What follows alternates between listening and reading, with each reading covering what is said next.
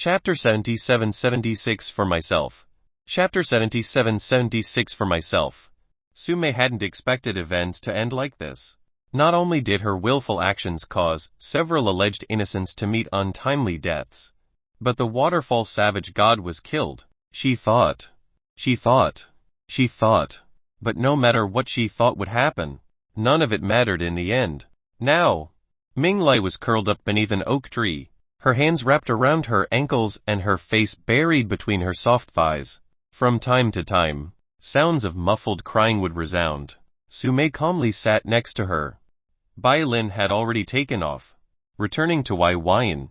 As for the corpse of Kaijin, it had been incinerated into nothing. A conclusion was reached, but it was not satisfying. After several hours, Ming Li's sounds abruptly ended. Her head lifted to reveal an originally pretty face marred by devastating emotions and tears. Her makeup had already been completely ruined, creating dry black marks on her face. When her eyes found Sume, her words were choked for a moment. It was only after a few attempts and calm breaths did she say, "Thank you." Sume turned to her. She didn't respond. If you didn't interfere when you did, I would've ended up like my sister. I thought she was forced to be a maid or maybe a little worse. But I didn't think they wanted our unique constitution. I wouldn't have been able to escape and my life would've come to an end. Just like hers. Her words were sullen and depressed, but revealed the truth of the situation. In Kaijin's memories, her identity was known. Her attempts to get captured in the same manner as her sister would've backfired due to her ignorance. There would be no opportunity to escape after being caught in his clutches. After having everything stripped from her, only that blazing furnace remained in her fate. So, she was thankful. Sume quietly nodded, accepting her thanks. "Why did you save me?" Ming Li abruptly asked. The cultivation world was cruel, and atrocities occurred every day, with innumerable deaths and crimes. Sume saving her felt unbelievable to the feeling she received from her. A cold, valiant and emotionless beauty that killed without a blink of an eye. This was what her instincts told her, and she was right. Sume was a trained soldier. She killed and pillaged, captured and sold. She had committed all sorts of atrocities in her lifetime, and if there was an afterlife and a hell, then she would definitely end up in the latter. However, she had no regrets nor intentions to change. Sume looked to the half-moon that shone in the night sky. "I had a family. We lived in a small village with the strongest being our village elder. Only at the first stage of the Kai condensation realm. I wasn't the prettiest girl nor was my family very affluent in the village. But we made an honest living and had each other. I had 2 older brothers, a mother, a father, and a grandmother. I couldn't have said to have it all, but I had enough. Unfortunately." She paused. Her eyes flashed with all sorts of complex emotions and thoughts. Ming Li was paying rapt attention to every word, not daring to interrupt. To think such a strong woman belonged to such humble beginnings. Sume finally continued. "One day, a cultivator arrived on a mission. He was an outer sect disciple of the sect. His status, wealth, horizon, and breadth of knowledge was far beyond mine's. When he saw me, his eyes were filled with endless want. I was ignorant at the time, but not so much that I would give up my freedom of choice. But it mattered not. The man wanted me, and when I fought back, my everything had shattered." In her memories, she recalled that day. "I don't want to go, mommy, daddy, please. I want to stay. I want to stay here." "Let her go, you bastard. You have to leave. Meyer, it's the best for the village and yourself if you do. Don't worry. Just be a proper woman and we'll see you again." Sob. Besides her oldest brother who was crippled, every other member of her family only sent her off with smiles. Even the elder who doted on her merely watched and accepted her being taken away. They all said it was best for her, but she was kidnapped and no one could do a damn thing. Sume returned to herself. "I wasn't much older than you when I was taken away. Well, I know now that they were too weak and fearful to take action. I was still abandoned. Then, I was forced to accept my situation. I was introduced into a harem and forced to live with a new family. At first, they cared for me. Then, when I was given more attention and focus I did not want, they turned on me. They beat me. They spat on me. They made me feel small, weak, and irrelevant. I thought, why live another day? Then, a man arrived. He offered me a chance. A chance to take my own fate in my hands, to satiate my desire, my hunger. I found a reason to live myself. I swore that I'll live for myself, to do what I want. He never treated me like I'm weak or abandoned me.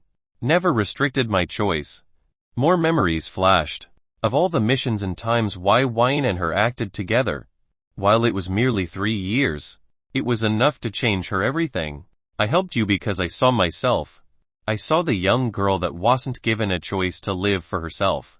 I didn't know if you'd die, but I acted because I was selfish. I wanted to save you, but also the past me, she explained truthfully, holding nothing back. Ming Li felt the stirring emotions in her story. Her own heart quivered. She was taken away from her family, forced into a harem, and treated like trash with no value except to please. No wonder she's so strong. Thank you. Su Mei stood up.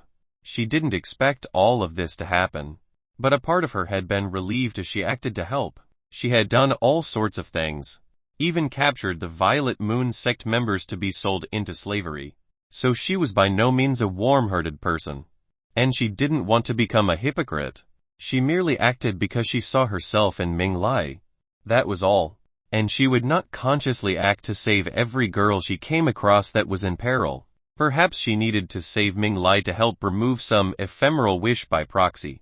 Regardless, her heart felt a little lighter. Humans were complex emotional creatures. But that's the key. They had emotions, and as such their actions can be spontaneous and illogical.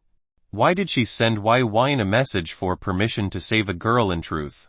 Byin had never restricted her freedom of choice, and she followed him with the utmost loyalty because of it. Yet, she still asked, why did Byin approve? He wasn't a saint by any means. And like her, he could ruin lives and kill without a blink. It was because he knew she needed this. That was it. Ming Li, goodbye, Su Mei said, turning to walk off. Ming Li bit her lower lip, tightening her hold on her knees. She had spent the last few years trying to save her sister. And now she found out she was dead. She didn't know what to do now. By the time she gained some glimpse of her future, Su Mei had already left. Her journey had not ended prematurely, and she still had a long road ahead of her. Chapter 78-77 Myriad Creation Dao Palace.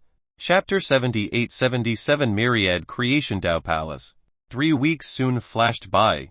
The deadline for the alchemical products came and went. Byin fulfilled his obligation. With it, he discovered an interesting fact about his skill in alchemy. It was beyond his previous self by a considerable degree. His ability to concoct was flawless to a pinnacle. Every aspect and detail in the concoction process was clear and judged accurately without a hint of error, creating an incredible success rate that exceeded the abysmal rates of standard alchemists. In fact, it wasn't merely the quality and success rate that rose, but the speed of concoction was faster as well. What should have taken a few days to concoct was capable of being finished in the matter of an hour, and this concocting time was only decreasing in the most wondrous way, due to his cultivation base, strong spiritual sense, and heightened spiritual strength. He could refine the materials of heaven and earth and essence at an inconceivable speed. Therefore, he had finished the concoction of the products for Qin Feng and even had more than enough time to make a few for himself. He planned to use these 6th-grade products to help Su Mei and himself strengthen their foundation. At the moment, Byin stood at the entrance of Jade Blessed City, Su Mei and Byin not too far away, awaiting for his arrival. As for him, before him stood 2 beauties, Dai Fei and Jiao Ning. Where are you going to go? Jiao Ning asked. Her fingers were intertwined tightly, revealing the anxiety in her heart. Her eyes flashed with a reluctance. She had been imprisoned for 2 years, and then Byin rescued her, bringing her away and supporting him. These last few weeks were highlights of her life, filled with the utmost relaxation and satisfaction. However, it seemed that all great things came to an end, even if you didn't want it to. Dai Fei was more calm in comparison. While she felt admiration for Byin, she didn't have a sense of budding love, merely attraction and desire. She had a life. And while being with Byin was nice, it didn't define everything she was nor what she had to do in life. Only in fantasy would women think that an undisputed Prince Charming would ride in, bringing them away with a happily ever after conclusion. Byin warmly smiled. Jiao Ning was a regret that he settled in his heart. But he had a timer in his life and no desire to settle down in life at this moment. While he might have resigned himself to the bleak future of his death, that didn't mean he had completely given up. He had the Tao of Alchemy, 3 hearts of Kai, and a spark of hope. This hope is why he hadn't descended into depression and nihilism. He would live without regrets. But he would struggle to reach the realm of sages while simultaneously exploring the world. Therefore, he would leave to do so. He'll travel the Wu country a little. Then who knows, but I won't forget you too. While he said these sweet words, the chances of seeing them again in his remaining lifetime would be relatively slim if he traveled the entire myriad Yor continent. Jiao Ning felt her heart quake. In the back of her mind, she felt that this would be the last time she saw Byin in this lifetime. An unspeakable sadness permeated in her heart, not allowing this goodbye to extend. Byin turned away and left. His steps were light and free, and he was looking forward to the future. He still had many things to cross off his list. With a backhanded wave, he and Su Mei departed with Byin, their silhouettes vanishing with time. A week later, after flying non-stop, Byin and Su Mei had exited the Jade Lotus domain. They had taken the awkward and long route, returning to the Scarlet Solaris domain temporarily. They traveled along the border until he met the interconnecting border of the Scarlet Solaris domain and the Hidden Shadow domain. Luckily, the Scarlet Solaris sect didn't seem to be looking for him. He entered and exited without complications. The Hidden Shadow domain was a stark difference in terms of environment than the Scarlet Solaris sect and Jade Lotus domain. Those 2 domains were filled to the brim with vegetation and wildlife, essentially being forests, grassy plains, lakes, and mountains. But the Hidden Shadow domain was far more desolate. In fact, it was mostly rocky areas and small mountains. They even had mountain chains that extended for miles. Upon these mountains, entire cities were constructed, creating a unique visual spectacle. The buildings were slanted, yet leveled off to make their insides flat, so they extended a little to the side as if it was a protruding cliff. Furthermore, there were rivers traveling down the mountains, toppling his understanding of topographic and geological constructs. It was only after realizing that arrays and formations were constructed to siphon the water from underground deposits and sent them through the central core of the mountain into the top, causing rivers to flow downwards. These rivers and soil taken from other areas caused sparse farming atop mountains to occur. He could only smile in awe at the creativity and means of cultivators, inventing their own convenience. Since mountains were the majority of the land, why not use that to your advantage? The Warring States Pagoda is said to be a magical location that can bring about all sorts of talents and benefits, Su Mei said as she sat beside Byin, as they soared non-stop. Most of their time was filled with conversation and cultivation. Byin nodded. The Warring States Pagoda is one of the reasons why, despite its incredible lack of innate resources, it is one of the most prosperous places. Furthermore, no single power could hope to control it. Not even the Imperial clan of Wu didn't stop them from trying. Su Mei quietly smiled. Indeed, the pagoda was a resource of unfathomable and endless means. But there were a few issues that prevented a monopoly. First, it couldn't be moved. Second, anyone can enter. The second was the most important, because anyone can enter with but a single phase as long as they were within 100 kilometers of the pagoda in any direction, even in the sky and underground. Long ago, the Wu clan had tried to restrict access and obtain all it offered, but it ignited a war that nearly collapsed the regime. If it wasn't for the Wu clan's ancestral king at the time exceeding the Kai condensation realm, it was likely the Wu clan wouldn't exist today. Not only did they lose a lot, they still couldn't stop others from entering due to the conditions of simply needing a single phase and a certain distance to enter. It was a hilarious and embarrassing event for the Wu clan. It wasn't just the Wu clan, but countless other powers rose and fell due to the Pagoda in innumerable wars. Hence its moniker Warring States Pagoda. Later, the Hidden Shadow Domain was constructed, and an alliance of the local powers were formed to regulate and create a fair environment for the Pagoda. No one knew how the Pagoda came to be or why, but it was miraculous and an opportunity for all. After a few more hours, they finally entered the Pagoda world. It was a specific location that defined the border of the Warring States Pagoda's influence. While within this location, all one needed was a single phrase to be entered via a mysterious, unfathomable spatial power. Su Mei felt secretly excited in her heart, wanting to challenge the Warring States Pagoda. It said that one can only enter the Warring States Pagoda up to 9 times.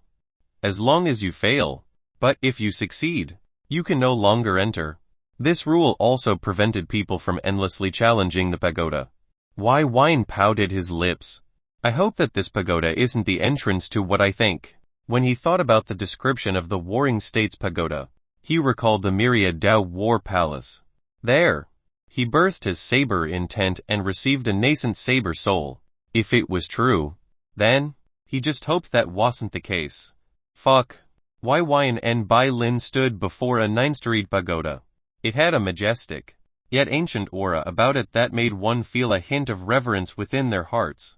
However, whenever Byin looked at this pagoda, his expression was distorted and ugly. He kicked the dirt. The ground rumbled, causing everywhere within a mile to experience a minor earthquake. He was pissed. After traveling for a week non-stop, foregoing sleep and even taking an awkward route, he felt trolled. Su Mei had just entered the pagoda, but when he tried, there was no response. This was because this pagoda was an entrance similar to the dilapidated doorway in Golden Milk City. It led him to a palace that could be ascended, and if passed, one was removed and unable to return. This was the reason for his frustration. Byin walked forward and rubbed Byin arm. She looked at him with her pure eyes, radiating a desire to explore the land. Byin was too frustrated by events, so he gave her permission. With a jubilant cry, she soared into the sky to look for some fun. He'll wait for Su Mei to finish her trial. He pouted as he sat down. One of his most important landmarks had been visited and experienced long before. He didn't know whether he should feel happy or sad. Su Mei entered through the entrance, transported by some spatial power. She observed her surroundings immediately, spreading out her spiritual sense. She immediately noticed the barren land that contained only a single palace. The sky above was clearly fake. Is this inside the pagoda? She was unaware that the pagoda was merely a gateway. After gathering herself, she walked towards the palace. It was dilapidated and ancient, as if it was taken out of history. After a short walk, she arrived at the stairs. 99 steps she counted each step. Was this the Myriad War Dao Palace that Lord Y mentioned? Byin had informed her that his saber intent was conceived in a place exactly like this. So the pagoda is a spatial gateway, and this isn't its insides. She stepped on the first step and heard a faint sound that caused her heart to shake a little. Before she could determine the cause, a short, old man with skin, eyes, and hair of different shades of red appeared from thin air. She started. This man hovered off the steps, and his low opacity body made him look ghostly. His smiling face also didn't help soothe the heart, especially the large smile coming from the old man. She felt somewhat uncomfortable as a woman being looked at like that. In a monotone voice, to ascend to the Myriad Creation Dao Palace, you must select your Dao. Su Mei was silent. Wasn't it the Myriad War Dao Palace? Chapter 79-78 Captured. Chapter 79-78 Captured. Su Mei was confused as she recollected Byin's account of the Myriad War Dao Palace. When she did, she discovered a few minor differences. The ghost wasn't blue, but red, and the name was different. Were these places different? Choose your Dao, the red-skinned old ghost repeated. His smile was forever present while his voice remained monotone and robotic. Su Mei had already considered her choice long ago. She said, the material Dao. Unlike Byin, who chose the weapon Dao, she wanted to forge her own path. She had taken the saber to emulate Byin, but if she merely followed his path, then she would never be useful. Furthermore, she too had ambitions and a deep-seated hunger to become an expert. Please choose amongst the 3,000 material Daos, Su Mei said without hesitation. Darkness Dao.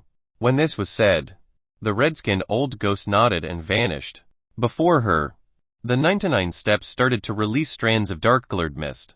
It seemed to be void-black, truly without the presence of light. She stepped forward and the world around her became dark. Her senses started to be overtaken, and her life force felt suppressed. Darkness was a truly abhorrent energy. It was not simply the absence of light. It was the suppression of all energy until only darkness remained. All within true darkness was suppressed until it became darkness. However, her heart remained steady as she started to walk forward. This was her trial, and she wanted to perceive and birth this profound Kai. This would be her start into her own path. Byin soared freely within the skies. She flipped and rolled, gliding here and there. These were maneuvers she couldn't perform while carrying Byin and Su Mei, so she didn't hold back. Her actions, the trail of golden light from her tail, and her pristine and delicately white feathers. The crowd below was awed, kids and adults pointing and conversing about Byin's beauty and elegance. However, the height she was and the speed she traveled meant they could only look from afar. Byin enjoyed the stares, and her newfound strength caused her confidence to soar. When she was alone for those years without Byin, she was forced to hide and cower in fear of being captured. But she could kill mortal gods with ease as her intelligence grew. So did her understanding of her accomplishments. She could be considered a powerhouse. Moreover, Byin was a peak powerhouse that feared no one. His arrogant display in front of the Jade Lotus sect was still etched in the depths of her heart. An astonishing amount of pride resided there. She noticed a river and dove down. Landing at the edge, she saw her beautiful appearance in the reflection of the rushing waters. Her golden eyes and beak were defining features, and each feather was as white as possible, without a speck of dust or dirt. As she checked her side profiles, reveling in her good looks, there was a sound of soft steps behind her. Her ears perked. Noticing immediately, she acted ignorant as she used her beak to gulp some water from the river. Now a rough-sounding voice resounded, filled with power and authority. A tall man with bulging muscles lunged from behind a boulder, his hands clutching a large metallic net. He wasn't the only one. A figure shot into the air, his hands weaving through hand seals as his Kai erupted. Water art stream bindings. The river that Byin was currently drinking had 20 nearby minor explosions on its surface. From each explosive spot, strings of water that looked like small, flowing rivers manifested that reached at least 50 feet in length and 2 fingers in thickness. They were fast as they wrapped around Byin's wings, neck, and legs. The art was exceptionally quick, surprising even Byin as she was almost immediately restrained. The net soon was thrown.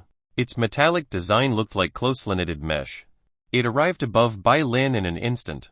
Byin was enraged, but also her bright, golden eyes flashed with disdain. These individuals overestimate themselves. If it were her 10 years ago, perhaps she wouldn't resist and await rescue or an opportunity. Luckily, she was not living in the past but living in the now.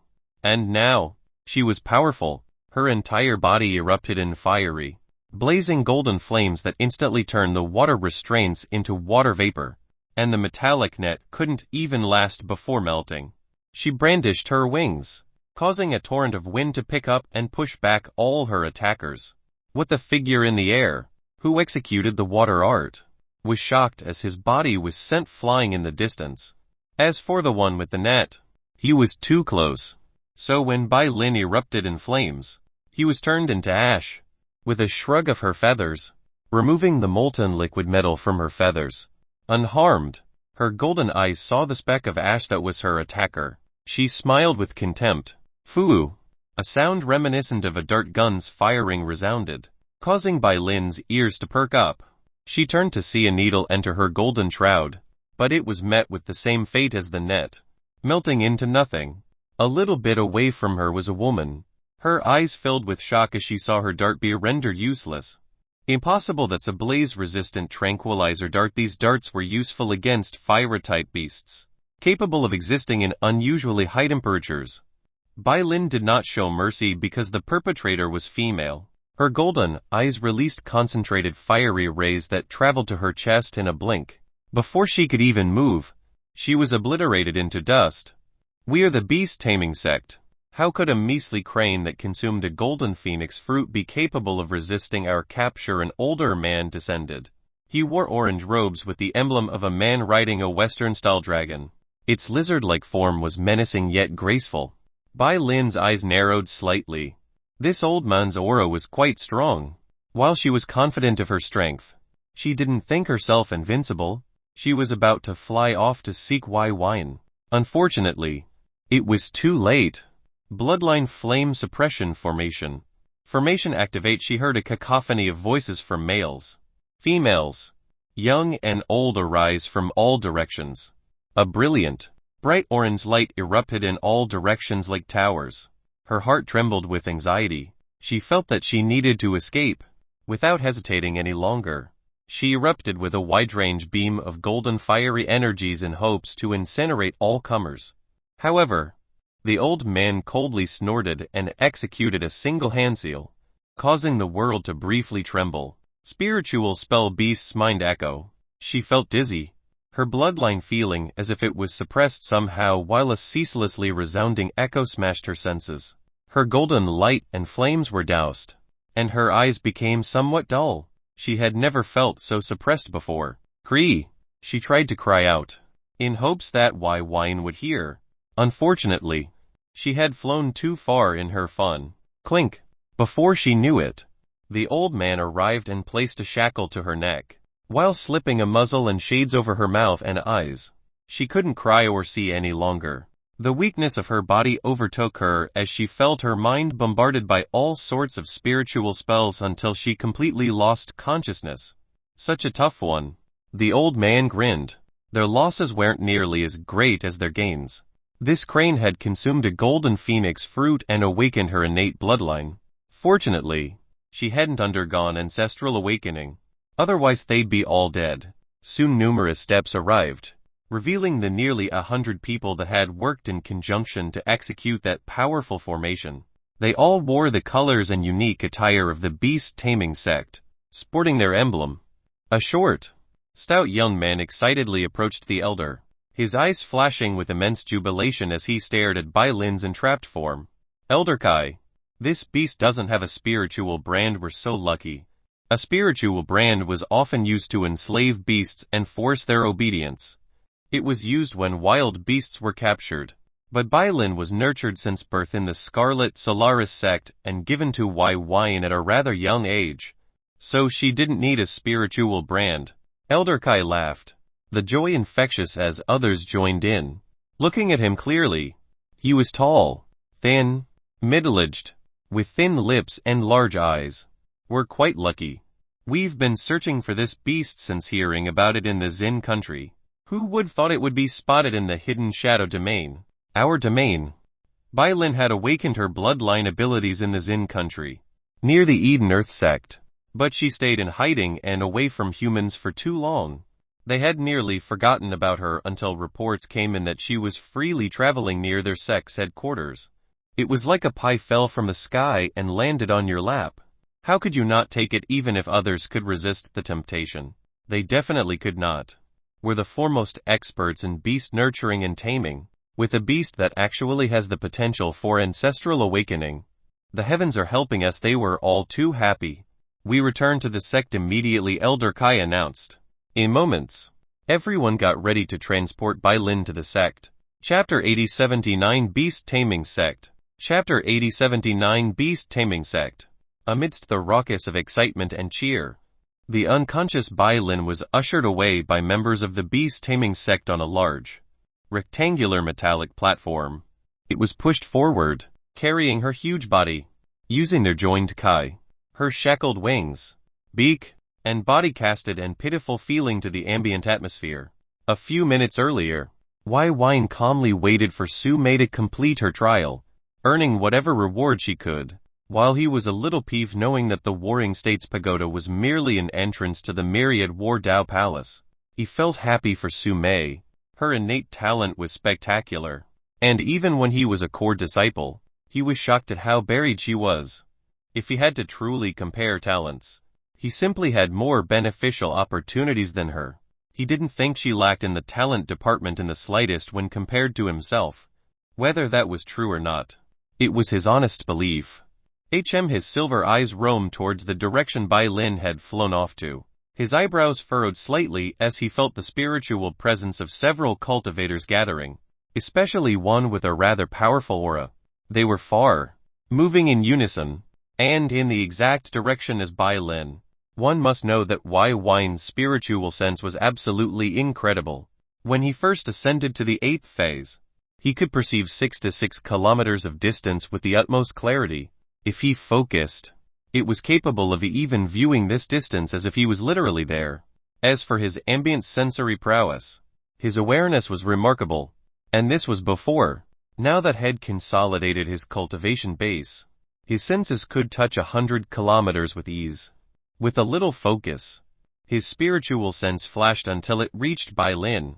She was currently flying about, and the mass of cultivators weren't too far behind. They were concealed, but his spiritual senses were far too pervasive for such elementary-like concealments.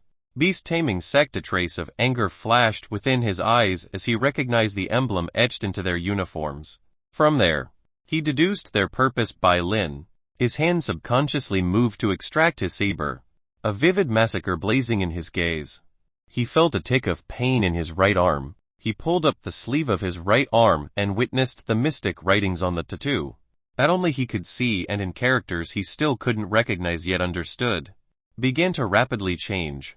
Karmic luck value 602, HGT 585. 7. First calamity survived 77. Second calamity suppressed 41 years. His karmic luck value decreased by 17. 1. Almost immediately, he felt a whisper in his heart. However, instead of being lulled into ignorant complacency, he felt the details that the heavenly Daos wished to convey. His instincts to kill was to be suppressed, followed by an urge to investigate the Taming Sect. The core sparking thought that should have triggered this urge was a faint belief that the Taming Sect, a sect with a renowned comprehension of beasts, would understand what had caused Byin to change and how to capitalize on it. His eyes focused on the black tattoo, feeling its mysteries.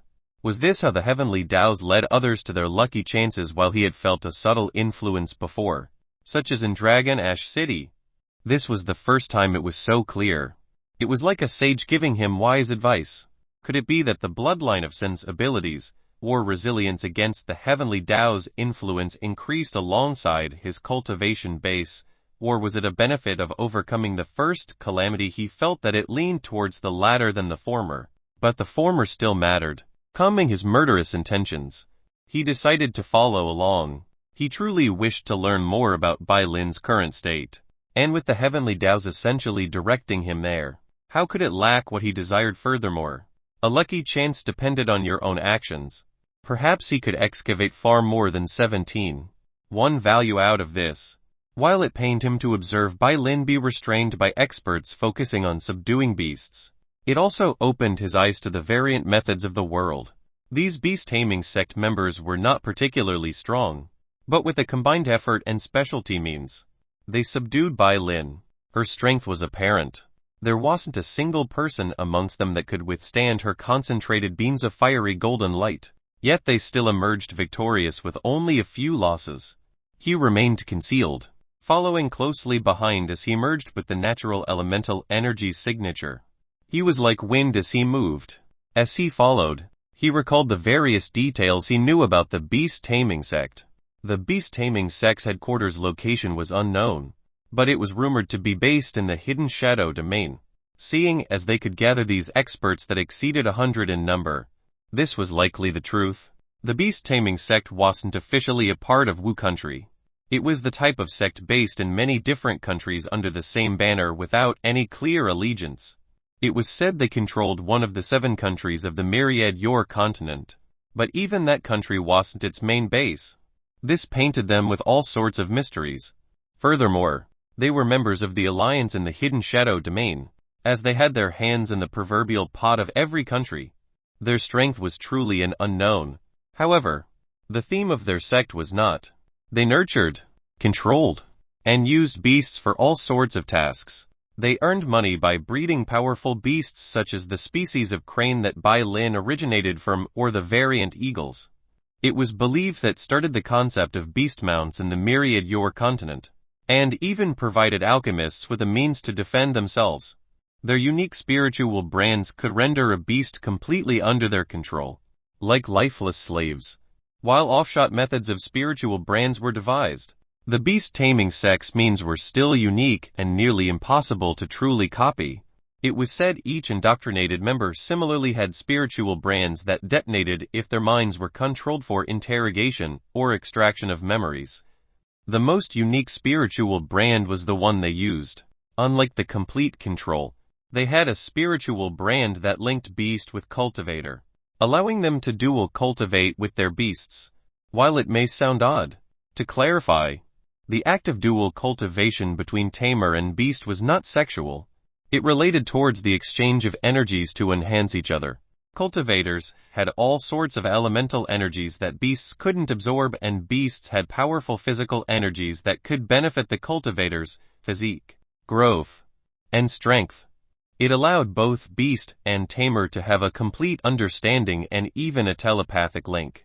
This miraculous method truly made their legacy irreplaceable and famous. As Byin revisited all this information, a desire for their secrets was born within his heart. If he could obtain that method, his ability to bond with Byin would support both of their strengths and abilities. Maybe a 17-1 karmic luck value drop would truly be worth it. The group continued onwards until they arrived at the base of a seemingly common mountain. When Byin arrived, he immediately felt something off, as there was a strange spiritual strength that seemed to wish to permeate his senses and mind, distorting them. Luckily, his sea of consciousness and senses were stabilized by his alchemic heart of Eden Kai, making it nearly unshakable. Elder Kai took the lead. He started to perform hand seals at a slow, careful pace. Those hands of his would cycle through hand seals, stopping and resuming at random intervals. Yet each hand seal seemed to have a purpose. Byin realized they were incredibly careful. By mixing truth with falsehood, those spying with recording devices would be unable to determine the requisite art or spell used to reveal the entrance of their sect. There could theoretically be millions of combinations that worked, or it could simply just be the first and last hand seal used. After several minutes of this, Elder Kai finally finished and placed his palm on the surface of the mountain. A howl echoed. A surge of Kai erupted, causing the mountain to rumble and the earth to quake as various changes were taking place within the mountain. It took a while for all the hidden mechanisms to unlock as the ground ceaselessly trembled. And when it did, the mountain's surface layer started to push inward, and then, after a large chunk, it rose to reveal an entrance that led to darkness. The entrance was at least 100 meters tall and 50 meters wide. "Let's go," Elder Kai ordered. He and his fellow members brought Byin inside. The door's mechanism started to reinitiate as the mountain's surface started to experience yet another change, likely signifying its closing. Byin's body remained concealed as he flashed into the gaping hole as it started to close. His heart had a lot of curiosity towards this sect, and he wondered what awaited him. His heart throbbed slightly in anticipation. As Byin entered, in the depths of the mountain, buried below, an eye capable of rivaling a mountain in size opened, revealing its sharpness and golden colors. Life force, a voice that sounded as if it was at the edge of death, yet majestic throughout the various ages, echoed quietly. Chapter 8180 Influence Freedom. Chapter 8180 Influence Amp Freedom. As he entered the mountain, an oscillating wave of nearly imperceptible spiritual strength bounced off the walls. Byin's eyes shrunk for a moment, hurriedly executing a spiritual spell. Spiritual spell Scarlet Lingering Shadow. This was one of the most vital spells inherent within a core disciple of the Scarlet Solaris Sect's set of spells. It concealed the physical body with a unique set of spiritual waves that adapted to other spiritual waves, allowing them to seem like a lingering shadow to observers. When the wave of spiritual strength flowed through him, not being disturbed in the slightest, He heaved a sigh of relief.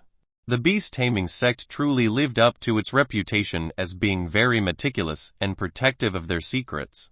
If it wasn't for his 8th stage of the Kai condensation realm cultivation base, the chances of him being able to stealthily enter this base was absolutely zero. After staying in place for a moment, he scanned the surroundings. He discovered this location was a tunnel, chiseled out with incredibly sharp tools.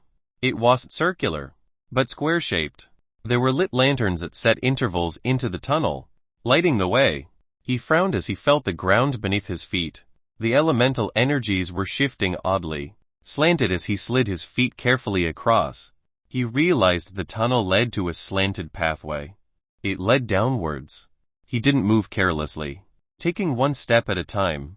The lanterns are being lit by fire energies, infused constantly from a source up ahead.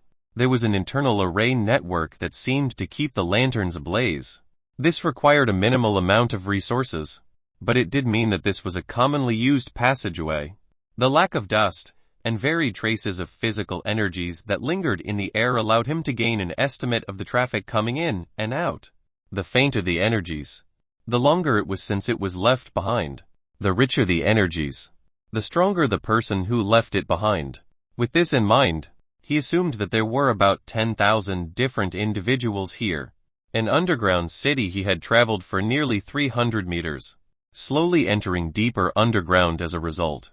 10,000 wasn't too much to determine that it was a city, but this was based on simply the physical energies of this one entrance. There's no way this was the only entrance or exit of a sect. What should I do? His mind started to swirl in thought. If he wanted to, he could take the way of the brute, aggressively freeing Byin and plundering everything with a heavy hand. In this scenario, he'll have to call all witnesses. The beast taming sect was merely a branch sect of a larger organization. If he held back and allowed his identity or Bylin's to be linked to the massacre of the entire sect, he would be on the run from forces that might exceed the Kai condensation realm. He knew that each and every individual stage of the Kai condensation realm was stupendously massive in differences of strength and abilities. For example, a mortal god, a 6th phase cultivator, had the power of creation. A godlord, an 8th phase cultivator, can create avatars, manipulate a person's mind, scry for spiritual and Kai signatures for an incredible distance. His own ambient awareness could notice things dozens of miles away without any effort, yet descend on an area within that range with a single thought. He didn't even know what godkings or those who exceeded the Kai condensation realm can do. If he faced such an opponent, he might not have to wait for the calamities of hell to descend to die. Therefore, that method required a full culling or simply can't happen. The sensible option was to rescue Byin quietly. The issue with that is, if he did, the beast taming sect would know he was responsible if he flew with her. Either choice felt like an enemy would be born with a single slip-up. He'll have to figure out what to do caught in this dilemma. He truly felt that the heavenly Daos left out an important detail. Just as he thought this, deciding on how to approach this situation, he felt a surge in his head as if being whispered to. But it was abnormally loud and he was fully aware. As he felt the clarity of those instructions, he shook his head to regain focus. He sneered, "How contemptuous. So, they steal Byin, and therefore every last one of them are sentenced to death." He wanted to spit on the heavenly Daos. Their means and methods disgusted him as it tried to influence his state of mind. If it wasn't for his bloodline of sin, he might have been a mass murderer today, eradicating everyone present. This was what he was told: save your beast. Kill them all.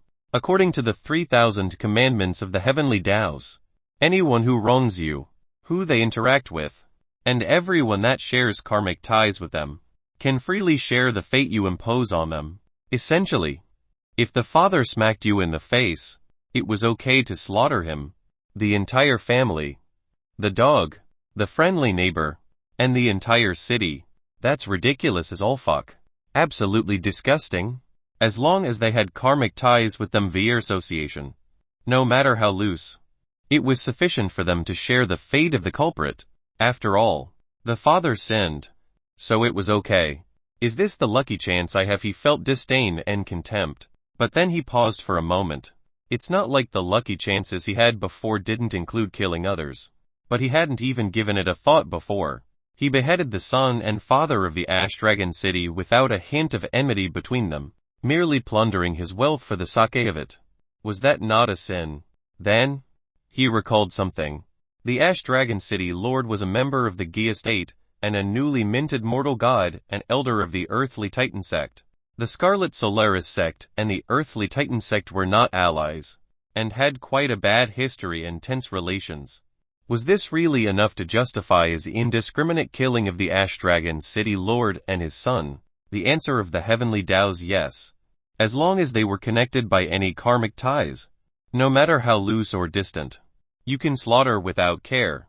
Only indiscriminate killings without reason or relation was considered a sin by the heavenly Daos. He suddenly felt an urge to regurgitate his lunch. Was it really so indifferent and blind? So static and simple was this the heavens people worshipped and praised? He truly couldn't fathom who designed such a flawed set of rules.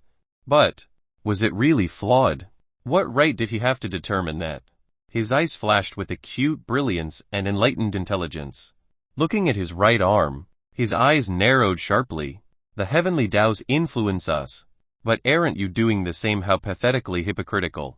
A bloodline that goes against the heavens. Influencing my thoughts and instincts. His eyes became incomparably cold. As harsh as the tundras of winter. I don't want to have my thoughts influenced by you or the heavens. Byin felt his heart harden with this thought. His mind growing more stable and firm in his belief of individuality and his own life. He was forced to become an inheritor of sin by the true possessor. Not chosen by the first sinner. He was already abnormal. Awakening the bloodline of sin before the realm of sages. According to the black skeleton. And he survived the calamity without a soul of true sin. Perhaps this was why his viewpoint wasn't as set as others. His mind still being molded into his own. The disdain, contempt, and disgust he felt due to the bloodline of sin's influence was removed from his mind. Even his alchemic heart of Eden Kai was glowing as it sent soothing rays of light into his sea of consciousness. Just as he was about to investigate, he felt a trembling beneath his feet. His head snapped downwards as the trembling continued. It was faint, but present. Rumble. His first instinct was to send his spiritual sense through the ground. His spiritually infused elemental Kai enabled his sense to penetrate all forms of elements, including earth. However, before he could get the chance, he suddenly felt his body lose its footing. His eyes widened as he noticed a large, gaping hole had almost magically appeared beneath him, capable of fitting 10 of him. Before he could gather his bearings, a strange pressure exerted itself on his shoulders and caused him to plummet against his will. He didn't exclaim nor shout, keeping his mouth shut as his Kai started to quietly circulate. He couldn't fly, but he could glide. But this didn't feel like a trap. The force that pressed against his body was gentle, and even a hint weak. It seemed that the slightest resistance was enough to shatter it. Even a child could. It was as if this pressure was trying to tell him, no, beg him to descend. This feeling emerged in his heart and he felt even more certain. He prepared for a fall. But he didn't resist. He fell for quite a while, exiting the hole and entering a spacious underground chamber. It was so dark that even his spiritual sense felt blind. It was an odd darkness. But he could still gauge the area of this chamber. It was about 30 kilometers in length and width, shaped like a square box. He continued to lightly descend until he landed, touching ground amidst the darkness. His eyes surveyed the darkness, but found nothing of note. What wanted me to be here? Looking up, he saw the hole. If he wanted, a leap and a climb could return him to the surface. Thump, thump, thump. Byin felt his body tremble. The trembling was consistent with the faint rumbling he felt beneath his feet above. It sounded like a heartbeat. He ignited a ball of fire key, bringing light to the darkness. Surveying the spacious chamber, his curiosity was piqued to the maximum. Then, he turned around and came to an abrupt stop. His eyes froze. Pupils shrunk and eyelids nearly disappeared. His mouth opened, jaw low and mouth wide. Byin. Chapter 82-81 Azure Scaled. Chapter 82-81 Azure Scaled. Huge. Massive. Colossal. Humongous. Gargantuan. It was hard to describe how it felt in words. And those words barely clarified or demonstrated as to what Byin was currently witnessing and the thoughts that rang within his mind. An eye. It was an eye. A sea of golden was its sclea. As expansive as an entire world. And situated in this world was an iris with lines that denoted a level of intensity that could shake the heart, rumble the mind, and terrify the soul. Those lines led to a sharp pupil, black as the darkest night, that led to what felt like purgatory. Intense. Shoo! The gigantic pupil and iris of this eye moved. Byin stepped back instinctively. He didn't feel fear. In his life, fear was facing the unknown, not the known. This eye belonged to a living existence that was larger than his current conceivable belief, but merely that. Only interest entered his heart. Nothing more. His silver eyes calmed, as did his expanding and contracting lungs. And mind. With his sense of self restored after that brief momentary loss, he lifted the ball of fire higher as it illuminated more. An azure color caught his attention. His eyes narrowed to catch a glimpse. Ignoring the intense stare of the eye. "What are you?" he murmured to himself. "You are odd." A voice entered his mind, transmitted directly to it via mental energies. Byin was startled for a moment. "You can transmit messages directly to my mind. How powerful and mystical this existence must be." While he could communicate with Byin, that was using his spirit, which harnessed mental energies, funneled through its spiritual strength. And even then, it was vague and unclear. However, this was a complete sentence that he completely understood and in a language he was incomparably familiar with. A beast can do this. His horizon had expanded this moment, including the breadth of his belief.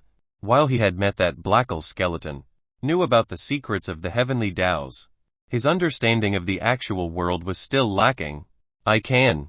Odd human. Byin fully registered every syllable and could even recognize that it belonged to a male. Byin lifted the fireball closer to the eye. It had to be at least 300 meters, and that was merely the eye. He had never seen an eye that large before, and the way its lines were vivid and its shape was so sharp. He felt intrigued and invested into knowing its species. "Why did you call me down here?" Byin was idle. He approached the azure color highlighted by the light. Without an ounce of apprehension, he rubbed his palm on its surface. A scale. He recognized the texture. It reminded him of the scales of lizards. Hard yet flexible. There was a reason he didn't feel fear towards this gigantic creature beyond his comprehension. Firstly, if it wanted to, he felt that a creature of this size could instantly kill him. Secondly, it had cautiously used its mysterious powers to beg him to descend. It needed him for something. "A human, I ask for your help." The creature spoke. Its powerful mind-transmitted messages made Byin dizzy, a little unaccustomed to this means of communication. After a shake or two of his head, Byin calmly responded. "With what?" Life was its only word. Byin frowned. Without any hesitation, he kicked off what he could only believe was the creature's body and blazed upwards. His movements were beyond swift and decisive. A tremor nearly tossed Byin's consciousness into the dark depths when a vast strength impacted his entirety. This strength was ancient, mighty, and monstrous. It erupted in his mind and soul as it gripped his sea of consciousness in a paralyzed state. Byin's two spirits of Kai that resided in his danshan reacted, as if responding to a massive threat. From his pores, a vast amount of elemental and saber Kai exited, shrouding his body protectively in a ward. Yet his body was still frozen. He didn't simply freeze in body and soul, but while in midair, his body lingered there as if in a stasis state of time. This strength was imperious and horrific. Seizing his sense of control, he quietly descended without his own power, unable to move even a finger. This creature's strength exceeded his mental limits, but he didn't feel a sense of deadly crisis. Simply restrained. This confirmed his theory. In truth, he had merely leapt to see if this creature had powers still remaining. If not, perhaps he could move to kill it. While it seemed selfish, whatever this creature needed him for might not be worth the risk. So dealing with it might be a better alternative than falling into some ungodly trap. However, Experiencing this unrivaled power, he could only calm down his thoughts and focus on other things. Human I, the creature spoke once more, but a waning feeling was accompanied by this voice, as if it was weakening. Boom! Byin felt his mind experience an explosive eruption originating from his alchemic heart of Eden Kai. The alchemic heart of Eden Kiss cyclone that spiraled endlessly within his sea of consciousness started to glow and flick scintillating seven-colored light. Its form started to rapidly change. It became a tree. This tree was the exact shape of the tree of Eden that housed the Eden Earth sect. Its roots buried itself within his sea of consciousness, embedding itself into his motor controls and even connecting with his intangible soul. The tree of Eden started to explode with light, its body and self majestic and infinite. It was as if the light was a decree of territory, making its invincible domain. It was as if all foreign influences were no longer allowed. How fearsome! What Byin felt his bodily and spiritual controls return. A wave of disbelief surged inside his heart as he moved while the strength of the creature still imposed its restrictive will. However, that wasn't all. A saber emerged in his sea of consciousness, as if it had exited from his soul and entered his mind. It brandished its sharp edge and struck ruthlessly at the restrictive will. Before a moment passed, the will was obliterated by an imposing, deadly slash. The gigantic eye's pupils constricted. A soft groan that caused the world to tremble resounded. Byin could tell that it was in pain. Likely the rebound of the Tree of Eden and Element's joint counterattack. Byin never expected his spirits and nascent saber soul to run to his defense without his will. His eyebrows furrowed deeply as he returned to his previous position. The creature's pained voice was suffused with shock and disbelief. It obviously didn't think that Byin could remove and even destroy his restrictive powers. Byin relaxed. Don't think him an easy target or fool. What are you and what do you want if you don't wish to be clear? He'll leave. The eye that had constricted started to shiver slightly as a large layer of flesh started to descend. Byin was taken aback, only to realize that it was the eyelids of the creature. In seconds, it closed, sealing off the eye and revealing an azure color. Human, the voice sounded again, but this time it was softer and wasn't mental. His eyes turned to the darkness where the voice originated from. He spotted an azure shadow glowing softly with azure light. Its shape and form was indistinct. It was dozens of meters away and seemed to be shimmering into existence like a mirage in the desert. Sending his spiritual sense to inspect, his eyes flashed with comprehension. An avatar, but this one lacks physical substance. A spiritual avatar. He was quite familiar with avatar arts, having created his own, and could instantly recognize it. He walked forward until the distance shrunk and the figure became clearer. When it did, fully forming, Byin's heart raced with excitement and shock. A dragon. It had the head of a lizard, with nostrils flared, 5 claws on its forelegs and hind legs supported by powerful muscles. Azure scales covered the entirety of its body, and with the glowing light, it looked beautiful as if it came from the immortal world. Its wings were folded, but they seemed meaty and powerful. At the top of its elongated snout, a single curved horn rested. It was thicker than Byin's arm, but the entire beast was dozens of meters high. He couldn't even tell how long it was. With spikes protruding down its back till the end of its tail, dragons were considered legendary creatures in the myriad Yor continent. They were creatures of myths that could never be substantiated, but always mentioned in literature and ancient records. In these records, there was a time that dragons ruled all creation, soaring through the starry skies to other worlds, and dominating every species. The humans, demons, elvens, and more worshipped them religiously. However, weren't those just stories told to embolden the desire for adventure in children? In his lifetime, he had never believed he would see one. When the avatar fully formed, likely representing the larger dragon that was currently shrouded by darkness, it spoke. I am Onu, a grand creature of this world. Human, I need life force. Am willing to bestow upon you great fortune in exchange. Its voice was alluring, but Byin pouted, seemingly unaffected. Fortune, great fortune? He asked in a deadpan manner. Can you bestow to me the cultivation of the realm of sages? Anu halted, Its eyes flashed with clear confusion. Realm of Sages, was that a location? No. He said cultivation. Seeing the creature's spiritual avatar stopped, Byn's eyes rolled in its sockets. Damn. And here I thought I was saved. Chapter 83-82 Extorting Blood for Life. Chapter 83-82 Extorting Blood for Life.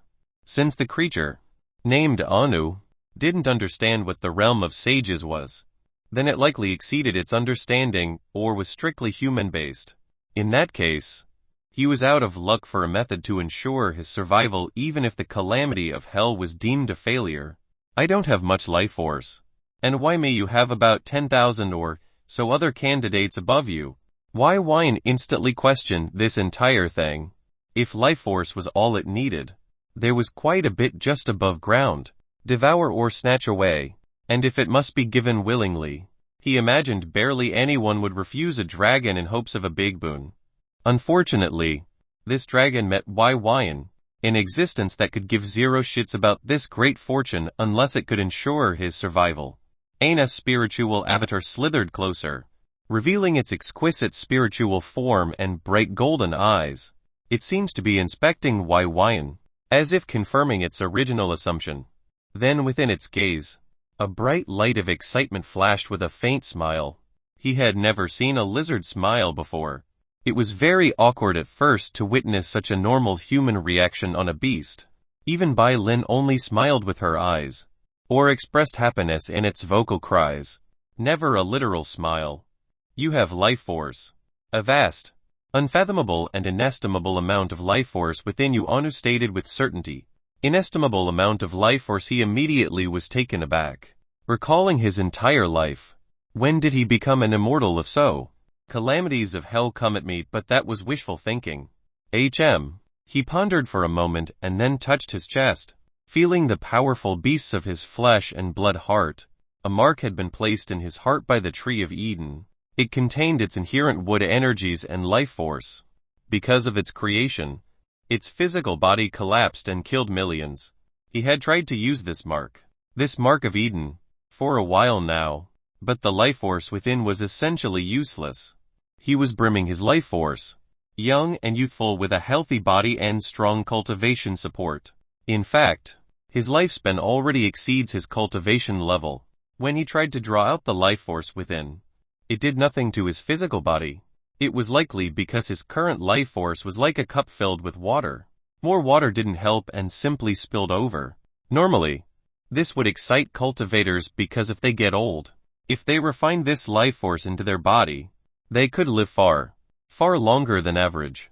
Unfortunately, with the calamities of hell hung over his head, his existing lifespan wasn't the issue.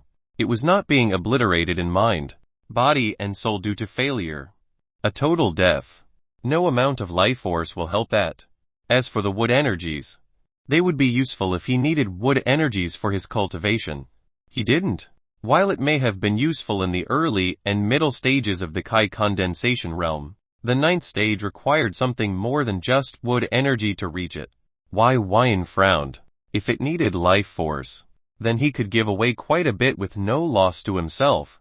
While he didn't know how much life force was stored in the Mark of Eden, he knew that the Tree of Eden was not near death. If he made an educated guess, maybe a few 100,000 years might be it. And even then, that could be incredibly lowballing it. He truly didn't know the exact amount. How much do you need and what can you offer, he asked, without needing to worry about experiencing a loss in this exchange. He could use this to gain as much as possible. Ana's eyes flashed with excitement. Byn's willingness to exchange was godsend. A lifeline in a dark time. 10,000 years of life force. I can offer anything from methods unique to my race, arts, and even my blood essence with it. You can harness the strength of a true dragon, was his reply. Byin decisively said. Too much. Ana's spiritual avatar revealed a shocked expression, as if in disbelief at Byn's refusal. Unlike Byin, he could sense the dense and vibrant life force emitted from his heart. It seemed endless. By his own estimate, 10,000 years was minor and insignificant. Is it too difficult to give so much? Anu questioned. Byin shook his head. No, it's super easy. Barely an inconvenience. Then why Anu felt exasperated by such a casual response. Super easy, barely an inconvenience, then why refuse? Why Byin shrugged. I don't know you. I don't feel comfortable giving you that much. Anus' avatar started to distort in chaos, nearly losing its form. He was choked with frustration. I'm offering you everything I can, but you want to limit what I desire. However, why Byin didn't care. This Anu was an existence that exceeded every facet of his imagination. He didn't know why it couldn't forcefully take his life force, or others for that matter. Even evil cultivators had means to extend their lives by plundering others, but this dragon seemed unable or unwilling. Regardless of which, he didn't want to do a deal that immediately gave him everything he wanted. Who knew if he would kill him after? So he said, I'll give you 1,000. In a few decades or centuries. You can find me again, and we can do another deal. Alright. While he didn't know if he would live for a century. This way, the dragon would need him. Anu grumbled as a result, but his desperation was clear as he nodded in defeat. This even made Byin feel somewhat bad for this dragon. Was it too good-hearted, naive, or something else entirely? If it's something else, the only thing he could conceive was that it was near death. True death, and needed life force to survive. In that case, hell, extort the maximum without any guilt. Well, do 3 drops of your essence blood. The spell or art you used to freeze my body. And the method to use your essence blood. Byin knew that essence blood originated from a beast's heart, and it constituted the most condensed form of their bloodline power. Byin consumed a fruit that changed her essence blood, hence the awakening of her profound powers. This wasn't limited to merely beasts. But humans could have a bloodline and even essence blood. Han Yu, his subordinate in the Scarlet Solaris sect that detonated himself in an attempt to kill Mei Mei, had an aquatic bloodline that helped his cultivation. He could even breathe underwater, but he was mostly human with tiny aquatic augmentations. If he found a means to use Anus' essence blood, couldn't he gain the abilities of a true dragon that he mentioned? If so, could this improve his chances of survival? While these were all uncertainties, he felt he needed to at least try. That spell or art that froze his mind, body, and soul was something he absolutely needed to walk away with today. How fearsome was that? A mere gaze, and he could render cultivators frozen. Anus' lizard face contorted somewhat. Byin greed knew no limits with his demands. He wanted to negotiate, but take it or leave it, and, well, be doing a spirit oath. For 1,000 years, you can't bring harm to me, personally or by proxy willfully. This was his final straw. While he wasn't entirely sure that a spirit oath would affect a beast, he had to try. He didn't have any other knowledge of other oaths except the heavenly oath.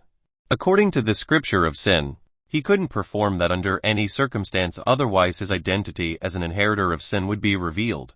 Because the heavenly Daos were an arbiter in deciding the fairness of the oath, it closely watched the participants down to even their thoughts. This was far too intrusive, and unable to conceal his status, Anu begrudgingly shuffled its body. But in the end, fine. He had to agree. Byin nodded. Oh, be sure your essence blood is fully refined, removing any of your will or marks of yours. Anus' eyes bulged. He was near death's door. If it wasn't for this, he wouldn't mind biting off this human's head for lunch. Yet he could only grumble to himself, cursing Byin's greedy ancestors who taught him how to snatch a mile when offered an inch. Byin smiled. Let's begin, shall we? Chapter 84-83 Unexpected Massacre. Chapter 84-83 Unexpected Massacre. Byin furrowed his brows. His silver eyes gleamed with sharp confusion and uncertainty. The spirit oath had been uttered, and the exchange had taken place. With a mere thought, he extracted life force until it amounted to roughly 1,000 years. He couldn't be exact, perhaps even a few years off, but he was certain that the margin for error was merely a decade or two. This was a loss he had to suffer due to his unfamiliarity with life force measurements. Regardless of his loss, this confusion he'd experienced was not brought about by that, but by the process. While he had used the life force in mild testing before, he had this faint feeling that losing this amount of life force, even if it originated from the Mark of Eden, should have some consequence such as a deep sensation of weakness or something along those lines. Yet, he stood without a hint of exhaustion or damage. It was that simple and easy.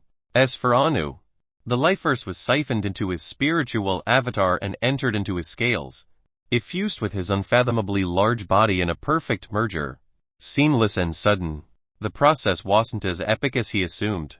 Before all this, he had received the methods, arts, and essence blood drops that were stipulated in their agreement. The essence blood was shiny translucent blood like glass. Lacking that crimson red and sleek texture of normal blood, it was incredibly odd to look at, as if it was a liquid drop of glass rather than blood. Furthermore, it lacked any hint of the smell typical blood possessed. They were encased in diamond-shaped crystals that radiated a dense and compressed spiritual strength. It seemed to be a spiritual spell that could contain essence blood. This was his first time witnessing essence blood visually with his own eyes. Typically, when he inspected Byin, her essence blood was golden and burning, a sharp contrast to her other blood, but that was by spiritual sense. His spiritual sense lacked the depth of actual color. What he saw with his spiritual sense was usually an aura which took on colors. After all, his spiritual sense wasn't his eyes, ears, nose, or skin. While it could send feedback to those physical senses, they weren't perfect representations. In the exchange, he obtained a method and a spiritual spell. The cultivation method was named True Dragon Transmutation Method. Within this method was a variety of dragon-based martial arts, including a unique art called the True Dragon Armor. According to its description, it could essentially erect empowered scales around the body, supplementing defensive and offensive strengths of the physical body. It was then that his horizons expanded, learning about the intricacies and existence of martial arts. The method detailed an extensive list, including the principle around their executions and power. Unlike spiritual spells that relied on spiritual energies, spiritual strength, and spiritual aura, or Kai arts that relied on Kai of a large variety, martial arts relied on the fleshy body, physical energies, and bloodline power within one's heart. This meant that every move that Byin used that galvanized her bloodline power was a martial art. He was fascinated by this discovery and new means of cultivation. The spiritual spell was called the Fixed Soul Spell. It was what Onu used to suppress his sea of consciousness, body, and spirit. It seemed to attack the root of their existence and hub of control, the soul. When Byin learned of its details, and how it affected the soul and had very little ways to defend against it, he nearly drooled. This spell was insidious yet absolutely godly. Unfortunately, it required a cultivation that far exceeded the Kai condensation realm. According to Anu, had have to reach a particular stage of human cultivation, the realm after the Kai condensation realm, that focused on enhancing one's spiritual strength. Furthermore, it had to be strong enough to pierce through the spirit and affect the soul. While bummed by this harsh requirement, he still felt excited nonetheless. I can't wait to examine all this in detail. But I've delayed enough. Byi's eyes became sharp, focused, and flashed vicious intent as he gazed at the hole within the ceiling of this spacious chamber. He hadn't forgotten about Byin, nor would he ever. While he was still conflicted on how to approach this matter, he prioritized saving Byin first. His Kai started to invigorate his body, lending it boundless strength as he bent his knees and eyed the hole. With a single thought, he was ready to propel himself through the hole and return to the entrance. Rumble. Abruptly, a vast, deep rumbling sound emanated from inside the spacious chamber. He nearly lost his footing, having to use his recently gathered Kai to hastily stabilize his figure. Despite being in an awkward position body-wise, his attention was drawn to the source of this rumble. It was caused by a single, powerful, impacting beat, a heartbeat. It was as if it had been revitalized, strong and explosive, that caused the entire world to experience a trembling. He felt it again. This time it was far clearer than before. "What's happening?" he asked, his Kai surging through his body. At a moment's notice, he was ready to react to any unexpected events. However, he didn't have any fear in his heart. This creature that may be a dragon of legends had formed a spirit oath to not bring any harm to him, even by proxy. If it was before he saw the vast spiritual strength that indicated that it had an existence similar, if not the same, as his spirit of Kai, he would have been a little vigilant. After all, it was a creature of unknown, unfathomable cultivation level. The fixed soul spell betrayed this. Him cleaning up a few insignificant, detestable little worms. The words of Onu echoed in his mind once more. It was enlivened, no longer seeming on the verge of death or ancient as the beginning of creation. In fact, it felt vigorous and youthful. Byi's expression changed as he seemingly came to a realization. Before he could question Onu, a vigorous without limit aura started to radiate from every fiber of monstrously large-scale flesh and bone of this dragon. It was as if a sun was birthed within the spacious chamber as azure light erupted endlessly and without restraint. Byin was immediately blind. His eyes stung as if bees had pierced them with their stringer. With clenched teeth, he conjured an elemental and saber Kai ward in hopes of isolating the azure light, but it easily seeped through it, even through closed eyes. All he could register was azure light and a bright intensity unlike anything had ever encountered before. The boundless aura washed over his entire body and seemed to cause his blood to boil. An uncomfortable feeling emerged in his heart, and while it didn't hurt, it felt as if his heart was being pervaded by this azure light. This lasted for a total of 27 seconds. A mere 27 seconds. When the azure light started to recede, dissipate, and disperse in all manner of speaking, Byin opened his eyes to realize that everything was tinted with an azure color. This wasn't the objects, walls, or shadows being painted azure, but the lingering effect of being blinded by such intense light. While he felt that it was temporary, it truly felt as if he lived in a world of azure. "What did you do?" Byin directly asked. He felt incomparably shocked that the life force that had given was refined so swiftly, enough to allow its power to return to this level.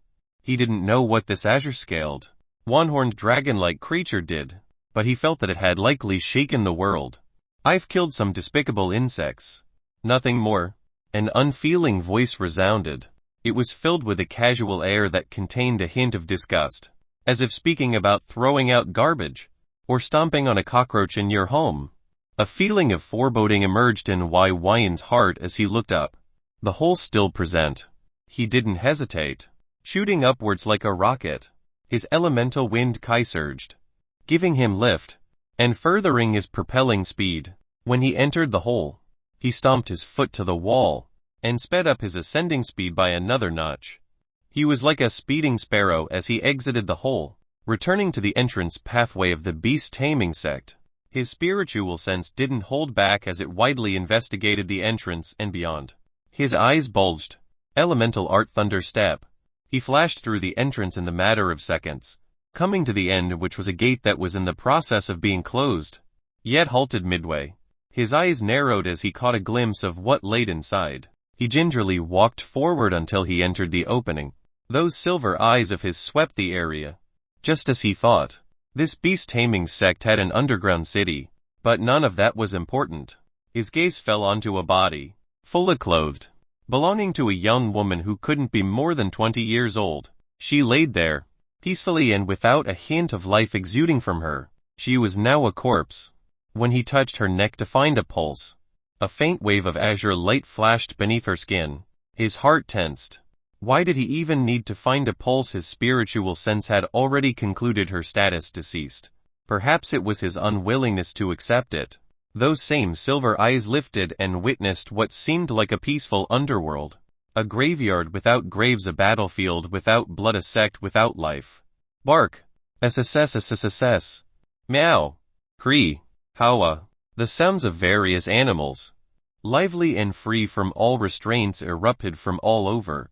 He saw canine beasts, feline beasts, serpents, and more of all types of species and races emerge from buildings or simply walking about in the middle of the corpse-littered streets. Onu had killed all humans. He understood, but a deep sigh still left his lips. Chapter 85-84 The Last Heart. Chapter 85-84 The Last Heart. while he didn't want to slaughter them all to the last. It seemed it mattered not what he desired. The heavenly Daos intended for this sect to experience a calamity of immense devastation. He was merely one of its means to achieve. Perhaps this was supposed to punish their sins. What sins? Well, Byin didn't know. He had half a mind to dive back and question Onu for his actions. But that impulse faded as quickly as it came. He was not a saint. And what had already happened. It was an unchangeable circumstance. Despite all the death, a warm smile tugged at his lips as he turned to see Byin soaring freely in the skies. It seemed that Azure Light didn't just kill all the members of the beast Taming Sect, but removed all physical restraints and spiritual marks on these beasts. Onu gave them their freedom. As a beast, this probably seemed right and proper. Furthermore, who knew if Onu was also being used and abused by the beast Taming Sect in his weakened and near-lifeless state? After all, he was located directly beneath them. There had to be a story there. Byin landed next to Byin, stretching out her head. Byin caressed her and the smile on his face grew larger. This matter didn't affect him, and Byin was safe. In fact, she should be thanking Onu for his actions. With one action, he no longer needed to worry about offending a force as strong as the true beast Taming Sect. That being said, with a dastardly grin on his face, a glint of greed on his face, let's loot these corpses. Had all sorts of treasures, materials, essence stones, pills, pellets, elixirs, pastes, beast methods, beast arts, and all sorts of things hidden within the depths of this beast Taming Sect. While he wouldn't be able to search their memories for their unique spiritual means, he might be able to find notes or a physical copy somewhere. If the former, he could explore creating his own. The word loot triggered Bylin's excitement. The duo's greed was unconcealable. Outside the Warring States Pagoda, Byin and Byin were still quietly waiting for Su Mei to exit. In his hands was a large bag that jingled with a metallic ring. These were the storage rings of all the beast Taming Sect's members that were in their sect. Unfortunately, his three-layered ring couldn't hold all the items of a sect within its mere 2 spaces. So he would have to find other ways to store the excess. Not only did he take their storage rings, he swept the herbs and minerals they had stockpiled within their sect. He pretty much took any and everything of value, including cultivation arts or methods and the bricks of the building. Outside of a land of corpses, the entire city was stripped completely bare. I don't know if this is the highest karmic luck value that I lost, but back when I left the Scarlet Solaris sect to search for Mei, I lost 7. There, I had a chance to obtain a great benefit at a high risk. However, the heavenly Daos underestimated my strength. He silently considered as he estimated his immense gains. The heavenly Daos only revealed a path, but never outright gave him anything. While it would lead him to objects such as the 3-point yin body or an essence stone, it was his choice whether to grasp it to its fullest and make use of it. The meadow lifewood essence was a chance and required talent to take advantage of. Despite this understanding, he had no idea if the benefit was meeting the gigantic scaled creature or wiping the beast Taming Sect clean of its resources. In fact, it could be something far off to the future, not including either of those things. Byin looked at the sky as he searched his sea of consciousness for the etched inscriptions that detailed the 3 arts and 1 method he obtained. As he read through them, his eyes would sometimes reveal a light of confusion, sometimes go blank, and sometimes aglow with realization. The True Dragon transmutation method is awe-inspiring. The cultivation method describes several ways of becoming a half-dragon with true dragon blood. He felt that he understood that the beast before may not have been an actual dragon, but one with dragon blood. It would transmute one's bloodline and allow them to take the path of becoming a dragon. He also learned that dragons weren't beasts. They were called divine myths of heaven. He didn't fully understand why the name, but they weren't literal beasts. However, beasts were descendants of them. There were even humans who were descendants of them. Therefore, there were humans out there with a dragon's bloodline. He sent out his Kai and retrieved an azure crystal that contained a refined drop of essence blood from the 3-layered ring.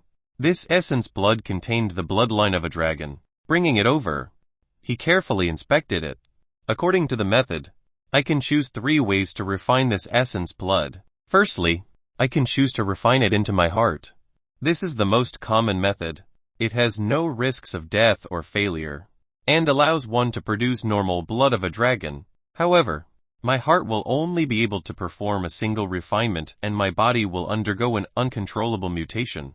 Instead of becoming just half-dragon, I would refine the essence bloodline of the gigantic scaled beast, becoming half-beast off the gigantic scaled beast legacy and half-dragon, losing my humanity. However, it's the most powerful path, allowing for the quickest progression of power. Forsaking my humanity for power and transformation. He pondered this for an entire hour before shaking his head. Even if he was going to suffer a calamity in the future, he had no desire to transmute his species. This method seemed geared towards beasts, not humans. The second method is to refine the primal yang with essence blood energy. With this, I can propagate dragonborn children. I can also cultivate using this newly formed draconic primal yang and cultivate my body with its energies. This was a rather neutral method, and accompanied with it was a moderate increase in personal potential and power. It was long and far-seeing, allowing your children to become greater than yourself. The ultimate sacrifice. He decisively shook his head. He only had 39 years on his clock, and he didn't want to raise children knowing he wouldn't be able to protect them for life, guide them through their struggles and give them love. If he went in knowing that, the degree of depression could warp his thoughts. The last method is it possible? As he read the last method, he frowned in thought. This felt like it was geared towards humans, but he wasn't sure. After all, that gigantic scaled beast had spiritual energy and thus could cultivate. The third method was quite risky and revolves around a concept that breaks his preconceptions. In much the same way as the Haven Heart Kai method once did, it was using a vast amount of life force and energy to refine the essence blood. By doing this, they could give birth to a divine mark of myth. Then, using this mark, a person would integrate it into their physical essence, permeating it throughout every facet of their fleshy matter. This would act as a primer for them to create a draconic heart. When he first read it, he didn't quite understand what it meant. However, after reading it multiple times, he understood. It was the process of creating a draconic heart of Kai. However, it was different and completely crushed his understanding of cultivation, because it didn't use metaphysical Kai, but a metaphysical bloodline, a draconic heart of blood. A person would cultivate according to the prescribed method, strengthening their bloodline energy in much the same way they enhanced their Kai. Through the essence of heaven and earth, it was considered to be the most difficult in the long run and brought about strict restrictions and requirements. Not to mention, it started out the weakest of the 3. The most important thing was that it was available only to children who have yet to cultivate, not those who formed their heart of Kai. The reason for this was the requirement was the same as why a person couldn't form 2 heart of Kai. It required essence, matter, mind, and spirit to be condensed in its entirety. Why Byi's eyes lit up. If he was a normal cultivator, he would be at a loss. But he possessed the Haven Heart Kai method with this. He could follow the procedure as before. He could split his mind, transform his physical energies and physique anew, and change the state of his meridians.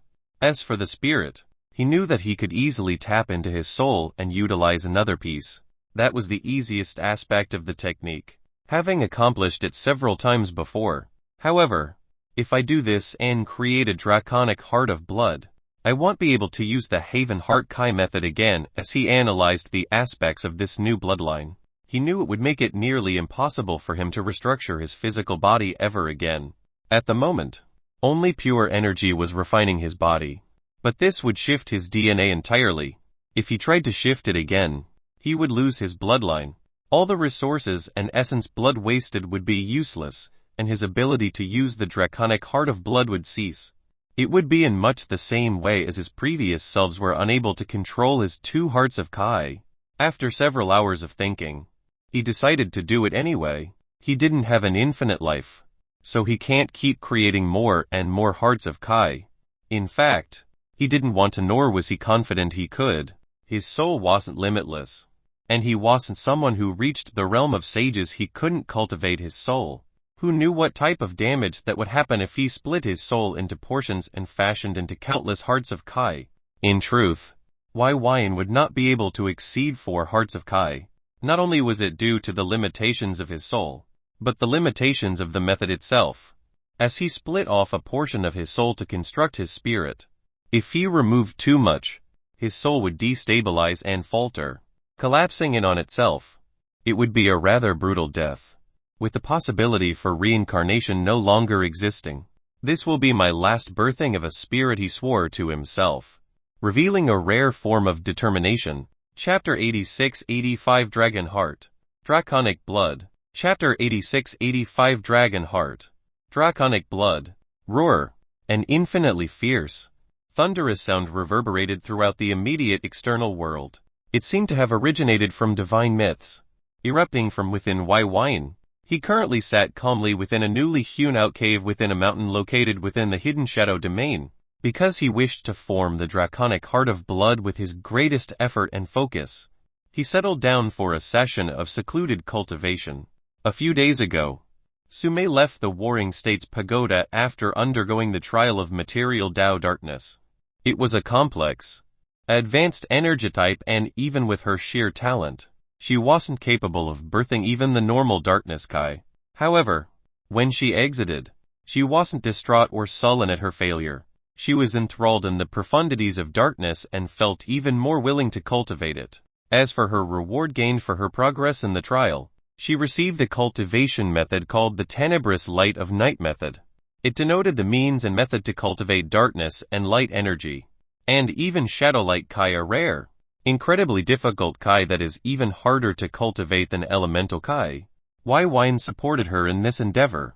Seeing her excitement for it only enhanced his desire to use whatever he could to support.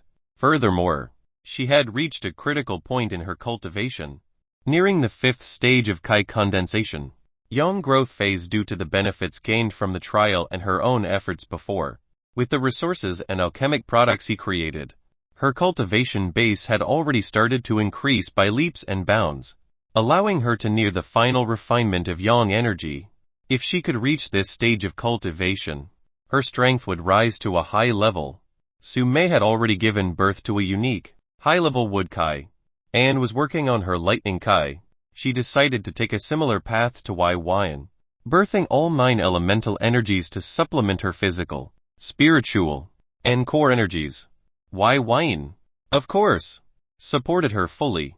As a wielder of elemental Kai, he infused her body with the purest of elemental energies periodically earlier, so she was bound to succeed. As for himself and his progress in creating a 4th and final heart of Kai, the process of splitting his mind once more was a relatively easy feat. He believed it had to do with his alchemic heart of Eden Kai, which originates from the mind Dao, and allowed him to apply the 7 traits of alchemy. In fact, the act of transforming his essence and rebirthing his physical matter was far easier with the support of the alchemic heart of Eden Kai. After all, the 7 traits of alchemy included extraction, growth, containment, refinement, creation, transformation, and fusion.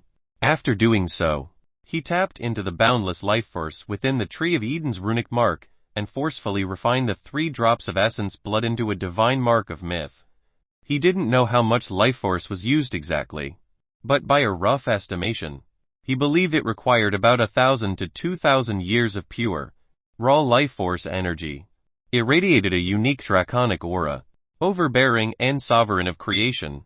It felt mystical and was shaped like a runic formation with dense characters he couldn't read, thousands of interconnecting lines and symmetrical structure, and was crimson in color. Despite all these characteristics, it was only the size of a fingernail. The life force washed out the bloodline of the gigantic scaled creature and left merely the purest of draconic aura. Marveling at the changes, he felt an intense desire to immediately absorb it, condensing his mind, matter, essence, and soul into a spirit. He realized that only untainted life force like that which originated from the mark of Eden could have this effect. He was startled to discover that it was entirely unrefined, making it relatively easy to make your own. If he had taken the evil cultivator route and extracted life force from others, Perhaps a single person's 60-year cycle of life force might not rival 60 days of the mark of Eden's pure life force. Fuse Byin decisively started the process, drawing the divine mark of myth into his body. It became like gas, seeping swiftly into every facet of his fleshy body. Bones, sinews, meridians, arteries, veins, and even organs. It had begun. The refinement process was much shorter than he expected. After a few hours, his entire body emitted a raw, unfettered aura of draconic power. When his eyes opened, his silver eyes were not circular pupils, but took the shape of a thick, sharp line, at the core of which radiated an azure light. Condense, he felt the fundamental substructure of his body change, and he immediately condensed his entirety a fourth time. Without haste, he steadily merged his mind, essence, matter, and soul into a spirit. However, this spirit did not nestle itself in his dantian, but concentrated itself within his flesh and blood heart. He expected a strange turn of events, so he didn't panic. Instead, he believed that it related to his bloodline. It made sense to settle itself at the origin of his blood. After 3 full days, his spirit was birthed within his heart. However, when it nestled itself into his heart, it did not create a cyclone of chi or formulate a metaphysical core that could store energies of various types. Instead, strings of blood exited the spirit, connected with his heart, and created various changes. Newly produced veins and arteries were birthed, seeping through the entirety of his body. A wave of pain erupted as he started to seizure. He couldn't control himself as his body spasmed uncontrollably, his eyes going to the back of his head, and his body closing up its motor functions. For several minutes, he spasmed without end on the cave's floor, his mouth filled with drool and his eyes at the back of his head. Gasp when he finally regained control over his body. He inhaled heavily as he regained his ability to control his muscles, rectifying his eyes' location and his lack of motor functions. His pupils were no longer the thick, sharp, vertical line familiar with the lizard species. Instead, they returned to normal. That was intense. He hastily checked his heart, inspecting his current state. What, he exclaimed, his mouth agape in wonder. His body now had additional sets of veins and arteries that were connected to the heart. Not only that, his heart's flesh was shiny. It had been refined thoroughly, emitting metaphysical energy that shrouded it like a gaseous cloud. As for his heart, it contained the divine mark of myth and a dense trace of draconic bloodline energy. His heart had become his core. Moreover, it was surrounded by a cloud of bloodline power, akin to a heart of Kai surrounded by a Kai cyclone.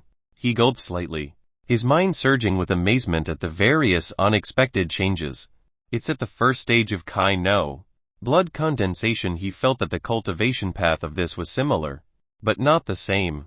The critical point for Kai condensation realm was to evolve the state of Kai, accumulate energy of the world until it can become one. But this one seemed to be to evolve one's bloodline. That's right, the divine mark of myth had transformed his innate bloodline. If he spilled a drop of blood, it would contain draconic aura. While he wasn't a dragon, he had the bloodline of one, and he had the opportunity to increase its strength through cultivation. According to the true dragon transmutation method, the third method of establishing a draconic heart relies on 2 aspects of cultivation: bloodline energy and bloodline purity. I need to find essence blood or items that can increase the purity of my divine mark of myth. At the moment, it can be classified as nearly the lowest degree of purity, formed from 3 drops of that gigantic scaled creature's essence blood. It's currently a divine mark of mortal myth. Second level. There are 3 grades, each divided into 7 levels: mortal myth, mystic myth, and immortal myth. As he repeated this information, his expression grew stern. The naming sense of these grades matched the grade of alchemical products. However, one is not accepted or rejected by the heavenly Daos while the other. He wasn't quite sure. I guess all things in cultivation have connections. With this, I've established my 4th heart of cultivation. I can no longer renew my flesh unless I discard my bloodline entirely. He clenched his fist, causing the world to tremble and the air to rumble chaotically. This was just the sheer force of his fleshy body. The changes to his body were immediately apparent. My fleshy body has jumped in power and quality, but I've only reached the first stage of the blood condensation realm. If it follows the same logic as cultivation, then I'll need to use the essence of heaven and earth to strengthen the bloodline power with worldly energies. The first through ninth phases, he slowly determined as he formulated a plan. Su Mei was cultivating nearby, likely going to require at least a full month before she reached the next phase. With his alchemical products, he could cultivate both his alchemic Heart of Eden Kai and draconic Heart of Blood to the fifth phase as well. His cultivation speed was far faster because he possessed his self-created externalize Heart Kai method. With it, he could bypass the refinement and time-consuming parts of cultivation, and directly have his heart's spirits directly absorb pure essence and energy, with the vast resources claimed from the beast Taming Sect. This should be easier than cultivating before. Let's start. 28 days later, Su Mei sat in her cave, closed eyes, in a well-balanced lotus stance. As she fiercely cultivated, she was rapidly absorbing the yang energy she obtained from Byin yang blazing elixir, a sixth-rate alchemical product. In fact, this was her fifth one. She had absorbed 5 bottles of yang blazing elixir and had yet to ascend to the fifth phase of yang growth. The difficulty of cultivation was often underestimated by geniuses, but those who aren't exceptionally talented required resources and cultivation grounds to better develop or reach the same level. In comparison, Byin could have ascended by the first bottle, but Su Mei had consumed 5 and had yet to do so. She was also exceptionally talented. It was merely her innate bodily compatibility with yang energies that hindered her progress. It was this vast difficulty that hindered people of different genders at the yin form or yang growth phases, unless their background was astonishing. Luckily, her aura started to rapidly shift and heighten as the buildup of yang energy reached a zenith state, slowly allowing her heart of Kai to naturally contain yang energies. A dense, lively aura of vitality started to surface from her body as she cultivated. This was the first sign of ascending, allowing one's core and Kai to contain innate yang energies.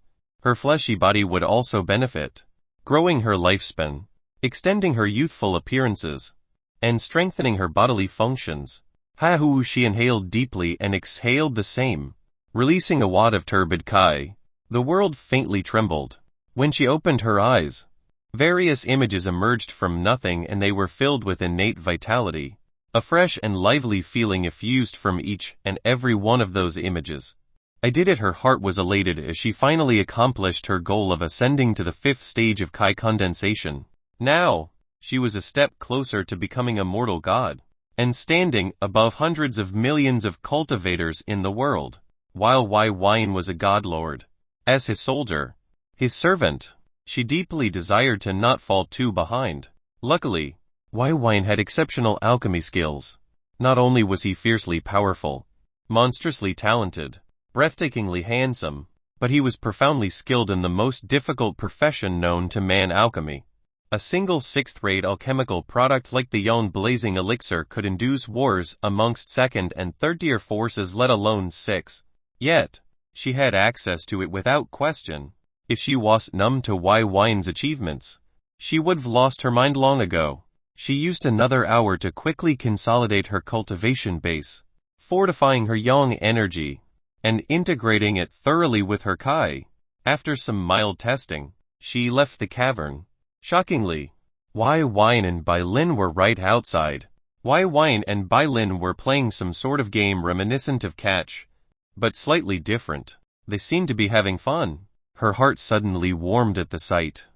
Byin noticed Su Mei's exit first, or at least acknowledged it first, and cried joyfully. Her tone made it sound like she was congratulating her.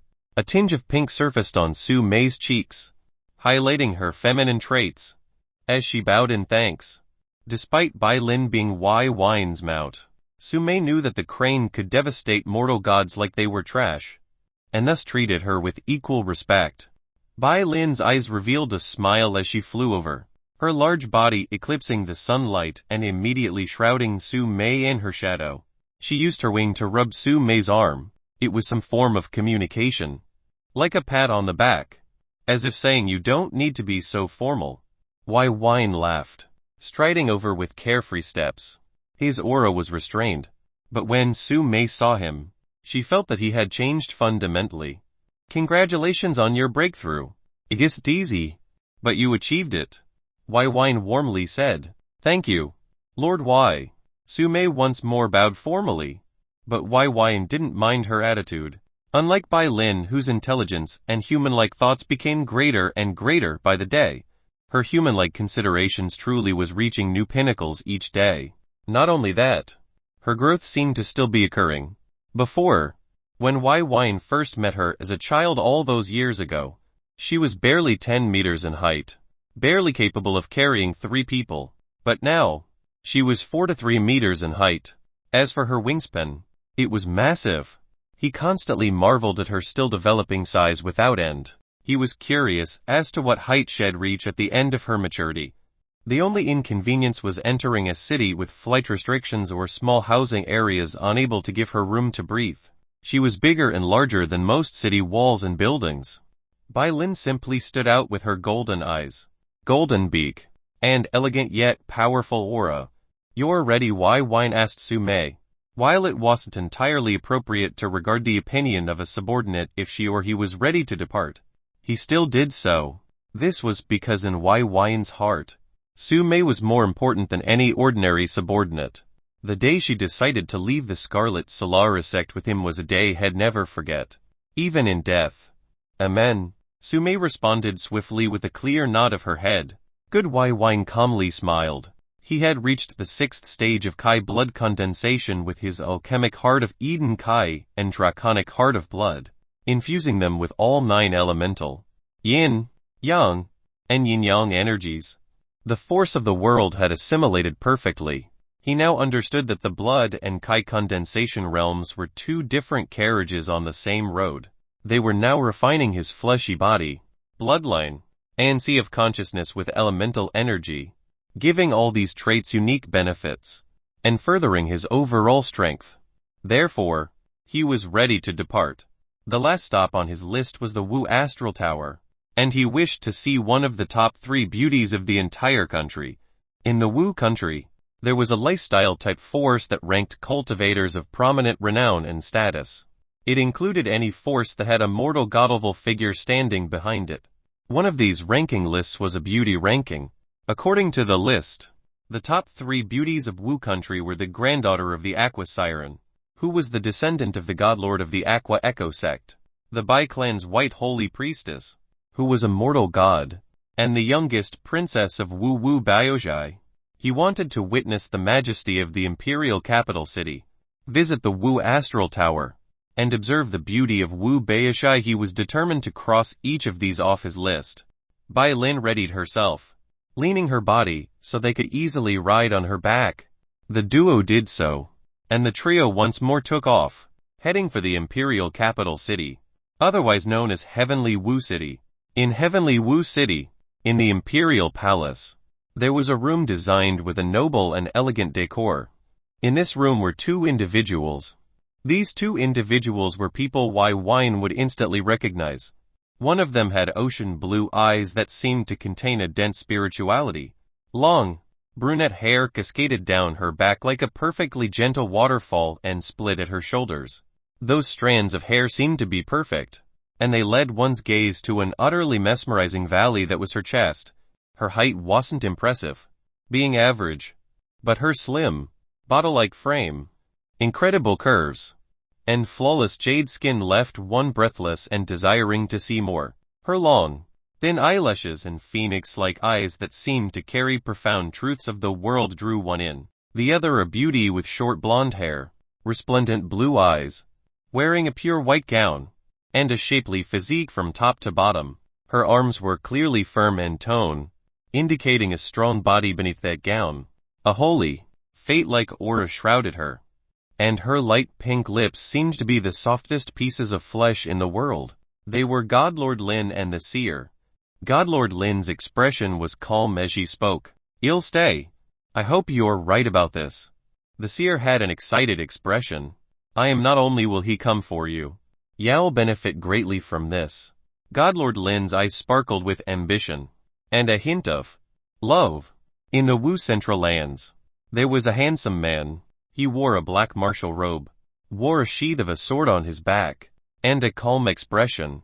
His clear, unfathomable black eyes and short black hair fluttered with the wind as he stared ahead. Next to the man was a woman. She had emerald-colored hair and eyes. They were clear and filled with an innate sensation of nature.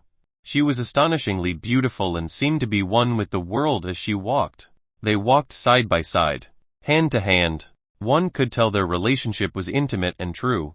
Long Chen, the woman, gently called out to the young, handsome man as if she wanted to say something. He turned around and gently held her jade-like hands. With a smile, he comforted. It'll be fine. He'll save her. No matter what. If Byin saw him or her, he would be deeply shocked. Chapter 87-86 in the Sky Sword Domain. We meet again. Chapter 87-86 in the Sky Sword Domain. We meet again.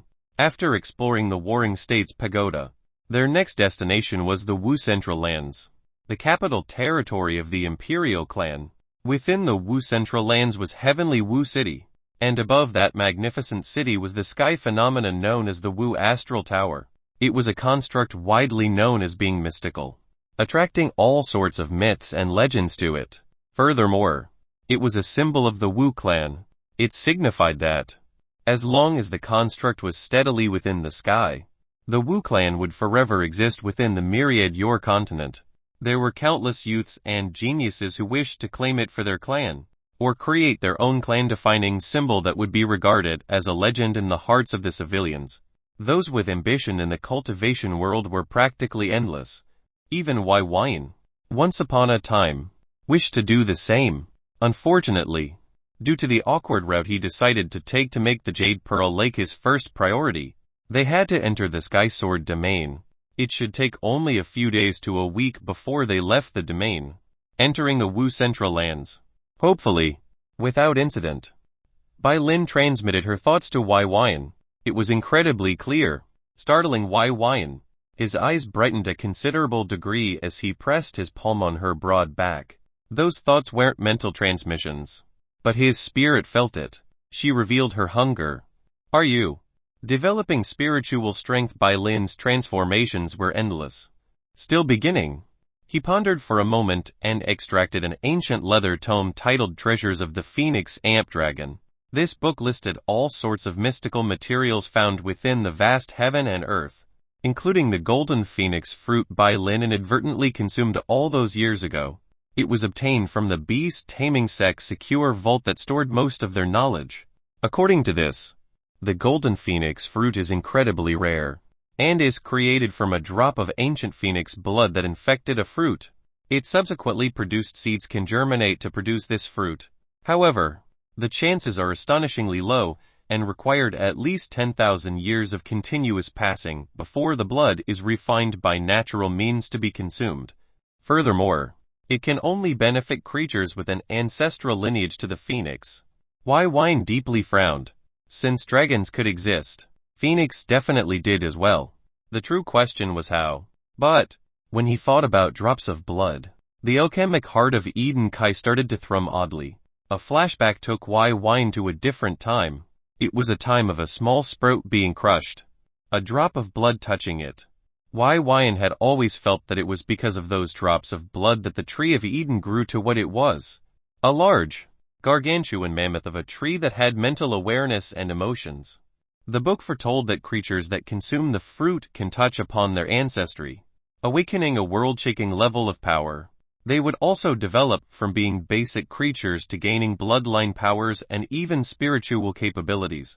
When he first came across this, he felt confused as to how beasts can develop spiritual abilities without a spirit condensed from their mind, body, essence, and soul.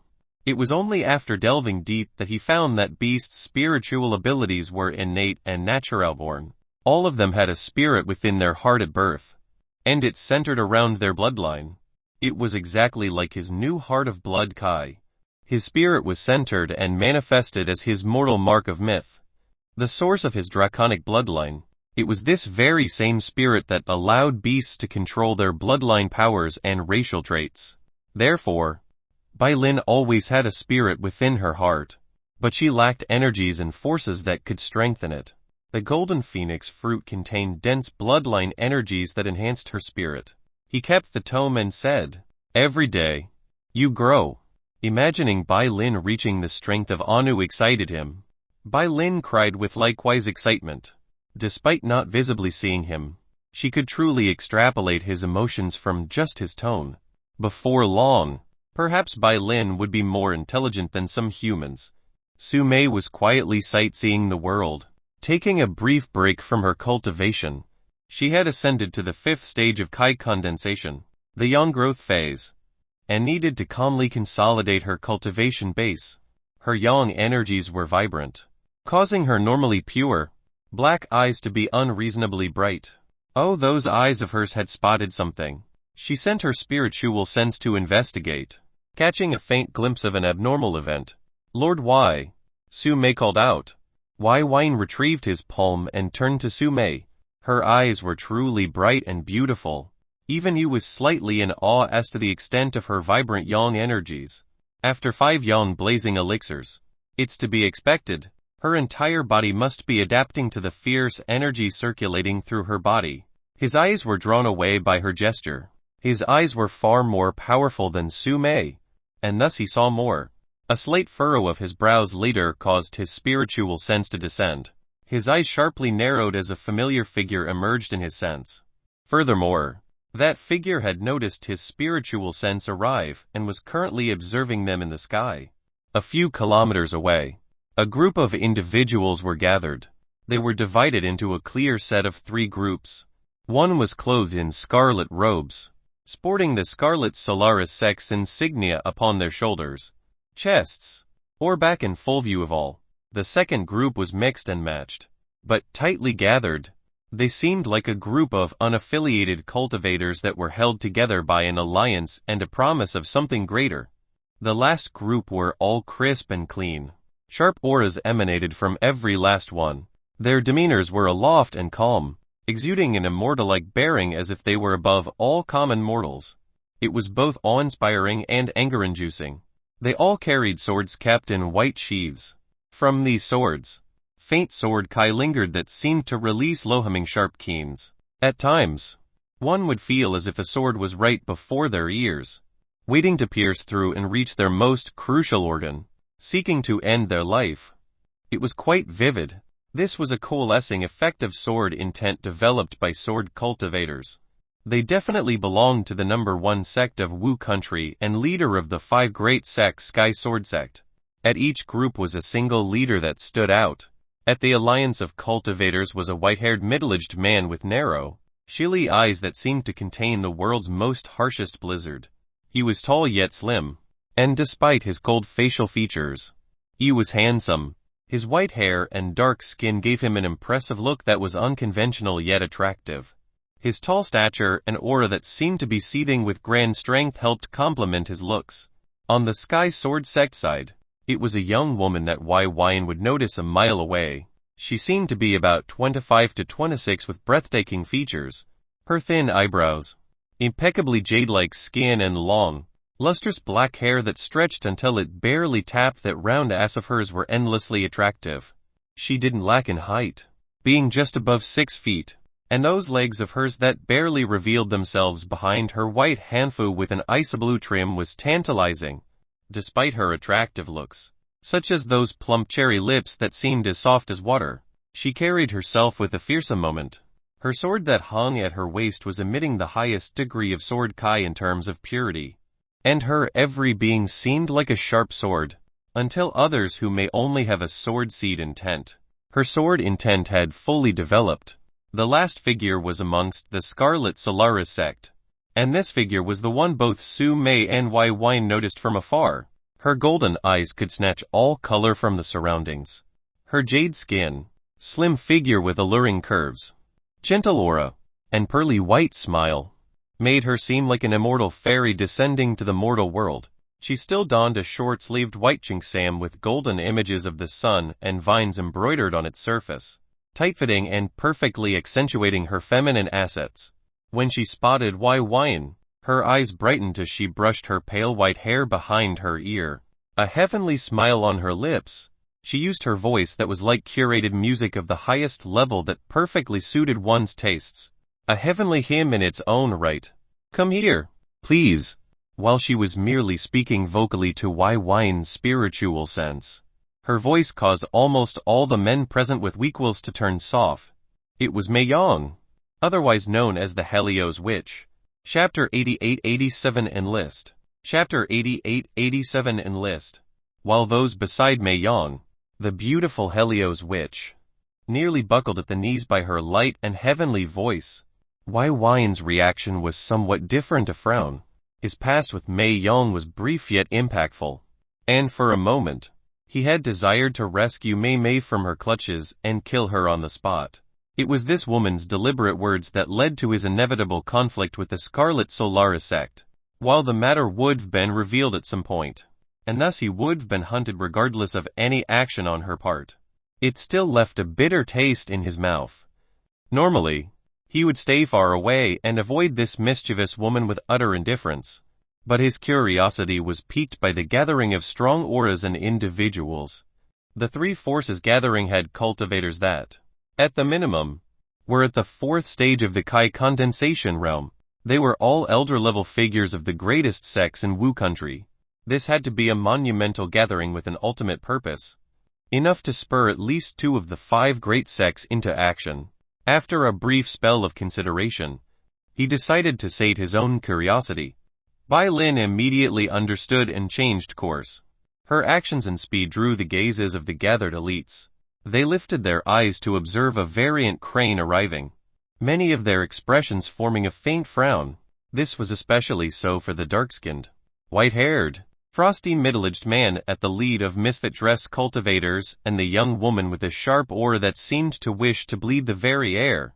Mei Yang revealed a dazzling smile, youthful and vibrant.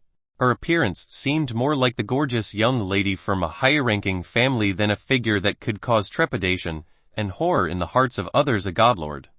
Byin arrived in epic fashion, her eyes releasing faint glimmers of golden light and an impressive presence.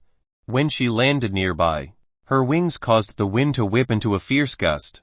Even those elite cultivators were affected, unable to ignore such a large beast arriving. The chillied middle-aged man's eyes narrowed as he spoke, his words glacial yet natural. "Who are you?" His words caused the others behind him to put up their guards. They knew that this leader of theirs was typically hot-headed despite his chilly exterior, typically killing before questioning.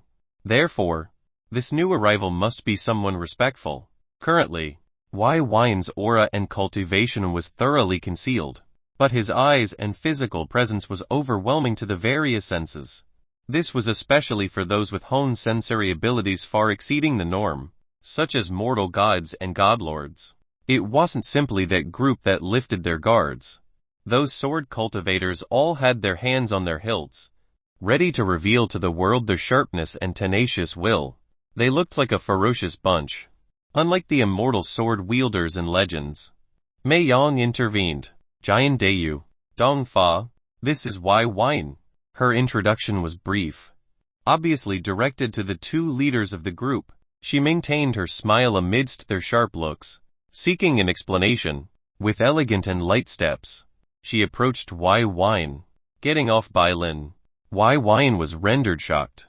It wasn't because of their auras, impressive cultivation bases, or Mei Yang's casual introduction, but Jian Dao. She was gorgeous, extraordinarily gorgeous. His heart was immediately sent aflutter. Her looks were delicate, sharp, yet impeccable in both symmetry and structure.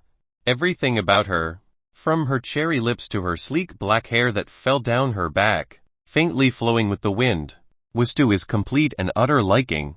He was rendered into a state of disbelief and shock when he visually witnessed her appearance. Mei Yang arrived a few meters away. "It seems your little departure did you well." When she last saw Byin, he had just ascended the 7th stage of the Kai condensation realm, sublime Kai phase, and revealed extraordinary ability. With his astonishing talent revealed, the distraught and weakened Scarlet Solaris sect could only watch in despair as he left. Author's note: at the time of his double ascension chapter 58, he was bereft of 8 phase level Kai or spiritual Kai, so she and everyone else remained ignorant of his true cultivation base. The sublime ascension phenomena was the only visible indicator. She hadn't taken action then because it wasn't her place, nor her business. She had merely arrived there as a guest elder to stabilize the Scarlet Solaris sect's fate and simply wanted to see chaos erupt, not embroil herself in it. Byin abrupt escape even startled her. But made things interesting as she watched Wu Chen and his parents toil in agony, knowing that Wu Chen's inevitable demise or crippling was to occur with each passing day. If they could, she didn't believe that they wouldn't pay any price to see him dead. Byin didn't respond, merely brushing off her comment like dust. His gaze lingered on Jian Dayu for a moment before he looked towards Mei Yang. Towards this woman, he had utterly no fear in his heart. Unlike when they last saw each other, his cultivation base had been fully consolidated, his body brimming with spiritually infused Kai or spiritual Kai. Furthermore, he had 2 spirits of Kai to derive from, both divine-type spirits with exceptional spiritual strength. His other 2 hearts of Kai were merely at the 6th phase, but they could not be underestimated. While he couldn't say with confidence that he was invincible amongst godlords, he was definitely top tier. The only issue was his lack of appropriate spiritual spells and Kai arts at that level, and this could lead to a gap between top tier and invincible. However, Mei Yang was similarly a newly ascended godlord. With less than a decade under her belt, he didn't lose his courageous heart when considering his chances. Perhaps it was possible to even kill her in a single exchange like Gu Fudu the god in headlights. He owed her for saving Mei when he couldn't, so he set this faint intent to murder aside. "Why did you call for me?" His tone was inquisitive but indifferent. Mei Yang didn't let Byin attitude dampen her smile or mood. She responded with a teasing tone. "Don't you think it's fate that we've met again?" Her implication and forward presentation of herself could cause many men to stumble with desires beneath her skirt. His eyes remained disinterested. While she was a star-like beauty, he saw a glimpse of her true personality back in the Scarlet Solaris sect. He had no interest in women who loved chaos and directly schemed for it. It went against his own principles. "You're no fun." She sweetly stuck her tongue out, completely not acting her age. Byn's heart shivered when he realized this woman's name as a mortal god had been present for at least 3 centuries, with the average lifespan of 500 years for mortal gods. This meant she was fairly old. Fine. Surprisingly, she became less silly and more serious. "You're a peak mortal god, and I wouldn't mind having a little assurance in this mission. I called you over to enlist your help. What do you think?" It was a mere coincidence that they met, so he had very little concern about her overall motives. Otherwise, he would have the suspicion that this had all been orchestrated to lure him in and kill him for Wu Chen. With a light frown, he asked, "You gathered nearly 100 elite elder-level figures, with 8 early mortal gods, 2 peak mortal gods, and a godlord." The peak mortal gods were Jian Dayu and Dongfa, the leaders of the Sky Sword sect members and the mix-matched cultivator group. They had cultivation bases at the 7th stage of the Kai condensation and could be considered top-tier sect master-level characters in Wu country. Mei Yang's brows lifted slightly. Byn's spiritual sense was exceptional. However, remembering his exceptional talent, she accepted it. "Yes, it's a pretty big job. You want in?" In truth, Byin was interested even before he landed. Benefits as an Lord Alchemist. An alchemist that can concoct 6th-grade products suitable for 7th to 9th stage experts of the Kai condensation realm. Monetary wealth was a simple matter of selling a few products. His true issue was rare materials to concoct high-level products, lack of Kai arts, spiritual spells, and Kai armaments. Mei Yang realized that Byin was already willing to agree, and she explained. "In the Yue country, a group of evil cultivators had migrated here and have been committing all sorts of atrocities. They've amassed all sorts of things with their heinous activities, and were capitalizing on their weakened state to eradicate them while simultaneously cleaning the myriad your continent of its filth."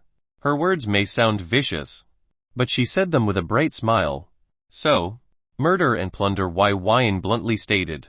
Mei Yang dazzling chuckled. Yep. Byin didn't know if the cultivators were legitimately of evil cultivators, but the fact they've been targeted by 2 of the 5 great sects meant, in the event of their demise, they would be deemed as such to all of history. Wasn't it the same for the Violet Moon sect? Their members were now slaves or dead, while their sect name was dragged through the mud.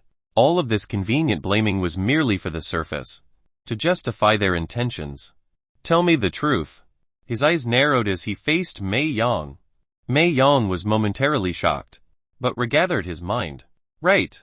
Byin wasn't some brainless youth that would jump to action. He was known to be intelligent and cautious in his actions. She took a soft breath. All right then. The Yuhe country's former Imperial clan ancestor died from old age, while the older and younger generation were pathetic and useless. They rode on the dragon's lap until it died. Now, they were pushed off their throne and replaced. 3 years ago, they were nearly eradicated, but a few core members and elites were capable of leaving and hid away. We've recently discovered that they were located in the Sky Sword domain.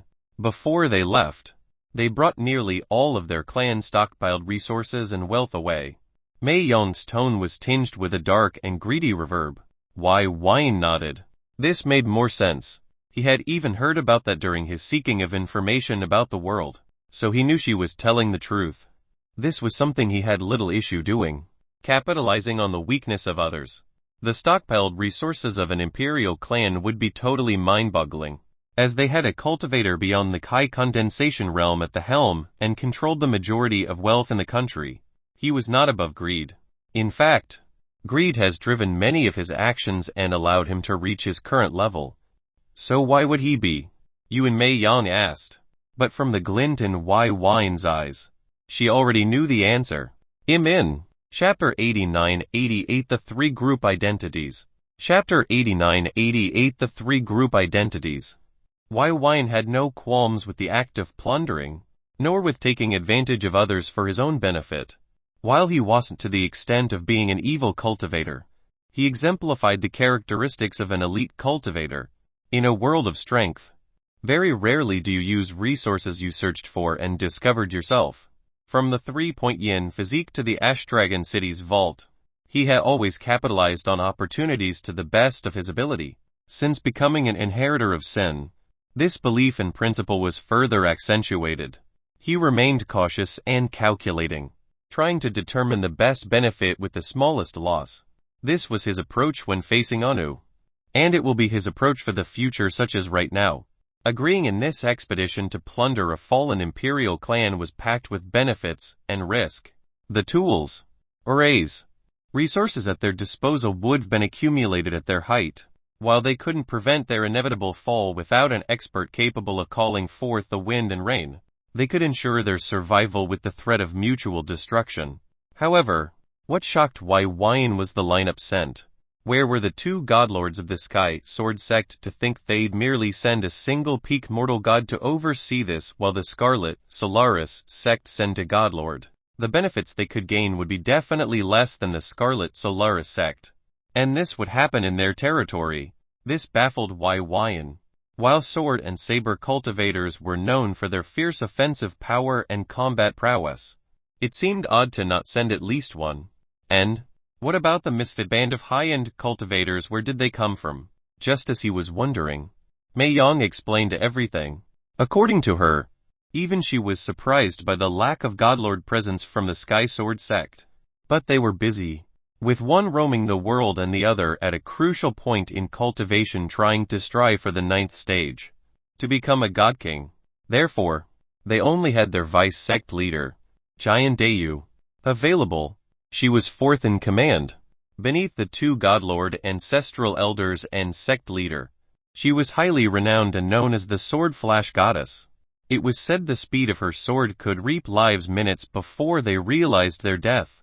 While this was likely an exaggeration, it was impressive and indicative of her exceptional prowess. As for the other group, they were known as the Earth-Sky Alliance. They were loose cultivators that gathered together in the Sky Sword domain. They didn't have a godlord as a leader, so they couldn't establish their own domain. But due to Dong Fa, a peak mortal god. They were a top-tier force just beneath the 5 great sects. After all, there weren't more than 200 mortal gods known and hidden in Wu country, and the majority are 6th phase mortal gods. Those at the 7th phase could become sect leaders of the 5 great sects, so it should not be underestimated. Before Byin and Mei Yong returned to the group, he informed Byin and Su Mei to find food and cultivate until he found them. With a wave of his hand, the white mist that was false mortal god avatar became a bracelet on Su Mei's wrist. Su Mei realized Byin's intent and accepted it. Byin, who had declared her hunger before, was ecstatic as she flew away. Byin could only form a thin smile as he shook his head. While he wouldn't mind riding on Byin to plunder, and he was sure she wouldn't either, he actually wanted to test his prowess on live targets and not rely on her. With her enthusiastic inclination for battle, she would probably scorch everyone in sight. Thinking this, his smile grew wider with a hint of happiness. So, let's meet everyone. After that interlude, Byin and Mei Yong set off. When they arrived, he was eyed with an intense gaze. There were even a few cultivators executing optical spiritual spells to peer into his secrets. If it was any other time, this blatant act of disrespect would be met with a swift lesson. Luckily for them, this was a joint mission. Mei Yong had already introduced Byin's name, but these elites were quite unfamiliar with it. A disciple from the Sky Sword sect stepped forward. He directly asked Byin, "Are you really Byin from the Scarlet Solaris sect?" Byin was shocked when he heard a mere disciple step up to talk. This area had mortal gods, and this disciple was merely a young growth expert. However, when he observed this brazen fellow, his heart was tickled with remembrance. It was a young man with a thin physique. His short black hair was common, but his eyes were wrapped by a black blindfold sealing off his vision. His entire body had a restrained yet unforgettable sharpness. It was sword intent, polished and defined. He was like an unsheathed sword. This impression triggered his memory as he recalled a young man more than 10 years ago. Dao Xin. He recalled this name. Dao Xin was the young sword cultivator that took the lead during the task force at Mu Lake. He gave him a lethal impression at that time. Unlike Byin, however, Dao Xin's cultivation speed was just barely above the genius standard. In the short span of these 11 years, he was incapable of reaching the mortal god level. Even Mei Mei was considered exceptional for reaching the mortal god level before 60. A feat that is still heralded as a phenomenal achievement among the younger generation. "You are Byin." Disbelief was written on Dao Xin's expression. So many things happened to the Byin that he remembered. He was an elite cultivator that reached the yin form phase and birthed 2 advanced elemental kai, steel metal kai and violet lightning kai, all at the age of 26. Unfortunately, he went through an odd deviation and then left. There was news of his return, but a few years later, he was declared dead after having left the sect on his own. This was a verified and accepted fact. Many lamented in the early death of this staggering genius. Yet now, if his eyes weren't blindfolded, they would be bulging with surprise. Byin. The various members mumbled to themselves, but the name didn't trigger any memories. Byin was unimportant for the vast majority of his life. Would mortal gods pay attention to a talent of another sect that had no background? Absolutely not. As for his brief reveal, they might learned of his existence, but likely not his name. However, Dong Fa's expression changed after the name was repeated numerous times. His eyes roamed to Byin's departure route. When he once more observed Byin, his chilly eyes contained a hint of vigilance and fear. In his heart, Saber ascendant, he's the godlord that fought the Jade Lotus sect and got rid of the Lei family. There were quite a few rumors circulating, some embellished and exaggerated, but they all had a consistent feature. An unearthly handsome man arrived atop a crane and faced the entire Jade Lotus sect alone. They conceded without a fight. His cultivation at the godlord level. He was an acquaintance of the Lei clan's mortal god, so their demise obviously reached his ears, including details of it. While he was reeling at his discovery, Byin smiled at Dao Xin. It's been a while. After that, he didn't talk further because he didn't know Dao Xin. and his current status and strength was far beneath his notice. He was more interested in Giant Dao. Just as he was about to speak, Mei Yang cheerfully clapped. He's our additional support. A peak mortal god. This will only serve to decrease the effort we need to put in. As for division of resources, we'll wait until we've thoroughly completed the job before discussing. Her cheerful, brilliant smile was truly an uplifting act. Byin didn't bother with all this, walking forward to try to talk to Giant Dao. Unfortunately, let's go, she spoke coldly and, with concerted coordination, she and her disciples swiftly shot off. They weren't utilizing Kai to invigorate their bodies, relying in their strengthened physical forms to traverse their path. Mei Yang smiled, chuckling as she gave Byin the city eye. Seeing Byin try to approach Giant Dao and fail was quite amusing. Us too. With those words, she led the Scarlet Solaris sect members away, following the Sky Sword sect. Dongfall was quiet for a moment and then gave the same order. It wasn't long before Byin was left alone. He had a wry smile as he realized Giant Dao's swift departure was to avoid being tied with his advances. He chuckled, but the challenge was invigorating.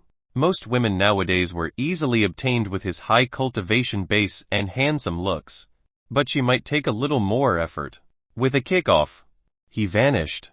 Unlike the others, his body was refined by all 9 elemental energies, saber energy, and draconic blood energies. And the first 2 were godlord level. It was strong to the utmost. So when he relied on merely his physical body, not only did he catch up, in a flash, he had already bypassed them. Giant Dao was already behind him. With a swift turn of his body, he halted his steps. It wasn't long before Giant Dao arrived. Her eyes flashed with shock as she saw the smiling Byin in front of her. She halted her steps too, with the others halting in response. I didn't get a chance to introduce myself personally. Byin. It's a pleasure to meet the renowned sword flash goddess. He was polite yet confident. Giant Dao was an extremely reticent woman. Her emotions and thoughts were hard to extract, and she barely responded to much. That reserved demeanor with her incredible beauty and intense sharpness made her seem like an empress of a mortal empire. She blinked. At the moment, they were all not revealing their spiritual sense as to not trigger any alert formations, so she nor anyone had seen Byin's movement. However, seeing his intent to introduce himself, she inwardly grew annoyed. How could a woman of her beauty and talent not be pursued endlessly? She knew the signs. Therefore, she coldly stated, "Stay on task, follow, and don't make a mistake." With that, she directly shot off, followed by the members of her sect who gave Byin all sorts of looks, including shock and a hint of pity. To try to court this woman was a fool's mission, even for a peak mortal god. Byin merely saw them off, his eyes glimmering with a hint of calculation and plotting. After Mei Yang arrived, he had a brilliant smile on his face. She saw him and was startled. But before she could ask a question, Byin shot off ahead of them. But this time at a slower pace to merely trail behind. Mei Yang frowned. How did he bypass them when they left earlier? Her eyes flashed a mysterious light as she followed along. Dongfa arrived and saw Byin's silhouette and his heart quaked. Indeed, he is a godlord with 2. This mission should be easy. With renewed vigor, he similarly made plans to place himself in Byin's list of friends. Chapter 9089 Commencement. Chapter 9089 Commencement. The Sky Sword domain was vast. Incredibly so. It spanned across an area of hundreds of thousands of kilometers, featuring diverse environments such as mountain ranges, dormant volcanoes, clear lakes, thick and vigorous rivers, and tall, damp forests. Its variety also made it a cultivation haven with many locations having dense and pure energies whilst simultaneously birthing all sorts of materials. Its diverse and vast stretches of land that allowed it to be prosperous and resource-rich similarly made it difficult to manage. The sheer volume of materials produced and generated could never be regulated by a single sect or clan, and the total area could never be fully governed. Even the Sky Sword sect could only control 20% of the entire area, and even then only about 5% was strictly under their supervision. In this grand domain, There was a valley that stretched for tens of miles, deeply entrenched between a wall of rock formations. The chasm was hard to see, even if one flew over it. When they looked down, there would be all sorts of obstructions, the primary of which was white mist that lingered above the rock walls and rolled downwards like smoke. This mist made it very difficult to visually perceive anything below or within the chasm. If one peered deeper, they'd see various esoteric markings and uniquely designed lines that structured a grand yet subtle spiritual formation. It melded perfectly with the natural brownish color of the rock walls. The faint spiritual energies funneled into this formation could mislead the perception of spiritual sense, even hinder sensory or optical-based spiritual spells. And that, alongside the natural concealments offered by the valley, this was a perfect location to hide. Within the valley wasn't nothing. There were buildings and people traversing about. It was a small city, condensed and compressed within a few tens of miles. It could be considered a modernized village by cultivation standards, having similar civilization traits of a normal city of the myriad Yor continent.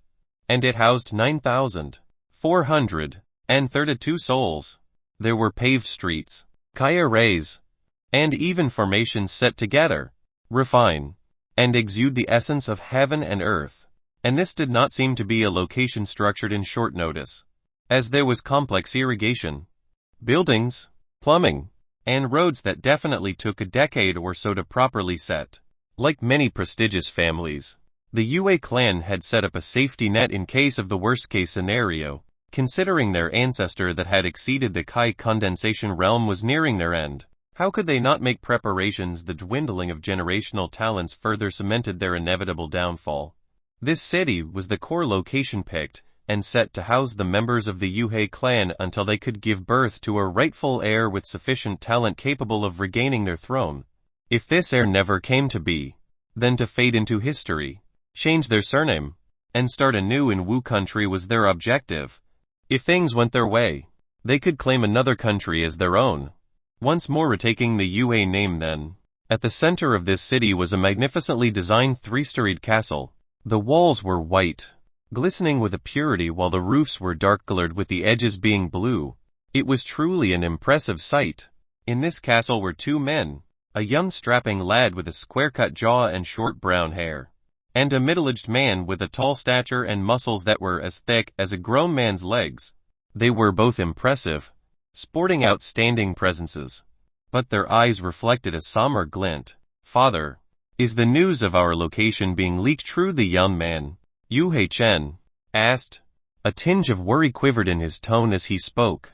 The middle-aged man, Yu Yan, furrowed his brows in response, remaining silent for several seconds before inevitably releasing a deep sigh. He merely said, "I don't think your sister would make such a mistake." He, as the strongest expert of the remaining Yue clan, a godlord, had the heavy responsibility of ensuring the survival of their bloodline and legacy. However, could his bloodline be the cause of their demise? Yu Chen urgently said, "But if she did, aren't we all in danger? She's always been willful and selfish. And with her relations with that man, it's entirely possible that she spilled some information. I simply don't trust her words at all. And she clearly doesn't fully understand the consequences." His words were pleading, but in truth, he didn't know what he wanted to achieve. For the last 2 decades, they'd etched out this slice of concealed heaven to bide their time. This location was the failsafe of the entire Yue family, and with procedures set, this location should remain a hidden secret barring accidents for at least a century. However, his little sister, to put it plainly, was in love. To put it honestly, she was an idiot. There was a young man from an unaffiliated force in the Sky Sword domain called Hue Mengu. He belonged to the Earth-Sky Alliance, and they briefly met before the collapse of the Yue family years ago. It seemed his innate charm had driven his sister stupid as she pined for his affection day and night. Moreover, she sent a transmission crystal out to him, breaking every last safety protocol set. It was only because she swore that she had only sent a small love message telling him that she'll wait, no matter how long, to be together that they hadn't upended everything in fear. Yu Yan could only sigh, both from his mouth and heart. He raised a daughter that dwelled on romance, But was that good or bad? I've made preparations. If an attack is imminent, we won't be caught with our pants down. Yu Yan reassured, but it obviously had no effect on Yu Chen's worried mood. His expression was still flashing with doubt, worry, and trepidation of an assault. At this time, outside the mountain valley, a group quietly arrived without a hint of leaking their kai.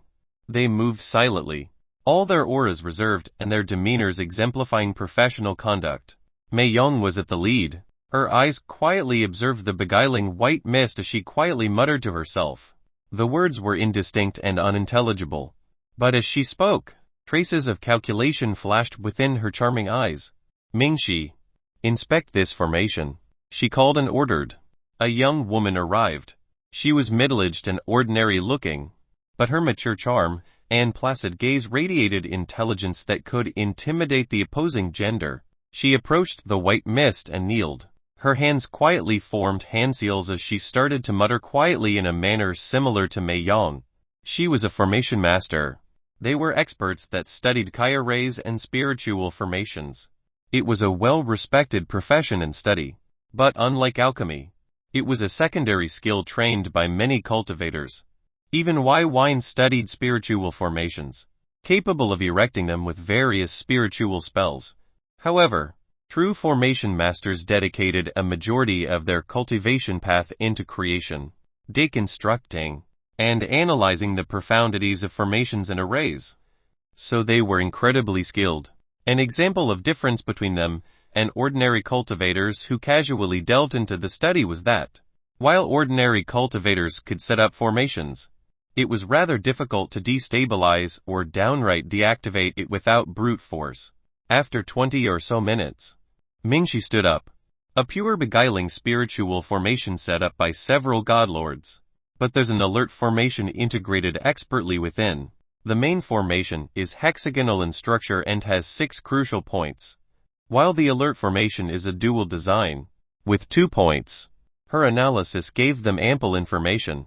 Mei Yong, Jian Dayu, and Dongfa quietly considered this knowledge and their approach. Shockingly, Mei Yong didn't take the lead as the strongest cultivator and discuss the plan of action with the others, including their own formation masters. This continued for a few minutes until a conclusion was reached. Byin simply quietly waited to the side. He was a last-minute addition. And while his cultivation base was impressive, his comprehension towards formations definitely paled in comparison to these experts who trained for hundreds of years. He was more focused on finding an opportunity to enact his plan to Wu Jiandayu. Well, split into 2 groups. Eliminate the alert formation and then forcefully shatter the beguiling formation. This was Mei Yong and the others' plan. She would use her high cultivation base to shatter the formation and launch an assault. They would storm the location from 2 sides, with the order to kill with extreme prejudice. If there's weak cultivators or mortals that can be incapacitated and restrained with ease, then that would be good as well. Later, they could be sold or used to extract information about the Yuhei clan. They may get lucky. Byin didn't interject his own opinion. Again, he was merely a last-minute addition and he was focused on other matters.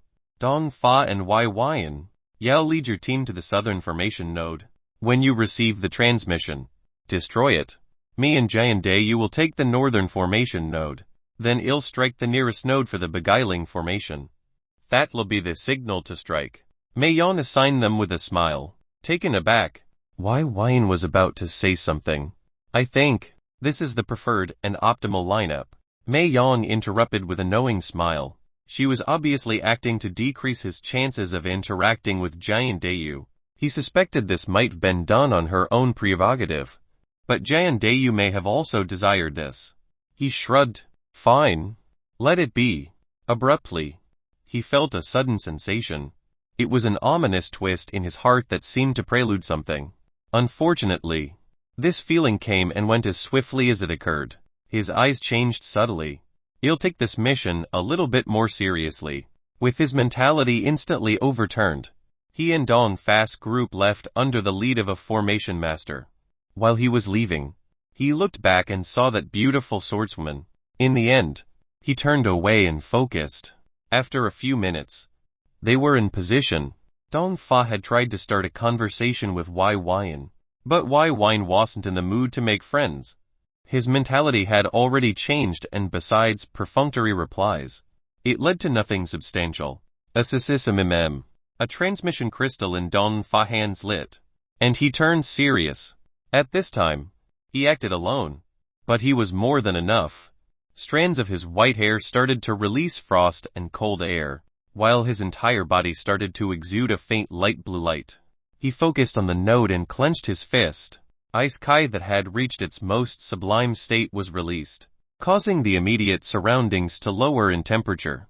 The others expected this, taking a few steps back and forming their Kai wards, while Byin, who birthed absolute zero Ice Kai, remained mostly indifferent without a hint of protection. Arctic ice art glacial explosion. A fearsome, truly glacial and frosty power erupted from Dong Fa's fist.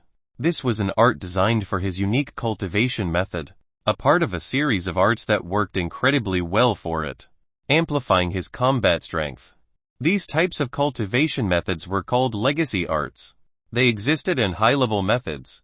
Byin lacked this, as all the Kai cultivation methods he obtained this far have lacked any form of specialized arts or spells. Only the True Dragon transmutation method was of this category, possessing martial arts and spiritual spells suited for its specific cultivation structure. This was what Byin truly lacked in comparison to other godlords. With almost all of his arts being generalized arts and spells designed for all cultivators that fit a general criteria, such as cultivating fire Kai or lightning Kai, and the power of this art was exceptional. Within that fist was a frosty force of incredible power. He swung downwards and smashed into the ground, causing an explosion similar to a geyser eruption.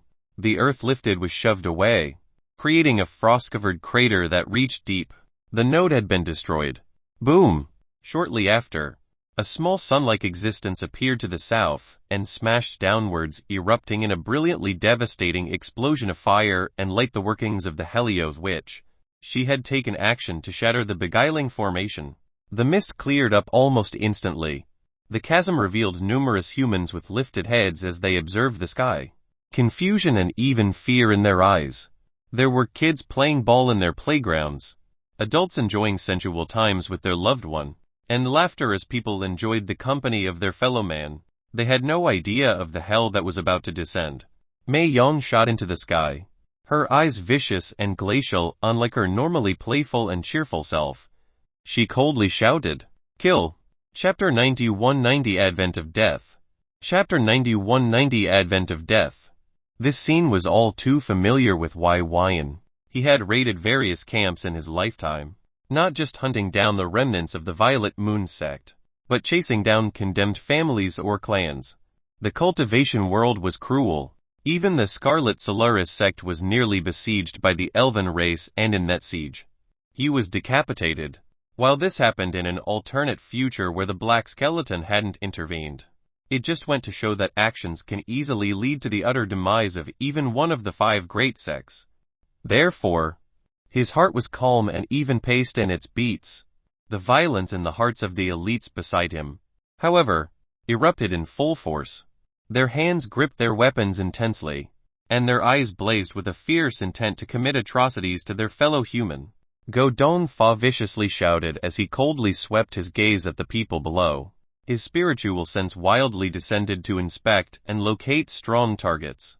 That was his objective: to eliminate the moral gods that posed the greatest threat to his allies. The atmosphere that was serene and lively 1 second before was overturned into a gloom and murky at this very moment. Those below, within their homes and on the streets, soon realized the calamity that had been brought to their lives. An arrow was the first weapon of death that claimed a life. It was aimed at a teenage boy whose clear and pure eyes still had a hint of confusion and uncertainty. The arrow was like the Reaper's scythe as it approached, slicing through the air and piercing into his skull. It was a truly spectacular long-range shot as it squarely hit his glabella. His eyes instantly lost muscle restraint as they went in different directions, tinged with blood from blood vessels exploding from the impacting force of the arrow, and glaring crimson blood, brain matter, and bone pieces fell from the back of his skull. Thud! He fell backwards. Dead. Ah! This was the spark as a terrified shriek of the young woman beside him reached an insane octave range. Unfortunately, such an impressive scream was cut short by a blade of wind that sliced into her neck and the necks of 3 beside her. Blood gushed like a geyser, reaching the skies and dyeing the ground crimson. It had begun. The members of the Earth-Sky Alliance descended with their Kai primed for slaughter. They executed decisive and swift acts of death-dealing, ending anyone that had an ounce of Kai condensation cultivation with extreme prejudice. From where he stood, he realized the slaughter was truly twofold as the northern side had commenced their actions. He could see figures descending from the walls, swords and various other weapons in hand as they struck with clear intent. Byin didn't need to embroil himself in such simple slaughter. He was similarly trying to find an opponent. As an Imperial clan, they must have Godlord-level figures. After all, the majority of Godlords of Wu country was a part of the Imperial clan, and the Yuhei country shouldn't be too different. Nuo stop arg. I'll fight you with my life on T. Don't hurt my boy please. The slaughter below was accompanied by various reactions and voices, yet they all ended with an untimely and gruesome death. In the matter of a minute, hundreds of people were brutally killed with an extreme swiftness. Many ran away, seeking shelter at the residence of experts they knew. It was the safety they yearned for, but it collapsed as elites of war arrived and killed these idols of safety with ease. A few fights broke out that lasted longer than a few seconds. The experts awoke and reacted, those at the 4th, 5th, and 6th phase. But they were cruelly crushed as Jian Dayu and Dong Fa would act, giving support or directly killing these experts in conjunction with their allies. Even mortal gods were ganged up on, killed by these elites. As they swept towards the central area, Byin frowned as no 7th or 8th phase expert had shown themselves yet.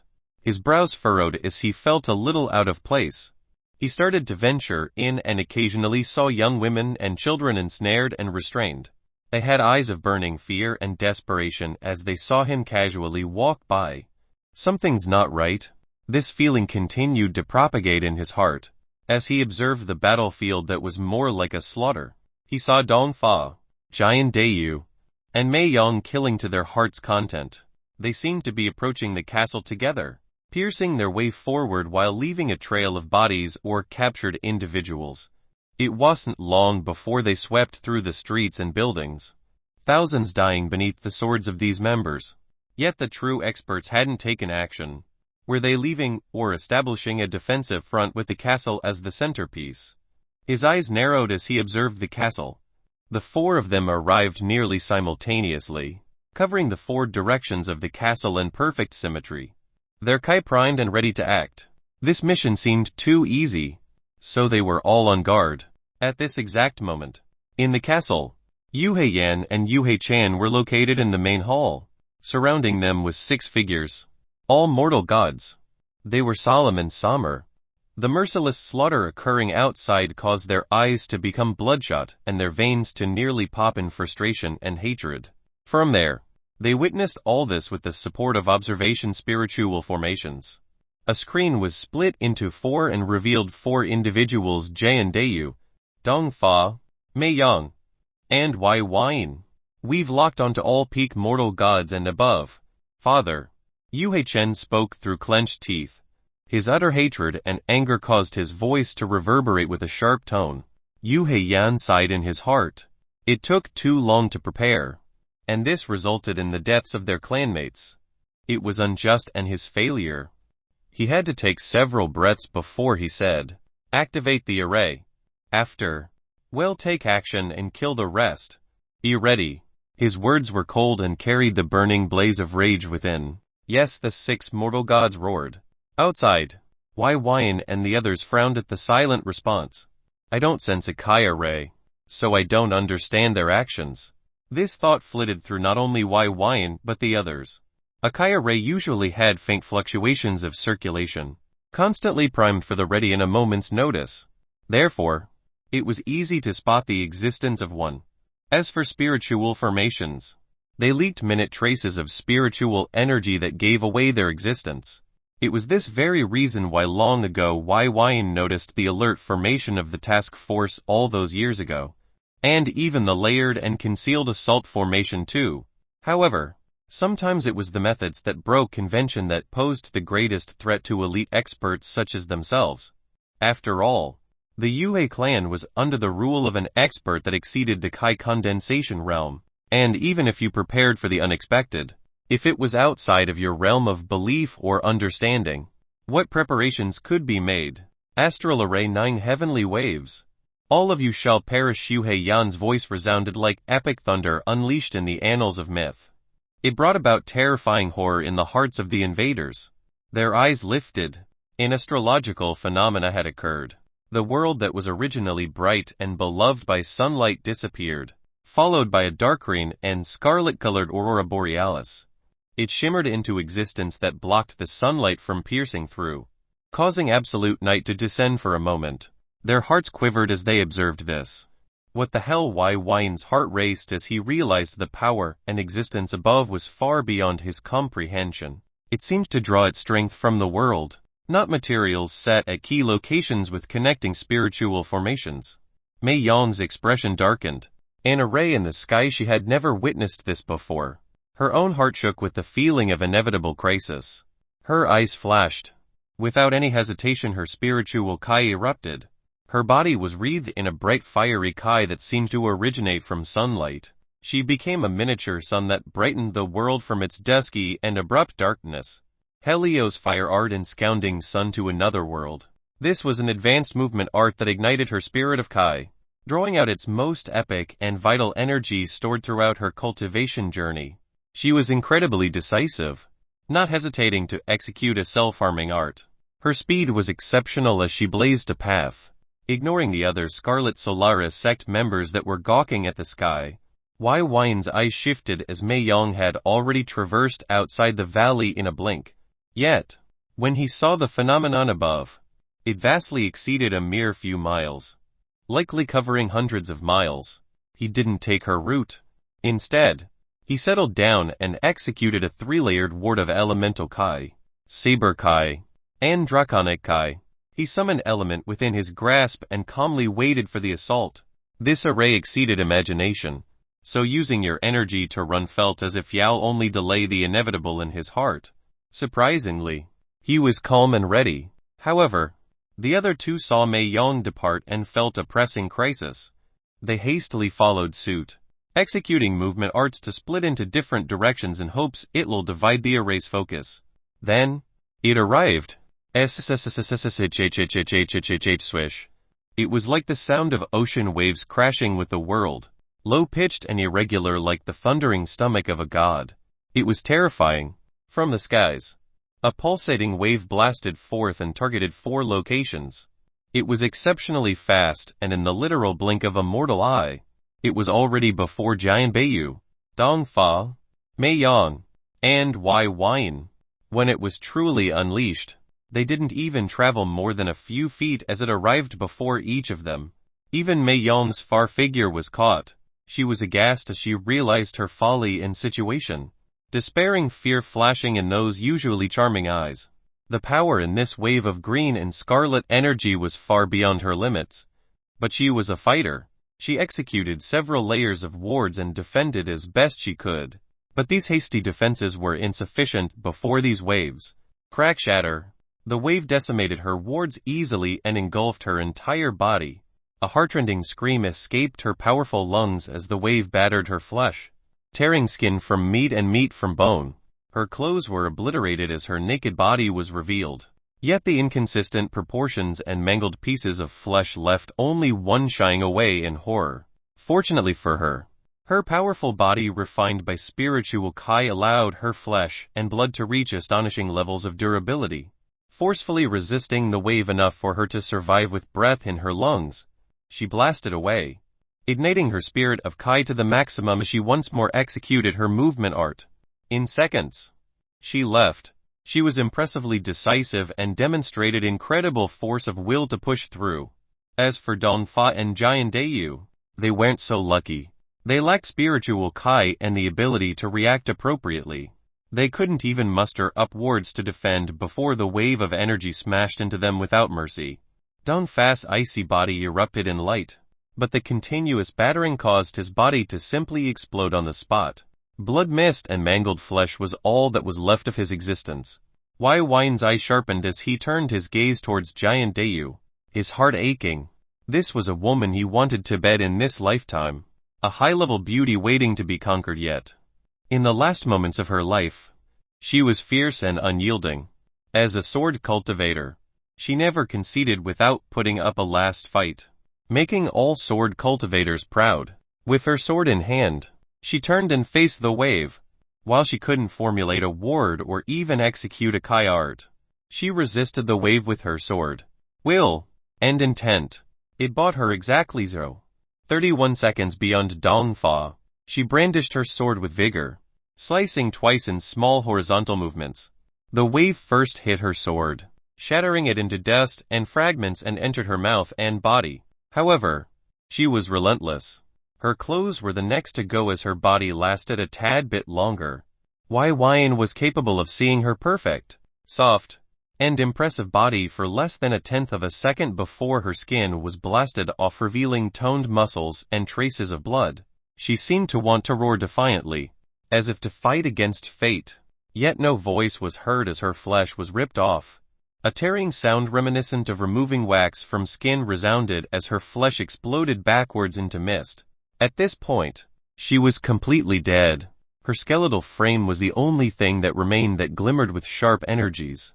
It seemed the reason her bones lasted just a tad bit longer was due to them being refined by sword energies for an exceptionally long period of time. In Byn's mind, he now realized why she seemed like a literal sword. But in the end that skeleton was turned into dust by the pressing and vicious wave. She was no more. Byn's heart bled as he watched a beauty snuffed out of existence.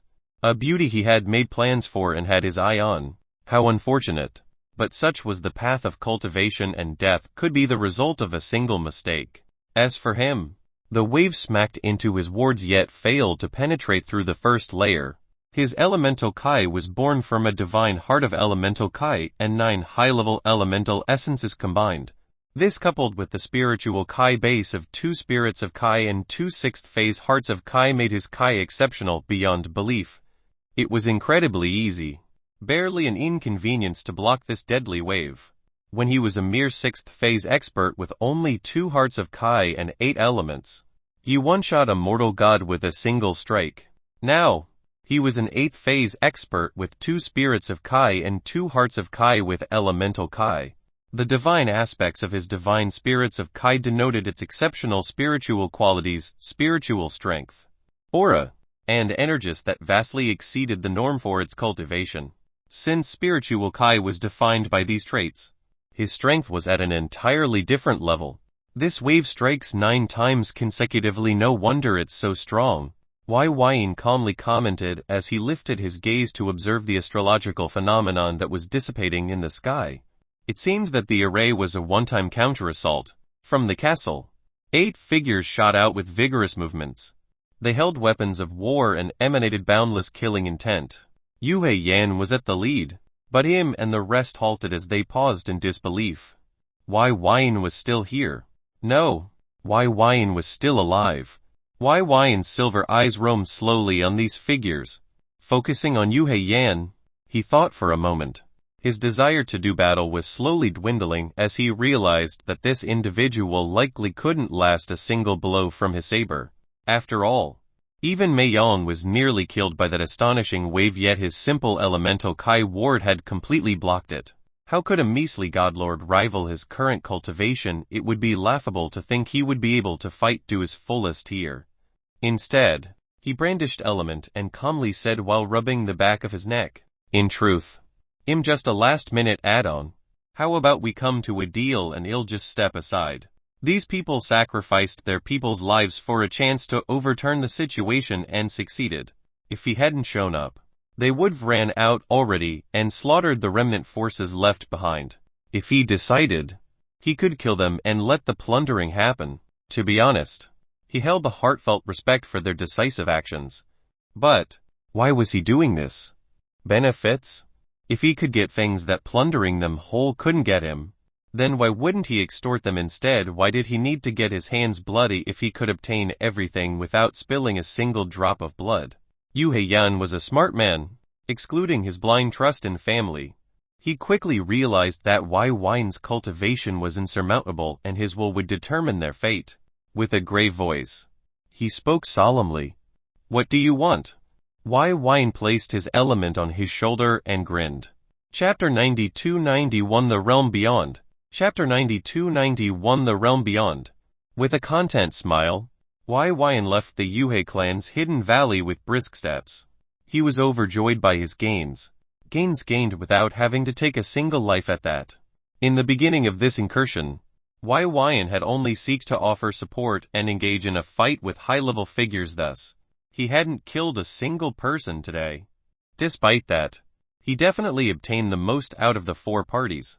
In fact, the fates of those that remained amongst the Sky Sword Sect, Earth-Sky Alliance, and Scarlet Solaris Sect was dealt with by the Yu Heiyan, the Yuhei clan's godlord. Without Mei Yang, Giant Dayu, and Dong fought to fend off the top-tier experts of the Yuhei clan. The others were mere fodder before their attacks.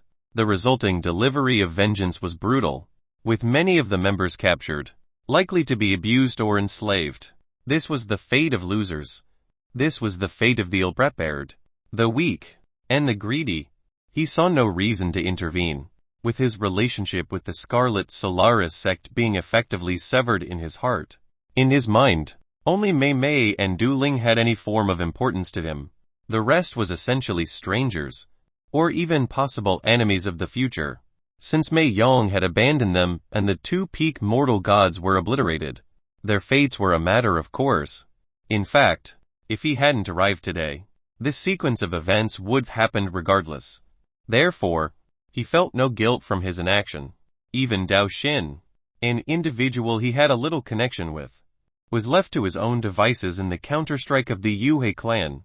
As for the gains, he obtained what he had wanted for a long time: Kai Condensation Realm's complete and thorough explanation of the 9 phases, information about the realm beyond Kai Condensation, and spiritual Kai arts. Spiritual Kai arts were the godlord-level arts that utilized spiritual Kai as its foundation. Unlike his current repertoire of Kai arts or spiritual spell that merely used one or the other. Among these arts were arts such as the spiritual incarnation art, an avatar-based art that used spiritual Kai and spiritual sense to navigate and control an avatar of oneself. It was fascinating, but far less complex and lacked the exquisiteness of his false mortal god avatar art. That being said, within it was a trove of foundational information in the appropriate means to conjure an incarnation, allowing speech and simulated physical senses via spiritual sense. It was quite enlightening, allowing Byin to make instant corrections to his own art. With the rest of these spiritual Kai arts, he could improve his own strength by several degrees, and truly embrace the boundless benefits provided by the infused spirituality phase of the Kai Condensation realm. Moreover, he didn't just obtain spiritual Kai arts, but claim-exclusive spiritual spells and Kai arts. While they were reluctant to accept it, Byin was in an invincible position and his demands brokered no negotiation. Without a hint of shame, he explored every last record they had to its fullest without holding back. He even dug into their secret trove, forcefully prying open their secrets, and snatched ancient records of the continent. Byin called for Byin.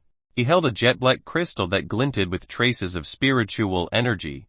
In this crystal was spiritually inscribed characters that contained the details of the cultivation realm beyond Kai Condensation astral core realm, just like the Kai Condensation realm.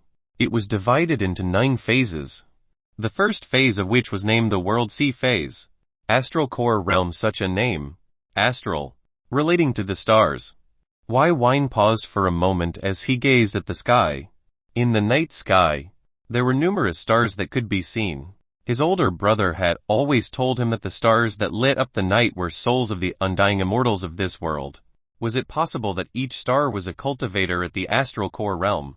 One day, could he become a star in the night sky, beheld by countless in wonder and awe? How great would that be? His eyes became cloudy as the light of the future gleamed within his pupils, emanating boundless hope and dreams. Yet, within that light was the shadow of hell and the calamities that wished to collapse it into nothingness, destroying him and those dreams of his. While he didn't choose to be an inheritor of sin, if it wasn't for it, his life would've already been lost, and so would his future.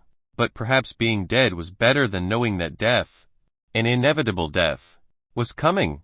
If the scripture of sin was correct, then each corresponding calamity of hell will be greater than the last.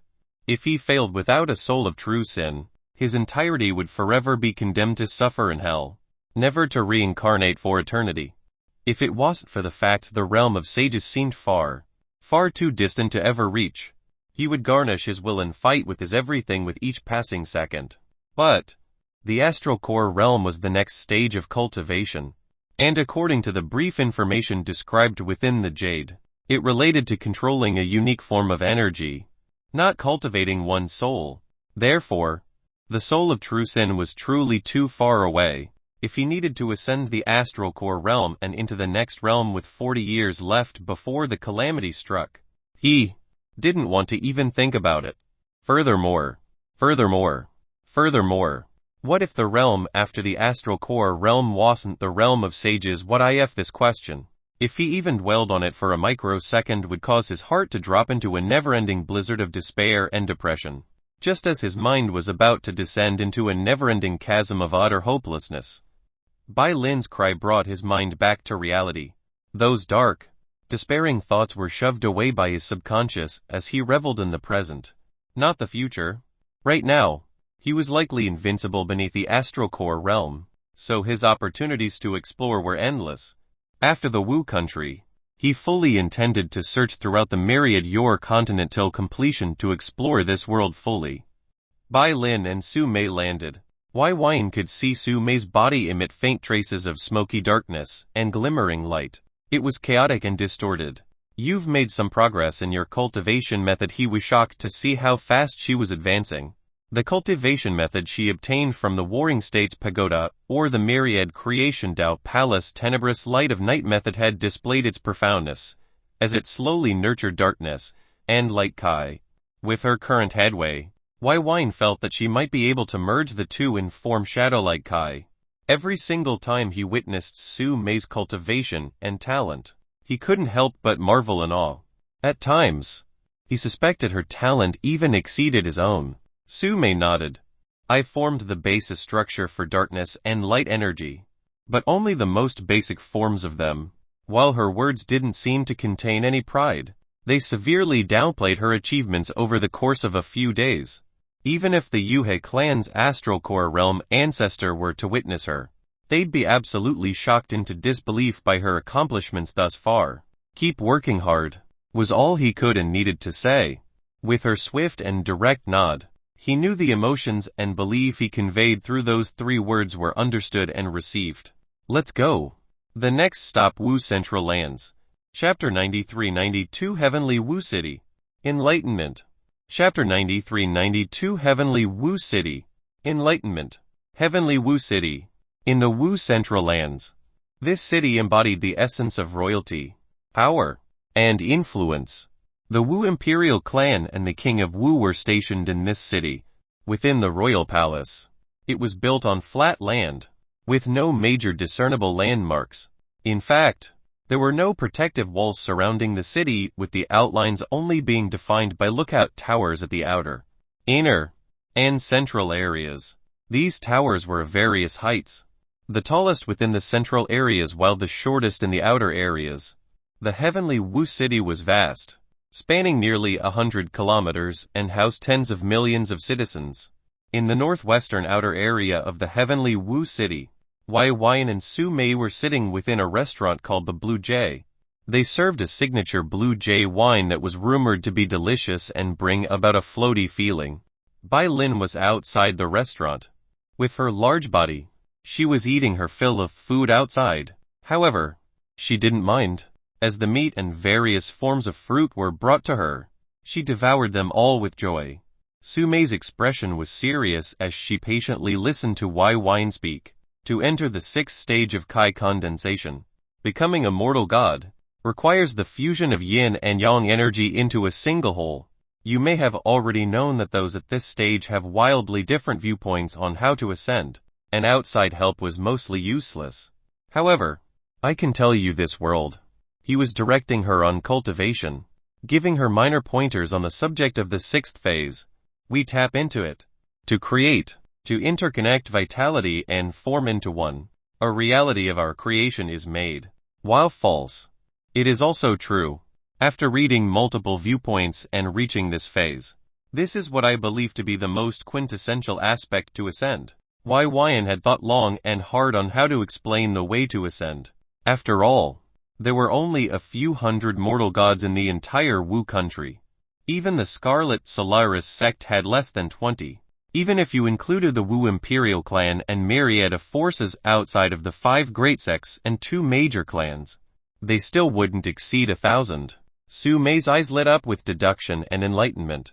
Byi's words had hit the most core, crucial aspect of the sixth phase, and his words carried a unique charm. It was as if he was passing along his experiences to her. In fact, he was incorporating a trace of Eden Kai, a mind Kai, into his words, trying to incorporate how he felt during his realization and breakthrough, when he saw her descend into silence and contemplation. Byin warmly smiled. She's quite talented. He could already sense her meridians galvanize itself to accommodate the world's force. After a few minutes, his mouth was agape in shock and disbelief. The world force was revolving around her faster and faster, and his heartbeat started to accelerate. This was impossible. No. However, at the next moment, that disbelief became awe and astonishment. She descended directly into a state of cultivation. Her body started to rapidly absorb the world force via her heart of Kai. The surrounding patrons of the restaurant were startled by the swirling aura of vitality and form. Various realistic images were birthed from nothing and given vitality. They gave off a surrealism, illusory yet real. Is this the false reality projection, since he had never seen someone break through? He had only read about the circumstances surrounding ascending to the mortal god level. As for himself, he would never experience it again after the first time, and he had been like Su Mei, too focused to notice.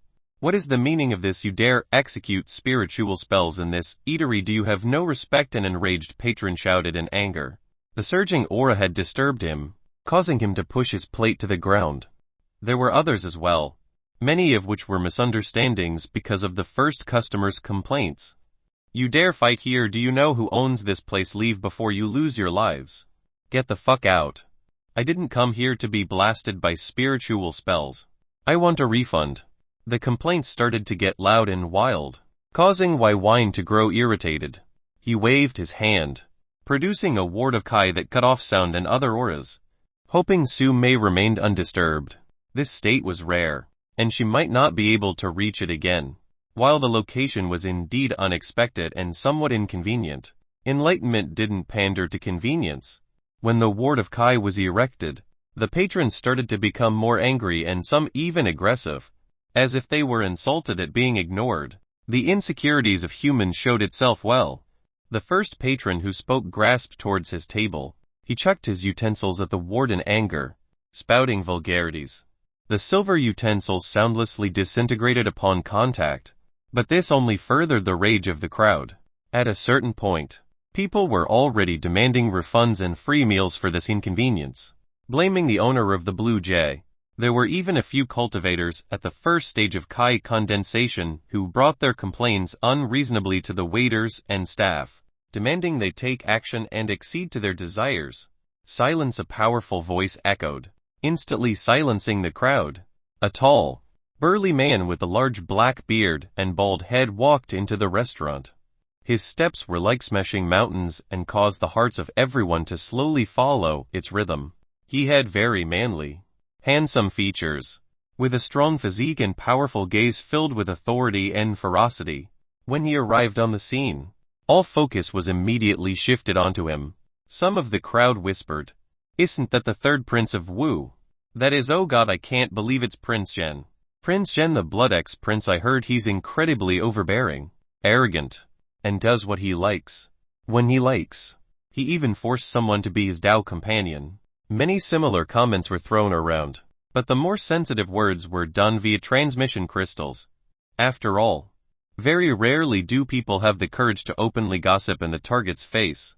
Prince Zhen walked and dressed in his sleeveless, light bronze battle armor. There were faint runic markings etched onto its surface, giving off an aura of power and suppression. Beside him was a woman and a male, both young seeming, both slim, beautiful looking, and seemed to be twins. They had short red hair, crimson eyes, and pale skin. Their physiques were similar outside of the noticeable male and female differentiation. But if they wished, they could easily shift into the other. The woman had small mounds of womanly flesh, perky ass, and decent curves, while the man had a noticeable bulge that was incredibly difficult to miss. Byin didn't even bother looking at them as he focused his attention on Su Mei while guarded by the ward. Byin outside had also peeked her head into one of the upper floor windows, her lone golden eye gazing at the situation with curiosity. "My prince." The female twin wanted to say something, but was interrupted by Prince Zhen, who nonchalantly showed her the back of his hand. She obediently stayed silent afterwards, remaining behind him. "Whose crane is that outside?" Prince Zhen asked. He had flown over randomly and saw a golden-eyed, golden beak crane that seemed to have an interesting latent bloodline. As a prince of Wu, he was well-educated, but those who stood beside him were even more so. They easily deduced that the crane had consumed a golden phoenix fruit, a legendary heavenly resource that could bring out the innate potential of avian creatures. There were many beasts of legends, and the phoenix was heralded as the progenitor of all avian creatures. Therefore, they all had faint traces of phoenix bloodline that could be brought to bear with the fruit. If they can awaken, they even had a chance of evolving. In the era after Divine King Hanzei, there was a beast that had become famous for awakening, reaching the astral core realm of strength, otherwise known as an astral beast, and ascending to worlds unknown. If Prince Zhen could obtain this bird and gift it to his future Dao companion, her feelings may become solidified and true with this gesture. While this form of thinking was naive, it still held the inkling of possibility of being true. Therefore, he desired to do so. The silent crowd remained silent at his question. Instead, they all looked towards the ward that had been set up by Byin. Prince Zhen followed their gazes and his eyes lit up. In this ward was a woman who had her eyes closed but gave off a dense vitality and illusory feeling. "My prince, she's undergoing her ascension to the 6th stage of the condensation realm," the male twin respectfully commented. Here Prince Zhen was startled, but the crowd was even more startled. In fact, they became frightened at the words of the male twin. There was a noticeable trembling of fear in the crowd. Many of them who had wildly cursed and thrown objects at the ward were terrified to the limit. Haha, enlightenment truly does not care for convenience or location. You can gain one at a funeral or while pissing. Prince Zhen laughed heartily, but then his expression turned stern. "Everyone, leave." The moment those words were said, everyone felt like a weight had been lifted from their shoulders and feet. They bowed towards Prince Zhen and left. Before long, the entire restaurant had been cleared. The restaurant's owner, a chubby man with a relatively decent cultivation base at the 3rd stage of condensation, appeared with a humble, low-born expression. He clasped his hands and said a few words, but the prince didn't even respond. Instead, the male twin sent a ray of light towards the owner. That ray contained a bag with 2 essence stones, sufficient enough to make up for the lost business and more. With thanks, he retreated back to his office and sent the staff home for the day. Prince Zhen waited. He knew this moment was crucial. Whether she succeeded or not will depend on her own personal talent. After all, despite mortal gods having 300 to 400 years of lifespan, there were less than 1,000 in a country of hundreds of millions. If she did, her entire future would change and she could establish a force that could easily last a century or two with her at the helm. It was a huge step forward in the cultivation world. Prince Zhen already had faint thoughts of recruiting her into his faction if she had no prior history against the Wu Imperial clan. A few hours passed before Su Mei's closed eyes opened, revealing a world of her own creation, a false reality. She felt that the sequence of events were out of this world. A few months ago, she had been at the 4th stage of Kai condensation. Now she was at the 6th stage of Kai condensation and a mortal god-level figure. Byin warmly smiled, congratulating her with his gaze. You've succeeded. Now, we should come up with a title. No, as he said this, the Kai ward dissolved into nothing, revealing their figure. Even he felt it was sudden, but that's how cultivation was. He had reached the 2nd stage to the 6th stage in less than a year. Byin had always had a distinct feeling that the Kai condensation shouldn't be as difficult as it was. Now that he was a Lord Alchemist, capable of concocting 6th-grade alchemical products suitable for the entire Kai condensation realm, he knew it truly shouldn't be. Outside of grasping world force and the fusion of your spirit and core, it was truly just a realm of accumulation, only requiring resources already heavily prevalent in the heavens and earth. His own thoughts were that the alchemy talent was low and the innate resources the myriad your continent provided was far too low per divided territory. No wonder those truly divine figures had combined the 6 countries into a single empire. It was to have more resources. Well, ambition to rule likely mattered as well. While Su Mei and Byin exchanged a few words, still remaining indeterminate about the title, the male twin cleared his throat to grab their attention. Byin now shifted his gaze towards this tall, muscular man and his 2 twins. He softly sighed, with a hint of impatience. He said, Byin isn't for sale, and never will be. Prince Shen frowned. Chapter 94-93 Unknown Undercurrents. Chapter 94-93 Unknown Undercurrents. Okay. Prince Shen accepted Byin's stance. While others considered him as an aggressive person, he was actually quite reasonable. Not to mention, he was perceptive. He could determine that Byin was not only not ordinary, but was filled with exhaustion at this type of request, as if it was already something he'd heard 1,000 times before. Considering this, he wasn't forceful or angry. Instead, he clasped his hands respectfully, ignoring his status, as he greeted Su Mei and Byin. My name's Wu Shen, 3rd Prince of Wu Country. I would like to extend my congratulations for your ascension. His tone was delicate, humble, and filled with grace, completely unlike his burly, tall, and domineering appearance would suggest. He carried himself like a prince charming of legends. His words carried an eloquent air that only royalty and nobility could have birthed. Byin was taken aback. He had heard stories of this 3rd prince, the Blood Prince. He had gotten this name by slaughtering his enemies and was often portrayed by the public as violent, arrogant, and unreasonably difficult to deal with. When he arrived, he gave off this aura as well. However, looking at him now, Byin felt like he was seeing 2 different people. Prince Shen noticed Byin's peculiar gaze and knowingly smiled. To my enemies, I am who I must be. To the public, I am who I must seem. To those I have no enmity and only respect, I am who I am. His words were profoundly thought-provoking and told many untold struggles of the requirements regarding perception. A hint of admiration entered Byin's eyes as he found those words very agreeable. To his enemies, he was ruthless, ice-cold and capable of slaughtering an entire force, pulling out all roots. Without question, to the public, he came off as an underdog to the people. A success story of talent and hard work. To those he was friends with, he was warm and thoughtful. Despite all this, when he was in the Scarlet Solaris sect, perception was very important and there were so many invisible walls to leap over or avoid that he became tired. Just tired of it all. Now that he had strength alongside a deadline of life, he would only be himself. All else be damned. Byin. He decided to introduce himself as well. Su Mei looked towards him and saw him nod slightly. She said, Su Mei. Prince Shen observed this small interaction and he knowingly smiled. He realized the relationship between the 2 was special. But Byin was the dominant dynamic of the duo. In that case, Byin was definitely a mortal god-level character. God Y. God Su. Greetings. As he said those words, the twins bowed respectfully and introduced themselves as well. They were Lai Tian and Lai Dai, the female and male respectively. Heaven and earth. Byin and Su Mei both smiled, finding the name quite on the nose. But creative for a set of twins. It seems it was fate that I met you. God, why?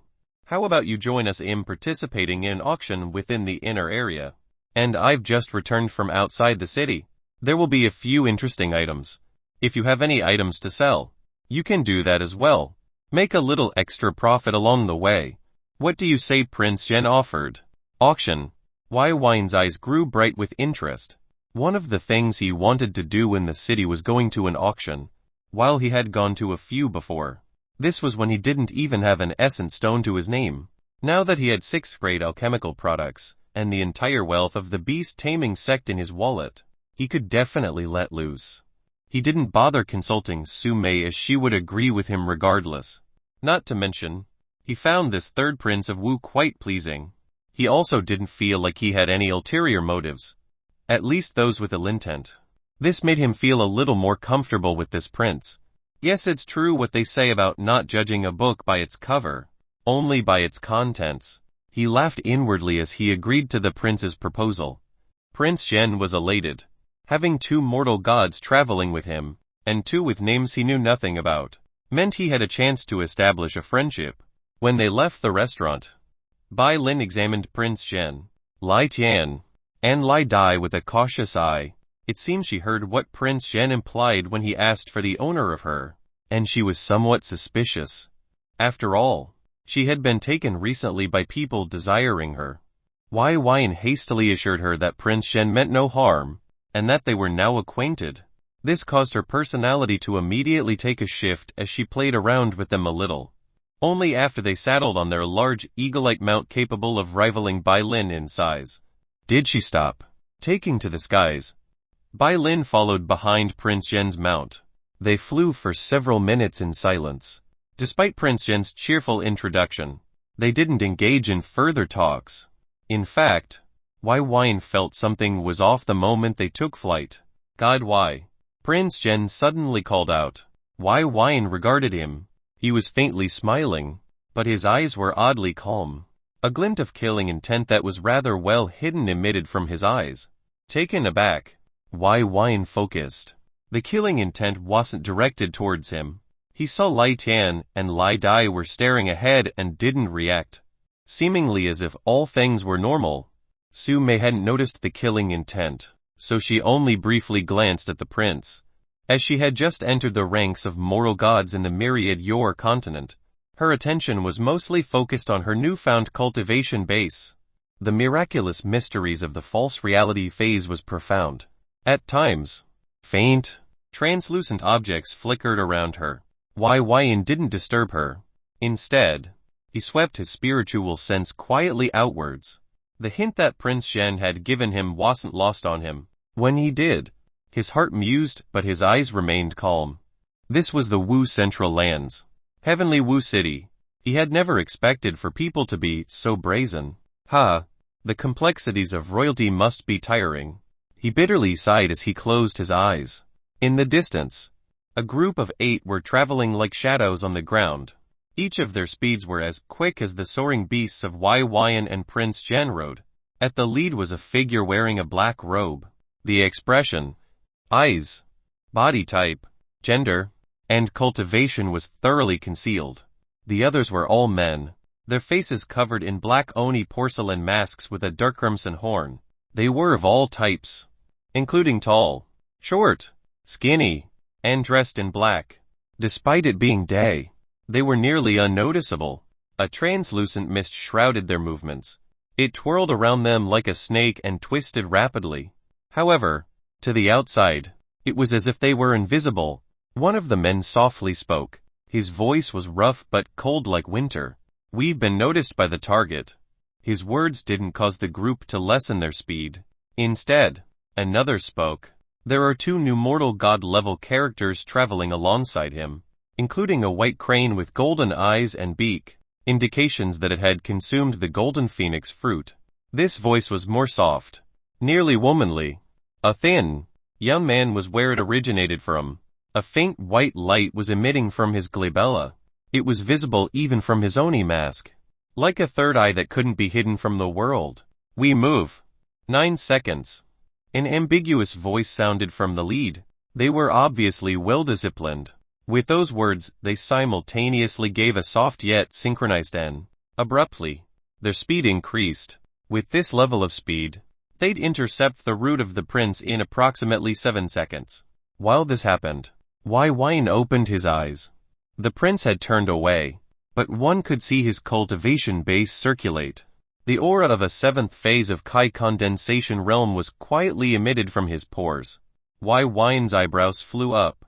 This could be considered the peak of a mortal god, reaching the sublime state of their metaphysical Kai. From what he knew, the prince was in his 60s. To reach such a height in that period of time, he was without a doubt an astonishing genius. He felt the aura of Lai Tan and Lai Dai. They were both at the 7th stage as well. No wonder they were qualified to act as the guards of a prince. They only lacked the fusion of spirit and core before they became godlords. However, much like the rest of cultivation, whether they could or not was unknown. He quietly shook his head. The killing intent emitted was a warning and a message. Leafy didn't know what was going to happen, but to target a prince at this time of day near their own city, in their own country, only meant unrest within.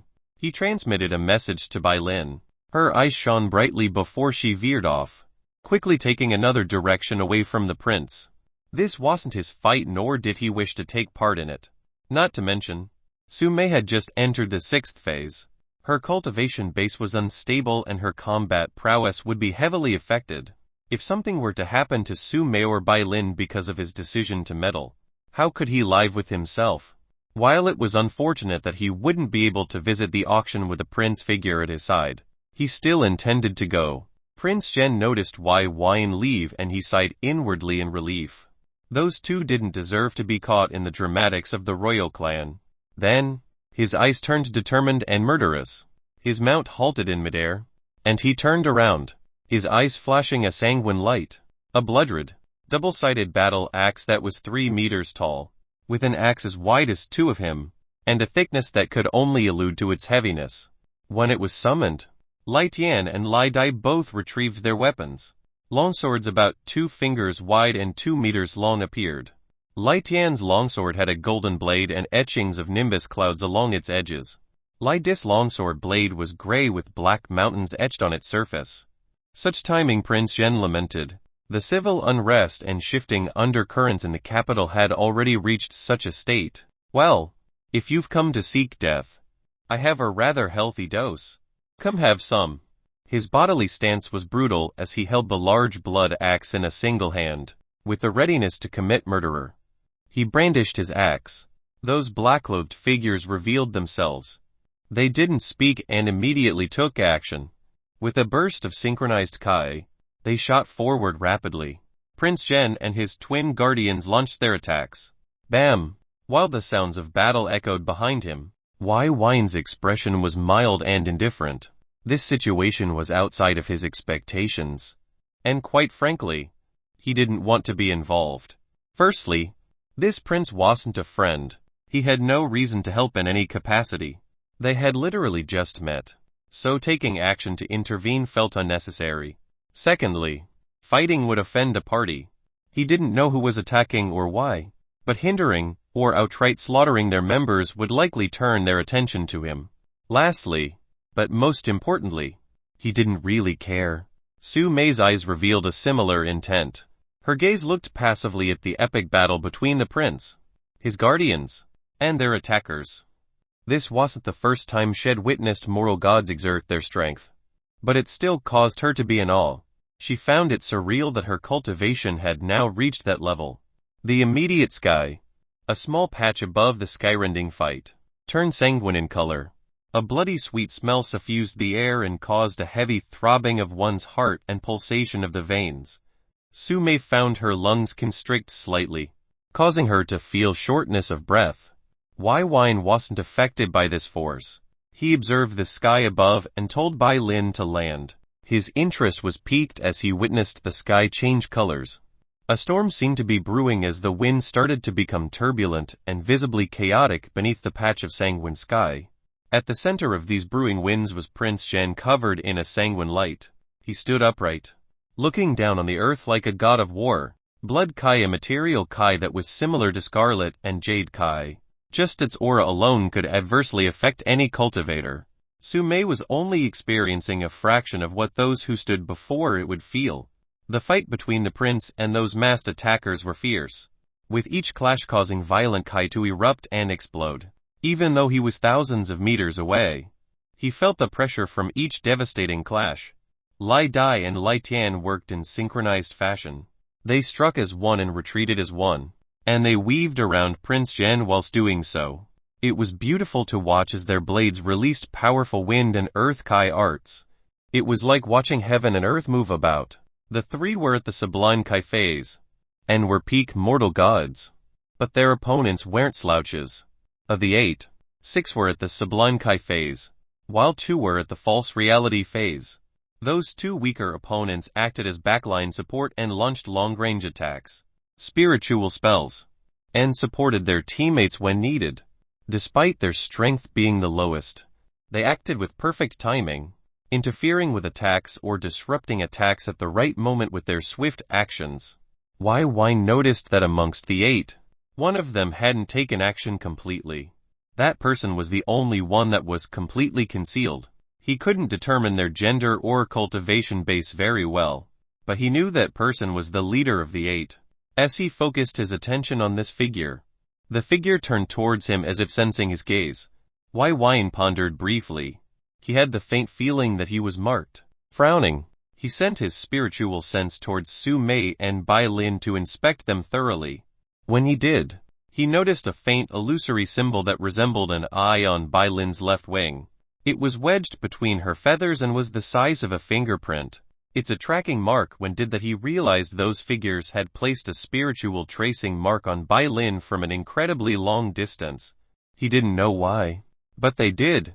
Normally, if he was a mortal god or even a normal godlord, he would've missed this mark. Fortunately, he had 2 divine spirits of Kai that amplified his spiritual sense with the inherent qualities of elemental and saber energy. His spiritual sense was several-fold greater and more piercing than normal. They don't intend to let us go, they let us leave, so they had 3 less enemies to deal with, he muttered softly as he came to this conclusion.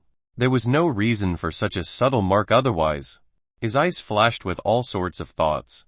The leader of the 8 noticed Byin's contemplative expression. 17, it called out. One of the mortal gods that had acted as support retreated. He turned towards the leader and without speaking, he soon nodded. With a kick, he raced like a black predator seeking to kill towards Byin. Chapter 95-94 Dealing with Assassins. Chapter 95-94 Dealing with Assassins. As the masked figure called 17 approached, Byin and Su Mei's gaze shifted towards him. This masked man was at the 6th stage of the Kai condensation realm, one of the weaker of the 8, and he emitted a formless killing intent. Su Mei frowned, but she didn't panic. Byin was at the 8th phase, a bona fide godlord figure, and Byin could one-shot mortal gods with relative ease. Therefore, she remained entirely unconcerned. Lord Y, it seems they've targeted us. Her words were mostly unnecessary, but it made Byin come to a slight realization. Su Mei had just ascended and her foundation was unstable. She didn't have a powerful body like him to make up for the weakness or fragility of her heart of Kai at the moment it was undergoing transitions. He softly sighed, but gave her a soft nod in comfort. When he arrived in the heavenly Wu city, he wanted to act as a tourist and avoid complicated conflicts or relations. He even decided to keep his godlord cultivation base concealed during his trip to remain low-key. At most, he'd exert the prowess of a mortal god or allow Byin to take action. However, an assassination group like this definitely cannot be allowed to live or be given warnings. If he took action, he had to ensure he eliminated them all with extreme prejudice. They were often trained in very elusive and strange methods, such as placing a tracking mark beneath his nose from a long distance. If he held back, even though he felt himself superior, he could still lose his life. When he recalled the 2 female assassins who struck at him in his home, and how if he was at or just a little above their cultivation level, his life could have been lost, he knew what he had to do. Byin softly cried as she eyed the masked figure approaching. Her eyes revealed a hint of disdain and battle intent. Those golden orbs of hers started to sparkle with power and emit blinding light. A single order and she would launch a devastating attack. Byin rubbed Bylin's feathers. As he did, his spiritual sense obliterated the tracking mark hidden beneath her feathers. Calm down, protect Sume. You'll handle this. When those words were said, they instantly pacified Bylin's battle intent, and she released a small sound of acceptance and a bit of reluctance. To her, did Byin even need to act against such insignificant characters? She was more than enough, and even she disdained to act. Laughing inwardly after noticing Bylin's thoughts, he leapt off her back and faced 17. 17 was a trained warrior and skilled assassin. He had a history filled with killing and survival that could make the most battle-hardened men squirm in their sleep. Beneath that mask, he was calmer than the eye of the storm as he faced Byin. He summoned his weapon, a thin sword with a blade that seemed to be composed of crystal. It radiated a rainbow sheen and gave off a lively feeling as if it could evoke changes within the world. Wielding it, he got within 30 meters of Byin and prepared to swing and unleash an attack. He abruptly halted his attack as he realized that Byin had vanished from his sight.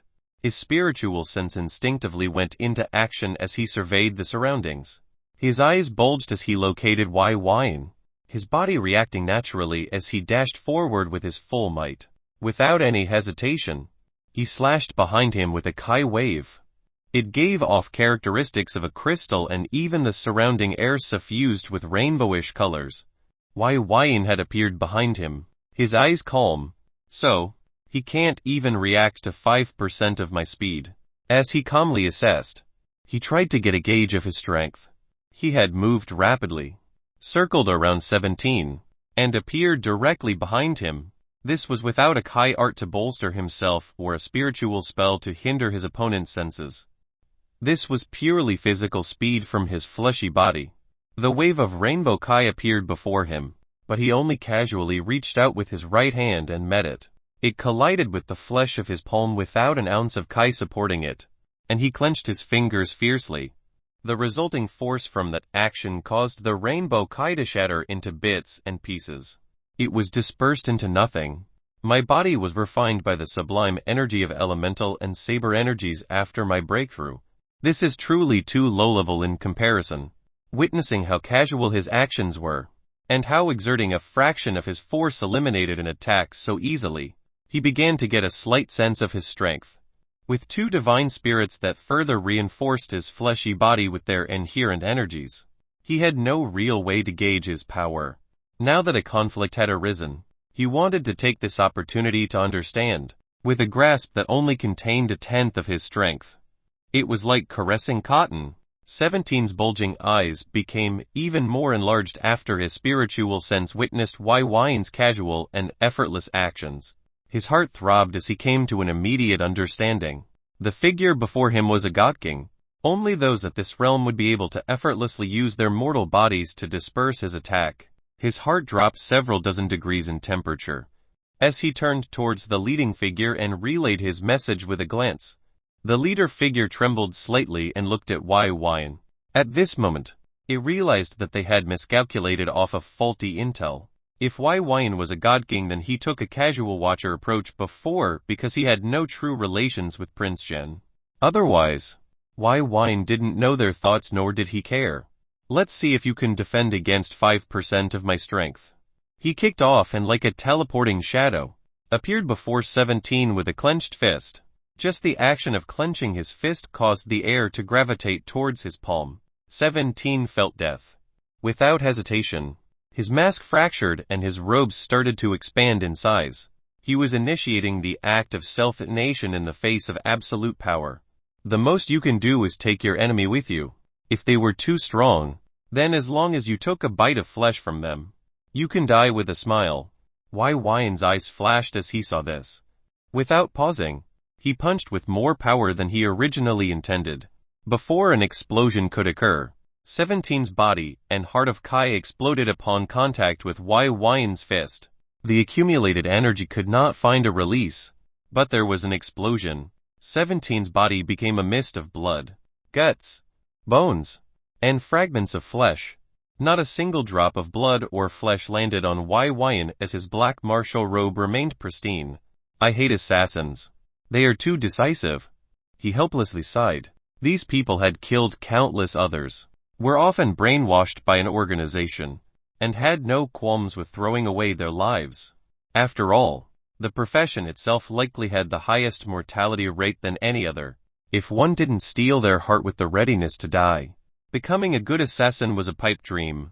In fact, they'll only die faster. Sume saw all of this happening, and she couldn't help but marvel. The difference between the chaotic and trying fight beneath the sanguine skies and Byi's simplistic actions drew a sharp comparison between phases.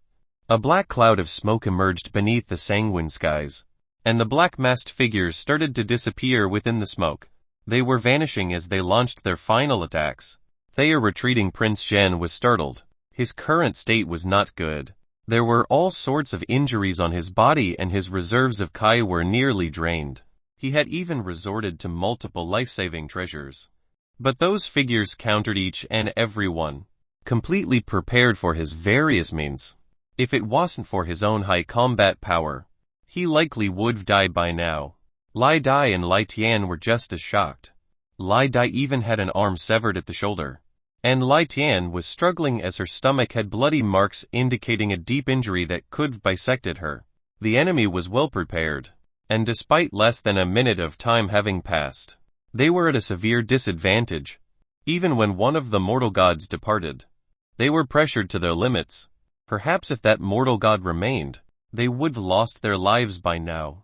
Byin saw the black smoke and shook his head. If you didn't place a tracking mark or attack me, I would've let you kill the prince and escape. But now his eyes flashed with a cold light as he retrieved a saber from his storage ring. This saber was one that had stolen from Jade Circle City. Was gifted. 1, 2, 7. His words were like a child counting with his fingers. Casual yet focused. He had located all 7 concealed and nearly invisible figures. His spiritual Kai circulated as he struck out with 7 swings, each carrying a piercing saber Kai. The rays of saber Kai didn't enter the black smoke, but scattered in different directions as they seemed like tracking missiles with eyes. They weaved through and shifted trajectories, but they were definitely following those assassins as they seemed to take every action to evade. Prince Zhen's eyes widened as he witnessed Byin take action. Those rays of saber Kai were sharp and profoundly powerful. Even he wasn't sure if he could defend against a single one. This was saber Kai tempered by elemental origin energy. Incredibly pure yin-yang energy, had reached the sublime level, and infused with spiritual strength. Even if it was to be compared with another godlord saber Kai, it would be nearly a dozen times stronger, let alone when facing peak mortal gods. 2. 6 simultaneous spurts of blood gushed out from 6 locations as the rays of saber Kai met the necks of each of the masked figures. They couldn't even defend themselves as its swiftness and power was beyond their limits. They emerged from their stealth states as headless corpses. Byin frowned as he watched the saber he wielded crumble into dust. It was too weak to handle his fierce spiritual Kai. He turned his attention to the 7th ray of saber light and sighed. The leader of those black masked figures vanished. He didn't know how he or she had evaded his attack or if they were injured or killed. The ray of Kai and the aura of the leader had vanished abruptly like they had entered a storage space. Shaking his hand, he removed the faint traces of crumbled metal from his hand. Well, this is why I hate assassins. Assassins had all sorts of unknown stealth, killing, and escape methods, making them far more troublesome to kill than others. They were also capable of consistently killing those above their cultivation level, even if their foundation were weaker than their opponents.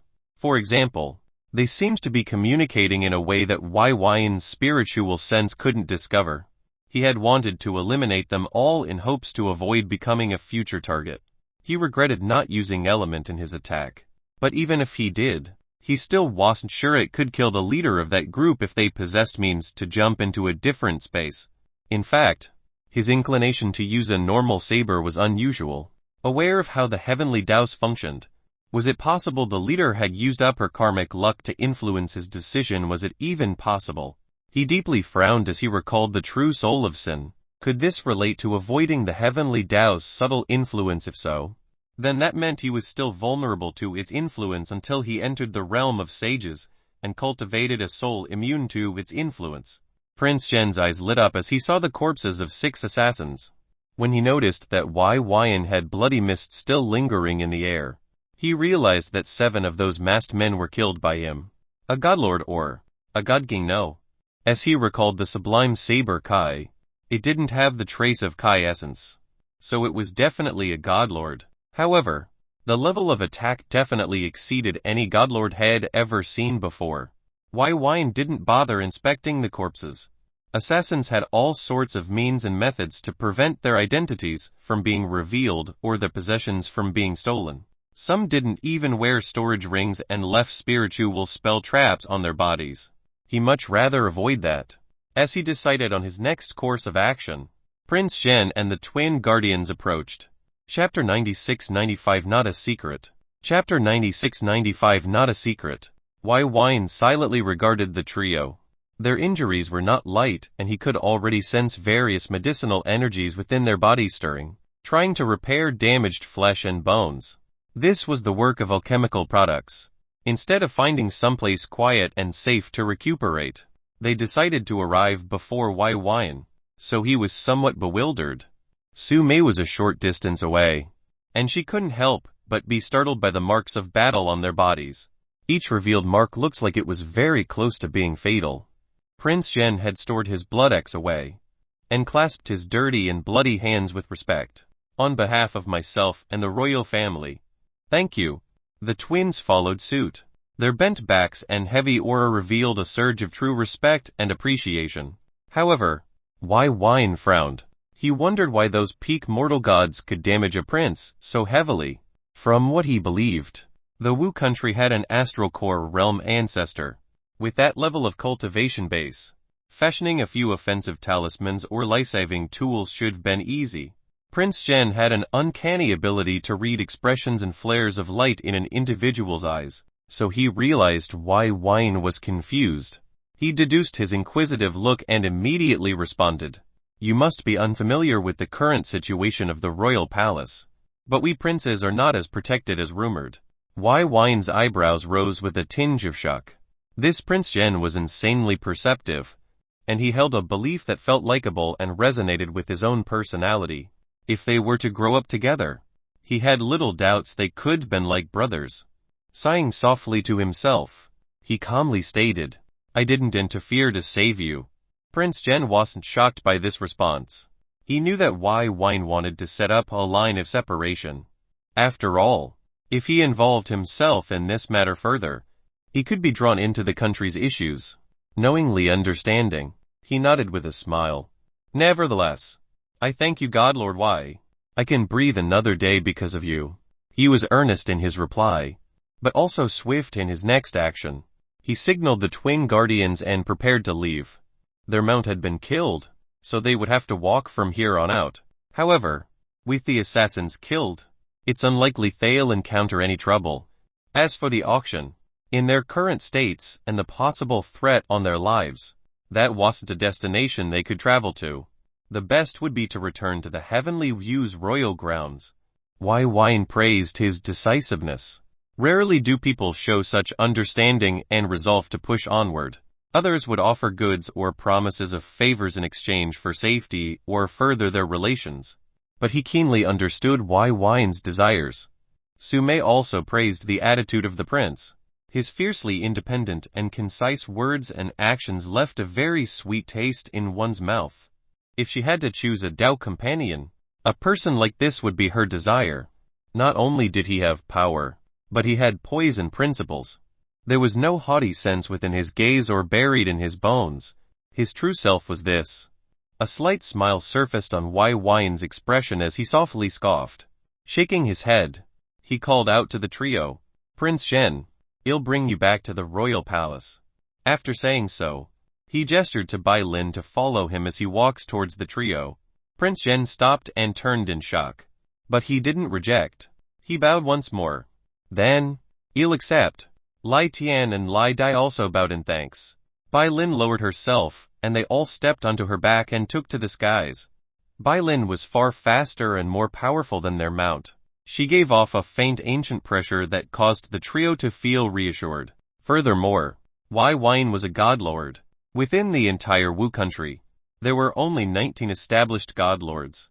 Each of them were powerful monarchs of a cardinal direction. Even King Wu, his father, would need to give them appropriate respect. Byin quietly analyzed his situation. Firstly, 8 mortal gods had showed up and attacked with coordinated and prepared effort. He tried to recall the reports of each individual mortal god in his memory, but a few of their abilities were foreign.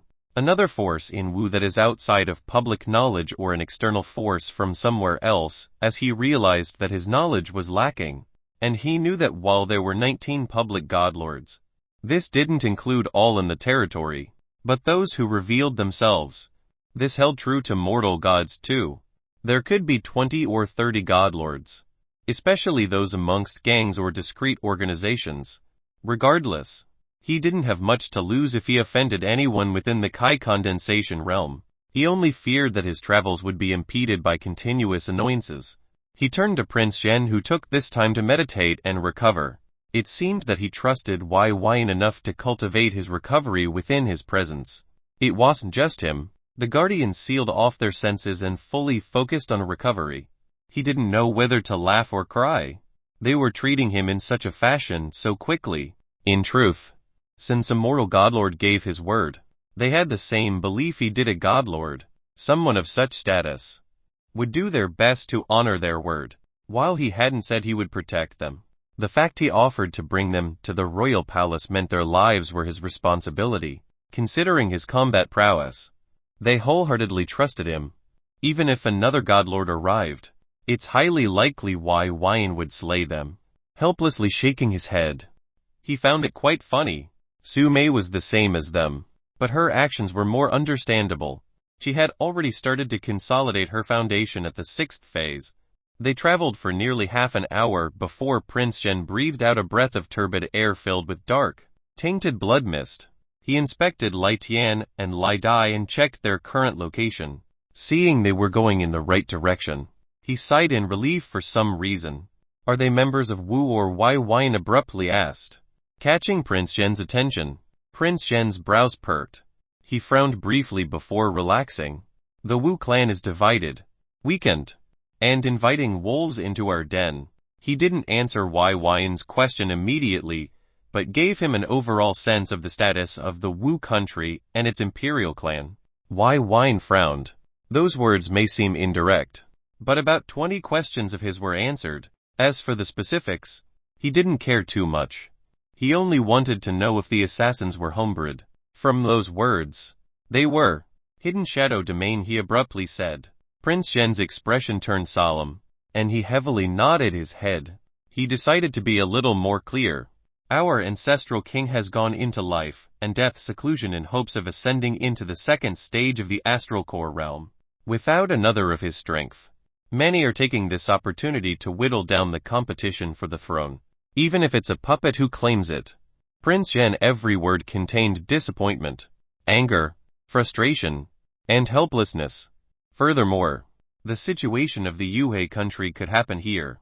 If the ancestral king failed to survive, Byin stayed silent. While Prince Zhen hadn't said everything regarding the matter, most could be deduced based on context. The hidden shadow domain was dipping its hand in the pot to make a bid on a prince to become the next king of Wu. That prince was not Prince Zhen. Likely, it was a young, relatively unknown and disregarded prince. They were easier to coax and bait into plans. However, Prince Zhen was a sublime Kai phase expert, a mortal god, and short of becoming a godlord, if he did ascend, he would have a certain outcome of claiming the throne on his power alone. Therefore, they intended to eliminate this possible variable to ensure the completion of their plan. In fact, it's possible to determine from his aura that the prince's breakthrough was relatively recent. It made sense that his twin guardians were peak mortal gods, and not godlords in that case. However, from what he knew, Prince Zhen wasn't the crown prince. In fact, Until the ancestral king weighed in on his opinion, it's not possible to determine one. However, with the ancestral king in life and death seclusion, this rule could be circumvented. All it required was the royal council and King Wu himself to make a decision. From his personality and way of handling matters, Byin felt comfortable with Prince Zhen becoming King of Wu. Godlord Y. If I may, Prince Zhen revealed a hesitant tone. He clearly wanted to know Byn's origins and stance on the matter. While he didn't bet all his chickens in one basket, there were only 19 godlords in the Wu country. As for god kings, there were 3. Firstly, the current king of Wu, Wu Yu. His cultivation base was well known and he had been in power for 230 years. He was still in his prime and was called the Steel Executioner, an expert renowned for his metal kai arts and spells. In fact, he had condensed his heart of steel kai using steel metal essence, the same high-level essence Byin used. Secondly, the High Commander of the Royal Military, Ba Chen. She was exceptionally powerful and the #1 female expert in the entire Wu country. She was also the sister-in-law to the king. Lastly, the Hidden Shadow Domain's domain master, Hu Juwei. He was known for his scheming and mysterious means. His powers and abilities were relatively unknown, but no one underestimated him. Even the Wu country took him seriously. Byin calmly interrupted. My background isn't a secret. I am Byin, former disciple of the Scarlet Solaris sect, the Saber Ascendant. I have no conflict with the Imperial rule, nor do I intend to side with the Hidden Shadow Domain. Prince Zhen was quiet at first, but then started. Byin. Chapter 97-96 God King arrives. Chapter 97-96 God King arrives. Byin was a name that circulated for a bit 11 or so years ago. It was a name that came and went, with the name vanishing due to his reported death. Prince Zhen wouldn't have made the connection unless the Scarlet Solaris sect was mentioned in the same breath. Byin, the 26-year-old genius who comprehended Violet Lightning Kai and Steel Metal Kai, and reached the 5th phase of Kai condensation with explosive speed according to the stories. He had died after departing the sect suddenly. Many linked it with the revealing of his cultivation treasure that had spread via the Sky Sword sect and Aqua Echo sect. The main reason he had heard about it was due to its uniqueness, and the Steel Metal Kai. This was the same exact Kai his own father had condensed and made a name for himself with. It was versatile and more powerful than normal Metal Kai.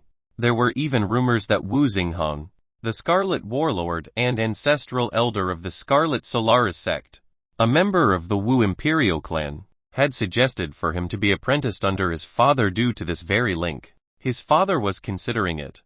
He gulped slightly as he regarded Byin in his shock. An unearthly handsome visage, silver eyes, jet black hair, youthful aura, and wielder of a saber. It fit the profile to an exact. Even the image he now recalled perfectly matched the man before him. By common deduction, he should be 36, a 36-year-old godlord stronger than any godlord he's ever seen before, a genius, no, a monster, an absolute fucking monster. Byin could somewhat read his thoughts and he grinned from ear to ear. I also don't have a cultivation treasure or whatever others say. He said it with utter confidence and pride, causing Prince Zhen to grow even more shocked. He was just about to justify Byn's advancements using this unknown cultivation treasure. But seeing the pride in his eyes and slight mocking in his confident grin, he realized there was none, there was only pure, raw talent. His heart sped up several paces. He couldn't calm himself for the longest time. If someone had told him pure talent could do this, he would curse in their faces. But he trusted his instincts and ability to read people. Considering how he had a subordinate who spontaneously reached the false reality phase in an eatery, it meant he also had an inconceivable high understanding in cultivation and an aptitude for impartation. In truth, it was mostly due to his Eden Kai that Byin could perfectly attune his understanding of cultivation with his intent. It bore into Su Mei's mind clearly and fully, and with her being as talented as him, she grasped it instantly. Even Byin regarded her as an exceptional talent. Just as Byin was about to say some more bragging words, his eyes grew sharp and he looked towards the east. Prince Zhen felt the subtle shift in air tension and looked east as well. He sensed nothing. Byin, however, felt a presence. It was powerful and contained a power that exceeded the sublime, the original limits of Kai. No longer was this Kai, but Kai essence, a god king. He frowned slightly. It was trying to subtly inspect him with spiritual sense, backed by a powerful spiritual spell, but it was immediately discovered the moment it reached 100 meters of Byin, before it could even approach. Byin's own spiritual sense formed a warding barrier infused with saber intent. Prince Zhen was unaware. But if this spiritual sense had stealthily made its way over, a spiritual spell could have put him to death. Silently and without warning, blocked. The spiritual sense prodded Byin barrier, but after a brief contact, it retreated. Byin knew that the wielder of that sense hadn't fully withdrawn. In fact, they were swiftly approaching. A god king is descending. His words were brief, but Prince Zhen, Lai Tian, Lai Dai, and Su Mei awoke from their cultivation. The conversation between Byin and Prince Zhen hadn't disturbed them, but this caused them all to awake in a hurry. Byin let loose a cry, and battle intent filled her eyes. But within those eyes were a hint of wariness. Her intelligence was high, increasing by each passing day, so she knew what a god king represented. She had paid attention to Byin's monologues on flights. He had mentioned a few times that he felt his power near to god kings, but he wasn't entirely sure. In fact, it depended on the god king. If a god king had reached the Kai essence phase with dozens or a complete set of 99 Kai essences, then he had no confidence.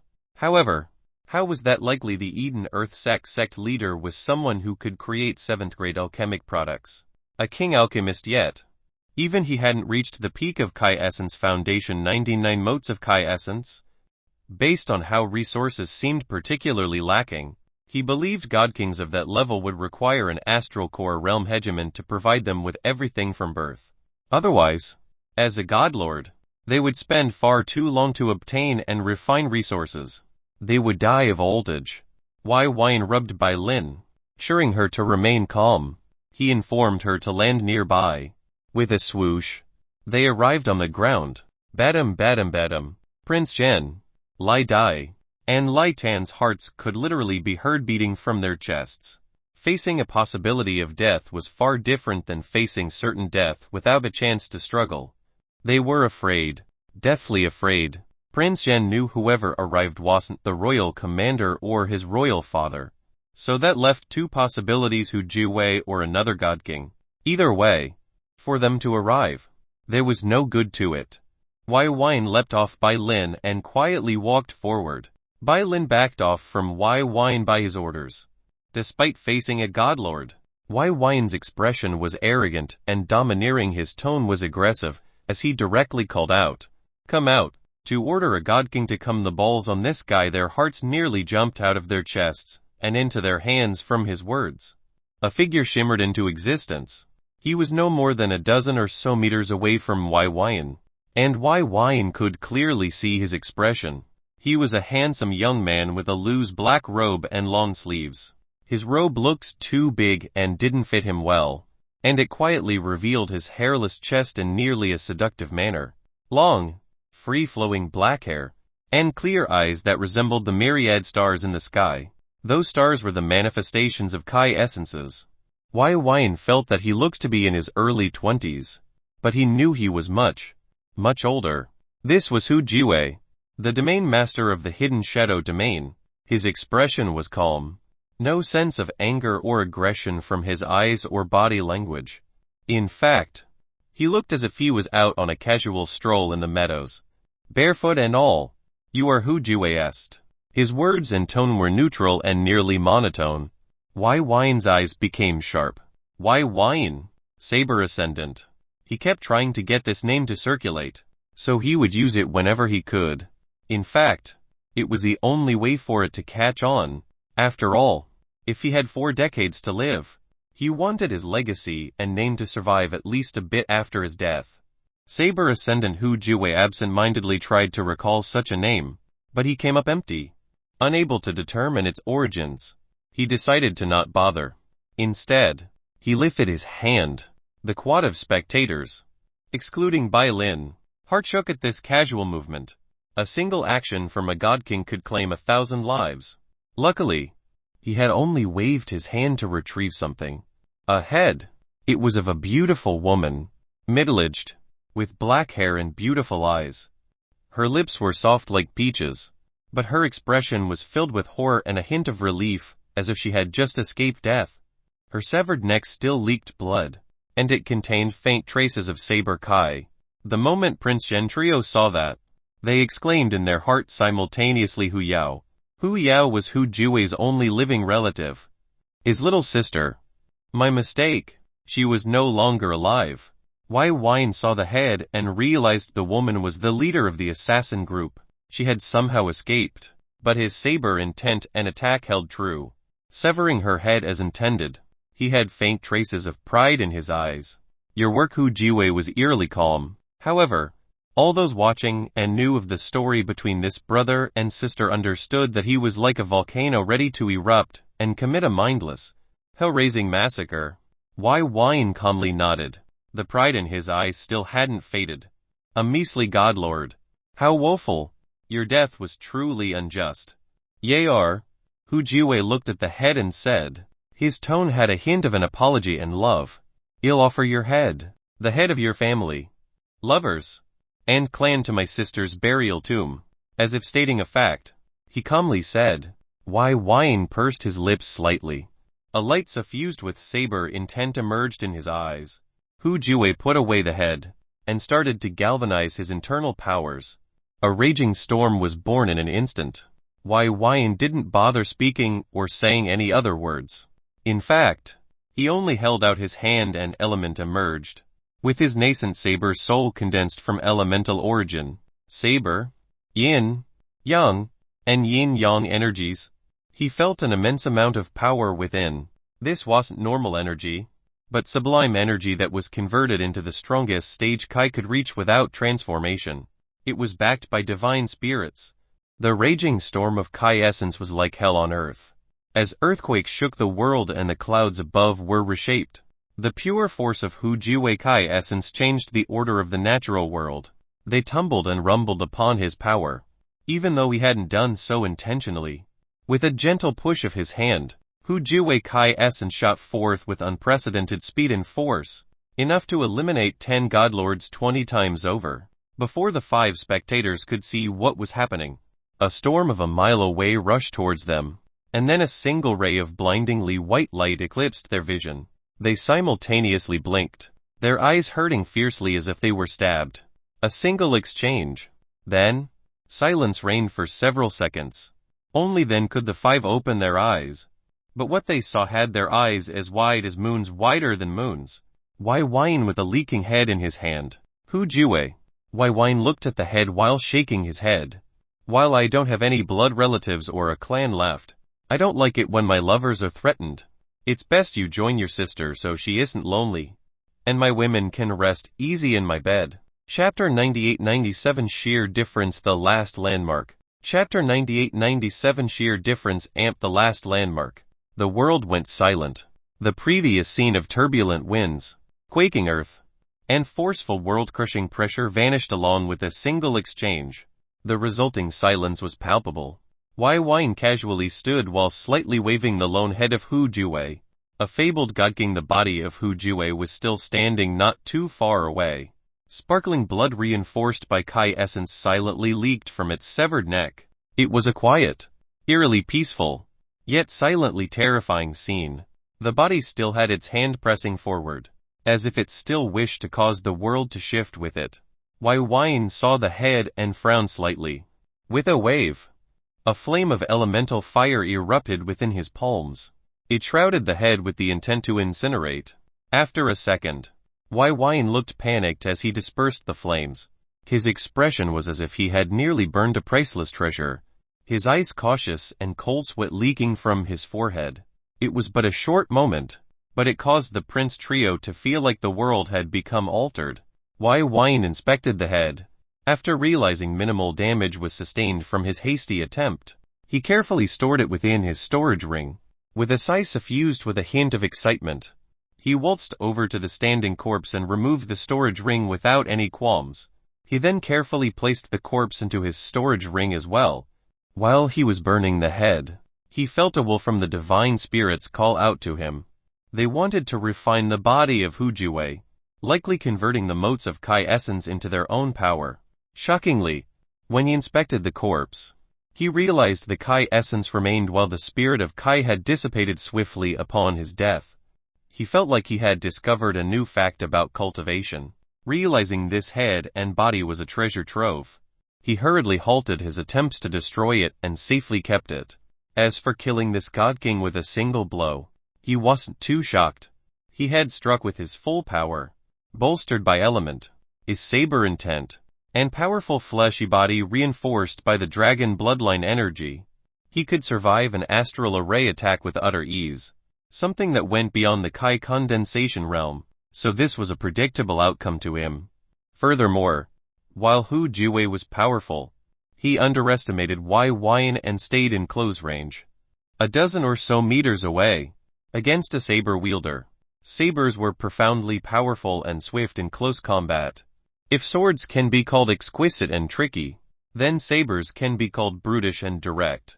The ferocity and swiftness of its attack should not be underestimated.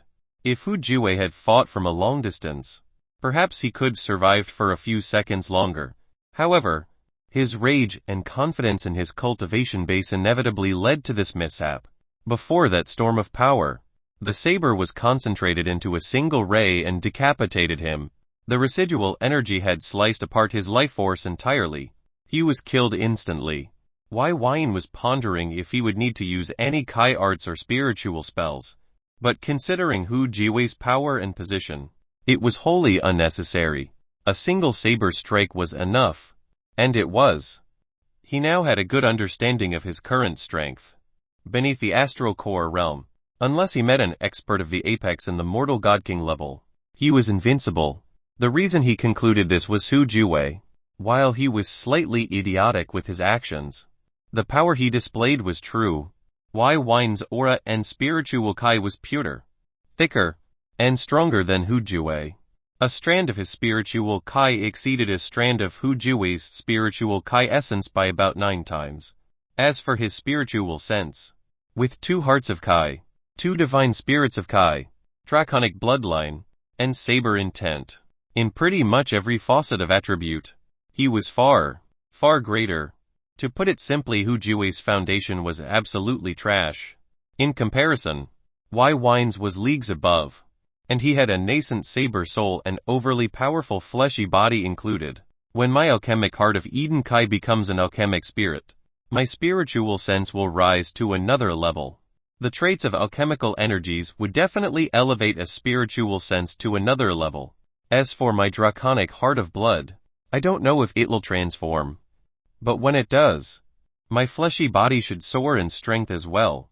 As he thought this, he couldn't help but smile. Only now did he realize that the Wu country was incomparably small and insignificant before the current him. Outside of the Wu ancestral king, he was invincible.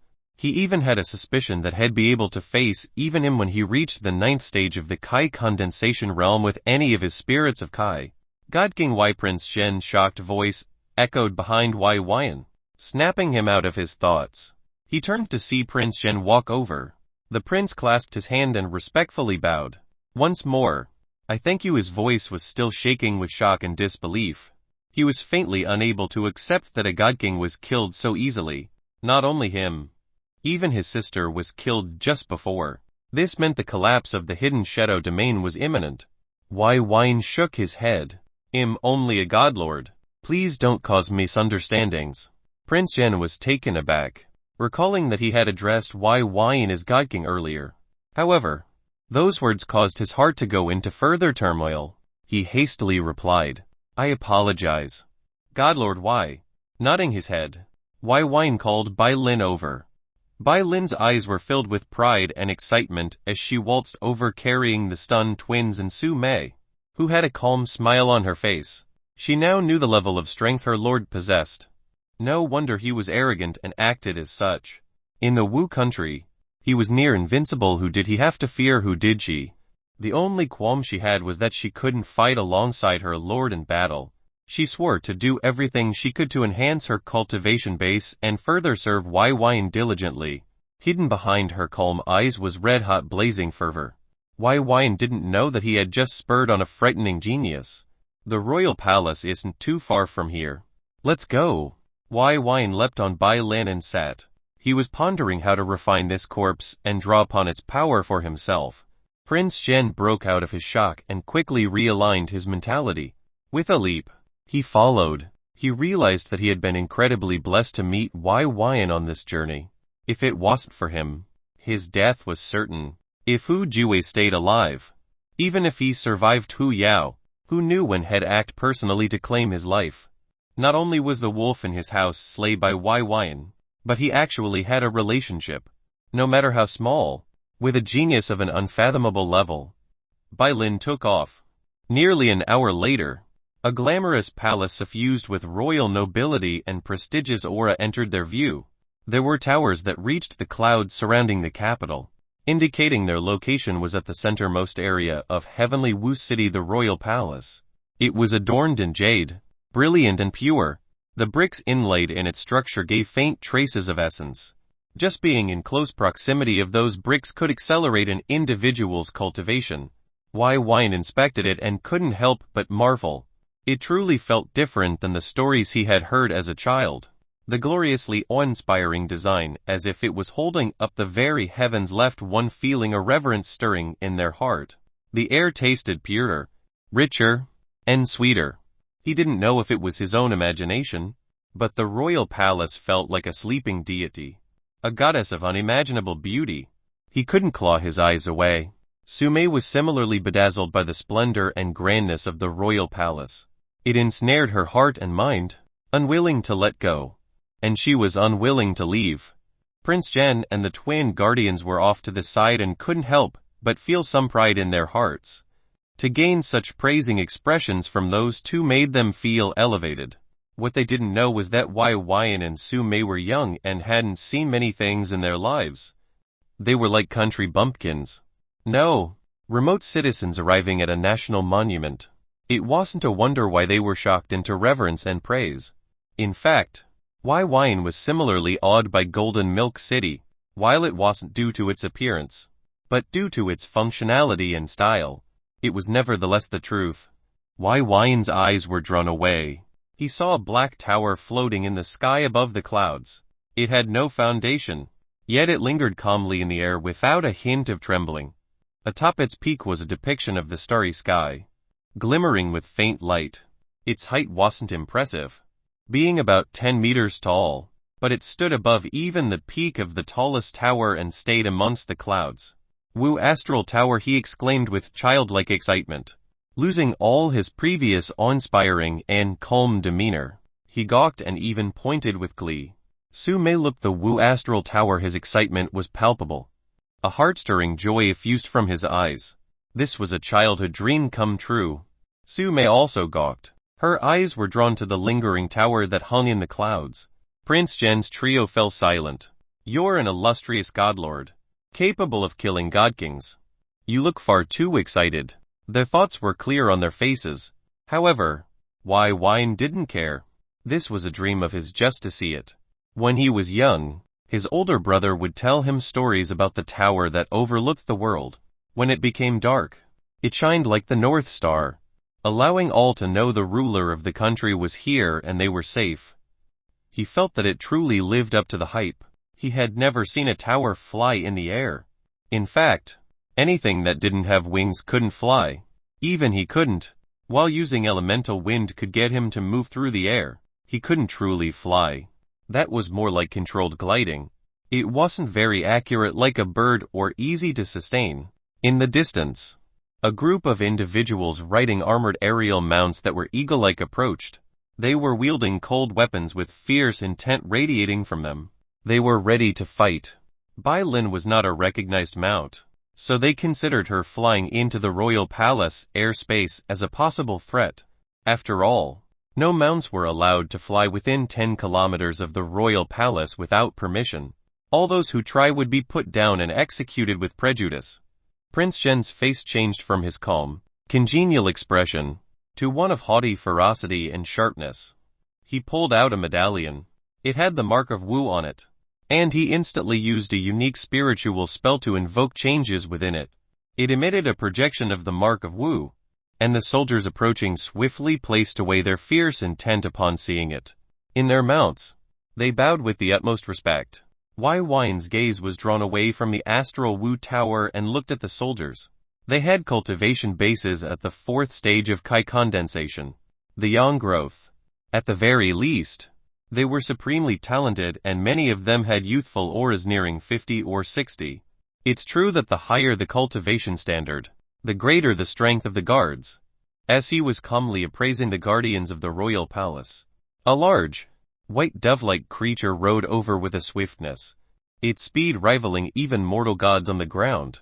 When it arrived, a young-looking woman that had a faint pink blush that seemed natural appeared. She looked about 16 years of age, and had a cultivation at the 4th phase.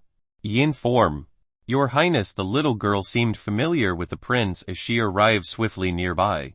The guards also didn't try to hinder her. Prince Zhen's haughty expression subconsciously softened as he regarded the young woman. Before he could look towards Byin to ask for his opinion, Byin calmly said, "Handle your matters. I've fulfilled my word." Prince Zhen took a deep breath and clasped his hands. He bowed deeply, disregarding his status as a prince amongst his people, and stayed there for 3 whole seconds. Byin and Su Mei had nothing but praise for the prince's ways. He was likable beyond doubt. He didn't bother saying words of thanks, but expressed his feelings through actions. While he had already said thanks countless times before, each time had its own situation. He had saved his life twice, and now he had brought him to the royal palace. Rising, Prince Zhen said, "Godlord Y, I hope you can stay as my guest. If you have no housing yet, I'll arrange it for you."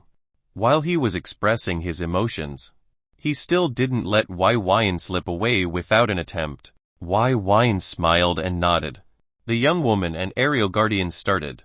"Godlord, perfect year.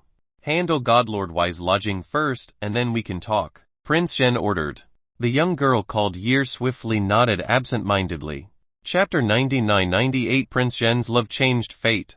Chapter 99-98 Prince Zhen's love amp changed fate. Prince Zhen's maid attitude towards service was beyond reproach and revealed herself to be quite diligent in her tasks. She had situated Byin in an open-air courtyard with a crystal-clear pond that held various fishes within. It gave a rather serene feeling to one's heart as calm, serene water energies effused the air. The moist green grass and brick walkway felt incredibly natural alongside the decor. He found himself liking it very much. It was also spacious enough for Byin to stretch her wings and walk about with those long, slim and beautiful legs of hers. With the flap of her wings, she could also take to the air with incredible ease, escaping to the sky. As for Su Mei, she rested in her room while calmly cultivating. A fire had ignited in her heart that made her wish to improve, and her desired goal of birthing Shadowlight Kai was tenacious and unyielding. After all, now that she was a mortal god, the only thing she needed was resources to reach the peak mortal god level, Sublime Kai phase. But she still needed to find her own path of cultivation. The tenebrous light of the night method was her way. With Byin's support, that was a matter of when, not if. To her, Byin didn't bother her. He sat cross-legged with his eyes closed. He was considering various aspects of his life and his future. At the moment, he had 2 divine spirits of Kai at the infused spirituality phase and 2 hearts of Kai blood at the yang growth phase. He was originally planning to obtain a yin-yang god sphere from the fabled training grounds in Heavenly Wu City. However, he now had a few thanks to the storage ring of Hu Juwei, God King of the Hidden Shadow Domain. It's likely 80 to 90% of his Hidden Shadow Domain spendable wealth was in his storage ring, and he had already withdrawn it all into his own, throwing the ring away. In fact, the wealth in that one ring exceeded the beast Taming Sect by several times. It was likely accumulated over a long period of time. He didn't feel any enjoyment for his sudden gain of wealth. In fact, he was now in a conundrum. He had considered a distinct possibility regarding his cultivation cost. It took him far more essence stones to reach the sublime Kai phase for his 2 hearts. Now, he had to do it once more. Not to mention, this was a draconic heart of blood amp alchemic heart of Eden Kai. He wasn't even certain how much they would require. In fact, he had the faint suspicion that his draconic heart of blood would require as many, at several dozens more essence stones. If he decided to cultivate 99 Kai essences for each spirit, how much would that take? He sighed, realizing that his wealth could be fleeting. What he had may not be enough. Yet the solutions weren't too likable. He didn't wish to be an outright bandit. While he wasn't shy to commit thievery, his cultivation base and status as a Lord Alchemist demanded some respect. Such petty actions were beneath him. Of course, if someone offends him, their possessions may no longer be theirs.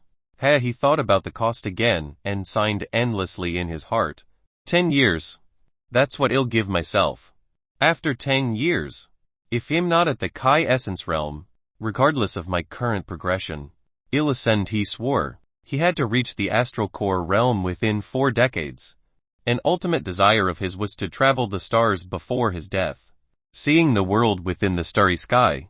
Considering he may have less than 39 years, he had to cross off everything on his list. Taking out a yin-yang god sphere, he set up a spiritual formation to block off spying and began to cultivate. With the purity within this sphere, his alchemic heart and draconic heart will have the yin-yang purity advantage his divine spirits enjoy. In the royal palace, Prince Zhen's quarters. Within the gloriously looking room, Yi and Prince Zhen stood together. Prince Zhen's expression was contemplative. He had faint traces of disbelief in his eyes as he looked to Yi, who had an excited gleam in her eyes. She agreed. He asked once more. Still in disbelief, Yi hurriedly nodded as her pink cheeks trembled cutely. She did. Prince Zhen's eyes flashed a soft light that became increasingly brighter. Before long, he started to heartily laugh. He was unimaginably lucky. His father had procured a bride for him, who he held immense love for the moment he saw her. She was a godlord with immense potential and an intact primal yin. If he cultivated with her, his own chances of becoming a godlord would increase severalfold. Originally, she was unwilling. She stated that only if he could cultivate a very flawed Kai method would she marry him, and that was a requirement needed without exception. However, she had abruptly agreed to stay and marry him. Of course, his father was also very persistent and didn't originally allow her to leave. She refused and was pretty much a prisoner initially, but with her own words, she was now his fiancée. While the beginning was a little shady, as long as she was willing, then the end justifies the means. He was incomparably excited. While he didn't like how forceful his father was, he couldn't help but regard his methods of persuasion as effective. He had never threatened her, but showed her what they had to offer. While the logistics and optics could be deceptive, he didn't want to marry a forced bride. He had his own pride. Even if he was hopelessly smitten as a man, and a future god king, he felt he needed some bottom line. He'll go see her. He was excited as he rushed away. Oh, Yi started. Your Highness. You're unclean. Immediately trying to call him, he paused. With an embarrassed look and a quick inspection, Prince Zhen quickly took a bath and placed on some new clothes. With a jovial smile, he left with haste. Yi was also excited and followed behind with a smile. As long as Prince Zhen was happy, so was she. After a brief walk, they arrived at one of the more luxurious rooms in the royal palace. Outside the door were 2 female mortal gods, ready to take any and every request of the individual inside. When he arrived at the door, he calmed himself down and realigned his face to become cool and collected. Prince Zhen proceeded to knock. Several seconds later, the door was opened. He knew the mechanism on the door allowed one to open it from afar, so he immediately went in. Yi followed quietly. There were 2 figures inside. They were playing Go and their expressions seemed to be intense and focused, as if in a grand battle of life and death. They were both beauties. One brunette and the other blonde. The former had a dense, spiritual aura while the latter had a holy aura. If Byin was here, He would be shocked, then absolutely enraged. These were the two witches that essentially stole his essence and bailed on their oath. Godlord Lin Amp the Seer. Godlord Lin's full name was Lin Ziyan, and the seer was called Ming Shufang. Godlord Lin, God Ming, he respectfully addressed. Recalling that Lin Ziyan was going to become his wife in the future, his heart raced fiercely. A tinge of pink surfaced on his cheeks as his composure started to show tracks. What an abrupt and sudden exclamation emerged. It originated from Ming Shufang, her eyes wide and filled with disbelief. She asked with dense shock, "How are you here? You should be." Prince Zhen was immediately taken aback by such a response. Confusion flashed in his eyes. He had never seen Ming Shufang act in such a way. She always had a confidently calm smile and cool demeanor when he was around, as if all things were within her grasp. He was also deeply confused as to why she would react or say such words. However, when his gaze turned towards Lin Ziyan, even she was shocked. Her usually cold, calm expression replaced with visible disbelief, as if his very presence went against worldly laws. As if he should be dead. "What's wrong?" he hurriedly asked worriedly. Prince Zhen, as well as everyone in the palace, was unaware of Ming Shufang's abilities as a seer, capable of glimpsing at heavenly design.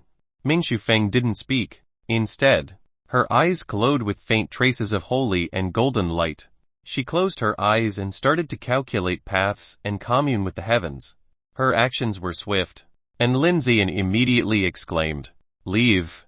Prince Zhen was shocked, his heart still pounding with confusion and disbelief.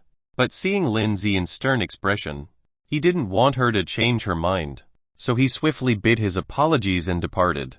When he left, only Lin Ziyan and Ming Shufang remained. Only after an hour did Ming Shufang open her eyes. Those gorgeous orbs of her flashed with a dense surge of endless confusion and uncertainty. For a moment, it seemed as if she questioned reality itself. Lin Ziyan quietly waited. Ming Shufang's vividly confused eyes cleared, but a hint of disbelief remained. Unsure as to how he survived. The assault from the hidden shadow domain's forces is a calamity the heavens deemed him incapable of avoiding or surviving. He should be dead or about to die. Her words were spoken calmly, but the contents were absolutely terrifying. Lin Ziyan had also known Prince Zhen was going to die. Because of this prediction from Ming Shufang's communion with the heavens, she agreed to the marriage.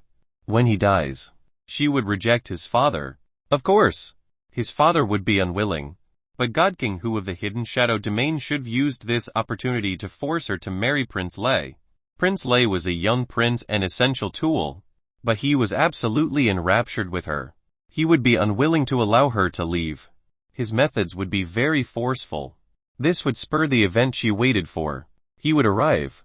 This would be a grand fortune for him, and a chance for her to be with the one she truly loved. This was what Ming Shufang calculated by peering into fate and seeking heaven's way. However, Prince Zhen was still alive. In fact, her staying was what spurred God King Hu to kill Prince Zhen. Prince Lei wanted to remove a love rival, as he too fell deeply in love with her at first sight. As for eliminating Prince Zhen for other reasons, that was unnecessary. After all, with the backing of two God Kings, the throne was already his. The only reason King Wu wanted her to marry Prince Zhen was to help him reach the Godlord level. If he did, he might be able to eke out a chance to claim the throne. What the world didn't know was that the royal commander also backed Prince Lei. Furthermore, this entire thing was designed by King Wu to get Prince Lei to kill his brother. That twofold layer of schemes befitted the royal palace. Yet, only this gave Prince Zhen a modicum of hope in an otherwise unfortunate situation. After all, he was by far the best candidate for the next King Wu. It was too bad that everything had been set against him, manipulated and plotted against by three God Kings. How unfortunate. Luckily, even though Prince Zhen dies, Prince Lei should die too, so he won't be traveling the Yellow Springs alone. But Prince Lei's death was Ming Shufang's machinations. Then Prince Chen, a more calm, peaceful, and respected candidate with less of a bloody history among the common populace, will become the future King Wu for 1,000 years. The Wu country will prosper. He should also be that man's friend through an encounter. All of it derailed in a matter of moments. Could his death be delayed while they act in the royal palace? Lin Zian asked. Hu Jue was a god king, but he wasn't that brazen. Was he? If he did, she doubted King Wu or the royal commander would intervene. Therefore, it'll be acceptable. Ming Shufeng deeply furrowed her neat brows. I can't sense the fate of Hu Jue. He's either dead or outside of my calculations. Having ascended to the astral core realm, her calculations had limitations, and her cultivation base heavily factored into those limitations. As long as they were in the astral core realm, she could not seek their fate's path until she similarly entered that realm. Lin Zian frowned. If Hu Jue ascended, there should have been an astronomical phenomenon, astral tribulation. The astral Wu Tower should have lit the skies for tens of thousands of kilometers. There was no astronomical reaction or tower of light. Ming Shufeng shook her head. I'm unsure. I do know that he will not die while in the royal palace. However, I need to think of another plan. If he arrives and notices you agreed to marry another willingly, even if you insist otherwise, these people aren't monsters. They'll let you leave. Especially that Prince Zhen. He has principles unlike Prince Lei. Without blood, he can't gain fortune, and without his fortune, your lives won't be bonded until death. Ming Shufeng was solemn, her eyes revealing a dark light. Lin Zian started to noticeably panic. What will we do? Let me think. Ming Shufeng bit her lower lip. Chapter 194 Spirits. Chapter 194 Spirits. 3 days had passed since Byin had arrived at the royal palace grounds. Given his own courtyard, he sat quietly as essence stones were being rapidly drained by his externalized divine spirits. Beneath his feet, pale grey dust gathered into a pile. From the size of this pile, an exceptional amount of essence stones were consumed. He came to the clear realization that his alchemic heart and draconic heart were strange oddities of cultivation. One of them belonged to his mind, situated in his sea of consciousness, while the other was his beating heart, and they required their pure essence to be delivered to them, unable to remain externalized for longer than a few seconds. As a result of this, his two divine spirits would absorb the essence stones rapidly and bring the essence to them like a mother brings worms to their chicks. Perhaps when they grew stronger, this would change. Fortunately, his divine spirits had an inseparable connection with his mind and body, allowing them to enter his sea of consciousness and fleshy heart without any hindrance. The transference was also swift, and the refinement was unbelievably fast. He had already reached the 6th stage of Kai blood condensation realm thanks to the yin-yang god spheres, pure yin-yang energies. With that, his cultivation base had abruptly spiked once more. Now, he was trying to refine another heap of essence stones to refine his Kai to their limits. The only aspect he was curious about was whether the 8th phase, infused spirituality, would occur automatically or not with these two.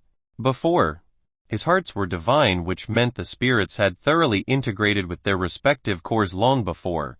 He wasn't sure if the alchemic heart, an ethereal existence, and the draconic heart, a physical existence, would remain the same. They were unique, but he still wasn't sure. In truth, his worries were unfounded. His spirits and heart shared thoughts and comprehensions. Even if he wanted to manually cultivate them to the 8th phase, it was unnecessary. They already knew how. The moment they reached the 7th phase, the 8th phase would occur even if he was unconscious or lost all of his memory once more. This was because his heart spirits held a sort of independence in their actions. He had long noticed this odd characteristic. He didn't know if all spirits formed from the soul had these traits, but they were eccentric and wondrous. They were sentient, self-aware, and conscious. They could even undergo hibernation or refuse to reveal themselves if they wanted, such as when he became another self. The only thing that left him assured was that their lives were linked, so they obeyed him obediently without question. While saying this, they also helped him with things by communicating with him. For example, the corpse of Hu Jue. He looked towards the remnant clothing of Hu Jue. His eyes twitched strangely. While his draconic heart couldn't externalize for long, when it did, it devoured this corpse's enriched blood completely. As for his alchemic heart, it entered the dead sea of consciousness of the corpse, the one refined by Kai essence. and likely devoured that too. The rest of it was refined and devoured by the divine spirits. It was a brutal sight, turning the corpse into dust. However, he came to an understanding that even the flesh and bones of a god king was a cultivation resource. They held inherent traces of Kai essence motes energy that those spirits loved.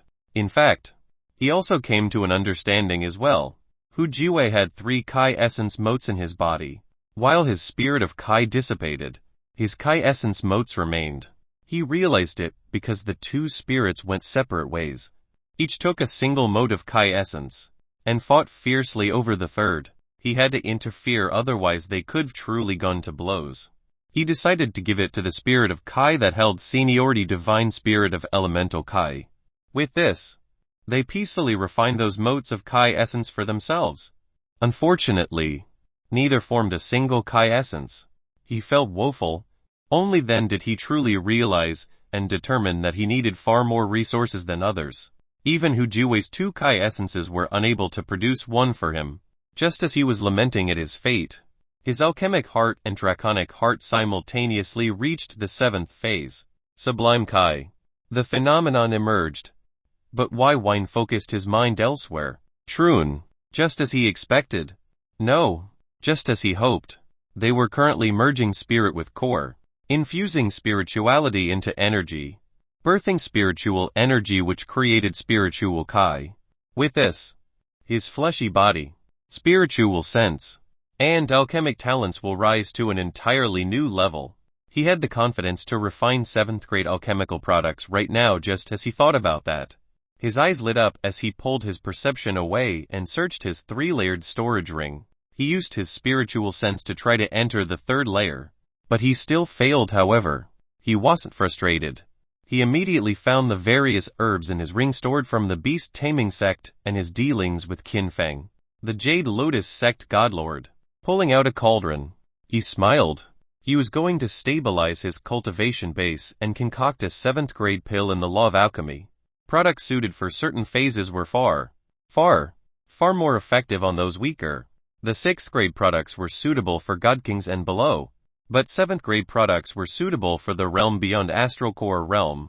If he used an astral core realm suited pill for his cultivation, how far would he reach? He now felt that his memory loss was an absolute blessing in more ways than one.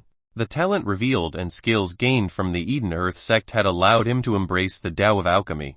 If he can become a king alchemist, he had the hope to swiftly pulverize the early stages of the astral core realm. As a wielder of the alchemic heart, now alchemic spirit of Eden Kai, he was a prodigy among prodigies. Actually, that's an exaggeration. He could be considered a math prodigy with a decade-out calculator thanks to his alchemic Kai, while others were just math prodigies forced to think. In some ways, he was a cheater. Thankfully, he already had a high level of alchemic talent to begin with.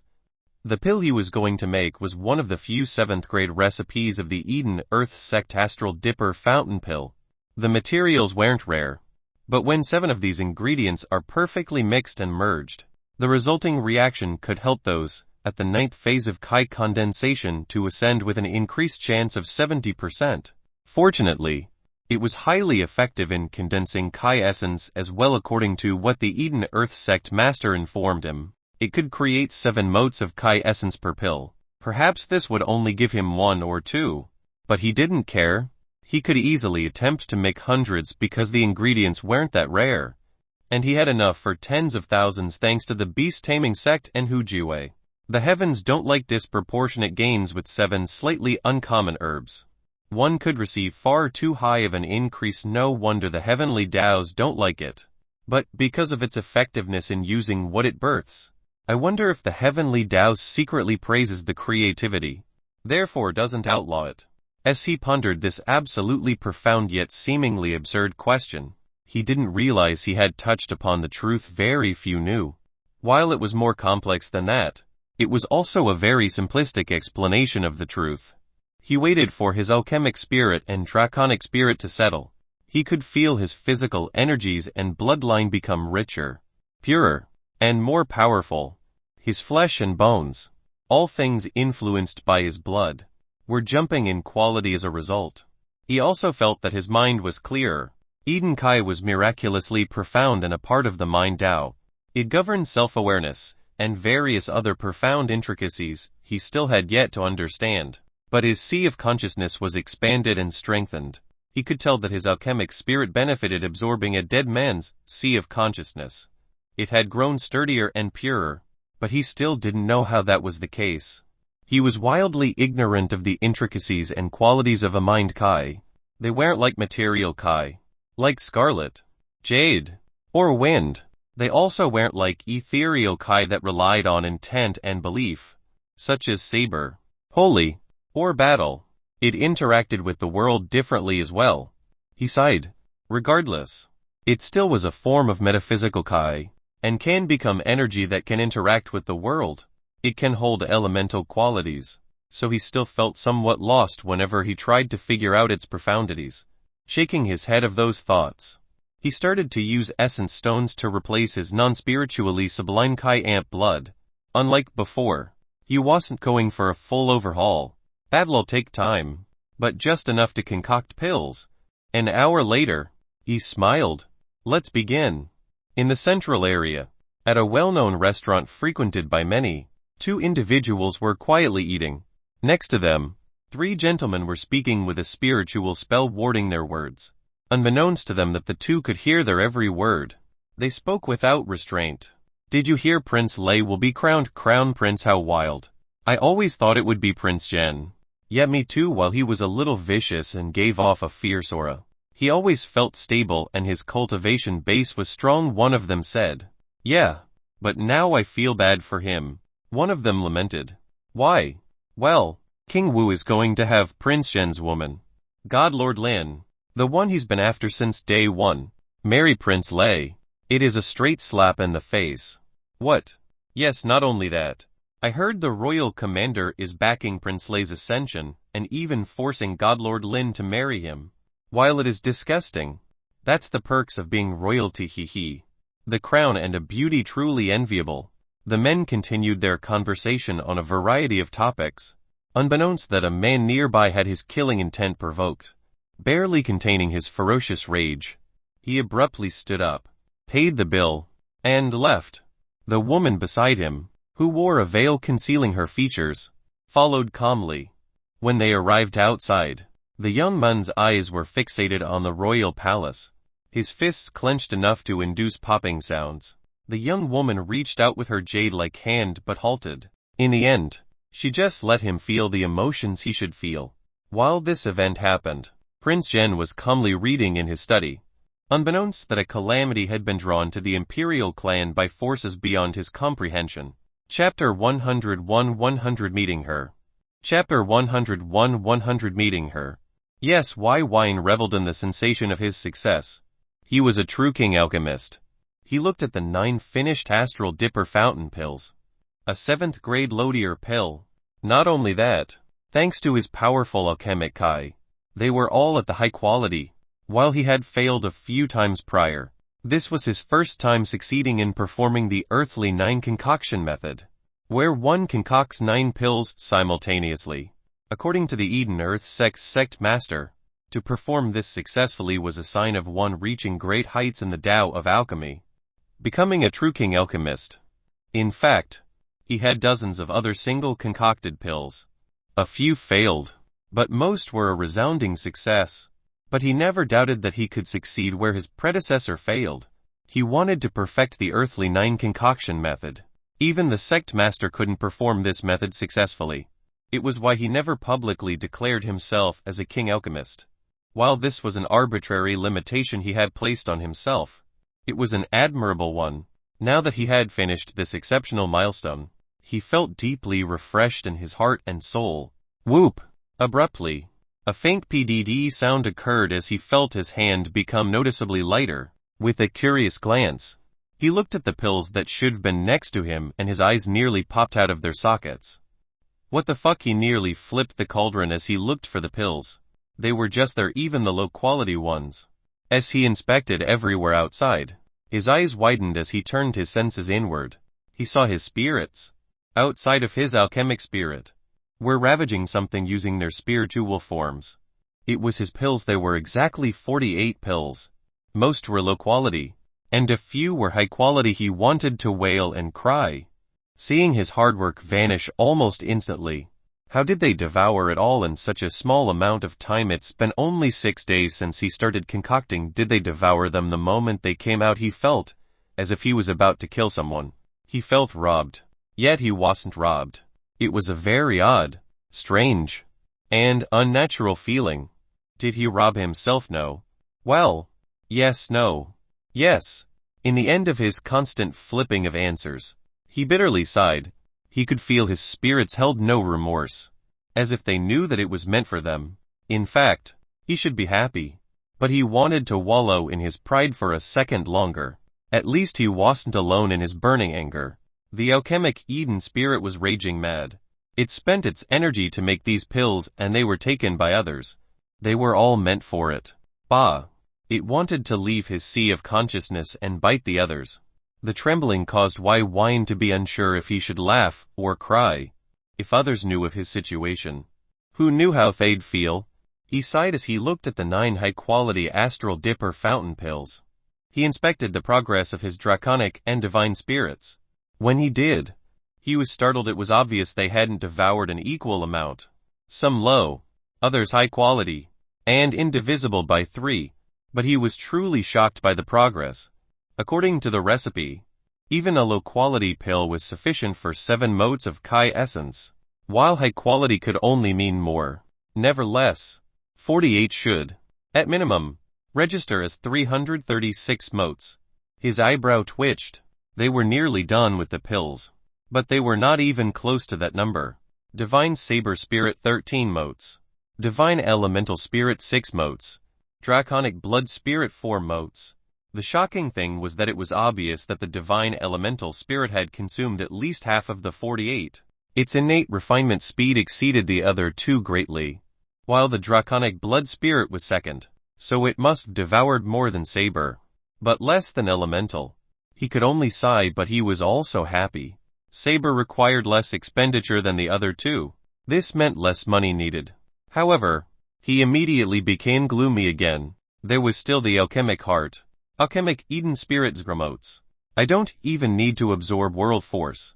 They do it naturally. That is incredibly shocking. Am I even cultivating, or are they now? He truly didn't know if he should laugh or cry.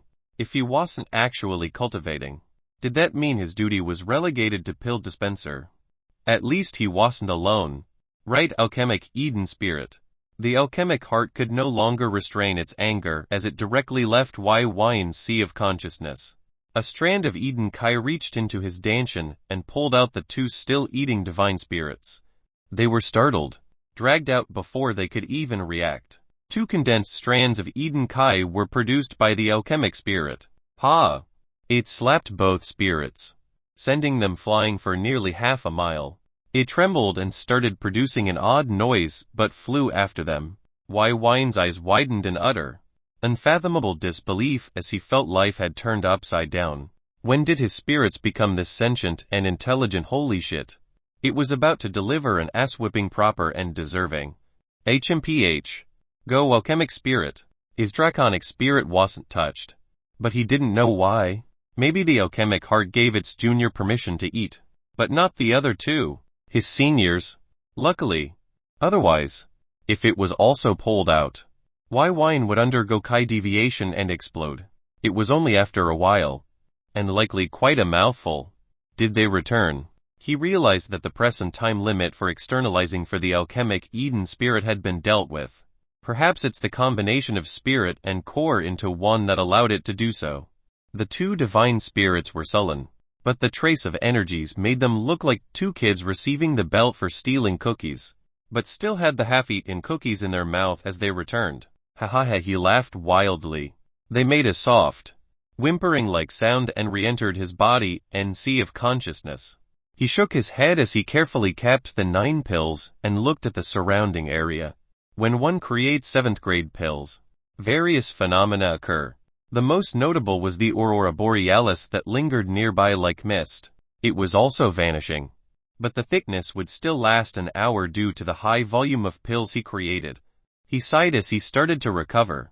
Only after the manifestation faded did he remove the spiritual ward that prevented leakage of energy and inspection.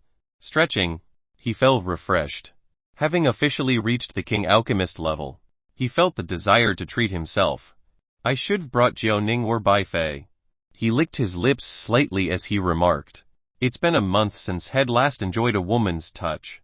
As a man of principle, he disliked sleeping with those he had authority over, or stood in a position that influenced their decisions. For example, there were maids waiting at the snap of the finger as long as he just said the word.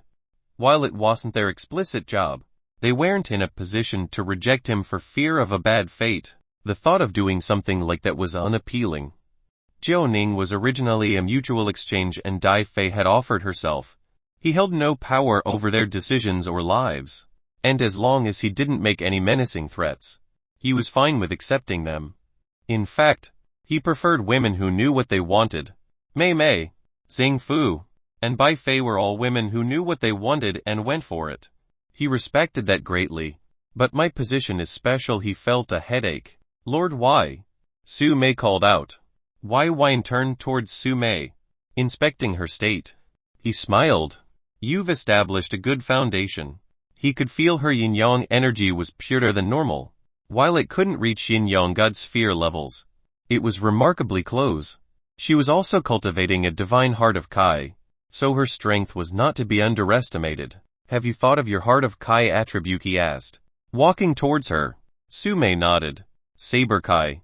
Wai Wine nodded. Saber Kai was not a bad choice, but it required saber intent.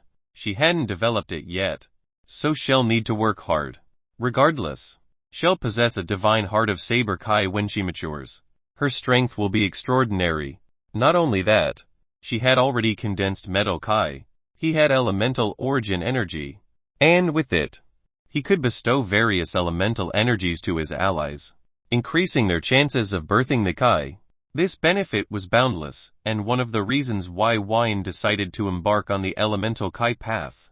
With enough time, she'll birth the other elemental energies as well.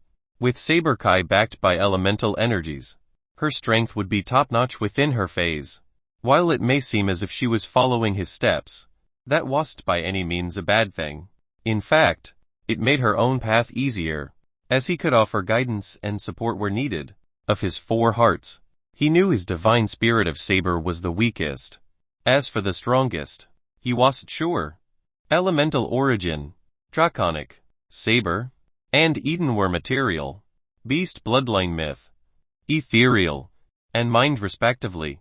He wasn't sure of Draconic, but he knew it wasn't either of the 3, ethereal, material, or mind. He also knew his Saber intent could elevate, thereby enhancing his Saber energy quality and purity.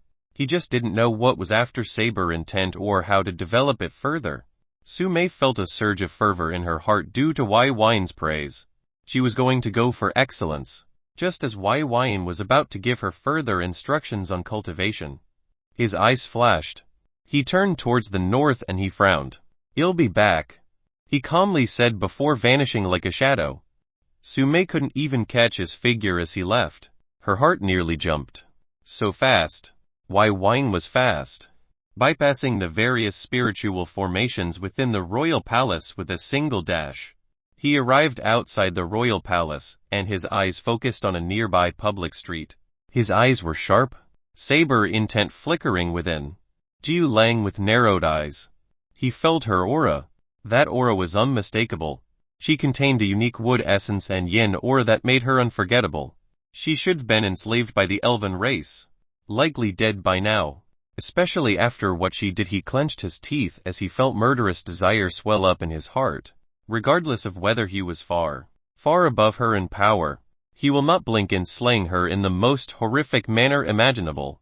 In his years in the Scarlet Solaris sect, she was responsible for many of his troubles, and even his friends and allies fell to her machinations.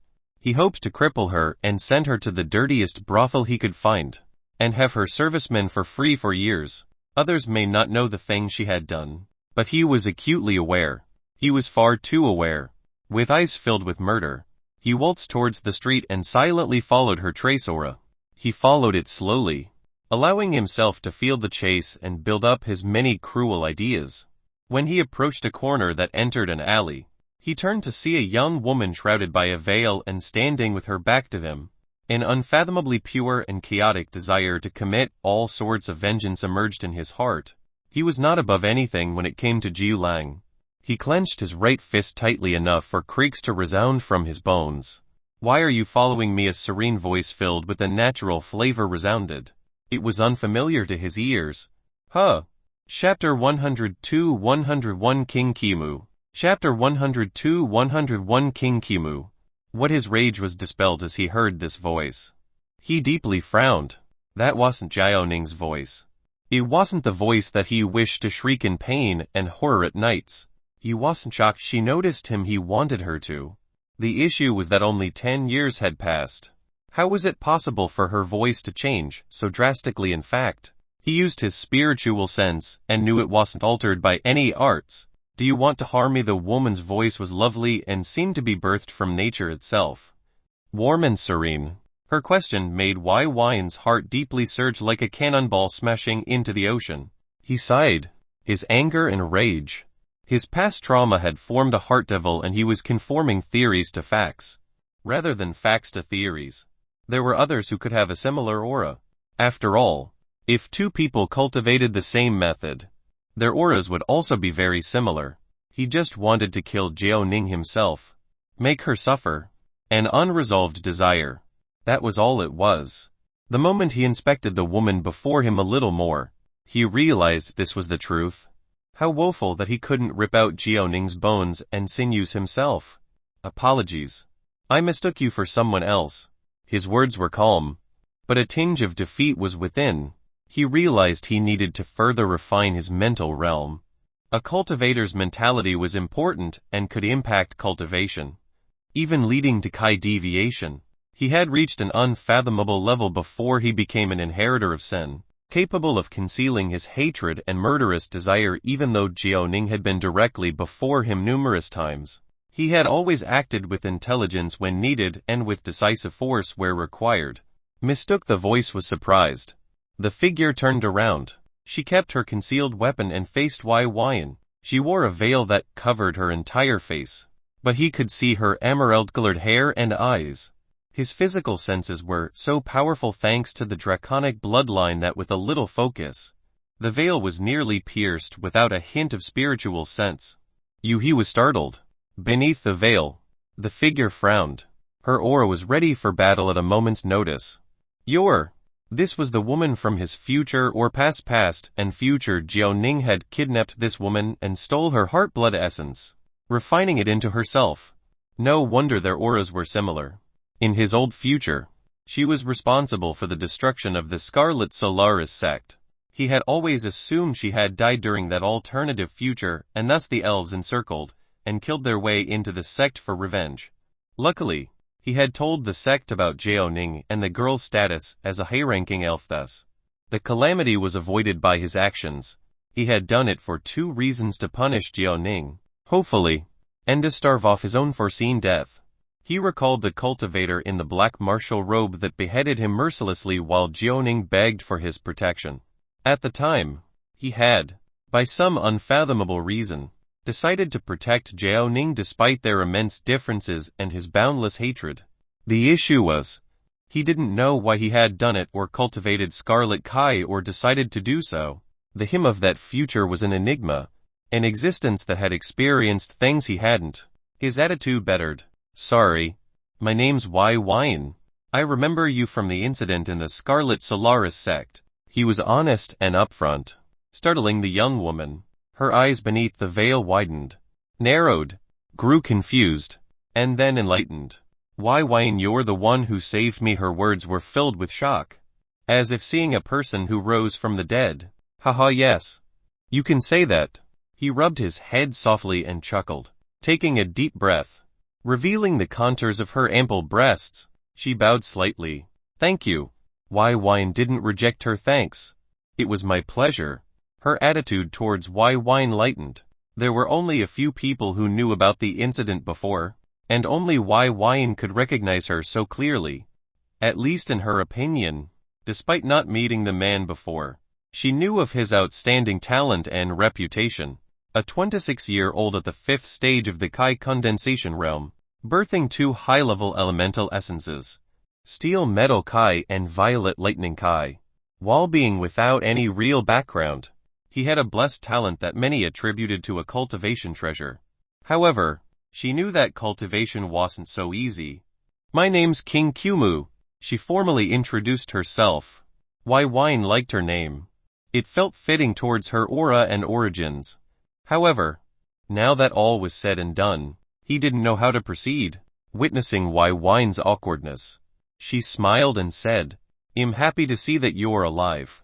Do you want to find someplace to talk?" She invited him kindly.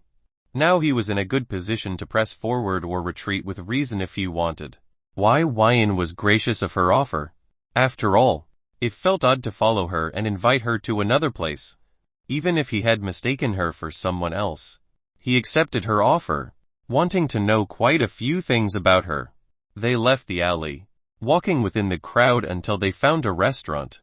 Wyin could eat. So could she. So they thoughtlessly entered. It wasn't long before they started to have small talk, discuss events. According to her, Jiao Ning died a horrible, gut-wrenching death 8 years ago. This appeased his mind as he became invested in the how. It truly felt comfortable hearing it. As for him, he wasn't direct with what happened during the last 11 years, but he did say that he had left the sect, was traveling with a companion to see the Wu country's landmarks. It was only a coincidence that they arrived at the royal palace so quickly. When King Kumu heard the story about his departure, and how it dealt with a jealous lover and an ex, she felt there was more to it. But she didn't prod. Instead, she asked about his visits thus far. It's been a while since he had sat down and had a casual conversation with a woman in such a fashion, or anyone for that matter. So he went into detail, making snide comments and throwing shade at the warring state's pagoda, eliciting chuckles and laughter. His momentum in the conversation was quite impressive. While not everything was directly truthful, they were interesting. He twisted certain details or omitted a few, but he knew she was engaged. While others couldn't see her expressions or beautiful face through that veil, he saw every bit of it. She was relaxed and enjoying herself. He also felt relaxed. It was a comforting feeling. "Did you run?" King Kumu asked in concern. It seemed she forgot he was talking about the past. "Of course not, I'm the saber ascendant. How could I stood my ground, faced him with my saber in hand, and slashed." He vividly started retelling his brief encounter with Hu Jue. While he edited some details, he kept the truth in it. "What happened?" She leaned forward. Her fragrant smell and ample bosom bounced. But Wyin wasn't noticing these mind-drilling moves. He just saw her starlight eyes and genuine interest and became even more vivid and lively. "What else with one slash and one strike? We exchanged blows as for the end. I'm here." "No, he." King Kumu sat down and smiled. "Right. The telling of meeting a young master, being hunted down by odd, creepy assassins, then meeting their supreme leader who shimmered into being like a shadow threatening to end even his family. How could she not be invested? She thought for certain the young master and his 2 guardians were going to die after being outnumbered. But they persisted enough for him to arrive on the scene as a savior. Truly an invigorating story. If she knew the full truth, who knew how she'd think? Wyin rubbed his nose. He looked outside and realized it was dark. They had been talking for hours. The time had zoomed away without him noticing. King Kumu was also shocked when she noticed the time. They had met midday. To think so much time had passed. It's been quite a while since she last enjoyed talking to someone this much. Perhaps it's because he saved her life, but she felt close to him. Her demeanor was completely relaxed, and his refreshing act of being unbothered by her bodily features or beautiful allure was truly enjoyable. Wyin smiled, noticing King Kumu staring at him. "It's late. He'll take you to your lodging." She was startled, but realizing the time, she nodded in agreement. They left, paying the bill, and Wyin left a generous tip as well.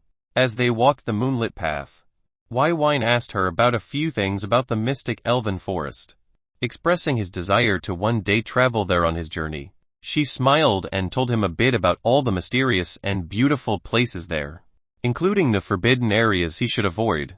But seeing how his eyes brightened with the childlike spirit of adventure at any mention of danger, she couldn't help but chuckle. Normally, she didn't like talking about her birthplace, but she wasn't shy about discussing it now. Before they knew it, they had arrived at her inn. It wasn't a good one or a bad one. Despite being in the central area of Heavenly Wu City, it was very inconspicuous. He didn't comment on it except she could do better, to which she replied, "I know." They laughed together. When their laughter subsided, he looked at her emerald eyes and felt a feeling of comfort within. He had never thought he would meet her of all people, and enjoy his time too. She maintained a happy smile beneath her veil. Her thoughts were a mystery, even to herself. "Kiwer," a voice called out. Chapter 103-102 Longchen. Chapter 103-102 Longchen. Byn's gaze was drawn away from King Kiamus' emerald eyes hidden beneath her veil and saw a figure nearby. He was walking over calmly, his stance upright, his eyes pure and black, his hair short yet wavy, and his figure slim yet toned. Byin felt that he had a special handsome quality about him, entrancing and alluring to all sexes. While it wasn't the typical gorgeous appearance, it was quite impressive nonetheless. Byin himself was more muscular, was taller, had resplendent silver eyes that contained shining brilliance, and hair that had a hint of sharpness at its edges. He was handsome, and aesthetically speaking, Byin was far more pleasing to look at and overall better looking. Even with his draconic bloodline seething within his mortal body, he felt like a calm ocean. This man had called out to King Kiamu with an in her name. It was also shortened, which alluded to their relationship. Not to mention, this man was a human, like himself, so it wasn't possible they were related. King Kiamu also turned her gaze towards the mysterious man, her eyes a little curious as to why he would wait for her. Perhaps something urgent happened as she thought about the recent happenings and events. Her eyes dulled a bit and she gestured towards Byin. "Longchen, this is Byin, the one who reported my capture, saving me as a result. We met by chance." Her words were honest and straightforward. "This is Longchen," she added. Byin took a look at Longchen and was outwardly calm. He clasped his hands in greeting, but his mind swirled as if a storm had just been created within. This was the cultivator who beheaded him. He would never forget that face nor the sword he carried on his back. That was the sword that slayed him, reaped his life away, brought an end to his journey. However, he had no inherent fear because of his knowledge of a future that can never come. At the moment, he had 4 spirits at the 8th phase of Kai condensation. That alone meant he wasn't the same person before. "Oh, you're Byin, it seems the heavens truly do treat geniuses well," Longchen commented, but his tone was odd and off. It wasn't filled with jealousy, but there was an aggressive edge that was obviously held back. Byin didn't consider him jealous either. In fact, regarding King Kiamu, his thoughts towards her were strange and oddly pure, seeing her as a friend rather than a love interest. Perhaps that's how the best relationships start, but he hadn't considered that. In fact, he didn't want a wife or Dao companion. He had 39 years before his highly likely demise. There's no way he would do that to someone he actually cared about. King Kiamu noticed Longchen's tone and frowned. She glanced at Byin and saw that he hadn't taken offense. A soft sigh of relief resounded in her heart. She knew he noticed. He was perceptive at the very least. Longchen frowned slightly. A hint of discomfort emerged in his heart. How could it not? Byin was unnaturally attractive for a male, and his reputation was not lacking. He immediately added, "How's Nazini doing?" Nazini? Byin's pupils shrunk. When they returned to normal, he looked at Longchen with a motionless gaze. Nazini, they know each other. King Kiamu was surprised. She knew Nazini. She was a woman who had a 3-point yin body. It was a fascinating physique with powerful innate yin energies. Just that alone made her an astonishing genius. However, she had suffered tragedy in her past. She was used and discarded after her sect had been destroyed. It was the Scarlet Solaris sect who had done it. It was then she realized why Longchen held his current aggressive attitude. Since Byin had come from the Scarlet Solaris sect, he likely pushed them together in his mind. In fact, Long Chen had sworn to Na Xinyi to get revenge for her, killing the person responsible. She hastily said, Byin has departed from the Scarlet Solaris sect. He's now a lone cultivator, traveling the lands freely. Long Chen's eyes narrowed. Byin sighed. He knew Na Xinyi to him was an important lucky chance which he took, but he had also taken her innocence. It was his first time forcing someone to sleep with him, even the woman who had serviced him during the Violet Moon sect eradication mission. The one wanting for her lover's rescue. He hadn't forcefully taken purity against her will. In fact, he expressed his interest, and she replied with consent, even if she only did so to starve off torture and prolong her life awaiting her partner. Byin didn't know this at the time. He disliked using his position to claim others, so he made it clear. Yet she still tried to use him to survive. After all, if she didn't come to him, she would either be killed or enslaved, her life far worse. Even if she was waiting for her man, to think she would do all those things.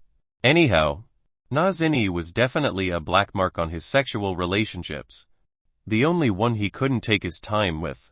If he did, while at that moment it was uncertain, the next coming events only solidified the fact that he would have died. In the cultivation world, there was no right or wrong. There was only power and principles. Morality was ambiguous due to the ability to cultivate. Even a first stage of the Kai condensation realm cultivator can become a king in the right location, getting away with everything, and their word becoming absolute law. Even the heavenly Dao's rules were cold and unfeeling to the plight of others. If he were to tell Na Xinyi that even the heavens didn't consider her fate a sin, but gifted her to him specifically, would she become enraged and curse the heavens? He sighed thinking about these things. Long Chen watched Byin, his hand rubbing his storage ring, and his eyes were sharp. He had promised Na Xinyi to get revenge on the one who wronged her, and he was right before him. If Byin knew that the reason Long Chen entered the Scarlet Solaris sect in his alternate future was because of Na Xinyi, not King Kumu, he would be startled. In fact, Long Chen had snuck into the sect specifically to kill Byin in that timeline. As for King Kumu, she was dead. Byin hadn't avoided the calamity by informing the Scarlet Solaris sect about King Kumu's capture, but leaving the sect to save Mei Mei. His hasty actions may have been directly influenced by the heavenly Daos thanks to his karmic luck value. King Kumu saw the mood was becoming tense, so she interjected, Byin is a friend. Long Chen. After stating that, she realized Long Chen's eyes hadn't lost its sharpness. Byin? What about leaving for now, she offered, hoping to dispel the situation. Byin sighed inwardly and nodded. King Kumu added, Thank you for escorting me here. I had a nice time. Byin warmly smiled. I did too. Have a good night. With that, he turned away and left. Long Chen quietly watched his fleeting back, his heart wanting to strike at this very moment. But then many of his plans could come collapsing down. While he didn't consider Byin his match, killing him wouldn't go unnoticed in the central area, where experts were all around. King Kumu admonished Long Chen slightly for his behavior. But then she grew shocked. Long Chen only said one sentence to send her into that state. He's responsible for what happened to Na Xinyi. King Kumu's eyes clouded over as her mind became chaotic. Byin felt nothing like someone who would do such a thing. And he was her savior. She owed him deeply. Long Chen turned towards King Kumu and saw her internal struggle to reconcile with what he said. I didn't strike because he saved you, but only once I made an oath on my Dao. I'll kill him for Na Xinyi. I apologize. King Kumu's shock lasted for a bit longer, but she soon regained her calm. The world was like this. And sometimes, people have masks. She had no right to ask Long Chen to stop or for Na Xinyi to throw away her grievance. As someone who knew the hatred of having yourself abused and used, she, more than anyone, would be able to relate. Jiaoning had kept her prisoner for over a year, extracting her heart blood and treating her like a cow. While the situation was different, the feelings were similar. Humiliation, disgrace, rage, despair, frustration, and helplessness. Those emotions overwhelm you. But the most lasting one was fear. Na Zinni would never be the same. Never trust a man the same way as she could've before. She may never find love or treat others with trust. If it wasn't for Long Chen's ways and their adventure together, it's unlikely she would have opened up to another man. All those who took away the dignity of others, they all deserve death. Turning to where Byin walked off, her eyes felt hollow and her soul felt drained. In her mind, she couldn't help but echo her sentiment. Why did it have to be him? Chapter 1 and 4 1 and 3 Revelation. Chapter 1 and 4 1 and 3 Revelation. In the morning, the day after, Byin was meditating next to his pond filled with various fishes. His eyes were somewhat dull and his aura was chaotic. There were a lot of things on his mind, and even his mental realm was deteriorating. Do I regret it? As he recalled Na Zinni, he shook his head. He had asked himself this too, 341 times since that day. Each time, he pondered, then decisively said no. How could he? She had saved his life. If it wasn't for that yin energy, he would've been dead. If he hadn't discovered her yin physique, she wouldn't have obtained her freedom. Instead, she'd have been relegated to a slave or worse, with her cultivation likely crippled or a spiritual spell meant for permanent enslavement embedded into her. After all, she was a captive. Her life would've been worse. This wasn't even a question, but a statement of fact. In fact, she could've been dead by now. The most ridiculous thing was, the heavenly Daos literally gave her to him. How ludicrous was that? How fucking ridiculous was that? How many times have the heavenly Daos forced two people to pair, with one side essentially doing it without the other's consent? What miraculous occurrence must happen for that to work? He felt disgusted, but also a little relieved. The cultivation world was cruel. Humanity was cruel. Living beings were cruel. How could the heavenly Daos not have factored this into its nearly ambiguous and inane rules? It surely accounted for these factors, which is why things were likely structured the way they currently are. In the grand scheme of things, we're all just pieces on its board. He felt a supremely burning rage blaze within his heart and soul. A rage for the heavens treating living beings like game pieces, treating the entire world it governed like a game. No wonder the first sinner rebelled. Even he wanted to. I guess he felt like he had hit a profound connection with the first sinner. He didn't feel bad about what he did or all the things he did. His character wasn't inherently malicious and evil. He had his own code of morality and set of principles he lived by. But did it matter? Yet he still felt divided in mind, but also a sensation of enlightenment approach. He felt like he had to ask himself whether taking advantage of one girl in exchange for her freedom and life was bad. But never once did he regret or question the numerous lives he'd taken. The woman who abused Su Mei, the pair of lovers, Shu Yan, Azure Dragon City's guards, commander, city lord, his son, Gu Fu, Shu ancestor, those assassins, Hu Yao, and Hu Jue. This didn't factor in those he ordered to be killed or enslaved in his time as a core disciple, those Byin killed under his orders, or those he was directly responsible for in regards to death or a life worse than, such as Gu Fuda's family or that one Jade Lotus sect clan. He didn't even remember the name. In fact, he didn't even know the clan name or the one he killed. He had no regrets over the numerous lives he ended or ruined that numbered tens of thousands or far more via the effect of causality. Yet, this single incident caused him to question for over 2,000 times. He shook his head and calmed his breathing. That's right. He was being an idiot. Cultivation was a struggle for life, not a path of regrets. You can only move forward, and thinking about the past was worthless and only served to delude your state of mind. If Long Chen killed him, would he ponder how Su Mei or Byin would be affected if he had kids or a family? Would he care? Cultivation was inherently selfish to begin with. It's about snatching from the world to empower yourself and reach greater heights. To dominate that same world, as long as you live by your heart, however that may be, then who cares about the rest? Thus far, he had always followed his heart. Therefore, he will move forward.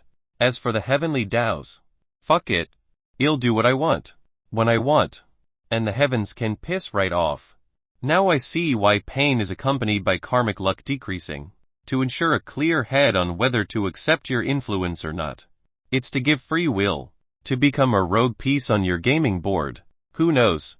One day, I may just flip the board and start a new one. With new rules. Ones that conform to my principles and beliefs or none at all.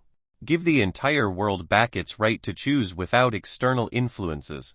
His words were tyrannical, filled with heretical virtues and beliefs. For this moment, he had forgotten about the calamities of hell or his likely death. All that existed was a defiant will. Byin felt a throbbing in his right arm as he said this. But it was brief. Reclaiming his peaceful state of mind, he readjusted his position and decided to once more concoct pills. He erected a spiritual ward and retrieved his cauldron. Perhaps concocting a few pills would be beneficial. Just as he was about to indulge in the Tao of alchemy, Su Mei arrived. He immediately noticed her. What is it? I was gathering information on the capital to compile a dossier for you. Lord Y. But she seemed hesitant to elaborate. Byin could feel a hint of guilt in her voice as well as desire. He stood upright, properly keeping the cauldron, and said, what did you find out? Speak your mind. Su Mei took a deep breath, exhaled all her worries and soon regained her calmness. There's an emporium called the Life World Emporium. It's run by the Life World Pavilion. Byin's brows perked. The Life World Emporium, how could he not know about it? It was the #1 merchant force within the Wu country. It had endless prestige, an unfathomably deep and reliable reputation, far-reaching influence, and the wealth that was envy-inducing. This was because of the Life World Pavilion. It was an organization that existed in all 7 countries, and at the head of which was an expert at the astral core realm, a true elite powerhouse that can rule a country with their impressive powers. They were renowned for not just selling materials, armaments, and essential information even about cultivation, but they also created the various ranking lists that were a talking point all over the myriad Yor continent. This included the top beauty ranking for the 7 countries individually and the entire myriad Yor continent. Su Mei didn't need to explain this, so she readily explained her purpose. The Life World Emporium has recently acquired a saber called the Darklight God Saber. It's a peak-grade Kai weapon. Byin now understood her guilt and reluctance. She didn't want to seem selfish in wanting this saber for her own. In truth, he controlled the majority of the wealth and resources they possessed. Byin let loose a hearty laugh. Perfect. You're cultivating darkness and light Kai. Perhaps the Life World Emporium will have some high-level essences.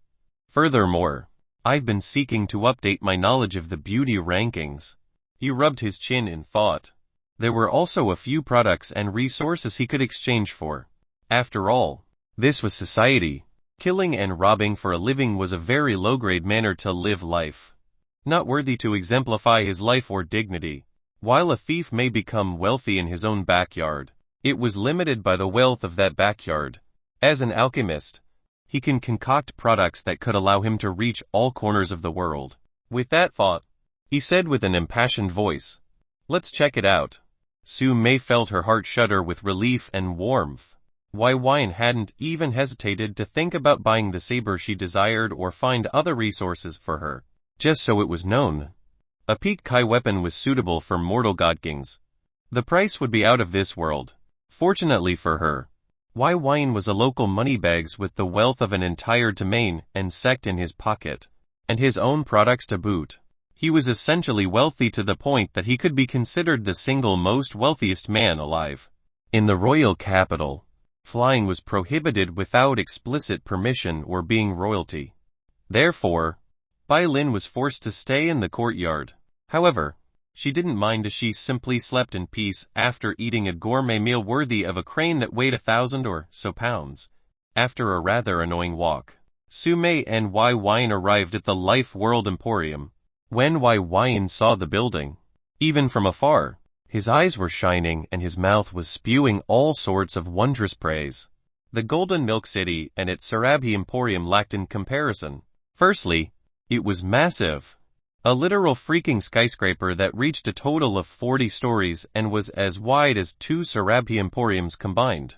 He gulped as he traced his eyes up and down, analyzing the intricate yet symmetric design of this building. It was like a steel rectangular block, but stood on its ends.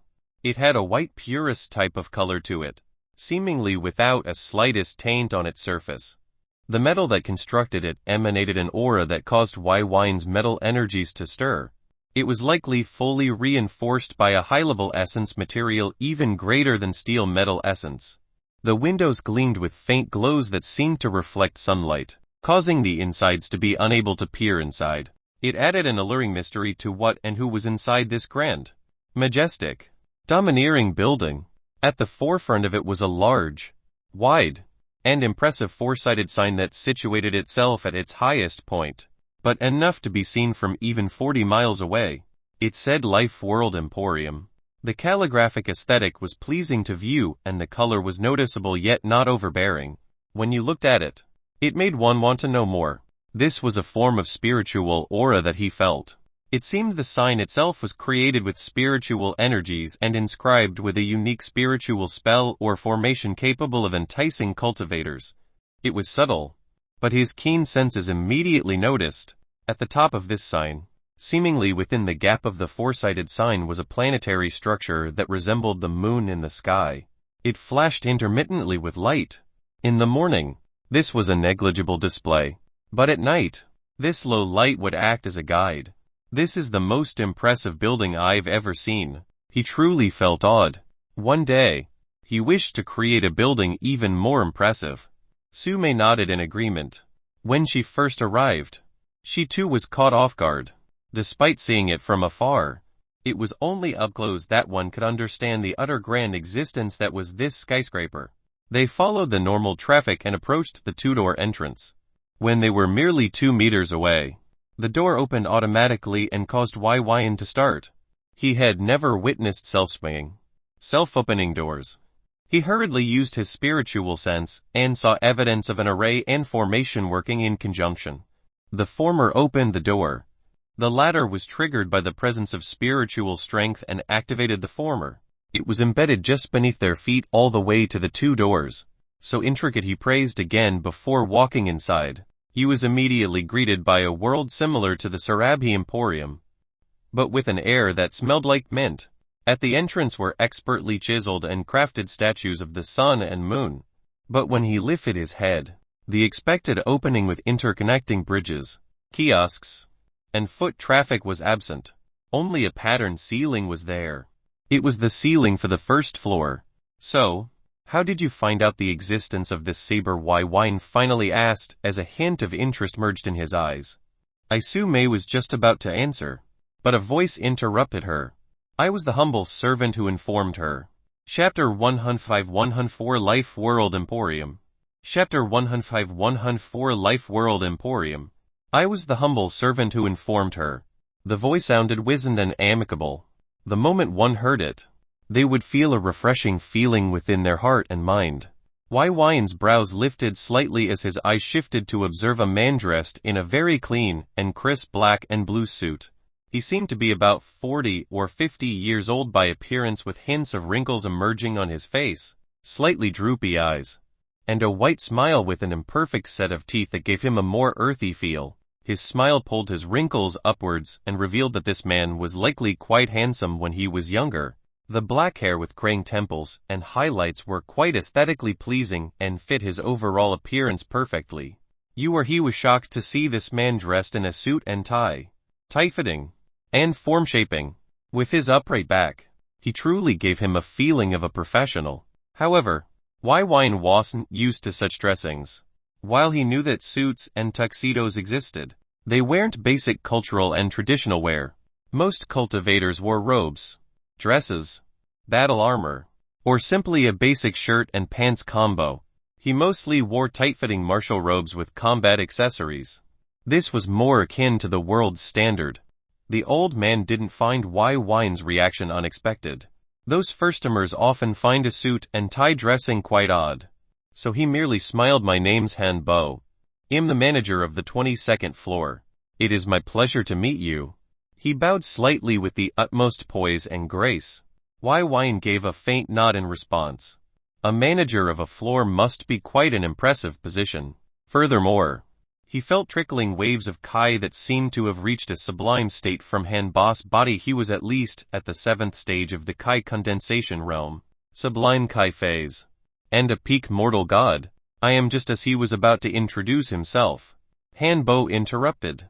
The Saber Ascendant. Why Byin? I've heard quite a lot about you. Godlord why? His wizened eyes brightened as he revealed an intelligent glimmer.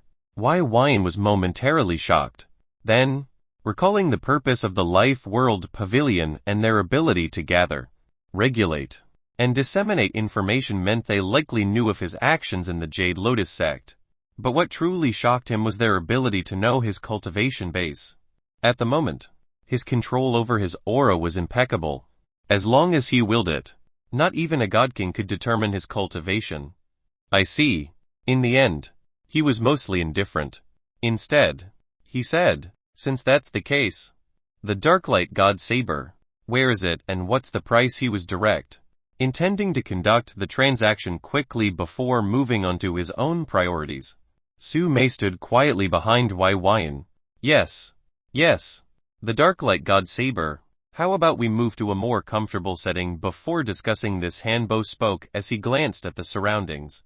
Currently, they were at the entrance of the Emporium with heavy traffic. There were quite a lot of cultivators exiting and entering, here for all sorts of business, both mundane and unique. Byin nodded in agreement. At Han Bo's lead, they traveled the floor for a while. The first floor was mostly a directory and customer service type service. There were dozens of workers idling about, both male and females, uniformed and good-looking, that were available to answer questions or directly act as a guide. If he was an ordinary customer, he could choose one and have him or her escort him to his designated floor with introductions and such. This type of service was first class. From the sheer size of this building, there must be hundreds of these workers. If he designed this, and each floor had a specialty, then that floor would have specialized guides. Just as he believed, Han Bo proceeded to explain the layout and structure of the Life World Emporium. He had a calm pride resonating with every syllable. According to him, the Life World Emporium had 3,000 employees total. Each employee was at the 3rd stage of Kai condensation and below the age of 50. This meant they had vigor, looks, and talent. In fact, many of them were members of the Life World Pavilion. Under his constant explanations, they arrived at a sealed door. Byin found that the door frame was odd, as the door was further inwards than the frame. Furthermore, the door didn't have any handles or notches to open. It was constructed with Hig steel, a steel known for its incredible durability and conductivity towards formations and arrays. This with a raised brow. Byin inspected the door's contents and found it to be an empty room with 4 sides and no exit. A trapped room. He had faint suspicions that this was a trap. But then Han Bo executed a hand seal and a surge of spiritual energies entered the door frame. Boom! An odd sound occurred, followed by the activation of the various spiritual formations within. These formations triggered various arrays, and then a square-like container descended from above. While the door was closed, Byin paid rapt attention to the events with his spiritual sense. When the container approached at rapid speeds from several floors up, it slowed down until it came to an abrupt stop. Then, ding! The door separated at its middle and vanished into the frame.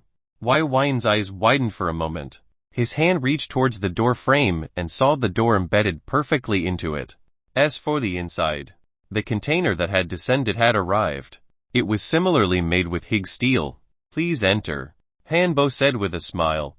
Byin gulped slightly and entered the container, his eyes constantly roaming about and examining every facet of the area, including the various formations and arrays that seemed to enable vertical movements in an ascending and descending direction. Su Mei followed, but her all wasn't there. It seemed during her travels earlier, she had already known about this miraculous contraption. Han Bo entered too, performing another hand seal that closed the doors. The container started to move upwards. We'll be going to the 22nd floor, Han Bo said. Byin's eyes were bulging out of his sockets. They were ascending upwards, but he didn't feel the increase in velocity that rising would usually be accompanied by. Before he could truly figure out the reason, they arrived at the 22nd floor. The 22nd floor deals in high-end Kai armaments, from swords, sabers, shields, armor, or even rope. We have everything with the most top-tier blacksmiths at your disposal for custom products. Han Bo explained as he walked out into the floor. The floor didn't have an incredible amount of people, but each person, be it man, woman, child, or granny, had excellent cultivation bases for their age and exuded wealth and prosperity. He had even found a few alchemists roaming about. While these alchemists didn't have an alchemic heart of Kai, they cultivated alchemical energies and alchemic Kai. They would retain their combat ability but be dozens, if not hundreds of times, less effective. This was how the vast majority, if not everyone except a few, cultivated in the Eden Earth sect, including the sect leader. Byin similarly cultivated alchemic Kai while he was an inner disciple of the Scarlet Solaris sect. He recalled the cauldron of his, the one that he treasured, was destroyed by those assassins. Those alchemists might not have an alchemic heart, but due to their constant conversion of Kai into alchemic Kai, they carried a faint alchemical aura that couldn't be disguised. Moreover, they wore this aura with the utmost pride. Here, Han Bo led both of them to a storefront embedded into the wall of the Emporium. Despite saying it was embedded, it was quite expansive and could be considered a building in its own right. There were a variety of Kai weapons on display. Some emitted sublime Kai, while others had spiritual Kai. These were mortal god amp godlord tier weapons suitable for them. They were inscribed with all sorts of arrays and formations that could amplify both spiritual spells and Kai arts that agreed with their attributes. Yanju used a Scarlet Kai weapon without a heart of Scarlet Kai, yet the weapon would allow her to match those with it. Like cultivators, these Kai armaments were defined by rankings, usually determining the suitability of the weapon to cultivators. An 8th rank Kai weapon was suitable for godlords or 8th phase experts. With it, their strength could double, even triple in some cases. If they used a weapon beyond their cultivation, they could reach untold levels of strength. I wonder, for the exalted manager of this floor himself to seek out my subordinate and lure her here with the promise of a weapon that she couldn't possibly afford, and then await for my arrival. What's your intention? Byin had a quiet smile as he directly put Han Bo on blast. This was an obvious ploy to get Su Mei to ask Byin for wealth. But how could any leader mindlessly hand their subordinate that level of wealth to handle? They could get swindled, or worse. Han Bo wasn't ashamed. Neither was Su Mei. She understood the intention, but she also knew that regardless of her actions, Han Bo would scheme to bring Byin here somehow. Luckily, Byin's strength was unprecedented and absolute. In truth, she had a faint hope they had ill intentions, so Byin could topple and rob the entire Life World Pavilion. But that was just a minor hope. There's no way someone would go to this level of trouble to get Byin's attention. Han Bo calmly nodded, but he wouldn't offer Byin praise for his deduction. If he couldn't deduce this much from the beginning, then he was entirely unworthy of his cultivation base. Apologies for this roundabout manner. I wanted to ensure success, and my old heart still has the need to plan everything carefully. You mean scheme everything to your favor? Byin softly chuckled. Han Bo laughed in response, completely unaffected by Byin's burning comment. Godlord Y, I've long since heard of your name and seek to make an exchange. What do you think? Depends on what you seek from me. Byin responded flatly. This exchange would include the Darklight God Saber and Yang Aegis Robe. They are both top-tier 8th rank armaments. The Darklight God Saber contains a mixture of pure light and dark Kai and a unique array that can converge and merge its strength, producing Darklight Kai. As for the Yang Aegis Robe, it was a defensive battle robe that can refine the body by absorbing yang energies from sunlight and refine the physical body. Han Bo said. Byin merely responded with depends on what you seek from me. His tone the same, seemingly disinterested in his words. Han Bo felt his heart sigh. The Yang Aegis robe was a treasure that required immense effort and decades to create. It was well known amongst cultivators as the strongest battle robe for males. Its defensive abilities can even rival 9th rank robes. It was unfortunate for Hanbo that Byin had no idea about Godlord level armaments, so they couldn't move his heart to reveal any anxiety. Godlord Y. I know you're an Godlord alchemist with an alchemic spirit of Kai. I wonder, are you capable of concocting peak tier 6th grade products? Hanbo asked, finally revealing his purpose. During his clash with the Jade Lotus sect, he revealed his pure alchemic Kai during the process of surgically altering Jiao Ning's memories. This would have been witnessed by many. Whether they understood the importance was up in the air. Byin pondered for a moment and nodded. I can. A light of elation flashed within Hanbo's eyes. Good, good, good. I have a recipe here called the Spirit Earth Life Pill. It can. Its primary effect is to help the process of restoring a damaged or crippled spirit. Its secondary effect can help boost one's lifespan. I know the pill. Byin unapologetically interrupted. Not only did he know it, he concocted a few during his experimentation of peak tier 6th grade products. He had 7 low quality, 3 high quality, and 2 peak quality pills. In truth, he had a lot of products that were mostly useless to him or highly specific. This was because, when he was trained in the Eden Earth sect, the mantra of the sect leader was always be prepared. Who knew if he'd need it for himself, Su Mei, or someone else he considered important? Hanbo felt even more elated. But just as he was about to speak to seal the deal, Byin interrupted him once more. I can exchange the pill, but 2 Godlord tier weapons seems too little. Noah grin surfaced on Byn's face, and it screamed open your wallet. It's about to feel real empty soon. Hanbo's heart felt an ominous chill. Chapter 106-105 Has it appeared again? Chapter 106-105 Has it appeared again? A pill like that required an experienced and exceptional Lord Alchemist to concoct. Even then, without an alchemic heart, their success rate would be abysmal, like all other products. In fact, not only would the success rate be less than 1%, but it could take decades to succeed. Only a king alchemist, someone who can concoct 7th grade products reliably, would be able to reduce the time and increase the success rate to reasonable levels. Unfortunately for the myriad Yor continent, especially the Wu country, there was no king alchemist. Therefore, the price of a single peak tier 6th grade product, regardless if it were elixir, pill, pellet, or paste, it would cost an absolutely astonishing fortune to purchase. There was a reason that alchemists were so wildly popular despite non-alchemic heart alchemists' utterly abysmal success rate and long time to concoct these products. The myriad Yor continent didn't lack alchemists or materials, but it lacked product. It was a scarce market only saturated by the lack of product.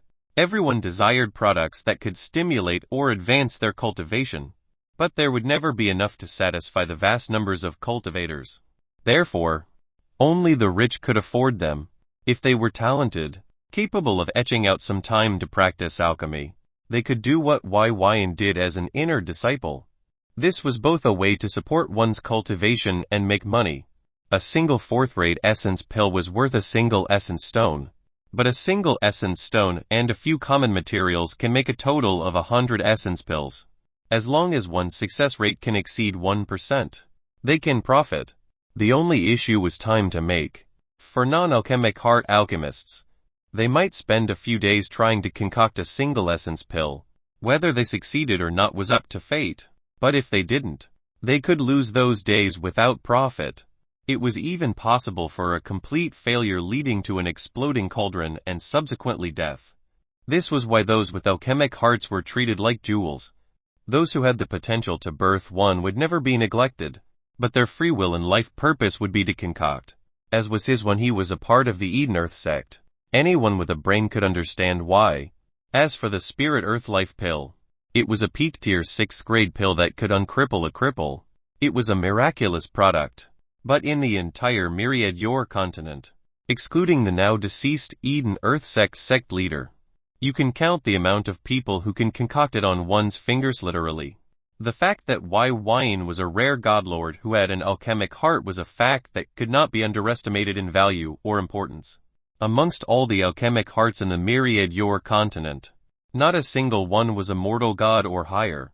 Usually, they would spend most of their time concocting with forcefully risen cultivation bases that left no room for improvement or die in their rooms from overwork. It was simply the fate of those blessed with that specific talent. An unfortunate, depressing fate. Therefore, Han Bo had kept this quiet as he seeks to procure this pill. His spies had been in the Jade Lotus sect, quietly gaining information. When he learned of this, he decisively acted and eliminated all other potential spies to seal this information so that only he knew of Byin identity. The only people he couldn't influence was Qin Fang, but as he was always cautious and saw the bigger picture, he too would silence all forms of information from leaking. Luckily, Han Bo spies were a little quicker.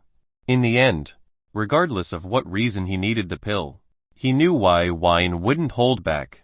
As for trying to capture and force Byin to concoct pills, even though Byin had an alchemic spirit of Kai, he was still a godlord with spiritual strength and immense spiritual energies. His spiritual spells could still be used, while it wouldn't have offensive strength. It could be used to disorientate, bewilder, or suppress.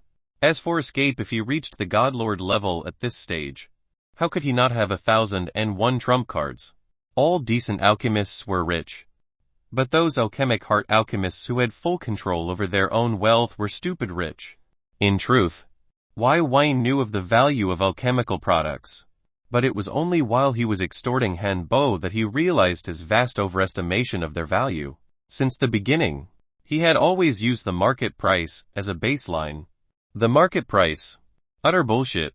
Most products, especially high-grade ones at the 5th and 6th phase, were hundreds, if not thousands of times worth their market price. Yes, thousands. Only then did he realize he was stupid for exchanging market price with Qin Fang, the Jade Lotus sect leader. His eyes nearly turned red as he briefly estimated his losses from those exchanges. His agitation even led Han Bo to suffer further loss as he panicked that Byin's frustration was due to his unwillingness to pay more. At the end of the deal, Byin had delivered a single low-quality, 6th grade, peak-tier Spirit Earth Life Pill for a Darkness Rising Spirit Battle Armor, an 8th rank Kai armament, the Yang Aegis Robe, Darklight God Saber, and True Steel God Slayer Saber. Another 8th grade Kai armament. The True Steel God Slayer Saber was a saber refined with high-quality saber energy and true steel metal energy for a decade and forged with the bones of a godlord who cultivated a true steel metal body. It was incredibly powerful, and the perfect host for element Byin's nascent saber soul. As for the Darkness Rising Spirit Battle Armor, it was a set of light armor that amplified dark Kai arts and resisted attacks. With it and the Darklight God Saber, Sumei's strength would reach unfathomable levels for an early mortal god. Despite being extorted for all this, Han Bo had a large toothy grin on his face as he received the pill. While in the grand scheme of things, it might seem as if he suffered a loss, he was willing to pay any price for this pill. Byin didn't leave the Emporium after that. Instead, he asked Han Bo if other managers would want to exchange items for products. Han Bo was hesitant for a moment, but considering Byin's intent, he proceeded to introduce him to all the available managers. It was on that day that the managers of the Life World Emporium were left with a helpless fate. Without a single exception, Byin essentially raided everything he needed for products he didn't even need or had an excess of. Spiritual Kai arts get. Spiritual formation designs get. Kai arrays get. Siphoning darkness essence get. Formless light essence get. Information on all mortal gods, godlords, godkings of the myriad your continent get. All details regarding landmarks and interesting or forbidden locations in the myriad your continent get. Is there a reason to rob when you can just buy everything you want with his hands on his belly? He bellowed out a hearty laugh of contentment. He had obtained so much for so little that he now realized why there were so many non-alchemic heart alchemists. Wealth ruled all. Sumei was similarly astounded at the events that were happening.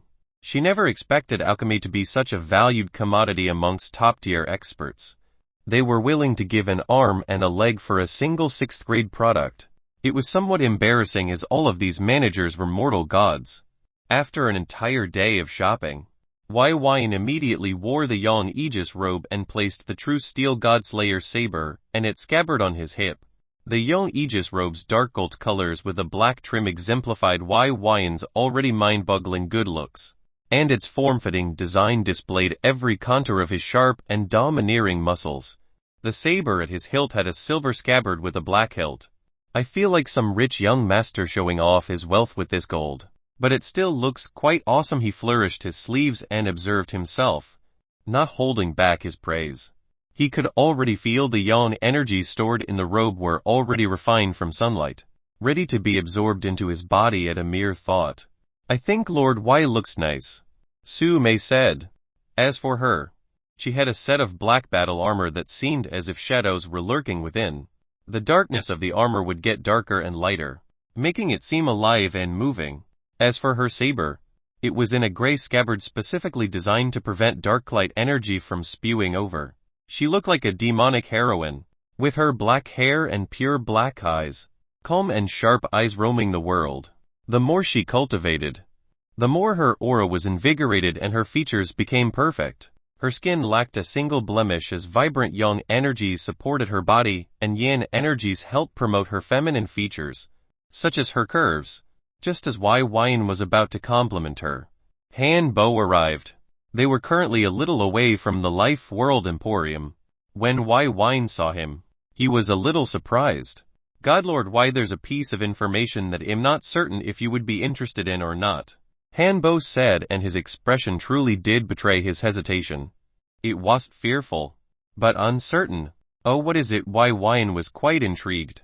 Han Bo thought briefly and said, I've received reports that at the eastern border of the Wu Central lands, a number of people have mysteriously vanished without any trace. Hanbo spoke softly as he observed Byin expression.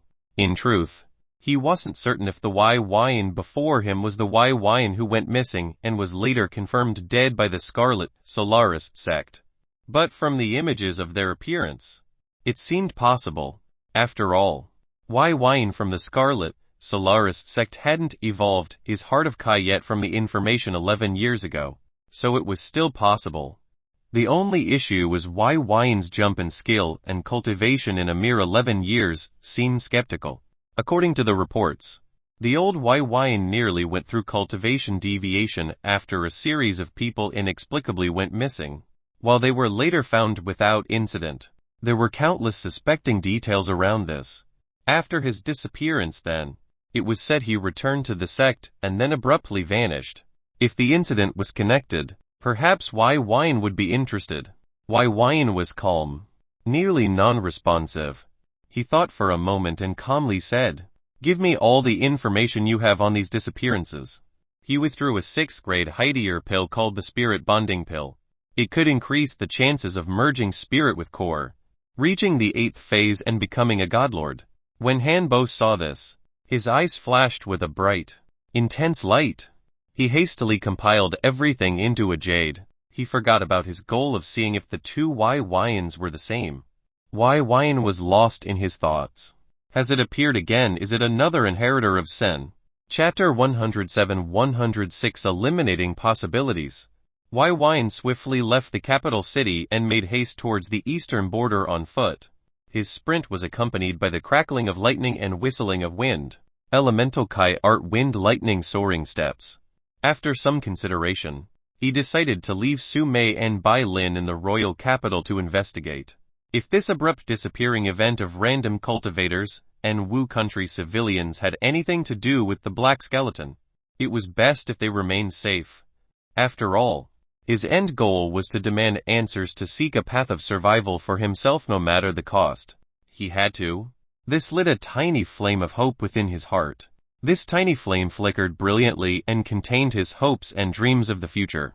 According to Han Boss agents, the disappearing event was being suppressed by the Imperial Guard as they investigated this quietly so as to not spark mass panic. If that's true, they'll likely have a clear idea of what was happening. Byin's thought process was simple. If the Imperial Guard was unable to find a single clue, then it was likely the Black Skeleton. However, if evidence alluded to another culprit, then it was not her, it, or whatever the Black Skeleton was. Furthermore, Perhaps his inheritor of sin tattoo on his right arm would react due to close proximity. He wasn't sure of the specifics, but since the black skeleton said it had activated his bloodline of sin before his time, it should have some profound connection to the first sinner. It might actually be the first sinner. While it sounded ridiculous to think, he had no idea what to believe or accept regarding this mysterious force that fell into his fate. Like a bolt of lightning, Byin traversed a considerable distance. He stayed away from populated areas in his route to avoid causing a disturbance. After all, he was like a loose bullet as he blazed the world. His trail contained traces of lightning and wind scars. With each step, a crater would form and propel him further. He had never gone this fast or far on foot before, and it was invigorating as he used his divine spirit of elemental Kai and draconic spirit of blood to its maximum. The sheer amount of physical strength he was outputting could cause the collapse of small hills and distort environments. Woo! He couldn't help but exclaim with wild abandon. The wind brushed against his face, his body piercing the void with exceptional speed. It felt liberating and empowering. In a fight, a single saber could bring an abrupt end, but the feeling of exerting his cultivation base continuously brought him back to his early days. Those days he struggled and fought using every ounce of his being.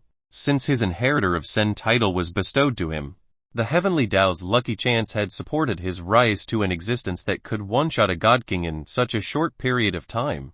To be fair, a large reason for his immense success was capitalizing on his chances to the maximum, such as using tens of thousands of years of pure, raw life force to refine his true dragon bloodline, or birthing high-level elemental Kai. Despite that, he had no longer found a match during his journey. There was a time where his blood, sweat, and tears were drawn out while his life was on the line, and he had to fight to win. If he lost, his life would end there. Such days were a harsh struggle, but also an incredible delight. When he was at the 5th stage of Kai condensation with merely 2 hearts of Kai, he had instantly claimed the life of a renowned mortal god. Then, he reached the Godlord level and could dominate God Kings. And that was before his breakthroughs of 4 spirits of Kai blood with high-level elemental energies bolstering each. And they were all individually fantastic and exceptional. This was his first time exerting his all. Each step took him across 2 miles in an instant. This speed was unfathomable. When he was running away from the wall of heaven, he barely reached 100 meters with each step. Now, with each movement, he blazed through the world effortlessly. On foot, he was far faster than Byin. The only consequence was his usage of spiritual Kai.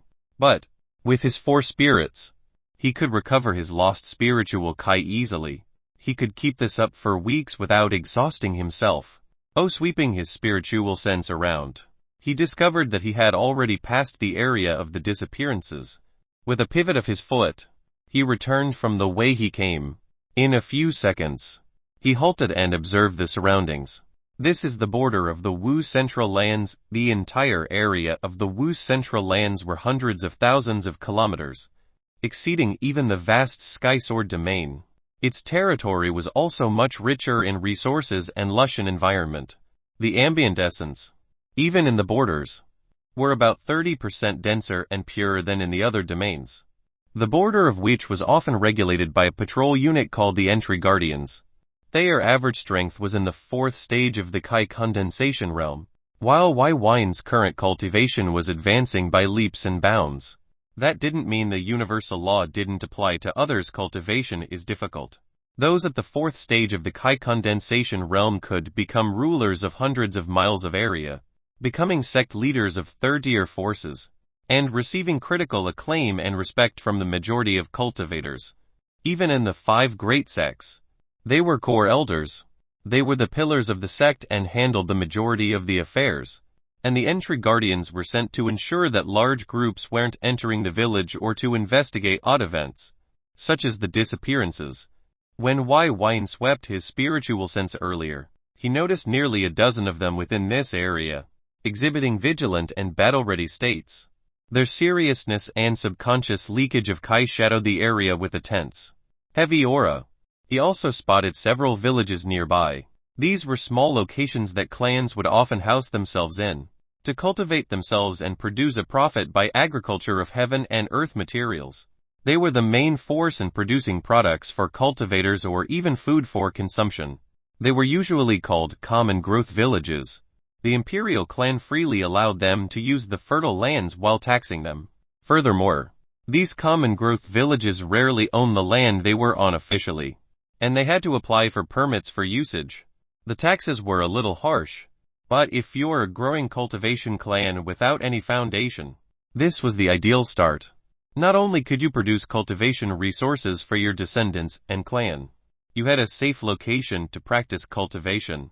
Those entry guardians were not just for looks.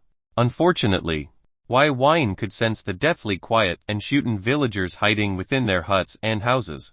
Even the assurance of the entry guardians' existence seemed unreliable in ensuring their peace of mind. They are terrified yet unable to leave. If they did, they'd be unable to generate enough resources to pay taxes and would be forced out of the land. Byin calmly inspected these villages, and a frown formed on his face. This frown was not because the villagers, their choices were their own, but towards his inspection. He couldn't find any evidence of demonic aura lingering in the air. If a demon was responsible, he didn't believe he wouldn't find some indicative factors. Demons were humanoid, yet somewhat animalistic, creatures that were born in the myriad Yor continent. They were similar to the elven race, but unlike the elven race, demons had their own unique cultivation energy. This was demonic energy. It would give birth to demonic Kai, unlike humans that can choose as they wish. A demon's cultivation path was determined by their bloodline. This also served as a limitation to their potential, but their unreasonably strong bodies and Kai that can influence the mental and physical state of others made them quite difficult to handle. It was their varied appearances that seemed like creatures from hell, the way they made others queasy with their presence, and legends of their terror that instilled a prejudice of demons in the hearts of humans. Unlike the elven race, which were beautiful and secluded creatures, demons have demonic hearts of Kai, so their every action and aura would exude demonic energies. This is like how an alchemic heart alchemist would exude pure alchemical energies with their every breath. Byin pondered this. If these disappearances did occur, they were not the acts of demons. Eliminating this possibility caused a flow of relief to surge into Byin's heart. As for considering if demons concealed their auras and energies, acting under complete stealth, he didn't believe his spiritual sense that now could cover over 100 kilometers would miss a demon, hidden or not, especially with his sense that can sharply penetrate concealments thanks to his saber intent. Even those hidden in the elements couldn't escape his senses. That being said, he didn't stop frowning. I don't sense an abnormal gathering of unconscious or entrapped individuals in this range. Was this truly the work of the Black Skeleton? If these people were trapped or dead, there would be a hint of evidence in that too. There was no death energy formed from the continuous and rapid extermination of life force or buried corpses in his sensory range. His thoughts started to circulate as he tried to think of alternatives. If all else failed to make sense, then it could only be the Black Skeleton. For an hour, he ruminated on various possibilities and eliminated each with various spells. There are only 4 possibilities. 1.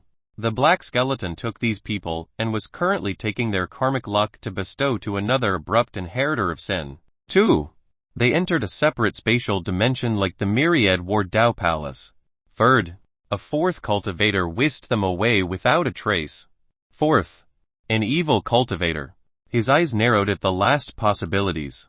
Evil cultivators could conceal themselves rather well, and his unfamiliarity with cultivation methods of evil cultivators could be why he couldn't discern their existence. They were capable of all sorts of eccentric and abnormal means.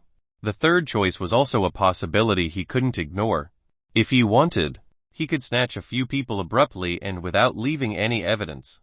This would require him to essentially seal their aura to prevent a trail from forming. While Byin was busy trying to figure out ways to further eliminate these possibilities, a group of individuals from the Imperial clan, the Imperial Guard, had entered the area in great numbers. They exceeded 100 cultivators, all of which were at or beyond the 5th stage of Kai condensation. They were the most elite unit of cultivators that the Imperial clan had nurtured, and rarely were they sent out. Since they were, the Imperial clan was obviously taking this matter very seriously as it was happening within their borders. Albeit at the edge, they arrived with an imposing air, causing quite a few entry guardians to arrive to greet them. They were all outfitted in white armor with the Wu clan symbol etched on their chest plates, protecting their hearts. At the lead was a young man whose green eyes flared with battle-tested light. His sharp chin and tiger-like eyes gave him a ferociously terrifying aura that could cause grown men's knees to grow weak with a glare. His cultivation was the highest amongst the group. His aura felt sublime with spiritual qualities. A byproduct of the 8th phase of Kai condensation, immortal godlord. When they arrived, they similarly scanned the surroundings and immediately noticed a lone man standing there quietly. His aura was reserved and he seemed lost in his own world. I said no one was allowed entry, an armored woman shouted from the right of the man. But the entry guardians were puzzled. When their spiritual sense descended on Byin, their expressions became ugly and fearful. Someone had actually bypassed their blockade. This was a severe degree of negligence on their part. The armored woman grunted, stepping forward and arriving a few hundred meters away from Byin in a flash. You there, identify yourself. A booming wave of air erupted, blasting towards Byin, who held 2 fingers on his lips in thought. Chapter 108-107 Familiar Aura. Chapter 108-107 Familiar Aura. The vocal shockwave amplified by raw power caused the grass to be uplifted and the wind to rage. Byin's thoughts were forcefully interrupted. His silver eyes moved seemingly slowly towards the incoming wave. His next movements were the epitome of casual and serenity. He simply used his hand to perform a shooing motion. The surging wave that could topple a brick house into dust was met with a similarly powerful air current that smashed it. Pow! An air versus air explosion occurred, followed by a brief spell of rumbling gust that was harmless to the environment. This startled the Imperial guards and entry guardians. Byin's actions were only capable of being accomplished by a superior cultivation base. Furthermore, his action wasn't accompanied by the slightest trace of Kai. It was pure physical power. The armored woman's expression drastically changed, becoming slightly vigilant. The young godlord, however, merely frowned. With a soft stride, he flashed before Byin, traveling hundreds of meters instantly. His green eyes were fixated on Byin. Identify yourself. The young-looking man's voice was reverberating with a concealed force and open threat. His aura may seem steady, but his spiritual Kai needed but a moment to erupt into a disastrous, earth-shaking storm. Byin lifted his gaze to observe his surroundings. These men were all wearing armor with the identifying sigils of the Imperial clan. They must be the Imperial Guard sent to investigate. According to Hanbo, the Imperial clan had sealed off the spread of information regarding the incident and even sent the Imperial Guard to handle the matter. It seems they were taking this seriously. If they were, then this incident must be something they are invested in. It was highly unlikely for them to send a godlord to investigate the disappearance of a few farmers and lowly cultivators. No matter if it was within their borders or not. Even the Scarlet Solaris sect only took action after tens of thousands of people vanished, and merely because they were requested to. At that time, they sent one core elder, a 4th phase expert. They must be here for a specific reason, so it's not the black skeleton. He didn't believe the lowly Imperial clan, who had one astral core realm expert and no one at the realm of sages, to be aware of the bloodline of sin, its envoy, or the first sinner. This was his earnest belief. However, the severity at which they treated this merely eliminated the possibility of the black skeleton taking action. This meant there were only 3 possibilities left. The Imperial guards and entry guardians were shocked by Byn's lack of urgency and response. He merely looked at them calmly one by one, the light of contemplation flashing within his gaze. It seems this trip will be concluded quicker than I originally thought. The young-looking man spoke as he sighed with a little disappointment. From those words, it seemed Byin was pinned with the crime of being the person responsible for the disappearances. Therefore, his spiritual Kai started to roar to life. The ground beneath his feet exploded and was depressed downwards. creating a deep crater that extended to Byin feet. However, as it tried to expand beyond that point, the crater's growth abruptly ceased. The young-looking man's eyes twitched minutely, but his intent to kill was still there. However, Byin unmoved. His eyes were calm as he continued to think, ignoring the threatening gesture of a mortal godlord. So they think a cultivator is responsible. That leaves only two possibilities. This was all that was in Byn's mind at the moment. Not the awe-inspiring and storm-inducing cultivator before him. The dimensional space was likely, but only if someone brought them away. The information he obtained from Han Bo was truly limited as it merely stated what had happened and the location of the sealed-off area. Not the number taken or incident reports from witnesses. Hence why he was acting off of very little information, trying to gather as much as before. In truth, he felt his original purpose to be Harith Black Skeleton had already been removed as a possibility. So, he could simply leave. Actually, that was his intention. He smiled in the face of the raging, battering storm of spiritual aura that wished to exert a pressure upon him. Simply passing through was his response. That smile, accompanied by his complete disregard for these Imperial guards and entry guardians, made these elites somewhat anxious. While their status was high, they similarly understood that there were cultivators beyond them. This was especially so for the young-looking man. While his confidence in his cultivation base was absolute, he knew that god kings existed. They were kings of mortal gods, and their spiritual Kai was empowered by Kai essence. An iota of their strength might rival his full-powered strike. Furthermore, even now, Byin was unfazed by his actions and treated him like an afterthought. He couldn't determine his cultivation base, so it was best to act with prudence. Therefore, when Byn's words were said, he calmed down and reined in his killing intent. He inspected Byin and tried to figure out his identity. When he observed his robe, his eyes shrunk slightly. Yan Aegis robe that was a peak 8th rank Kai armament. It could strengthen the physical body by absorbing yang energies from sunlight and funneling it into the body, and had a defensive quality that somewhat rivaled 9th rank Kai armaments.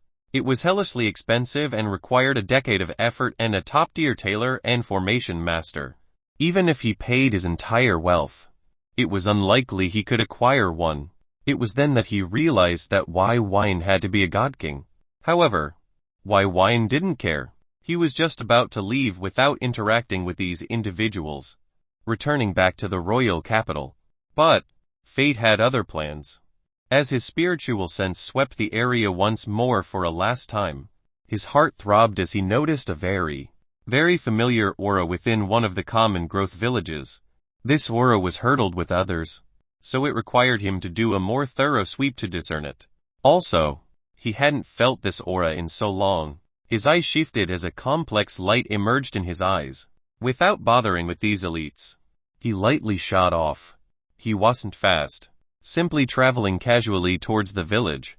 The Imperial guards and entry guardians were startled by Byin abrupt departure. Even the young-looking man was taken aback. This was truly the first time in his life that he was truly ignored, yet while his heart raged, his brain wouldn't act to address this without proper information. Cultivation was difficult, and reaching this point required endless resources, time, and blood. If it all came to an end due to his need for face, how unfortunate would that be? That being said, he couldn't simply allow Byin to act willfully.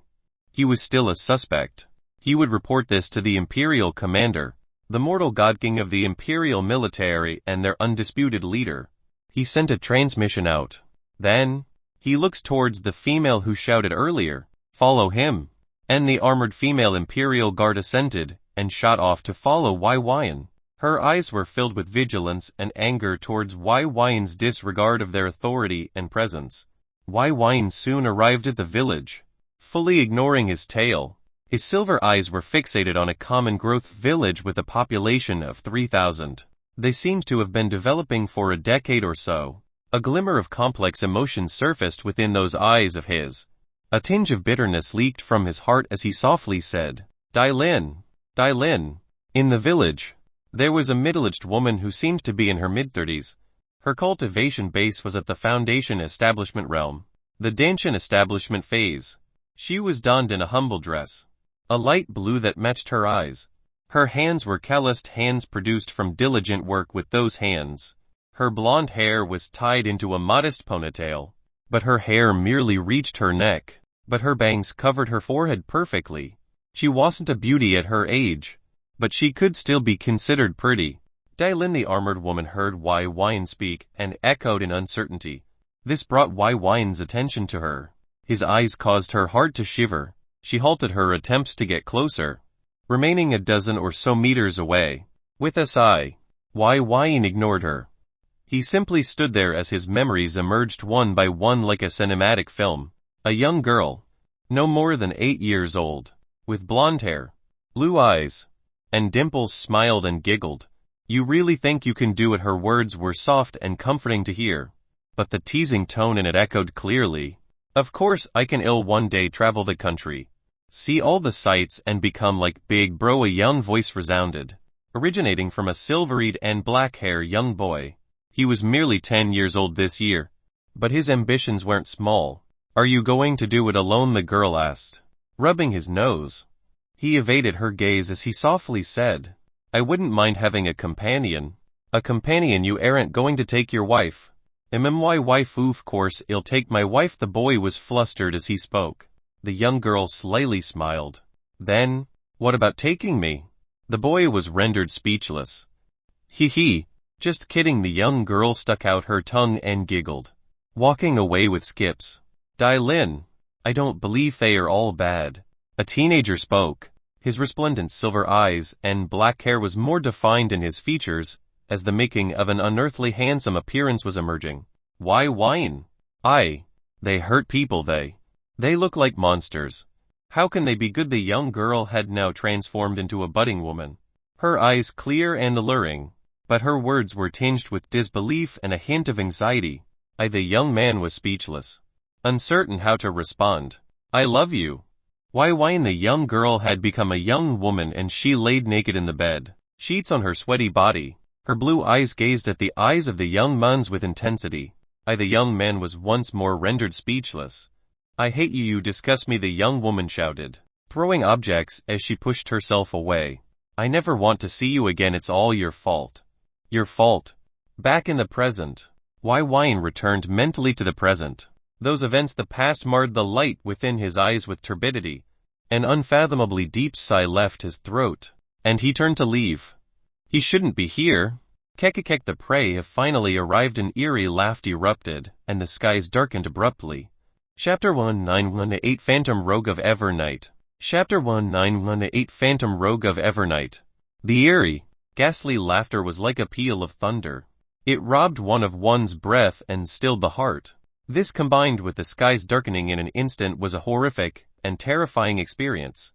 This was especially so for the frail and weak civilians within the common growth villages. The children were bawling their eyes out, while grown men soiled their pants, and women clutched their knees. Children, husband, or source of solace within their lives. Byn's eyes lifted as he observed the skies that had darkened a considerable degree. What was originally daytime had nearly been reduced to night. The sunlight seemed to be trying to enter the world, but was blocked with merely a little making its way through. From what he could see, it extended for at least a dozen kilometers. A spiritual Kai array. Byin frowned as he regarded the skies. He had seen an astral array within the Yuhei clan's shelter. It was their last resort and had an unfathomable level of power. This array was etched in the skies, and was nearly impossible to sense unless one's cultivation exceeded the Kai condensation realm. A spiritual Kai array was similar, in that it was insidiously hidden within the skies. But its power was at the very peak of the Kai condensation realm, not the astral core realm. It was something only a godkin could hope to construct. He felt the darkness energies start to gather towards the skies, causing the amount of light that could penetrate to gradually decrease. If this continued, the area which this array covered would descend into a state of utter darkness. Furthermore, this would also mean that darkness energy within the array would be at its all-time high. What's happening? The armored woman exclaimed in shock. Her eyes were filled with uncertainty as her heart turned cold. A spiritual Kai array, those words left her lip like a quivering child. Uncertain and afraid. Her fear couldn't gather for too long as activity pulled her focus. Rumble. A chaotic sound erupted from not too far away. An aura spiked to an incredible degree. The armored woman called out. Captain Sheng. This aura was familiar to her as it belonged to her captain. Sheng Jiu. He was the young-looking, green-eyed godlord who confronted Byin earlier. She didn't hesitate as a sense of duty swelled within her heart. With a violent and forceful kick, she darted towards the action without fear. Her Kai was flaring, erupting in gentle blue light that was brightening her surroundings. Byin lifted his palm towards his face and felt that the energies emitted by the array was suppressing his spiritual sense. While it did little to him now, with each passing second, not only did the darkness continue to set in, but the suppression of his spiritual sense strengthened. Darkness Kai, he quietly said as he thought about the events. It seemed this was a ploy by an evil cultivator. With a click of his tongue, he felt a little irritated to have been caught up in this issue. As he turned his gaze towards the village and felt the shivering aura of Dai Lin, his irritation only grew to become bitterness. With a soft sigh, he started to contemplate his next decision. Right now, his goal was to enjoy life, not be embroiled in these schemes and plots. Earlier, he had been unintentionally drawn into the assassination attempt of a prince. He foiled this plan, killing the God King behind it. This wasn't his intention, but life pushes it onto him. Now, he was drawn into a plot to slaughter the Imperial Guard. How ridiculous. He will leave and simply let their fate be theirs. As for Dai Lin, this woman who had taken his young heart and his first time, he had long since severed relations with her. Her fate was her own. Just as he was about to find a path out of this array, a shadowy three-dimensional hand formulated above him. It was clenched into a fist and had the size of a house. He lifted his head to see this fist smash towards him with immense force. He sighed. This has to be a joke. He laughed bitterly to himself as his body emanated crackling lightning and whistling wind. Boom! The fist smashed into the ground. Spiderweb-like cracks appeared for tens of meters with a massive indentation where the fist impacted. After this strike, the fist dissipated like dust into the wind, as if its mission was accomplished. Evernight Kai a few dozen meters away. Byin witnessed the energy composition of the shadow fist. Evernight essence was a darkness essence. It wasn't particularly high level, but it had a suppressive effect on spiritual energies and was imperceptible in utter darkness. If this array prevented sunlight from penetrating through, and spiritual sense was suppressed, every strike of Evernight Kai would be invisible, soundless, intentless, and swift. It would be impossible to defend against, and the cultivator would have the absolute advantage as they could hide and be anywhere. A scream of death resounded. It was pitiful and pathetic. Byin turned with squinted eyes. It seemed he wasn't the only one hit with an attack. A mere 100 or so meters away was an entry guardian. At least, he thinks it was. At the moment, all had saw was shattered pieces of armor, gushing and splattered blood, bones, and organs. The person had been smashed into bits by a shadow fist. It seemed he tried to resist, but failed to last long as merely a scream was all he could muster in the last moments of his life. In the distance, Sheng Jiu was like a bright light bulb in the darkness as green light flowed ceaselessly around his body. This was the basic color indicator of wind-type energies. It was acting as a pseudo-light source for the moment. Before him was a figure wrapped in a jet-black robe and hood, from the hands that were shriveled and the figure's body type. It could be deduced to be an elderly man. His aura was difficult to discern, but considering that he didn't lose out to Sheng Jiu, he was definitely a mortal godlord or greater. Sheng Jiu seemed to know who this man was as he faced off against him. Phantom rogue, you filthy rat. To think you're behind this. You sure have quite the gall to act within our border, Sheng Jiu spat out through clenched teeth. His eyes were blazing with rage and killing intent. Kekek. The one called Phantom Rogue laughed in response. Little Jiu. It's been a while. It's good that it was you who followed my trail. Beneath the hood, a row of pearly white teeth revealed itself in a sinister grin. From his words, a history seemed to exist between the two. Gale when Kai Art storms descent. Shang Jiu coldly snorted. His aura continued to ascend as he gathered his spiritual wind Kai. He clenched his armored fist and threw it forth with tremendous force. A violent gale storm several hundred meters was conjured and pressed forward. Phantom Rogue lifted his head a little. A series of eerie chuckles resounding. Why spend your cultivation to look young? You're only wasting your power. TCH. TCH. As he lectured this, the black robe started to wildly flap about. From the sleeves and openings of the robe, rivers of darkness were summoned that circulated until it matched the incoming storm in size. Evernight Kai Art rivers of darkness. The two forces clashed violently, darkness and wind Kai surging and devastating the surroundings. If it was 100 years ago, perhaps you would be my match. But Tade, you're my prey. Phantom Rogue's voice echoed throughout the world as his aura started to rise. His spiritual Kai seemed to embody the world, exuding a dominating world force within. Yin's eyes brightened as he observed this clash.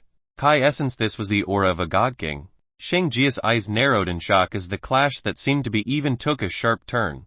Before he could react, the darkness overwhelmed his attack and smashed against his body.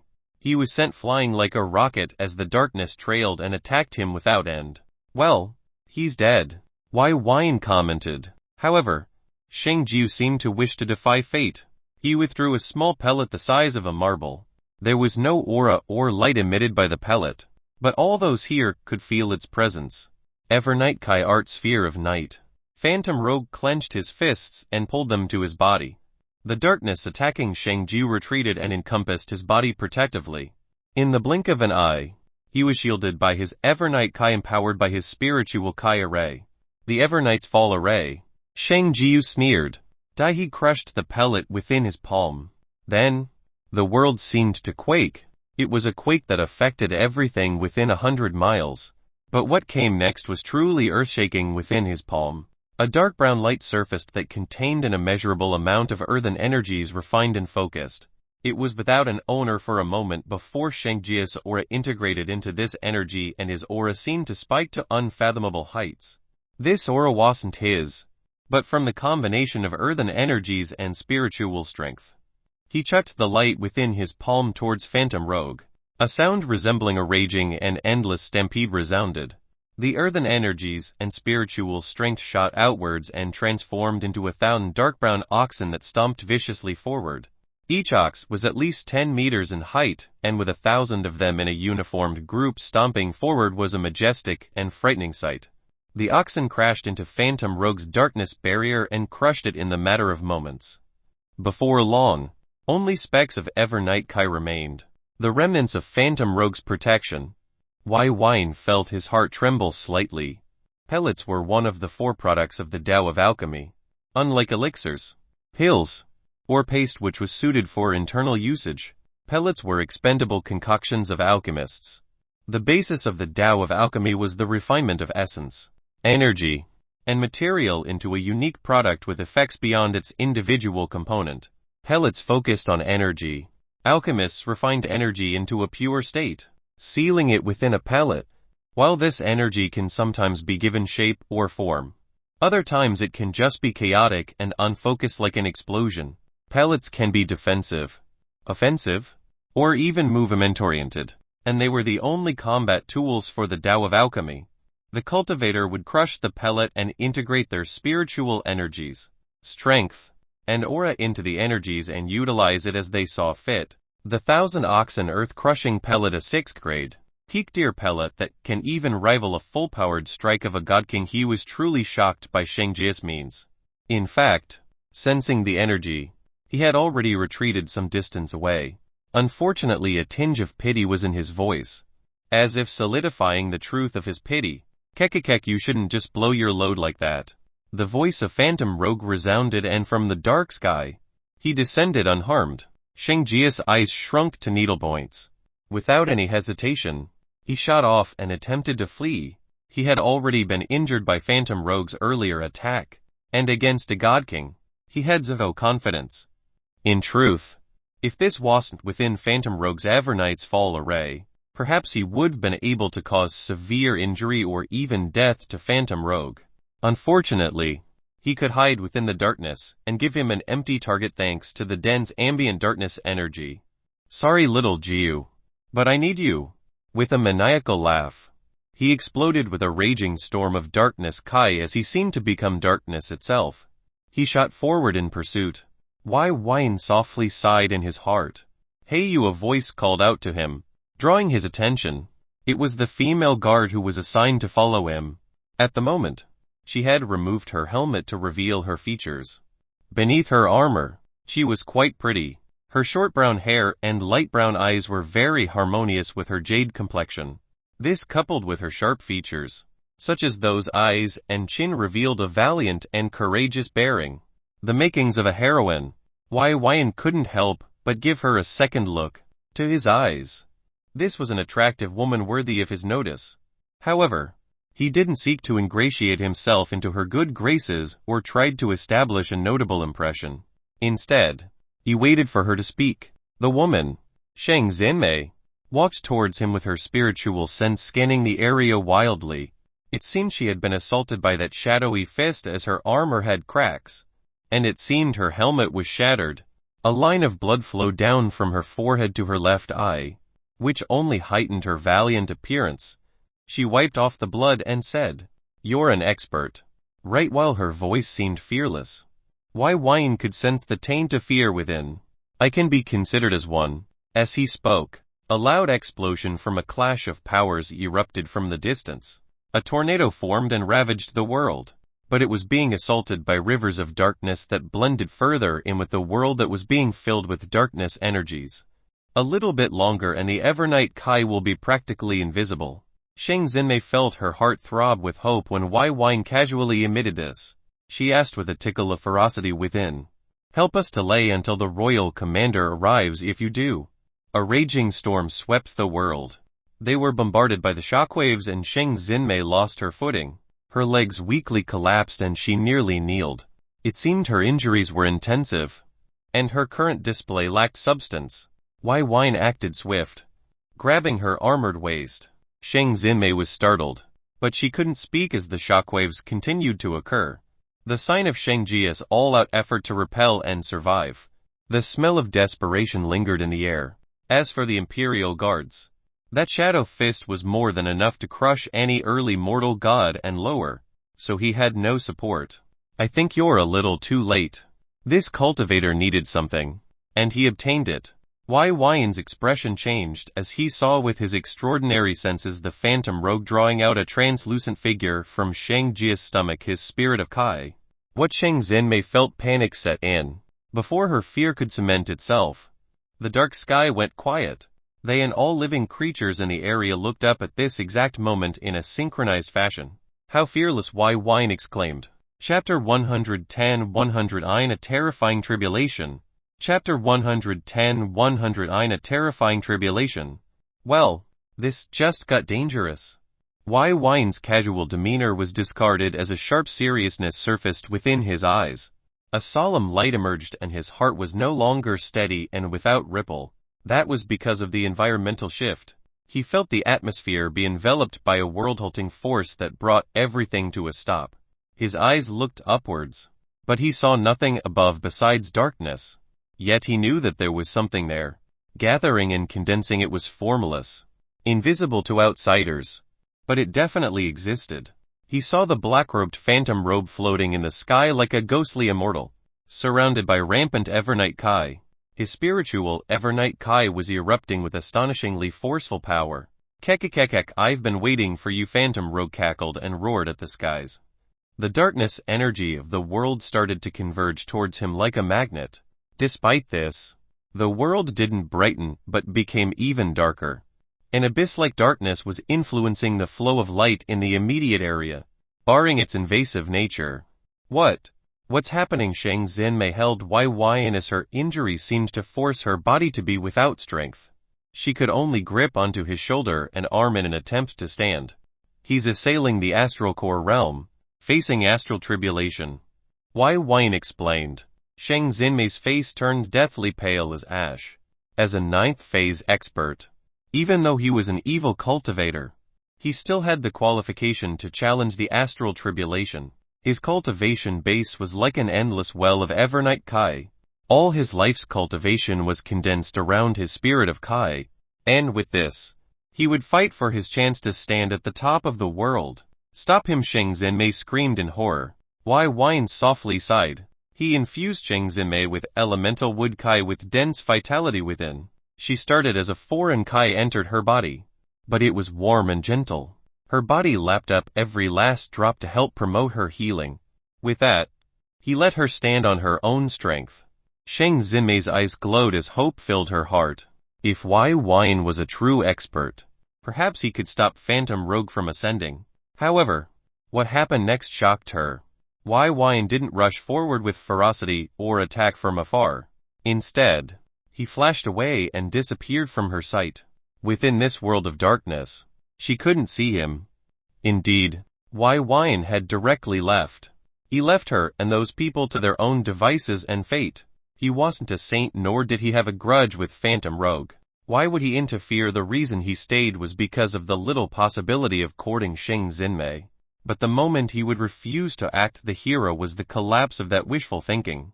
He observed the incoming astral tribulation with rapt attention from the edge of the spiritual Kai array. If Phantom Rogue succeeded, he would retreat without hesitation. There was another reason why he didn't interfere.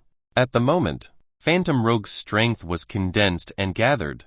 His entire lifetime's worth of cultivation was being shown today. It was as if he was fully igniting his spirit of Kai and detonating himself all at once, without the consequence of death or cultivation decrease. His current strength was beyond the Kai condensation and just below the astral core realm. It's possible that only astral core realm experts would have a chance to interfere with this tribulation. As for him, if Phantom Rogue decided to truly put his life on the line, he wasn't confident of leaving without injury.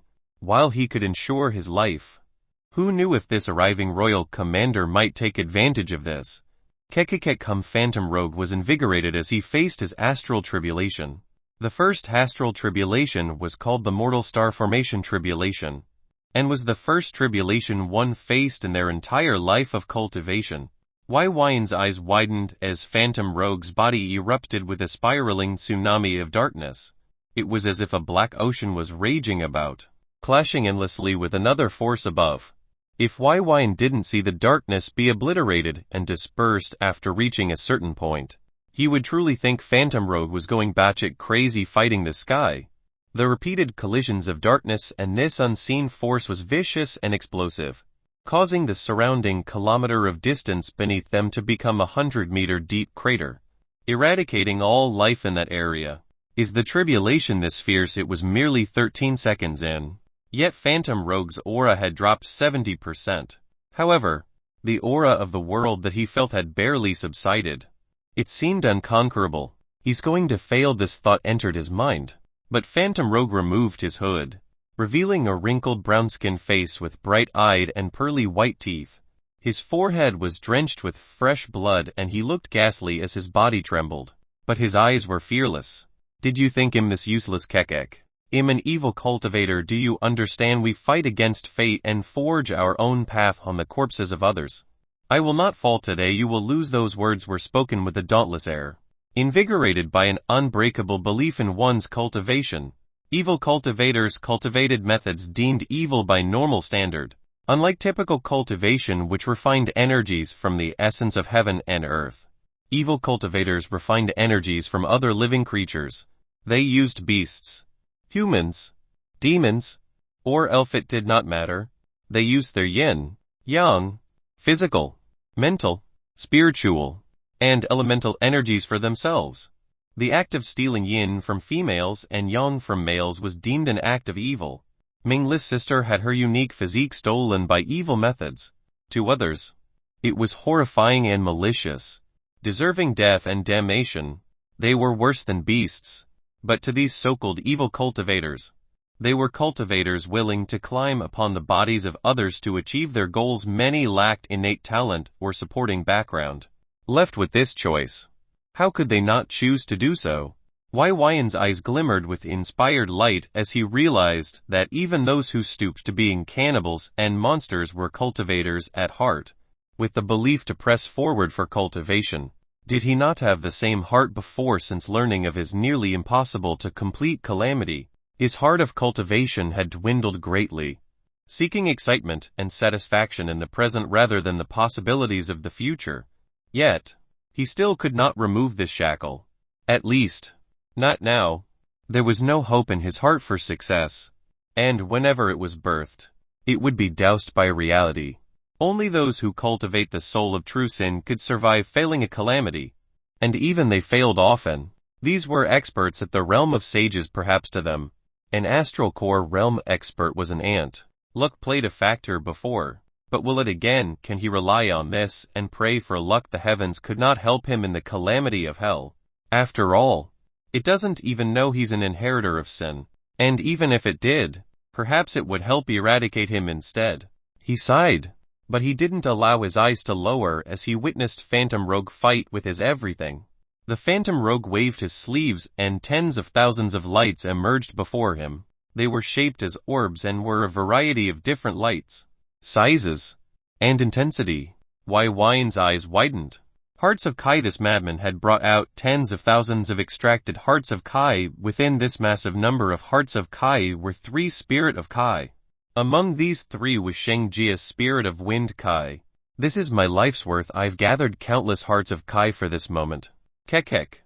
Take this. Phantom Rogue laughed brilliantly as he pushed forward. Each heart of Kai contained a trace of refined spiritual strength that belonged to Phantom Rogue. They listened to his commands as they shot forth to face the astral tribulation. Explode, explode, explode. Boom, boom, boom. The world shook as devastating explosions started to occur above the skies. A colorful sheet of violent Kai and energies blanketed the sky and pushed upwards against the invisible force that was the astral tribulation. This continued for an entire minute of ceaseless explosions. When it all ended, Byn's eyes widened even further. Impossible that assault was capable of severely injuring or even killing him. Yet the astral tribulation was still present and merely reduced in presence by half. Terrifying. Byin felt his heart genuinely shiver with soul-shaking awe and mind-numbing terror. This was the moral star formation tribulation. How ferocious. How incredible. The Phantom Rogue no longer cackled or revealed courage befitting a valiant warrior fighting tirelessly against fate. His entire aura became destitute and his eyes were wide. Fear, disbelief, and hopelessness were the only emotions present within. Wait. No. There was unwillingness. Byin wanted to speak, but a whistling force ripped through the sky and headed towards Phantom Rogue. He saw the visible depression of space from this force. It was terrifyingly powerful. Phantom Rogue didn't even get a chance to gather his strength once more in retaliation. The force collided with his fleshy body and he met a mournful, soundless death. His demise was only evidenced by the burst of blood, bone, and brain matter that splashed and fell. Byin stilled. Chapter 111-110 Aftermath. Chapter 111-110 Aftermath. As the veil of darkness lifted, a poignant air swept through the lands. A grand, infamously notorious character, an evil god king, had fallen to his ambitions on this day. Seemingly centuries of preparation was reduced to a splash of bodily fluids and fragmented bones. Byn's heart felt heavy and mournful. He was neither happy nor sad about this failure, but the unrelenting will to push forward had affected him nevertheless. If there was a human Dao, then Phantom Rogue's Dao had withered today into ash, scattered and soon forgotten. He sighed a sigh that seemed to weigh 10 tons. While he felt the after-effects of the Phantom Rogue's death, others felt ecstatic and jubilant at the ending darkness. The sun's rays had never felt so good before them as they joyously celebrated with hugs and tears. Many of them weren't even aware of his death, simply the ongoing event of a cataclysmic battle that shook their world with every clash. Not only had those explosions ceased, but so did the ever-descending night that grew darker and darker. With its abrupt end, and the calmness of the battle, they were assuming off their hope that all had ended. They had survived. Sheng Xinmei felt a wave of exhausted relief enter her heart. If a legitimate evil cultivator had ascended beyond the Kai condensation realm, there was no telling of the horrors that would descend in their wake as they tried to pursue greater heights.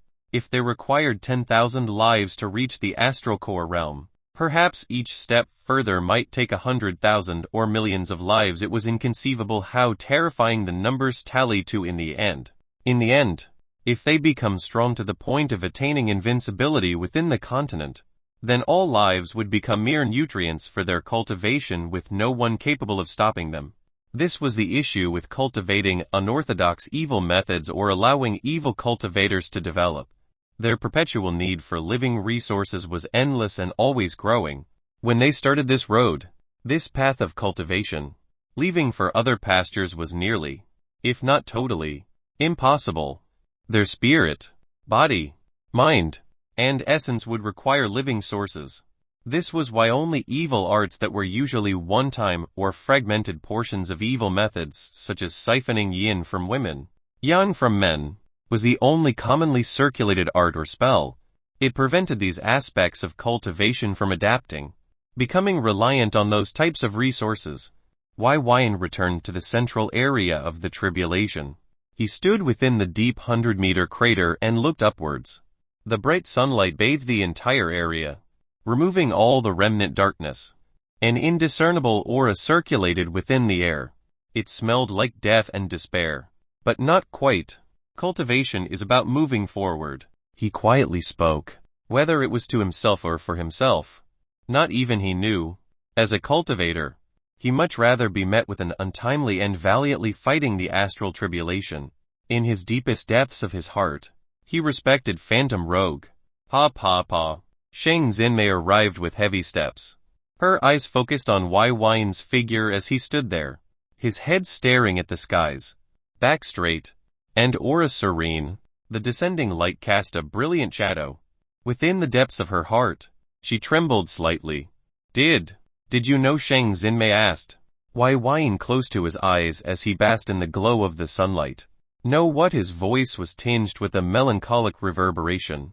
There were few who knew how it felt to have an early death looming over their heads. Furthermore, this guillotine was not a matter of choice. Did you know? Head fail. Shang Xinmei had realized that the Phantom Rogue had lured them here, entrapped them in a formation, all to snatch Shang Jia's spirit of Kai as a means for a last preparation. After all, most godlords were insidiously difficult to leave their protective formations of their sex. Even if they left, they'd act totally discreet to prevent an ambush. Furthermore, they all had trump cards and life-saving means, such as igniting their spirit of Kai. To ensure had obtained another spirit of Kai, he had to draw a godlord out from hiding. It seemed Shang Jia was merely unlucky. Even the Phantom Rogue was happy it was him, evident by his initial words.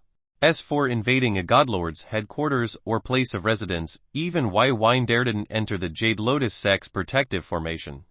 And he had lucked out from the Scarlet Solaris Sect's weakened state otherwise. It was entirely possible his life would've been left behind that day. Even a God King wouldn't risk entering a Grand Kai array and spiritual formation in the control of a godlord carelessly.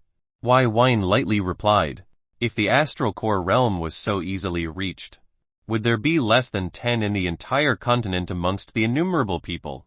Billions of cultivators on the continent. Less than 10 astral core realm experts exist. This only alluded to the exceptional difficulty in overcoming the astral core realm. Due to the 9th stage of the Kai condensation realms, Kai essence phase. Requirements to be reached. Most cultivators spent the majority of their cultivation path in the 8th stage, trying to gather as much Kai essence they possibly can before ascending. In truth, becoming a God King and assailing the astral core realm was unfathomably easy, merely a choice to integrate one's Kai essence with their spirit of Kai, then to call forth the tribulation as long as they have the qualifications to do so. This meant gathering a sufficient amount of Kai essence. Unfortunately, each mode of Kai essence requires an unfathomable amount of resources. Even Byin only developed a few dozen despite refining 7th grade pills. These pills were designed for astral core realm cultivators, yet it was still difficult to form. For a continent without a steady supply of 7th grade products, reaching that level was difficult beyond belief. Shang Xinmei's eyes quivered. Indeed, how could it be so easy? There had never been a single evil cultivator known that had ascended. And for those who have ascended, they've all had world-shaking backgrounds and talent.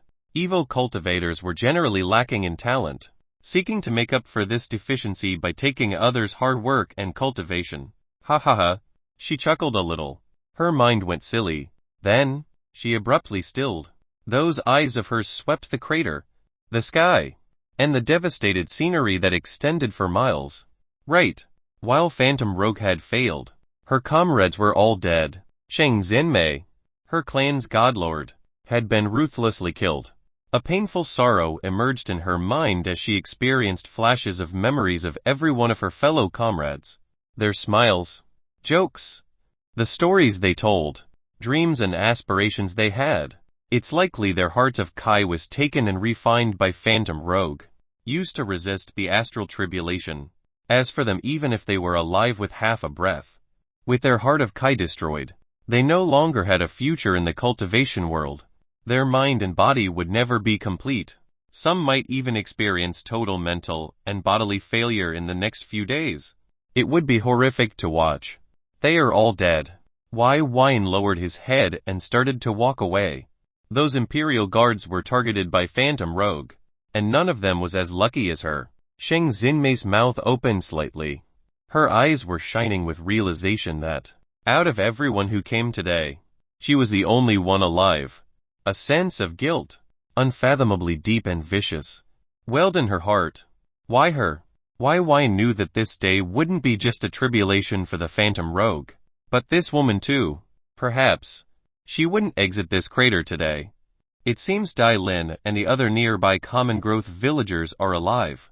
It seems he only targeted those of a certain cultivation base, not caring about those fragile and too weak to offer any true benefit. Furthermore, most of them hadn't even formed their heart of Kai yet. Byin thought, as he observed Dai Lin holding another woman tightly. She was smiling happily as they exited their shelter to observe the clear skies. To them, the apocalypse had just ended. Wait! Heavy steps echoed behind Byin. Sheng Zinmei caught up to him. Her eyes seemed dim, but not entirely empty. It wasn't hatred, anger, or sorrow that filled those eyes of hers. It was something else. Byin was somewhat shocked by her. Sheng Zinmei lowered her head and said softly, "Can you help me find their remains, whatever remains they have?" She no longer had the visage of a dauntless woman with sharpness and force, but delicate and lost. He knew she didn't need him for this. After all, her spiritual sense was still present, but her call, her words, weren't for help to find her comrades, but to starve off this darkness birthing in her mind. She didn't want to be alone. Sure. Chapter 112-111 A Survivor. Chapter 112-111 A Survivor. Byin accompanied Sheng Zinmei. They gathered the remains of her allies, pieces of their broken limbs, splash of crushed bones, or fragments of tools or weapons of theirs. It was all to have something to pay respect to, as their bodies were crushed to near nothing by a god king's power.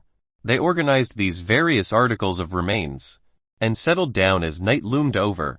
Byin could tell that Sheng Zinmei didn't have the heart to immediately return, so he suggested she rest for the day, recover her strength before returning. For now, a report was enough. A transmission crystal. When those words were spoken, while she hid it, Byin could feel the breath of relief exhaled from her lungs. Therefore, they traveled to one of the nearby common growth villages and claimed lodging. Byin paid those villagers a few essence stones, which had them jumping with joy the moment they left his view. To them, an essence stone was a godly object capable of helping cultivators enter the Kai condensation realm. A few essence stones meant a few Kai condensation experts. The elders were already planning to select a few talented juniors to invest in, holding an all-night meeting with vigorous debate and flying spittle. Unfortunately, greed was an unseen yet vicious force. In the middle of that night, a young woman snuck into the hut that they used to store those essence stones, slit the guard's throat, and swiftly left with the stones in hand. This treacherous act may very well be the beginning of an expert. Byin was quietly watching Sheng Zinmei sleep. She laid in his embrace, fully clothed of course. She was truly a beauty.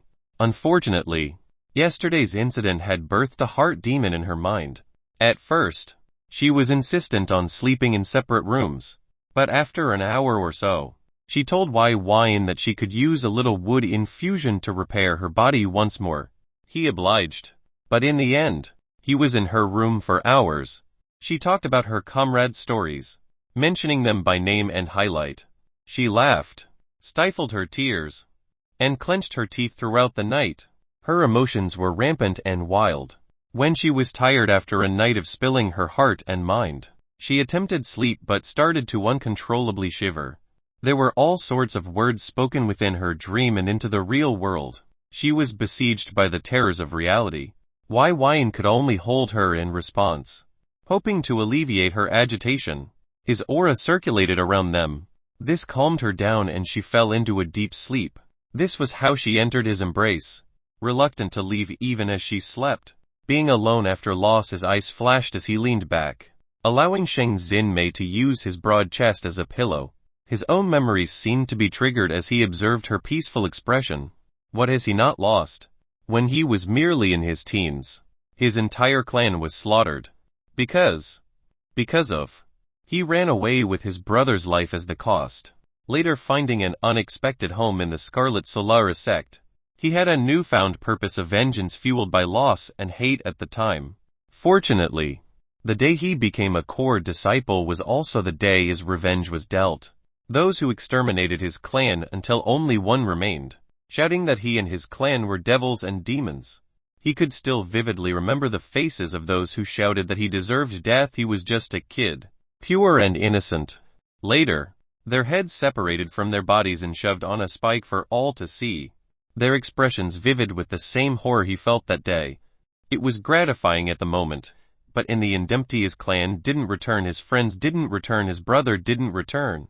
He was still alone. But it started to change. He had Du Ling, Mei Mei, YC, and others. He was growing once more to have a family, but in the end, the inheritor of Sen was forced upon him and he lost that home too. Now, he was even losing the will to live and struggle. He wanted to reignite his will, but before hell itself, how could he muster such courageous and tenacious will to defy and survive? He experienced the first calamity, and if it was truly him who experienced this trial, his life would have ended then and there. He knew this. There were no ifs. He didn't have a soul of true sin, so the tiniest failure meant absolute death in body and soul. If he wasn't perfect, he was dead. This would not change in the other trials. And only the true soul of sin could survive the calamities of hell. He recalled that silver-haired, black-eyed figure that day, the true inheritor of sin. He seemed insane as he spoke of good and evil, being weak and punished. How can an inheritor of sin be so weak to be captured by the weak Violet Moon sect? It seemed unlikely. Was he truly weak? Had he experienced the calamity of hell and failed? Was he a cultivator at the realm of sages? Also, why did he choose him of all people? He clenched his teeth with blazing irritation. This all started with him. He could no longer stand the world, so passed his burdens on to someone else. How pathetic. MMGGHMM. Sheng Xinmei shifted slightly. She nuzzled deeper into his chest and placed her arm around his waist. Byin shook his head. All his thoughts were irrelevant and meaningless. In a few decades, if he doesn't die before then, it's likely he'll die at that time. The sun broke through the horizon and morning soon arrived. Sheng Xinmei slowly awoke from Byin's embrace. A trace of saliva at the edge of her lips. It seemed her sleep was rather well and comfortable, especially after using Byin like a body pillow. She realized where she was and what had happened and snapped up. She spoke. But she realized that Byin's eyes were closed and his breathing steady. He was asleep. She was momentarily dazed. His sleeping appearance was truly a sight to witness. One without any guard or sharpness. Just pure and delicate. She reached out and traced his chin with her fingers. "Ah!" she quietly exclaimed as she pulled back her hand upon realizing her action. She lingered for a little while before rising, realizing that the sun had risen and her injuries were mostly healed. She was startled. Byin's aura was leaked continuously throughout the night and without end. That included his traces of elemental energies and dense vitality. Her body absorbed these refined energies and rapidly healed in its most optimal state. She found her armor and placed it on her. Hiding her prided feminine features, she inspected her body and vital yin, ensuring it was still intact. She was a virgin of 2 centuries, a fact in that past that she held with pride. In truth, the close brush with death made her want to give up her virginity before a possible premature ending to prevent any lingering regrets, and she slyly gave a few hints to Byin between her expressing of grief and recollection of heartfelt memories. However, Byin didn't. What she needed wasn't a fleeting moment of pleasure, just company and a friendly ear. She was vulnerable to the limit right now. But while he wasn't a saint, he wasn't a devil either. A rare light of thankfulness emerged in her eyes as she observed Byin. Any other man might have taken her everything in that moment. Not wanting to wake him, she wrote a note and left it to his side. With quiet steps, she left the village. She had to return to the royal capital. Byin opened his eyes as she left. Those eyes of his contained something new. Something different. Throughout the night, he recalled his every memory and loss. He blamed everyone and everything. But in the end, there was only him. It was him who was the cultivator. It was him who was the inheritor of sin. It was his life. It was his fate. Regardless of what has happened or will happen. When did he relegate his existence to something as insignificant as a sloth traveling with the flow since young? He dared to think against what others deemed as common sense. A little older, he started with nothing and became a top talent in the entire myriad your continent. When everything suggested that he would fail the first calamity, did he not succeed when he faced the wall of heaven? He fought with his all to survive. He kept his original heart and even put Byin's life before his at a key moment. It was that struggle for himself and the things he cared about that inevitably led to current events. He lost his memory, gained alchemy skills, and made leaps and bounds in his cultivation. He had 4 spirits of Kai blood. He fought against common sense since the day he was born and had never given up before. When he recalled Phantom Rogue, an evil cultivator, who faced absolute death. During that moment, he experienced a moment of helplessness and despair against a seemingly invincible foe. And it was these thoughts that delayed his ability to retaliate. He became a mess of blood, bone, and flesh due to it. His end was gruesome and vicious. But it was a lesson. Giving up led to certain failure. Phantom Rogue lost his heart of cultivation, the heart to struggle at that last moment, and lost it all. Calmly taking in a large wad of air, Byin felt his entire body expand with a vibrant sensation of resolution and unwillingness. It was this feeling that drove him to revenge. It drove him to survive. He was a survivor. And survivors don't assign blame and wallow with acceptance of their fate. They survive against all odds. From the beginning he had merely 2 Asachi's heart and mind. The heart to move forward. Always. The mind to seek solutions. Without end. A soul of truths and isn't required. His eyes flashed with untold brilliance. All he needed was a goal in mind to seize a chance. No matter how small. And he knew how to get it. The image of a young woman with blonde hair, ocean blue eyes, and a holy aura flashed in his calm pupils. He rose up and stood tall. His entire body seemed to have become a little lighter as the world expanded in his vision. A few decades was enough. If it wasn't, then hell make it enough. Because he was a survivor, he would not become like Phantom Rogue, who knew that this small investigation would lead to his shift in mentality. It was witnessing a despicable cultivator willing to do anything and fight with his all, but lose it due to his fallen will that drove his change. It reminded him of his past and all his struggles, his failures, and his successes. It reminded him of who he was. Wang. Within his 3-layered ring, a crystal lit with a faint glow. It was a transmission crystal. Byin withdrew the crystal and received the message. Lord Y. You've received a wedding invitation from Prince Shen. According to it, it is between Prince Lei and Lin Ziyan. Shall I decline? Su Mei's words were calm and indifferent. Byin eyebrow lifted. A hint of recollection flashed within his eyes. Lin Ziyan. The information of the Godlord dossiers he obtained from the World Life Emporium surfaced in his thoughts. Lin Ziyan is Godlord Lin. That woman, the one who had him cultivate the Haven Heart Kai method. Abruptly, A grin filled with happiness tugged on his lips and threatened to split his mouth. No, tell him we'll be there. It seems fate hadn't given up on him yet. So why would he? Chapter 113-112 A wedding storm looms. Chapter 113-112 A wedding storm looms. Byin returned to his gorgeous residence. After receiving the transmission from Su Mei regarding a royal wedding, he felt the need to set up plans. This wedding was likely going to be chaotic, mostly due to him. Lin Ziyan was the seer's friend, and he had to obtain her at all cost. If she wasn't at the wedding, he needed her location to track her down. If Lin Ziyan was unwilling to disclose this information, then he would have to take other measures kidnapping the bride. Therefore, he needed to make ample preparations if his enemies became the entire Imperial clan. He sat cross-legged beside the clear pond, his thoughts circulating as he ruminated on the various actions possible. While the direct manner was the best and clearest method, it was also accompanied by many variables. My cultivation base is exceptional, but definitely not invincible on this continent. The differences between each phase of Kai condensation is considered massive. So the difference between realms must be absolutely terrifying. Luckily, according to Prince Zhen, the ancestral king is in closer seclusion in an attempt to ascend the next stage.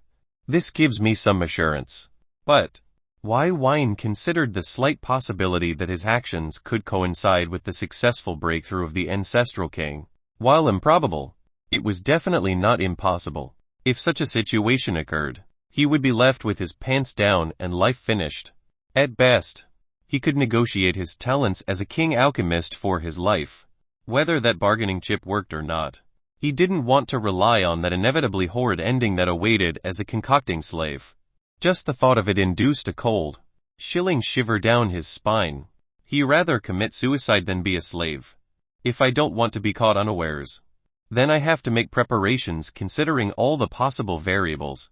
This includes escaping with the seer in hand with the pursuit of elite cultivators. He spent the next few hours devising various strategies. The first, he needed a weapon of mutual mass destruction. Whether to use or not, he needed a threat strong enough to ensure hesitation in a pursuit or assault. There were many different options for this, such as explosive pellets and self-detonation. The former was possible, but after initiation, control was pretty much gone. As for the latter, that wasn't an option. Therefore, he needed another method. That's right, a burst of realization entered his thoughts as he waved his sleeves. A white mist swirled outwards and started to take shape. It transformed into a copy of Byin with his physical, spiritual, and mental aura. This was the false mortal god avatar, since its various flaws were fixed thanks to Yuhei clan's various avatar-based spiritual Kai arts. He felt that this clone was a perfect option to self-detonate. This avatar's capacity to hold energy was limited, but not if he concocted 7th-grade pellets and infused them into its structure. At a crucial moment, he could threaten to detonate and even allow it to stay behind with possible pursuers until he was out of range. If he kept the pellets on him, then it was entirely possible the pellets failed or took him down. Those who planned for mutual destruction had issues with their minds. Regardless, he just needed hesitation. Of course, his avatar could do a little more than that. His eyes brightened as he started to devise strategies with the false moral god avatar art. Unlike other avatar arts, it was a perfect copy of Byin while in its avatar form, be it down to its cellular structure, various auras, appearance, or perceived cultivation base. It was the perfect doppelganger. The second, an escape. He needed a swift escape that can create vast distance while carrying others. The best means for this was a refined tool that can act as an escape device. He already had an idea as he brought out Element, his nascent saber soul. To escape from the wall of heaven, Byin had to devise an impromptu art elemental saber life securing art. Disregarding his poor naming, it condensed all of his various energies and Kai into Element, and used it as a shuttle to propel him away at exceptional speeds.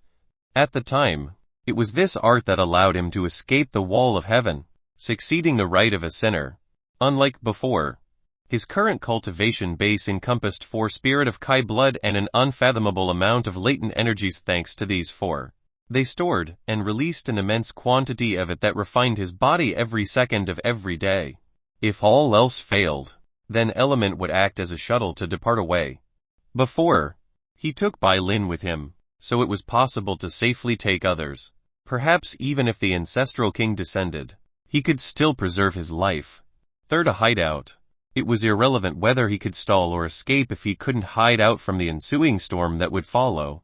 It needed to be secure enough to ensure his own concealment and prepared enough to allow his cultivation to rise while in hiding. His eyes flashed with light as he peered into the distance. The wedding was to take place in a few weeks, followed by the gathering of true elites and powerhouses as honored guests to celebrate the crown prince's marriage. Therefore, he had a clock, but it was enough. As for the fourth and last contingency plan and a contingency plan for his contingency plan, his mind swirled as he settled on an airtight set of plans and preparations. In truth, everything might go smoothly. After all, he had an ongoing spirit oath with the seer. However, if Lin Zian turned hostile against him as she almost did before, these plans could save his life. The one thing he learned while rising up was that humans were unreliable, fickle, and protective. Becoming a prince's wife afforded all sorts of benefits, such as sending them to hunt him down. He definitely had to plan accordingly. With these thoughts in mind, he stood and vanished from where he stood, in the royal palace. Resident quarters. The room was as glorious and decoratively furnished as Prince Jin's, but even cleaner and well-maintained. Inside were two beautiful women of the ages. The owners of this room, Lin Zi and Amp Ming Shufeng. They were gathered together, with teacups filled with golden liquid, the smell of which was heavenly and calming. Ming Shufeng lifted her teacup like a proper lady as she calmly sipped. A refreshing exclamation left her throat. Her expression was calm and relaxed, as if the world was perfect. Tap, tap, tap. Lin Zian, however, was more anxious as her delicate, jade-like fingers tapped the table in a frantic rhythm. Her eyes revealed all sorts of anxiety and uncertainty. Ming Shufeng frowned. You don't have to be so anxious, do you? Lin Zian turned her gorgeous eyes towards Ming Shufeng. This friend of hers. She pouted her lips and said, Of course I do. You said. I know what I said. Ming Shufeng interrupted. I've consulted the heavens and glimpsed into fate. You're fated to be with the one you love. And I've figured out how. Lin Zian started. Her anxiety shifted to excitement as she leaned forward. Her voluptuous curves and breasts were mouth-watering as she leaned to reveal her ample assets. Unfortunately, no man could witness such an appearance. A pity. Really? Ming Shufeng smiled and said, Yes. All you have to do is seal your cultivation base. Say it was due to an accident. Then, seal your voice. When the wedding happens, the embers I've sent out will become a raging flame that'll send him directly to your doorstep. And then Lin Zian was a little skeptical that she had to feign marrying a member of royalty for her desired ending. But Ming Shufeng had never been wrong before. Then certain victory. Astral lightning shall descend, and the false gods of the mortal Dao shall ascend. Her words were spoken with an ephemeral and all-knowing manner. Lin Zian's eyes widened with excitement. She clenched her fist and peered into an open window. The love of my life. The one who cultivates the Haven Heart Kai method. I hope it's him. At the same time, two figures sat together at an inn. It was Long Chen and King Qiumu, who wore a veil. They were currently laying in the same bed, fully clothed, calmly staring at the ceiling. King Qiumu's eyes were hazy as her thoughts seemed to be elsewhere. As for Long Chen, his black eyes flashed with the utmost determination. I'll save her. Then, I'll kill him. His words were sharp and unrelenting. King Qiumu was shocked out of her thoughts. Those hazy eyes lowered as uncertain feelings emerged in her heart. She knew who he was, but she wished it wasn't. Chapter 114 Wing 13 Arriving with Style. Chapter 114 Wing 13 Arriving with Style. Several weeks had passed since Wine received the invitation, and the royal capital was busy and bustling with all sorts of figures. These included mortal gods, lord alchemists, and elite geniuses of the ages. They had all come to represent their respective forces to give the Imperial clan and Prince Lei face. and it was impressive the amount of face given. Byin could feel a shift in the ambient essence of the world, affected by the spiritual strength of numerous top-tier experts. There were too many, far too many for a simple wedding. There's definitely something afoot. Byin's instincts were far sharper than the normal cultivator. This was due to his true dragon bloodline and alchemic spirit of Eden Kai. They were both attuned to various invisible forces pushing against the world's trend. These were the ill intent exuding from thoughts or bodily reactions. And Byin got a whiff of something fierce. Atop Byin, he and Su Mei soared the restricted skies thanks to Prince Zhen's permission. They were dressed in formal robes and dress that suited weddings. These were refined wear nor very battle effective, but they gave the both of them noble appearances with highborn bearings. They were quite expensive as well, bought from the Life World Emporium. Despite not being very battle effective, they were durable. Su Mei wore a blue dress. It was shortcut, revealing her toned thighs and supple legs. Her skin was flawless and her legs were exceptional dual pieces of womanly form. Byin was startled as he observed Su Mei with rapt and undivided attention. When he first met her, she was somewhat flat-chested and lacked an ass. The most he could say was that she was pretty, befitting the girl next door with her pure black eyes and short hair. Now, she had grown into a full-grown woman. Her chest was quite ample, natural growth too, and perhaps his entire hand couldn't grab it all. Her curves were defined and that shapely form gave her an alluring stride wherever she went. Her eyes were still as pure and black as before, but the brilliance and concealed sharpness was quite soul-snatching. Thanks to her physical training, her ass had formed a perfect bubble shape with tender and soft flesh.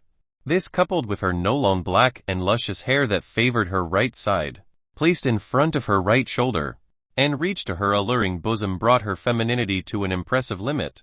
This once before average-looking woman had become a beauty.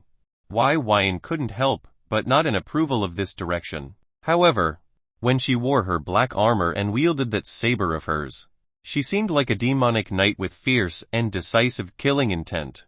The juxtaposition of these two images could cause one to misidentify her as two entirely different people. As for him, was there anything that needed to be said? His light gray formal robes were form-fitting and extraordinary. His already unearthly handsome visage was sufficient to carry the robe, so it was mostly a non-factor. Even if he wore nothing but tattered robes, no one could miss his brilliance. They rode on Byin into the royal palace where Prince Zhen and the twins were diligently waiting. There were numerous people in the surroundings that were bewildered by a prince waiting at the entrance for the arrival of a guest. Whoever it was must be exceptional. Could it be one of the top beauties on the World Life Beauty ranking list? If so, they wouldn't mind waiting also in hopes of catching a glimpse. There were even some hushed discussions. I heard Prince Zhen was originally supposed to marry Godlord Lin, but he was rejected by her, and she only wanted to be with a worthy prince. A guest at the mortal god level said to another. What? No. It's that Prince Zhen had obtained her approval, but Prince Lei arrived and she immediately left his side. I even heard, MHM. It's because of Prince Zhen's condition. Oh, is it the micropy? Shush, it's only rumors. You don't want to get executed. Prince Zhen ignored all this. They were mere lies used to heighten Prince Lei's image while lowering his own. That being said, the rumor that was circulating was quite damaging. I have quite a sizable one. You know, if anything, it's at least above average. Despite being in the sky, Byin heard every last word and couldn't help but smile slightly. Byin arrogantly announced her arrival with a loud cry. It contained her bloodline power and caused the surrounding avian mounts to shiver. Some directly plummeted out of fear, causing their riders to fall. Su Mei shook her head. Byin seemed to love to make an entrance. This was the fault of her master. Every time he took action, he shocked the world time and time again, from shattering a gate with purely his physical body, domineeringly ordering others around, killing with a single word, and slaughtering the peak experts of this world. Byin's exposure was tainted, and her addiction was clear. If Byin let her loose, perhaps she would arrive in blazing golden flames while declaring her territory the entire sky. Just the thought made her feel helpless. Byin rubbed Byin and calmly saw the gaping Prince Zhen. Bylin's aura was extraordinary, rivaling his own. Mounts could have such strength while she had heard of the beast Taming Sect. They mostly won through numbers rather than individual strength. Even the twins were sent into a shock. Those watching were similarly flabbergasted at Bylin's aura. When she landed, her wings flapped, causing a surging waves of wind that caused many robes to flap wildly, and even a few poor cultivators painfully learned how it felt to fly, albeit temporarily. There were growls and ill-intended gazes leveled at Byin, but very few felt confident in taking action. There was also the prince there, and he should get justice. Looking at the gazes sent his eyes, Prince Zhen clicked his tongue. Byin could one-shot godkings. Justice, can you eat it? I don't know what that is. So you can find it yourself. He cupped his hands respectfully and said, I'm happy you could make it. Godlord, why? His words caused many to become startled. Godlord, there were less than 20 godlords in the entire Wu country. And this was a godlord. While Bylin's aura was terrifying, it matched a peak mortal god. But a godlord was an entirely different existence. Byin nodded.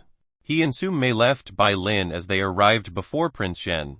Byin directly said, Did you invite me here to kill your brother? Everyone. Holy shit. Did he just openly speak about murder this? To speak about killing another royal member in front of the royal palace? The balls on this guy must be steel and the size of mountains. Prince Zhen's eyes shrunk, not expecting Byin's words. However, he was quick-witted and naturally said, Godlord, why? Absolutely not.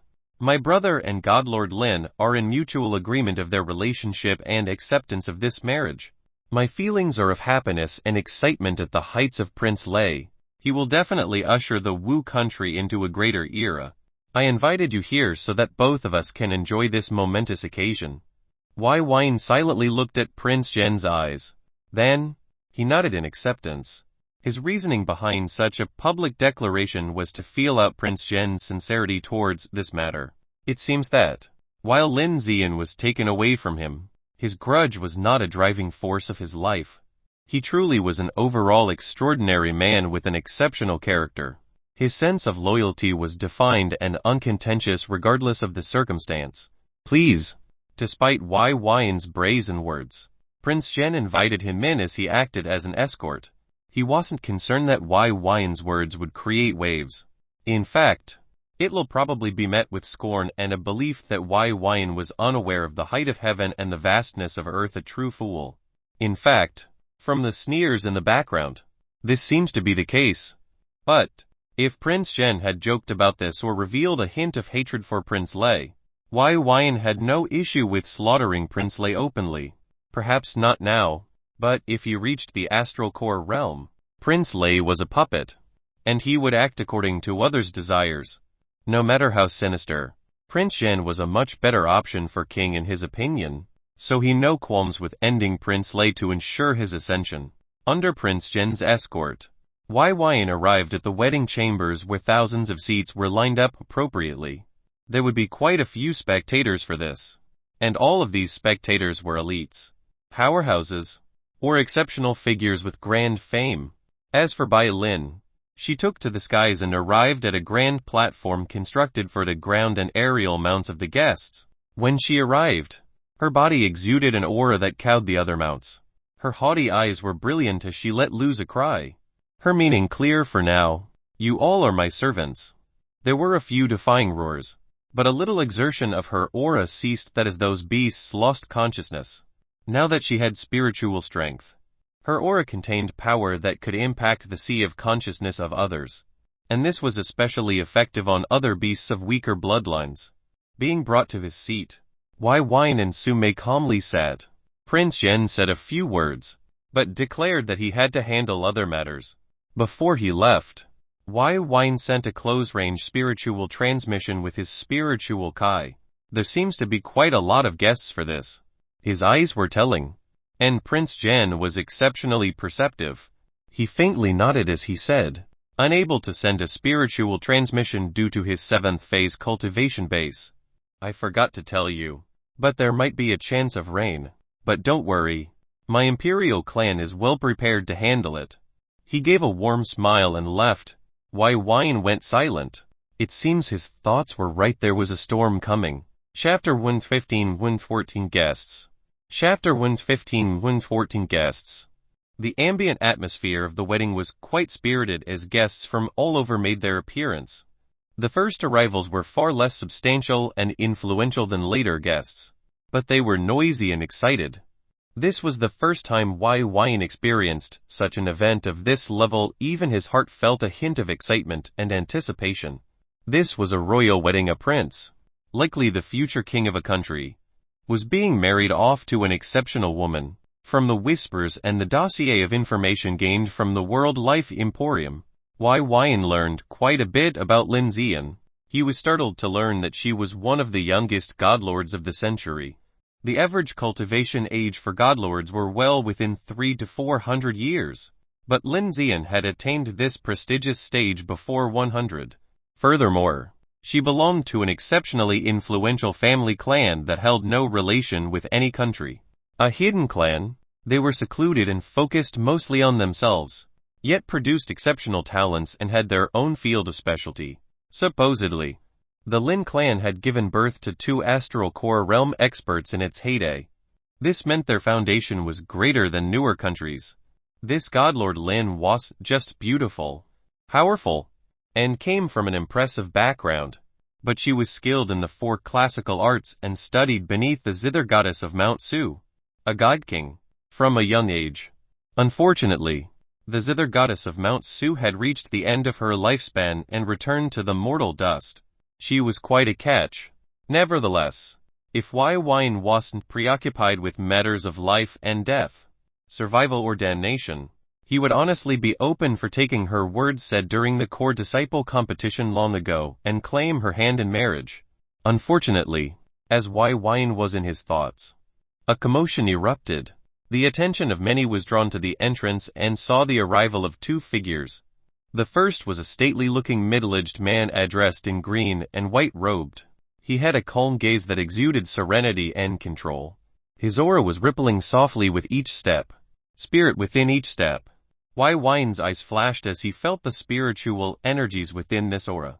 It was potent, refined, and expertly controlled. This was a sign of an expert who had impeccable control of their spiritual energies.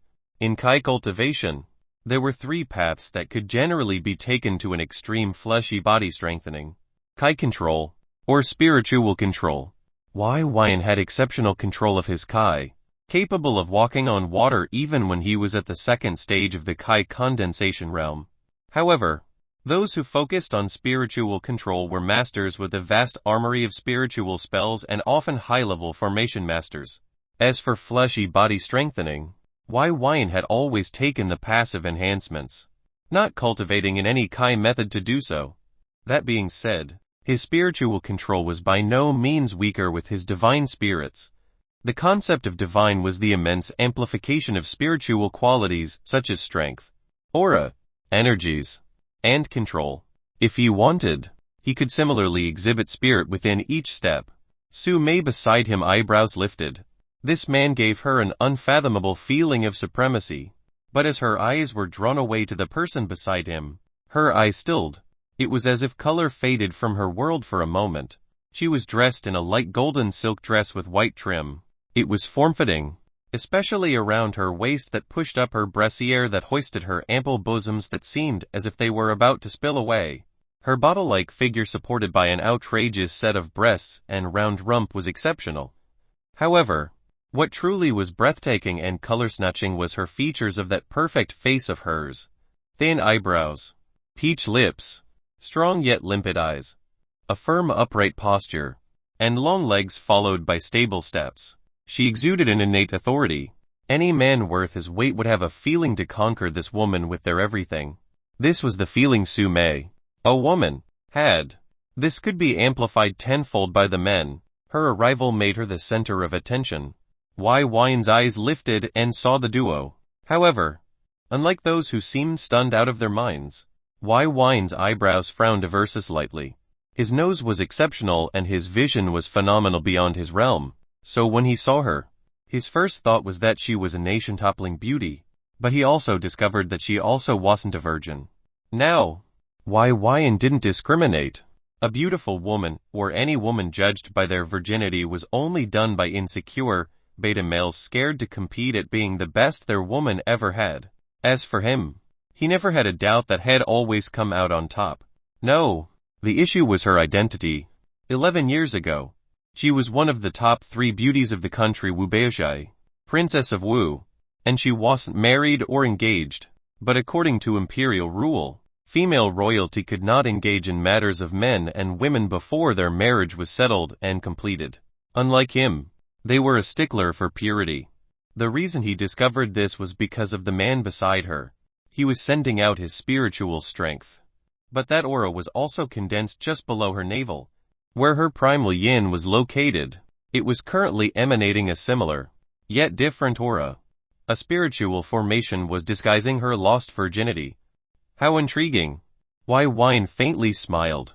There was a time where he would try his all to pursue her, but her concealed scandal made him realize she'll have quite a lot of baggage.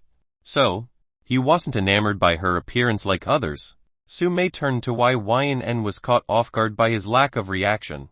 That's Wu Baozhai and Jai Menghua, the patriarch of the Jai clan. It seems she really does have the Jai clan's full support. The conversation started to be wildly exchanged. The Jai clan was a part of the 5 great sects and 2 great clans. Each one of these powers had a godlord at their head, fully controlling a domain. Regardless of the 2 godkings of the Imperial clan, godlords cannot be looked down upon. Their spiritual Kai allowed them access to all sorts of mystical arts such as mental influence, avatar arts, and can control or set up stronger Kai arrays. With arrays behind them, they could fight godkings and not lose out immediately. It wasn't just them who arrived, but Bai Yulin, the matriarch of the Bai clan. Unfortunately, her daughter was absent. As one of the top beauties of old, many were hopeful of her arrival but were inevitably disappointed.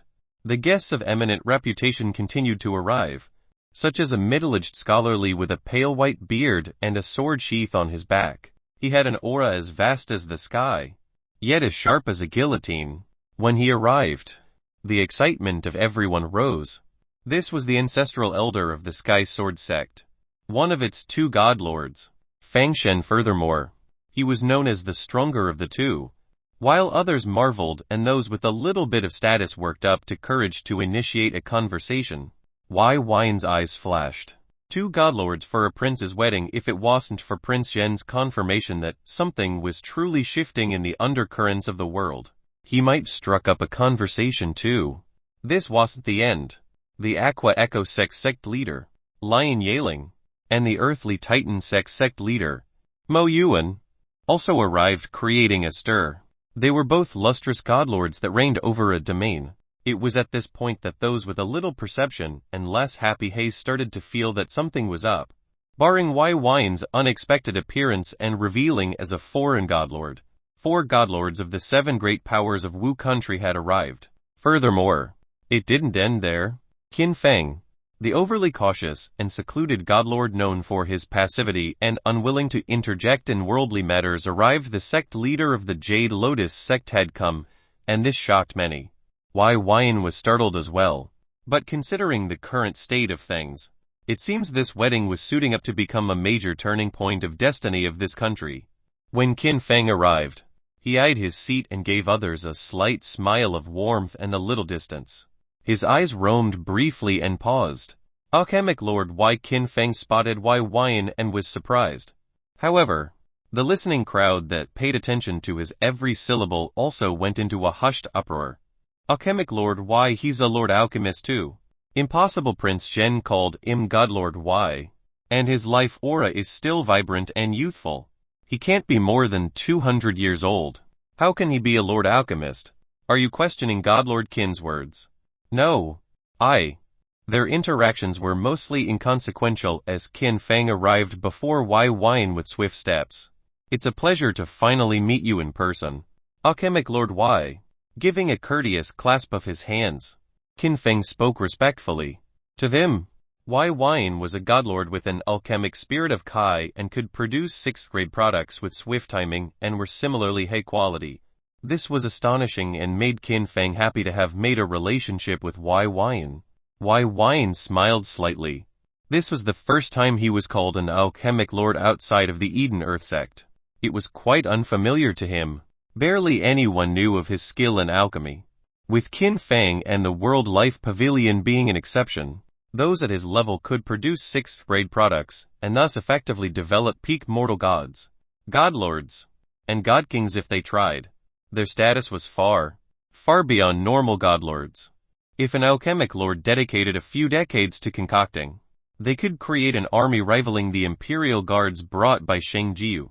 They were a fearsome existence that could not be underestimated. In fact, there were less alchemic lords in the entire world than there were godlords in Wu country. Less than 20 each. One was Harold, was a genius of the ages. Sadly, most were alchemic heart cultivators forced into strenuous and life-draining concoction. They couldn't enjoy their fame and prestige. As an exception, Byin was a worldly phenomena. If he was both a godlord and an alchemic lord, his status would exceed even the king of Wu by a fair bit. Unfortunately, news was already out. The nearby godlords already shifted their gazes over. Qin Feng had believed Byin used his status as an alchemist to receive an invitation, so he didn't bother concealing this matter. Shaking his head, he invited Qin Feng to sit beside him, but Qin Feng was quite apologetic as he declined, saying he had to sit somewhere else. While he didn't elaborate, it made Byin realize that seating arrangements were segregated and divided, almost as if intentional. As for him, he was seated in a relatively neutral zone. This alluded to two factions embroiled in the upcoming storm. This felt more and more interesting as time went on. Chapter 116-115 The Wedding Begins. Chapter 116-115 The Wedding Begins. After chatting with Qin Feng for a bit, Byin allowed Qin Feng to mingle elsewhere. At the moment, his mind was occupied with all sorts of thoughts. His eyes swept around but didn't spot his target, so he could do nothing more than sit and wait. Lord Y, do you think Su Mei started to speak but deliberately paused? It seemed she caught on to the odd air in the room, faster than others. When it happens, it'll likely be fast and crimson. Be ready to put on your dazzling accessories. This was his disguised way of telling her that things were likely going to be quite bloody. If the opposing party seeks to bring interruption to this wedding, they must be fully confident in tackling any issues that arise. In events like this, often there were unintended yet acceptable casualties for both the defensive and offensive sides of a conflict. If he had known this would happen, perhaps he would come alone instead of bringing Su Mei and Byin. Unfortunately, it was far beyond the timing to have them quietly retreat. It was safer if they stayed near him, and not left and became targets of some trap to prevent escapees or something of that nature. Taking a deep breath, he continued to see the flood of experts and characters of renown. The atmosphere that was jubilant and exciting started to become odd and rigid. Even those slow on the uptake could now tell that an event was likely happening that far exceeded a prince's wedding. A silent world with hushed whispers now replaced those excitable exchanges. Byin could see that Qin Feng was seated in an area with the Skysword Sect's ancestral elder, Fang Shen, and a Cho Echo Sect's beautiful sect leader, Lion Yaling. As for the other side, there was Mo Yuan, the earthly Titan Sect's sect leader. However, if one thought that Mo Yuan was on the weaker side, they would be insane. Because he was on the side with royalty, there were princes and princesses, including dukes and earls that were mortal gods and godlords. In fact, their side seemed to be more numerous. To think the overly cautious Qin Feng would be against the Imperial clan, this must have so many intricate layers. He couldn't see the fog-covered puzzle that was currently happening. He lacked information, but what he did know was that an ensuing storm would likely ravage the world soon enough. Just as Byin was feeling an intense feeling in his heart, a feeling of excitement, a woman arrived at the entrance. Byin's senses flared as he turned his gaze and saw a figure he hadn't expected. Mei Yang, the Helios witch. Since that day where she barely escaped with her life against the one-time astral array trump card of the Yuhei clan, he hadn't heard any updated news of her. In fact, he had asked about her at the Life World Emporium, but besides confirming that she was alive, There was no other information about her. She still donned her signature short-sleeved white cheongsam with golden images of the sun and vines embroidered on its surface, tight-fitting and perfectly accentuating her feminine assets. Her beauty remained as radiant as a sunrise. When she arrived, countless eyes met her. As she had arrived a little later than others, she became the center of attention. One figure had the most reaction. Feng Shen, his eyebrows furrowed as a sharpness emitted from his eyes. It carried hostile intent that caused all those to shiver and feel a sense of dread. Mei Yang cutely smiled at Feng Shen, putting on a fearless front. But Byin could hear her heartbeat and blood flow. While she seemed uninjured and normal, her cells were damaged and her heartbeat was irregular. She was injured yet to recover from the astral array. That irregular heartbeat belied her calmness, indicating fear and worry. Her beautiful eyes swept away until she paused. Just as Qin Feng did, she saw Byin sitting there, handsome and completely untouched. Her heart quivered as she looked at him. She had assumed that, like the other peak mortal gods, Byin was obliterated into nothing. Her eyes shook for a moment before they brightened. With a brilliant smile, she waltzed over with an exquisitely alluring sachet of her hips and shoulders. She directly ignored the gazes and arrived before Byin. Her eyes revealed a strange glint as she said without hiding her voice, "I've missed you dearly, love. It's been too long since that night." Her next actions dropped jaws and widened eyes.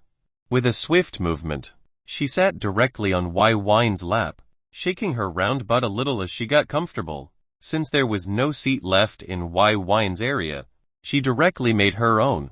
Su Mei was startled. Her eyes looked towards Byin. When did Mei Yang and Byin have that type of relationship?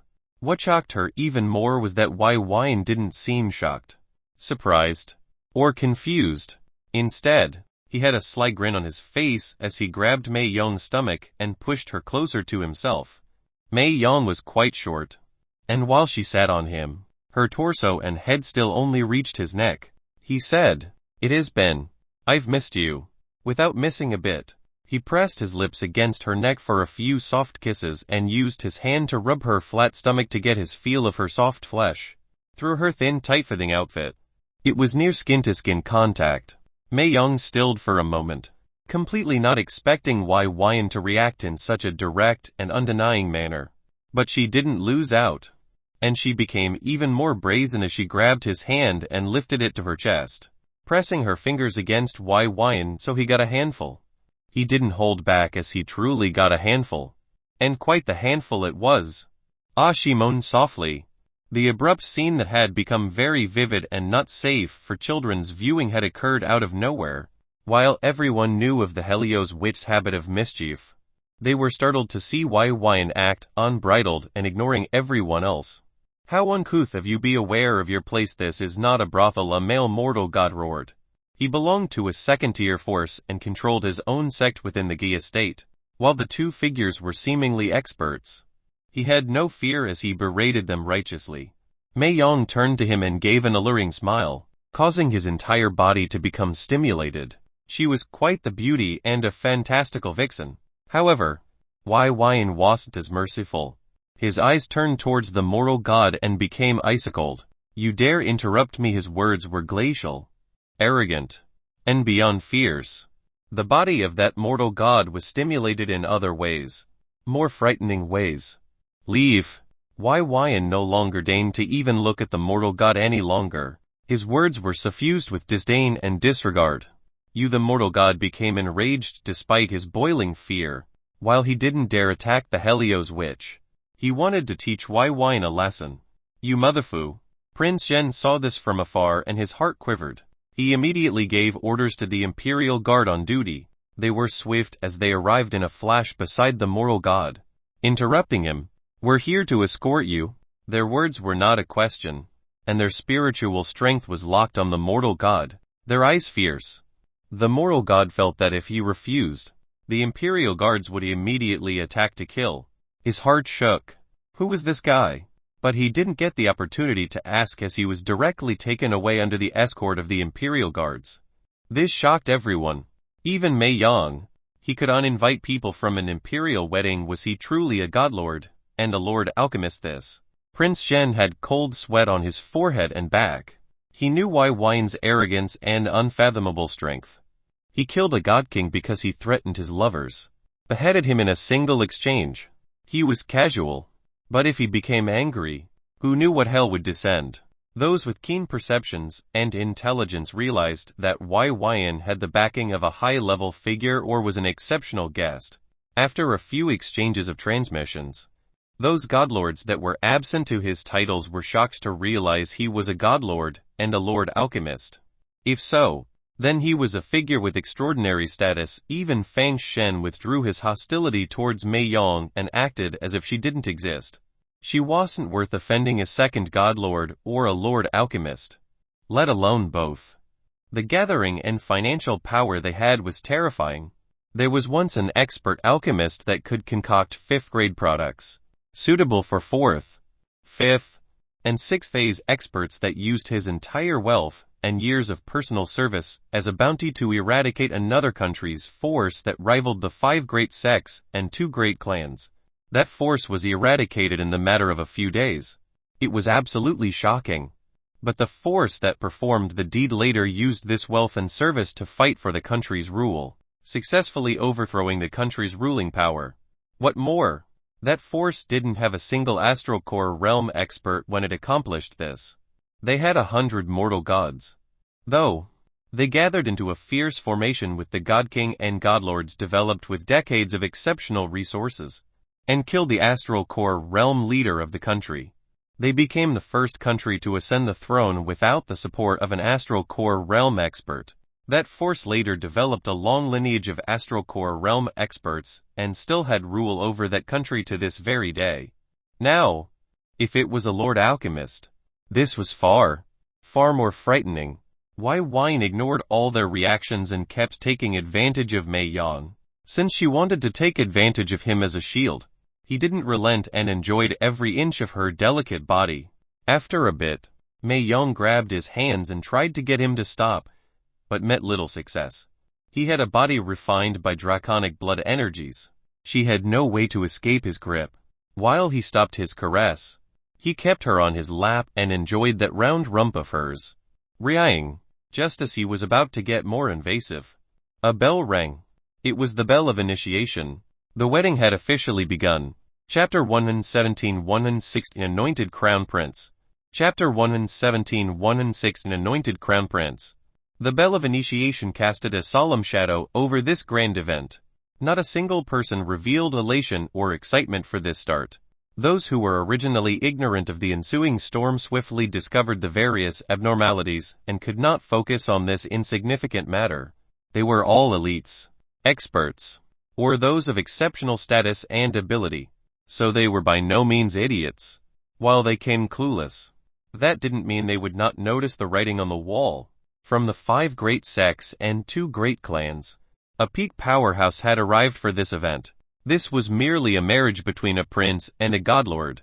While it was impressive, it seemed too extravagant to draw in all of these forces. They were lofty and oftentimes avoided worldly matters like this. A melodious sound resounded in the surroundings. Like a heavenly hymn from an immortal's harp, it brought everyone's eyes to focus. The seating arrangements were quite simple. There were 3 sections with curved seats and the central stage where a holy priest was currently located standing upon a small platform. In the middle section, Byin and those neutral to this storm were seated. The left section was filled with Imperial clan members, while the right had various forces allied to the top-tier sects of the country. The priest was an elderly man with a white beard and hair, as white as possibly can be. He wore a white gown and carried a golden scroll that seemed to exude purity and holiness. It was hard not to birth reverence in one's heart. Byin could tell that this priest didn't have a single trace of cultivation, yet his body was without a hint of impurity despite being a legitimate mortal. A hint of interest entered his heart as he inspected this priest with an ocular spiritual spell. What came up shook him. This man truly had an ounce of cultivation. But he seemed to have continuously bathed in purification elixir for most of his entire life. This was no low-grade elixir, but sufficient to be useful for those at the mortal god level.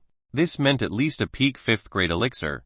This caused his body to contain an innate aura of purity and lack any form of turbidity within his body. For cultivators, this was used to remove taint from the spirit or fleshy body. Yet, how impressive! The priest wasn't the centerpiece of this event as two figures arrived from an opening behind the priest. They walked side by side, left and right, separating at the priest and circling around him to meet each other face to face. Their steps were light and eloquent of a noble bearing.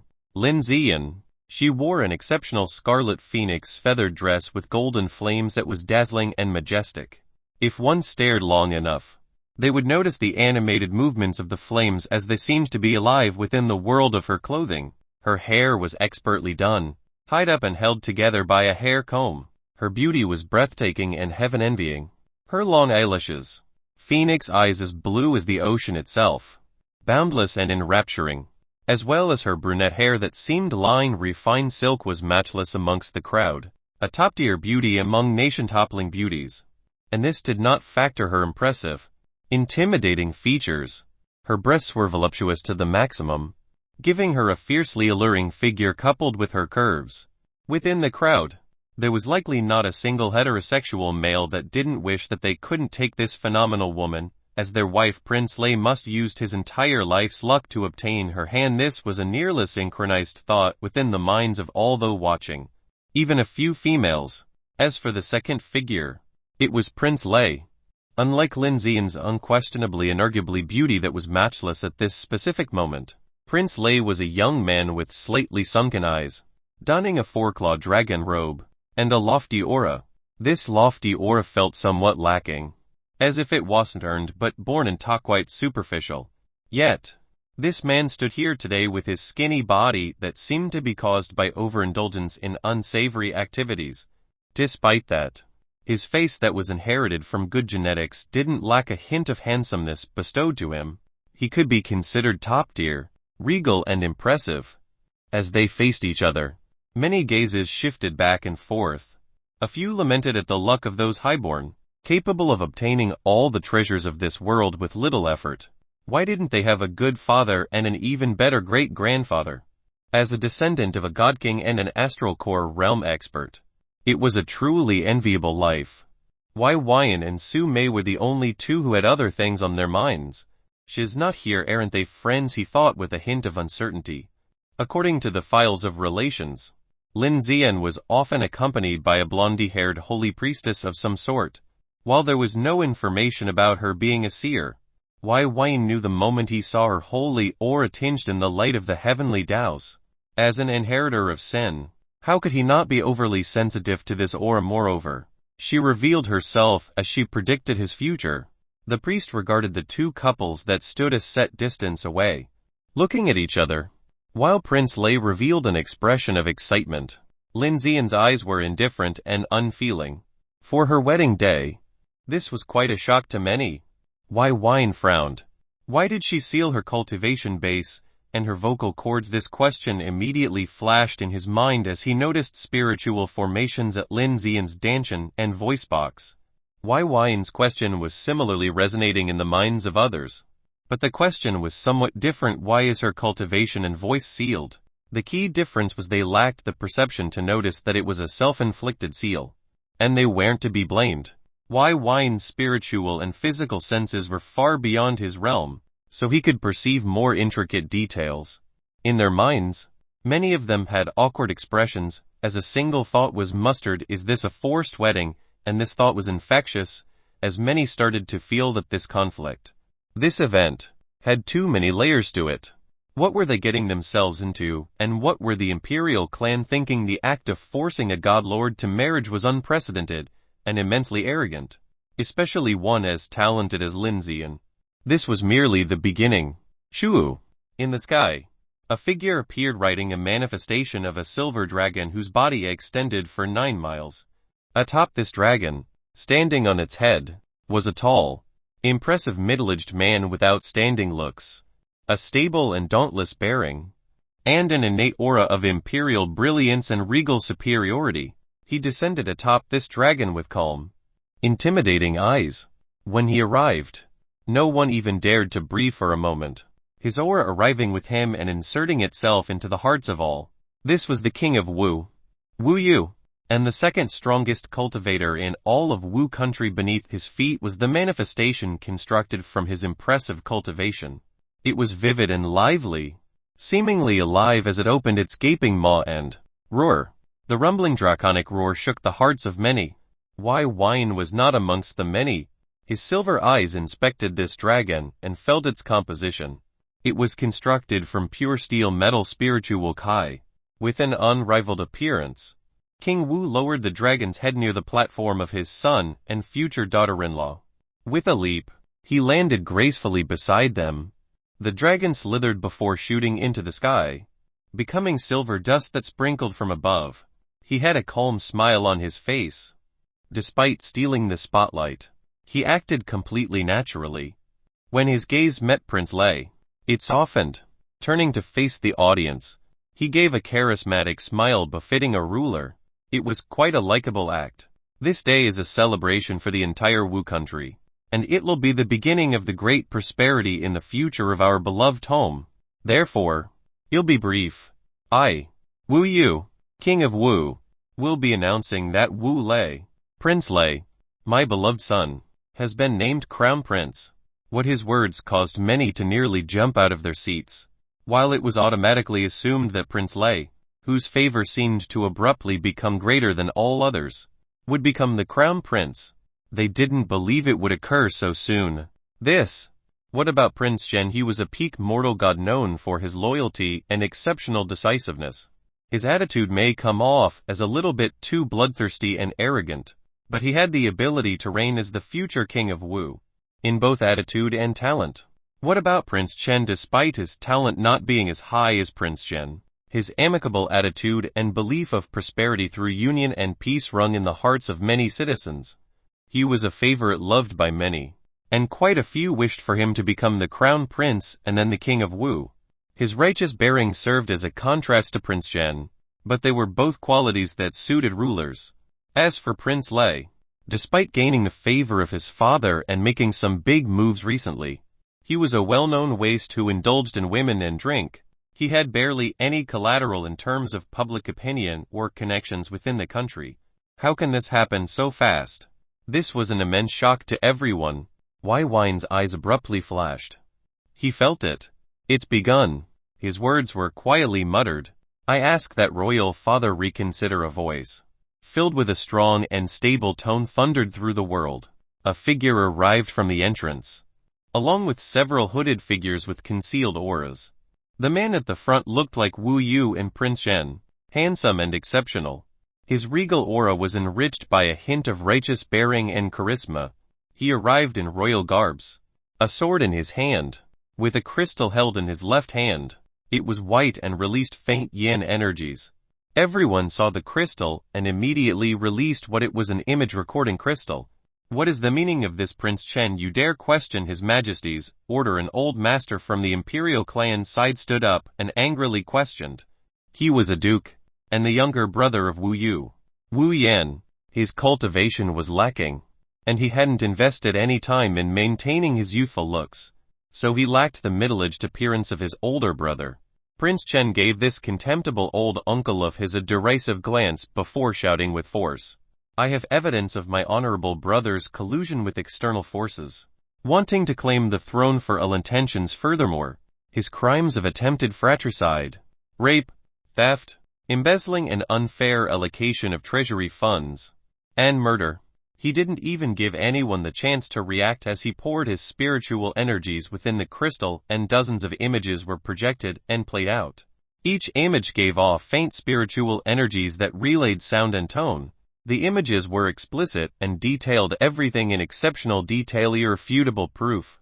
Especially fratricide. The image showed Prince Li colluding with a shady figure actively plotting Prince Zhen's death, even giving them the optimal time and information to act. As for the others, they were as or even more damning. It was as if Prince Li was tracked and recorded without his knowledge or anyone's. Chapter 118. The Storm. Chapter 118. The Storm. The entire crowd was silent, shocked, reeling from these events, and felt completely blindsided. An image recording crystal was irrefutable proof because it could not be doctored unless all parties agreed to do so. It recorded all aspects of an event and transmitted it into spiritual waves and images, which were audio and aura. Each person had a unique spiritual aura signature recorded as well, which tagged their audio lines and visual forms, unless those recorded actively changed their auras, interfering with the transmission. It wasn't possible to alter. Therefore, not a single person stood out to try to argue this evidence. Instead, they peered deeper and had uglier, darker, and stormy expressions that continued to elevate to new levels each passing second. This was especially the brutal rape of one of the Wu clan's princesses. Not Wu Beizhai, but the oldest, Wu Lin. It was exceptionally vivid as they observed all things from the beginning, including Wu Lei's monologue of victory and admittance of desire as he ravaged. This caused a few people to retch, while others burned with righteous indignation. Furthermore, Princess Lin was currently in the crowd. Her eyes were teary and her delicate body shivered as she lowered her head. Wu Chen was ruthless as he revealed the event. It was beyond horrendous, but she knew that this was revenge.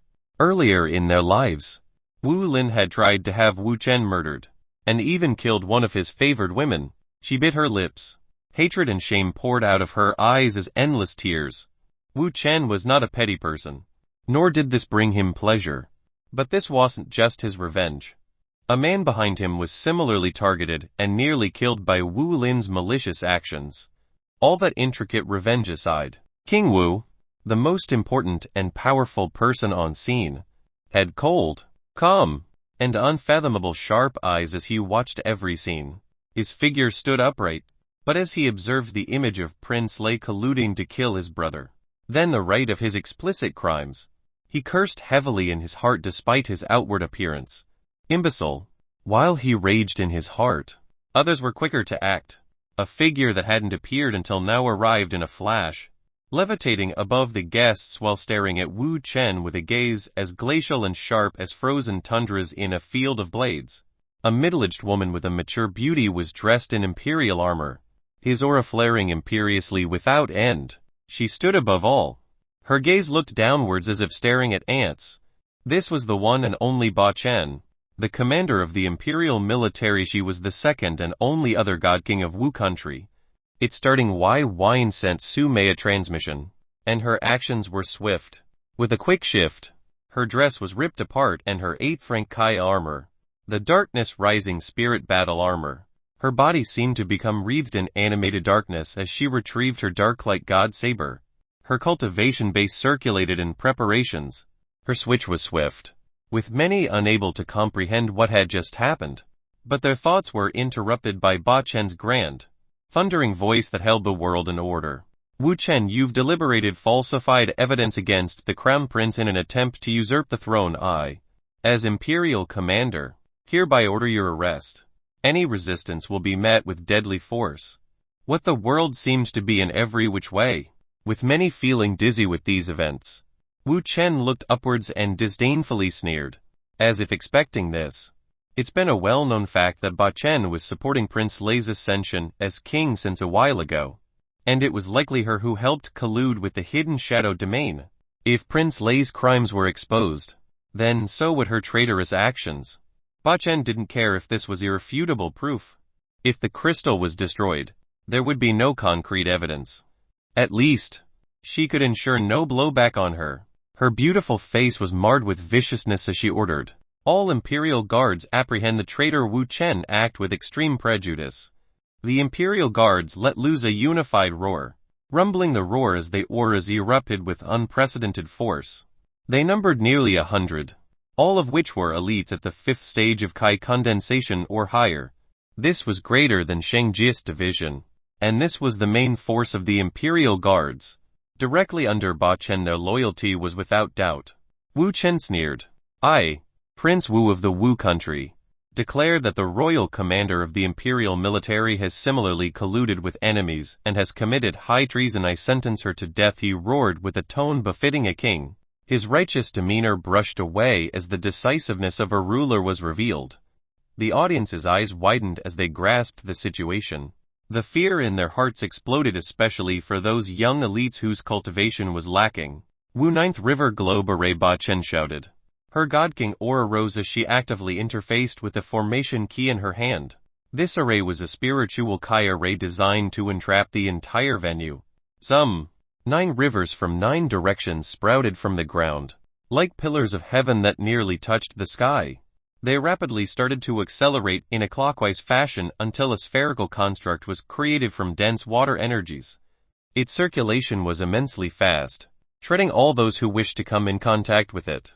Its activation speed was unfathomably fast, leaving no one to react as everyone was trapped within. It was designed with speed in mind, entrapping all enemies. Byin didn't try to activate the astral array as she didn't have the ability to activate it. Only the King of Wu did. However, the Wu Ninth River Globe Array was within her rights and ability. Water art spiraling lance of endless severance. She mercilessly acted, aiming for Wu Chen. Her palm thrusted forth from above. A vast wave of spiritual water Kai was conjured. It formed a gigantic 20-meter lance that spiraled endlessly.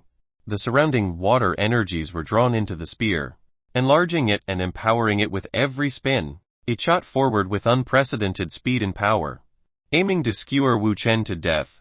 She was directly acting to kill a member of the royal family. Her will and intent was clear, and the Imperial guards shot forward with weapons in hand.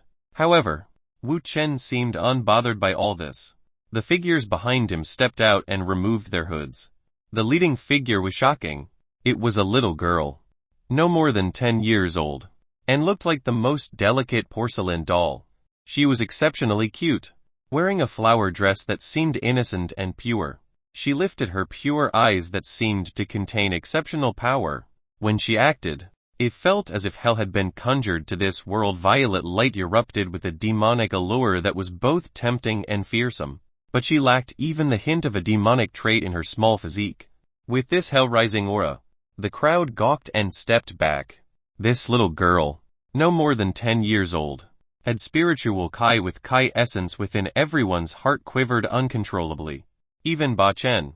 The little girl gave a soft humph, cute yet tyrannical, as she clenched her tiny fist and punched forward. The violet light condensed into a fist image that smashed upon the lance with equal speed and force. The spear and fist met, causing the world to be whipped about in a wild torrent of energy and force. Tables, chairs, flowers, and all other forms of furniture were lifted and sent flying. Many were eviscerated as they landed on the spiraling array, entrapping them all. Those weaker panicked as they cried, being sent away and nearly crashing into the array. Luckily, experts were in the audience, so they acted to save these promising youths. Byin had already changed to his young Aegis robe, his eyes flashing as he tried to find that seer. Was she really not here? If she wasn't, then his eyes glanced at Lindsay, and if the situation required it, then for his future, he would have to take a hostage. The little girl smiled cutely, kicking off and levitating as well. While true flight wasn't possible, temporarily lifting up the mortal flesh with Kai was entirely possible.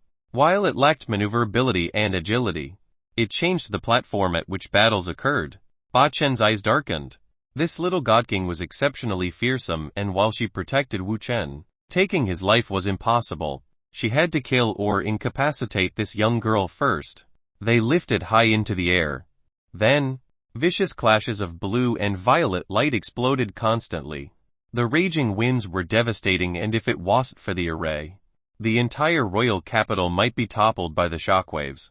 The Imperial guards shot forward to apprehend or kill Wu Chen, but a figure arrived above them. His aura vast like the sky, sharp like a sword, and powerful. He revealed his spiritual sword Kai and aura for the world to witness.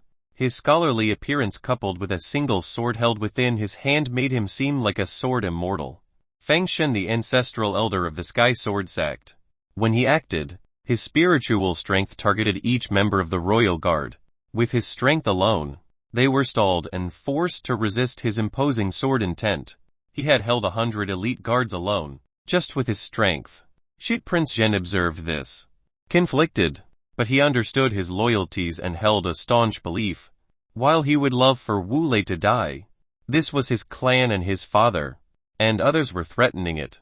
Even if it was his brother, he always felt that Wu Chen was a wolf in sheep's clothing. There was no way he could stay behind and watch as his Imperial guards were assaulted, even though he had inadvertently sided with the hidden shadow domain that tried to kill him. If Wu Lei were to have a normal trial with evidence and appropriate sentencing, he wouldn't interfere, but they obviously intended malicious actions with their abrupt arrival. However, he wasn't an idiot, and knew that Ba Chen's swift retaliation alluded to many things. It was only that the situation was developing too fast that even he couldn't breathe. He was lamenting, feeling like an irrelevant game piece in a chaotic world. Regardless of outcome, how could he come out on top? The throne was no longer his. With Lin Zi in state, he was naturally furious too. This was originally his fiancée, and she agreed to be with him, yet Ba Chen had decided otherwise. And for some reason, his father agreed. Even with rage in his heart, he wouldn't abandon his family. He had never been such a petty person. He had to fight. The twin guardians didn't hesitate to follow, ready to fight against a godlord. From behind Wu Chen, another figure revealed himself. His black hair, black eyes, sharp eyebrows, uniquely handsome appearance, and fierce gaze was unforgettable. It was Long Chen with his sword at his back. He stared at Lin Zian, whose cultivation and voice seemed to be sealed on the altar. Rage, blazing and endless rage, burned through his heart to an unfathomable degree. His killing intent was limitless. His sword intent was boundless. Release her, he commanded, his thundering voice directed at King Wu and his son, the newly anointed crown prince of Wu country. He was fearless, awesome, and inspired a sense of reliability and victory with every breath. Chapter Wing Nate Dual Spirits. Chapter Wing Nate Dual Spirits. What? Release her. Most in the audience, and even the Imperial guards, felt that Lin Zian's cultivation base and vocal cords being sealed was a product of forced marriage. This was somewhat shameless but not unprecedented amongst royalty weddings. Kings have long since snatched women from their homes, making them concubines and getting them to bear their children. While it was quite odd for the crown prince, future king of Wu, to officially marry a woman forcefully, a woman who would naturally become the legitimate queen of Wu, it still felt in line with Prince Lei's unscrupulous reputation. However, to Prince Zhen, King Wu, Prince Lei, and Byin, they were vividly confused by his determined declaration, while the first two were not showing much outwardly. With Prince Zhen clenching his teeth as he engaged Fang Shen in fierce battle with the Imperial guards, and King Wu seemingly calm and pondering, the other two's eyes burned with unmistakable confusion. To them, Lin Zian had tactfully agreed to this marriage beforehand. In fact, it was originally supposed to be with Prince Zhen, but it was later changed forcefully by Ba Chen after Prince Zhen's assassination attempt. King Wu seemingly accepted this, and Lin Zian had no objections to the switch. So it happened.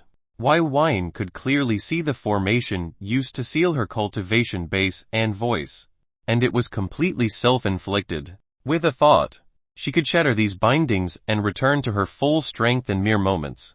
So Long Chen demanding Lin Zian, a willing partner of this wedding, to be released. One can see why confusion was apparent. The utterly ridiculous Crown Prince Lei spat disdainfully and spoke with total derision of Long Chen's words. Fool, do you not see the truth with your eyes? And even then, you dare order my royal father and me, the Crown Prince? Around who do you think you are? Hasn't this was the first time Crown Prince Lei had spoken since arriving on scene, and these words were mixed with coarse language. This event caused the gaze of many to shift. But the continuously deadly explosions above from continuous clashes of godkings were too harsh to ignore. Boom bam bang. The little girl and Ba Chen were striking with immense force, pulverizing the air molecules and inducing an environmental change within the sealed globe. The sky above their heads was a bright blue and violet hue with fierce and incredible undulations. From their killing intent, each art or spell was made with deadly force. This terrified those below. Quite a few bled from their eyes and ears, leaking blood from their mouths and suffering internal damage simply from the residual shockwaves. If it wasn't for experts shielding the lower-level cultivators, A few may very well explode into a bloody splash of flesh and bone. Byin lifted his eyes to observe this fight. These two were truly terrifying. Hu Jiwei likely had such strength, but was utterly unable to bring it out after exchanging deadly close-range blows. Before a saber, it was merely a fool to be so close. It was an unjust death unbefitting of his cultivation base. But his death had nevertheless happened. If given sufficient time to execute spiritual Kai arts and spiritual spells, perhaps the Byin at that time would have had a difficult time. While everyone's attention was one way or the other, Lin Xian's eyes were fixated on Long Chen's figure. Her lips were quivering as his fearless gaze and strong showing revealed his truest emotions. Their past started long ago. When he was younger, nearly a decade ago, she had saved his life, showed him the Haven Heart Kai method, and was in turn later saved by him due to a twist of fortune and fate. She was taken care of by him for 3 months, where she was forced to rely on a man.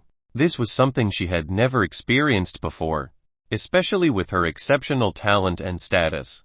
In those short 3 months where he fed, clothed, and showed her tenderness, her heart was moved and taken away.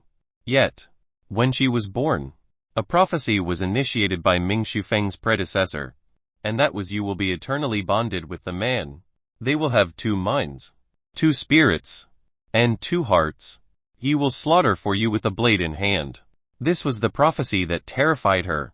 Perhaps the one she developed feelings for was not Long Chen, this extraordinary youth, but someone else. As a holistic believer of fate and fortune, a characteristic born from the beliefs of her family, she knew this was her path. Who knew fate would be so kind? This unassuming and weak cultivator from before was now exceptional, willing to fight against an entire country for her. For her, he was willing to overturn the world. Her heart went aflutter with warm emotions. Those eyes that emanated hope and love sent a jolt through Long Chen as he felt even more emboldened to fight against all else for this woman before him, this woman that he undoubtedly loved. Even if he has to upend the entire royal city today, he will take her away safely. His will was tangible and vigorous. Without verbally responding to Crown Prince Lei's insults and words, Long Chen glanced in his eyes. Prince Lei suddenly felt his cultivation base go awry the moment Long Chen locked onto him. A stinging pain stabbed at his eyes and his dantian. He shrilly cried out in fear, stepping back and nearly tumbling as he did. If it wasn't for a large, powerful hand supporting him, his state would have been even more embarrassing. Holding his son upright, King Yu's expression was solemn and glacial. How did things end up like this? As he recalled the sequence of events that had happened faster than he could react, he felt a wave of disbelief. Prince Chen, his normally calm and intelligent son, had proclaimed that Prince Lei was a traitor to the Imperial clan. He arrived with evidence of collusion and criminal activities that Prince Lei had engaged in with the hidden shadow domain. Their plot to manipulate the throne and force them into becoming a puppet nation was revealed. Unable to react, Ba Chen immediately lashed out. She denounced these people and stated the evidence was false and they were attempting a coup. With her authority, the Imperial Guard acted. Even he couldn't believe this. No, he could believe this, but he couldn't believe the force that had arrived today. Not only were 3 of peak powerhouses of the 5 great sects, but a few other godlords were here as well, such as the Golden Milk City's city lord. At the moment, beneath the blue and violet skies, godlords from both sides found their opponents. The Imperial clan was not at a disadvantage as they clashed with the others. In fact, they had greater numbers. Mo Yuan, the earthly Titan sect master, coldly snorted as he shot towards Lion, yailing enthusiastically. His large, muscular body reflected an exceptional fleshy body cultivator. With his large fist, he threw the first punch, engaging and bringing Lion yailing to their own area. Unfortunately, their numbers were lopsided and another godlord from an Imperial clan joined in, making it a 2 versus 1. King Wu frowned. When he turned towards Lin Xian, his eyes flashed as he saw an anxious expression in her eyes and aura. To him, he didn't sense the faint love, but just anxiety over the situation. Was this all to steal the beauty in her state of distress? Did this young man arrive to kidnap his future daughter-in-law? How could he allow this to happen? Misunderstandings abound. King Wu stepped forth and declared, "This king has never seen someone so brazen." Just as he was about to speak, a ray of sword Kai shot towards him like a lance. He raised his right palm and slapped forward reactively, dispersing the sword Kai. His eyes widened. Enraged, his aura started to rise as a kingly disposition was revealed, to be challenged by a brat who wished to disrupt royal proceedings. Did he consider him inept, too merciful? The only reason he hadn't taken action was because the situation had developed too fast. He was still deciding on matters. Long Chen had a cultivation base at the 8th phase of Kai condensation. Infused spirituality phase. Despite not even being 30, his cultivation was tremendously powerful. His spirit of sword Kai roared to life, but shockingly, another oppressively vicious aura revealed itself. A spirit of slaughter Kai. He had birthed 2 hearts of Kai and developed them into spirits of Kai.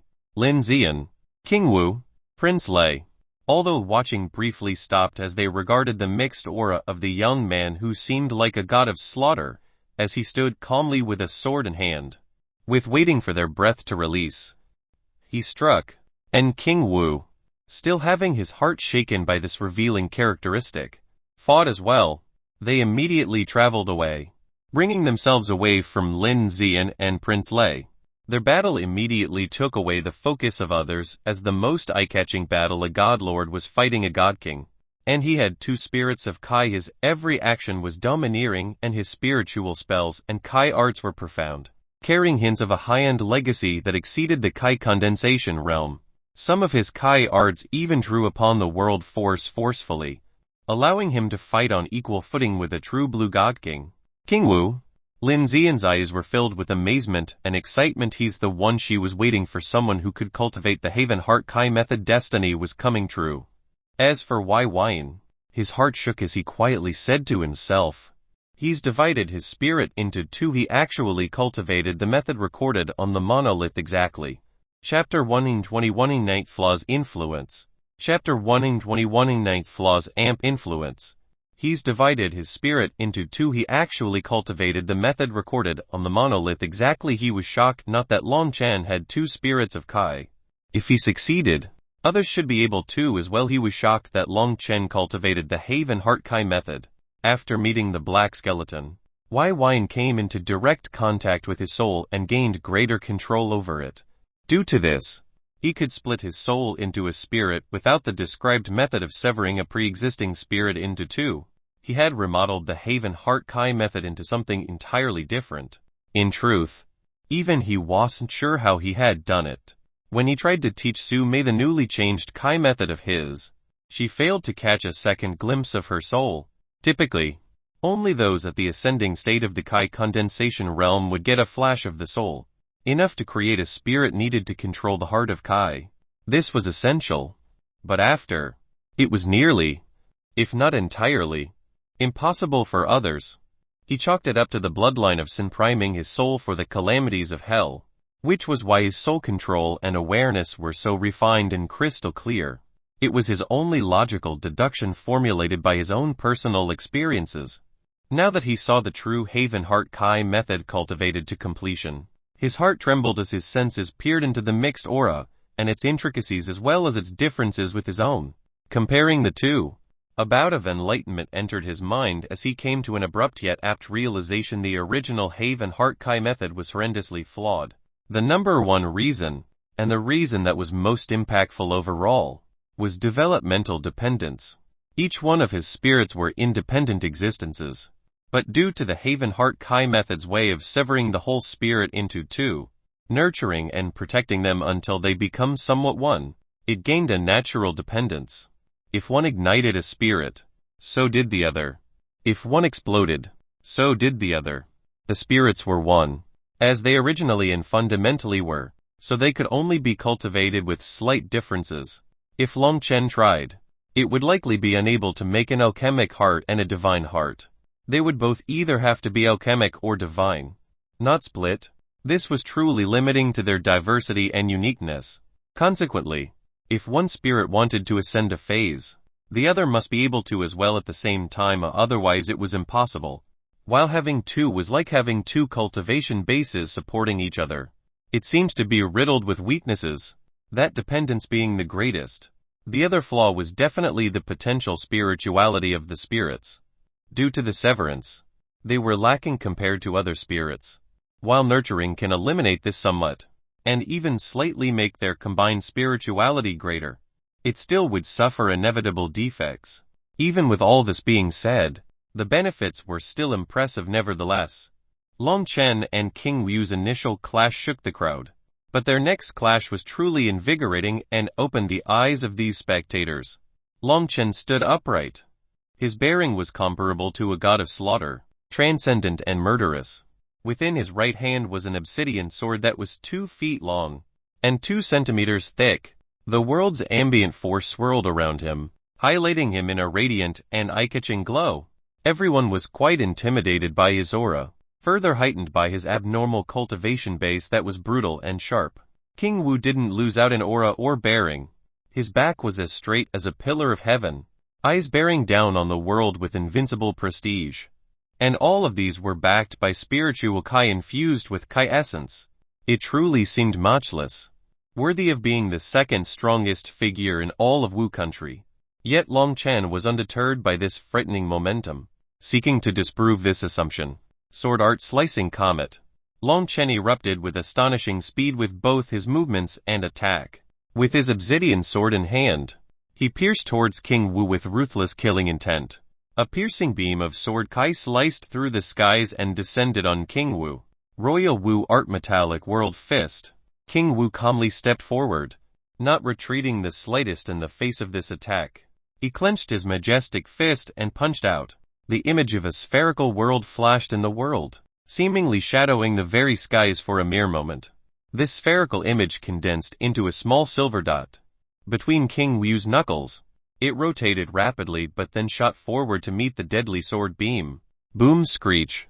A thundering explosion followed by a scream reminiscent of blades scraping metal occurred. The small silver dot halted the sword beam completely, not allowing it to take a single step forward. It was thoroughly suppressed. Long Chen's blade was still connected to the sword beam and he violently roared, his aura flaring to intense levels as the world seemed to tremble beneath his will. His sword and slaughter spiritual Kai started to come to lift, pouring water from a recently shattered dam. The additional fuel was blinding as light, piercing and painful, shone from the comet's enlarging form. The world rippled and the small silver dot that seemed to contain a world of metal and steel dimmed. It trembled as it held on, unwilling to give even an inch.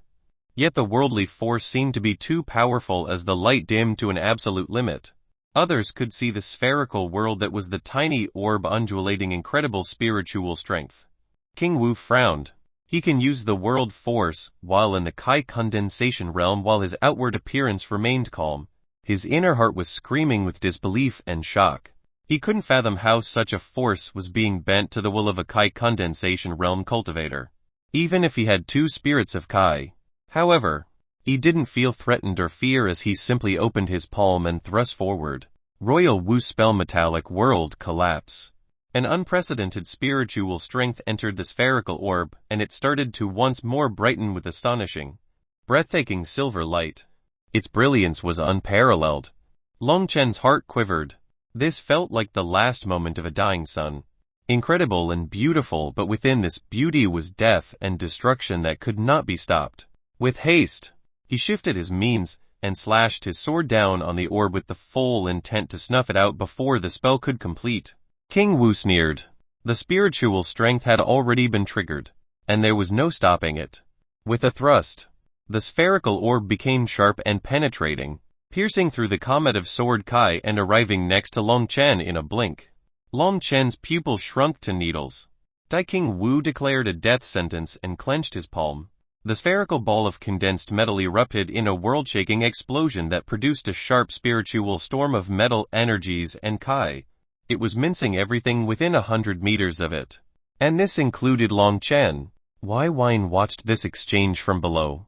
Between experts, fights rarely lasted more than a few exchanges. This was even more so where probing attacks were thrown out and replaced with lethal moves. Without the song and dance, Fights typically ended quickly, and this one showed King Wu's cultivation superiority perfectly. While Long Chen had two spirits of Kai, sword and slaughter, with the shocking ability to utilize a worldly force to suppress his opponent, it simply wasn't enough to face King Wu's spiritual Kai infused with Kai essence. King Wu also was very adept at fighting, understanding his opponent's weaknesses. From Long Chen's dual spirit of Kai and usage of an unknown suppressive force, winning off reserves of Kai was a fool's goal. Instead, he swiftly shifted to a spiritual spell and attacked Long Chen's weakness, his severed spirit. If Byin was in the same situation, he too would've done the same. Whoosh boosh bang. A crimson figure shot out of the spiritual storm of metal and death, smashing heavily against the ground while drenched in crimson blood and tattered robes. In its wake was a line of blood, shattered tables, and chairs. From the size and shape of this figure, it definitely belonged to Long Chen. Both sides went silent, except a small girl who floated up in the skies while wreathed in violet Kai. Her cute, small eyes widened with tears as she screamed in shock. Big brother, her heart was nearly torn apart at the scene. Unfortunately, Ba Chen was a merciless woman who would not allow this chance to slip. Her movements were decisive and lethal, palming the girl's head with the intent to turn it into mush. The little girl screamed as she made a hasty, haphazardly retreat that led to her chest being blasted with water Kai. She spat out a wad of clear, violet blood as she shot backwards with a sorrowful shriek of pain. Ba Chen didn't hesitate to pursue. Her spiritual water Kai moved to claim a young life. Fortunately, the little girl was quite impressive as she executed a self-harming movement art that provided her with the burst of speed, damaging herself to create some distance and regulating her form. Her violet spiritual Kai may be a little weaker, but her eyes burned with murder. A cute little girl like this started to stare with the intent to see the world burn at its roots. It was quite a shocking sight. She roared and unleashed her attacks. Ba Chen didn't shy, meeting her without a hint of hesitation or mercy. Byin had expected this, but he still felt somewhat shocked in the end. To think you came here with demands and a force strong enough to fight against the Imperial clan, yet ended up like this. Just as Byin was about to make his move on Lin Zian, a muffled grunt sounded from the bloodied figure. A cracking sound echoed that was especially noticeable. Like bones cracking, King Wu looked at Long Chen's struggling body with disdain and contempt. He seemed to want to wait, as if in control of the entire world. Internally, Byin was screaming, "Why the fuck aren't you killing him? Are you an idiot?" He felt his mind itch with irritation as no one seemed to deal the final blow to Long Chen, who seemed to be struggling to rise up. A pinch of pain surged in his right arm. He looked at it momentarily and felt a brief moment of hesitation. Right now, the heavenly Daos was most definitely influencing these people to stay their hand, targeting their egos, influencing their fates. Was this a benefit of being a blessed? The heavenly Daos was twisting thoughts and beliefs to benefit their blessed individuals, those with karmic luck. How biased! He took a deep breath as he understood a little more about how the heavenly Daos operated. It seemed Long Chen had enough karmic luck to avoid this calamity, likely even benefit from it. It's entirely possible that King Wu was about to die, a price for his idiocy and being born without luck. TCH. Clicking his tongue, he sent Sume a signal, and she knowingly nodded. They were currently at the neutral area situated between battles, staying away from any engagements. However, Sume started to move towards the beast-holding platform. Byin gaze saw that beautiful brunette figure whose eyes burned with worry, her hand held together as if praying to some religious figure. After getting a good judgment of distance, his foot started to move. But then, an aura so imposing, so violent and vicious, so powerful that everyone immediately halted. Even Ba Chen, as their full attention was forcibly drawn to a certain area. White and sanguine energy shot into the skies like a tower piercing the heavens. Even the Kai array was pierced, unable to stop this energy. It originated from Long Chen, and it seemed this energy originated from his bursting aura, and it was constantly on the rise. Chapter 121 120 Intent. Chapter 121 120 Intent. Long Chen's aura was ceaselessly rising, Resplendent white and sanguine light gushed out from his body, dyeing the world in its colors. A heart-lacerating feeling emerged in the hearts of many as if stepped back, bright red blood trickling from their lips. It didn't matter which side they originated from. They were all affected. Byin observed this change with a startled exclamation. He felt a sharp, piercing, and brutal intent circulate within his fleshy body and sea of consciousness. Even his spirits were impacted. Fortunately, they were terrifying and sustained no damage. This held true for his fleshy body too. Despite his body leaking a trace of blood from his mouth, dripping down the right side of his lip, this wasn't caused by external forces causing internal damage. This shocked him even more as it seemed his body was attacking itself with its own free will. He turned to see Sume. Her face held a vivid grimace of pain and conflict as her eyes endlessly flashed with saber light. She seemed to be resisting something. Byin eyes narrowed as he turned to see Longchen, whose body was ravaged and tattered, stand upwards with a lazy push. His head sharply shot to look upwards. His eyes were calm, but an unnaturally fierce, ferocious, and fearsome light simmered within that gaze. It contained the purest sense of murder and death. There were others who would often describe a scene of those above staring at others as if they were dead, but this was the absolute ultimate representation of it. Longchen's eyes, which looked upwards, staring at King Wu, who levitated above all with a hint of shock, were staring at him as if he was already dead. King Wu felt a shiver run down his spine as a tinge of fear flashed within his mind and heart. Immediately, he reeled as he felt this emotion that had long since been forgotten. Fortunately, he was still self-aware of his dignity and might. He breathed deeply, regaining his posture, and faced Longchen. I was originally planning to spare your life, seeing your astonishing talent, but it seems that will be no longer necessary. King Wu domineeringly spoke with a regal air, deciding life and death. He clenched his fist as the glow of silver light exploded, containing vast and destructive spiritual strength. Longchen's gaze remained unchanged, but his energy that towered to the heavens in a pillar had not decreased or withdrawn. It was constantly rising in the air, seemingly infinite and boundless. He lifted his arm casually upwards, palm facing that sky. Those movements were slow and casual, yet not a single person could draw their gaze away. From the center of his palm, a power started to circulate. It was minuscule, barely noticeable by the senses, but it was absolutely present. An echo resounded in the world, one that caused all those present to have their mind descend into a world of imagination. This was their sea of consciousness trying to process their power. It displayed to them what it could understand, and it was petrifying. A world of blood and battle. The myriad your continent, all its citizens, from mortals to elite cultivators, were clashing with weapons of war and insanity. They cared not for their life as dealing death became the sole purpose of their existence. Heads flew, blood splashed, cries of agony resounded without end, and it only fueled the vividness of this world. Then, the sky above was not the sky. No, it was an edge, the sharp edge of a sword pointed downwards. This sword was unfathomably massive and seemingly endless. It seemed to be slowly descending, ready to claim the life of all those below. Byi's eyes shook. Sword intent, slaughter intent. He felt these images more vividly, and he had comprehended saber intent. At that time, he felt an invincible feeling of being able to bring all things to its inevitable end beneath its edge. It was dauntless, arrogant as the heavens, and fearless amongst gods. He had never felt this feeling of absolute praise and reverence besides when he formed his saber intent. Furthermore, it was far weaker than this and not nearly as clear. If before was but a flash of a picture, then this was an entire movie.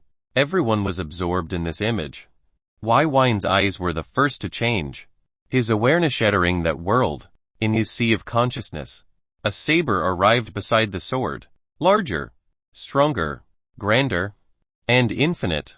It sliced downwards and a sword hymn resounded, yet it was merciless.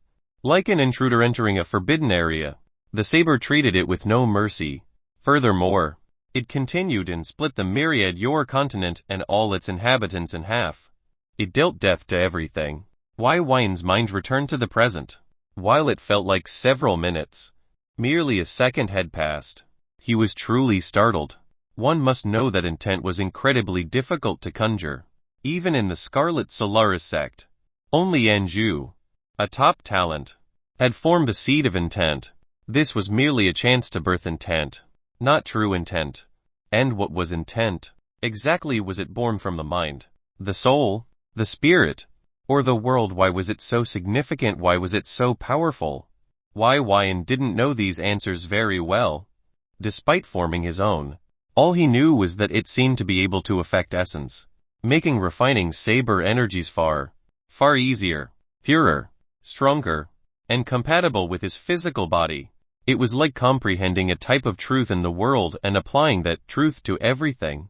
His spiritual sense, strength, and aura had been amplified due to this intent, and even his saber kai was frighteningly more powerful than normal saber kai. Even if the person has the same cultivation base and a spirit of saber kai, they would not be a match for him in terms of the saber. It felt like a seed of a law in this world, governed as a Dao. If he had to describe it out of pure instinct, then it was a profound understanding, a truth of the world, a portion of a law, and embodied a Dao. His understanding of the saber reinforced his internal, external, and other factors of the saber. If he wished, he could use this to suppress others using saber kai. This was what he felt. And even then, it was obscure and uncertain. Despite all this mystery, the fact of the matter was intent was a power in this world that heightened cultivation aspects to an incredible limit. Right now, Long Chen had somehow given birth to the true intent of sword and slaughter. His energies were wildly responding in joyful cheer, causing his overall spiritual strength to jump at least tenfold. Cultivators at the 8th stage of Kai condensation realm, infused spirituality phase, had Kai and energies that were heavily affected by their spiritual strength. In fact, it was a deciding factor of battle power. Long Chen's palm contained saber and slaughter intent and seemed to be galvanizing the worldly force he could draw upon. As he did, the world that was aware, mostly Byin at the moment, could see why this invisible force was being manipulated to Long Chen's will. His spirits of Kai, they seemed to have had a unique transformation, similar to his divine state. It seemed to be able to actively control the ambient world force that helped cultivators reach the 6th stage of Kai condensation, false reality phase, by merging yin and yang energies perfectly. Furthermore, this was ambient world force, not refined world force of those at the astral core realm. Those in the astral core realm seemed to be able to control this force, creating yin-yang god spheres. This deeply shook Byin to the core. His cultivation base was irregular and exceptional, possessing 4 spirits of Kai, a true dragon bloodline, and a unique mind Kai. Yet he couldn't bypass the limitations of cultivation and overstep his ability. Yet, Long Chen could. Should he? He took a deep breath to collect himself. A desire to see the end result of this power emerged in his heart. Just as that thought flashed in his mind, a prick of pain entered his thoughts. Immediately, he snapped his head to his right arm. His lips twitched as he realized that his desire to kill Long Chen was suppressed by the heavenly Daos. Even he could be affected. His thoughts swirled as this feeling was similar to every other interaction with heavenly Daos had to him, leading him to clues to fortunate opportunities and lucky chances. It seemed this type of influence ran in line with manipulating his thoughts. His eyes burned with vigorous killing intent. He turned towards Long Chen, but a figure emerged in his mind. It was of a natural beauty with emerald features. Her beauty and aura was soft and gentle. When this thought entered his mind, his head turned to look outside the entrapping barrier. He smelled her and his expression changed a little as he smelled a familiar scent. If it was who he thought it was, then killing Long Chen would be impossible without severe consequences. It seemed the heavenly Daos covered all their bases for a blessed. He sneered inwardly. He forcefully calmed his burning heart. Byin's desire to kill Long Chen stemmed from him experiencing his alternative fate of another time where his head was severed from shoulder by his blade. While the situation was different, and he was undoubtedly stronger, the desire for self-preservation was always there. If, by some chance, Long Chen grew stronger than him, Would events repeat itself? That ability to use might beyond his realm was truly a frustrating and undeniable threat. Who could be comfortable with that, however? This had also enlightened his plan. If Long Chen was here for Lin Zian, would that person outside the barrier act if he absconded with her? Shit. His mind swirled with all sorts of thoughts and plans. As it did, Long Chen finished his preparations and everyone snapped out of their daze. They saw Long Chen's upward palm, and at the center of this palm was a sanguine sword emitting blindingly bloody light. It seemed to embody battle, death, and misery produced by slaughter. Sword of true slaughter. Long Chen spoke in a soft voice. Yet these words exploded in the sea of consciousness of everyone present. This sword was purely made from spiritual energies and contained vast spiritual strength. King Yu's face turned ashen as this spiritual construct pointed towards him. His every physical cell, spirit, ounce of his consciousness, and instincts screamed severely. They all said, "Flee." But he was a king of a country, so he would never retreat in the face of an enemy from fear.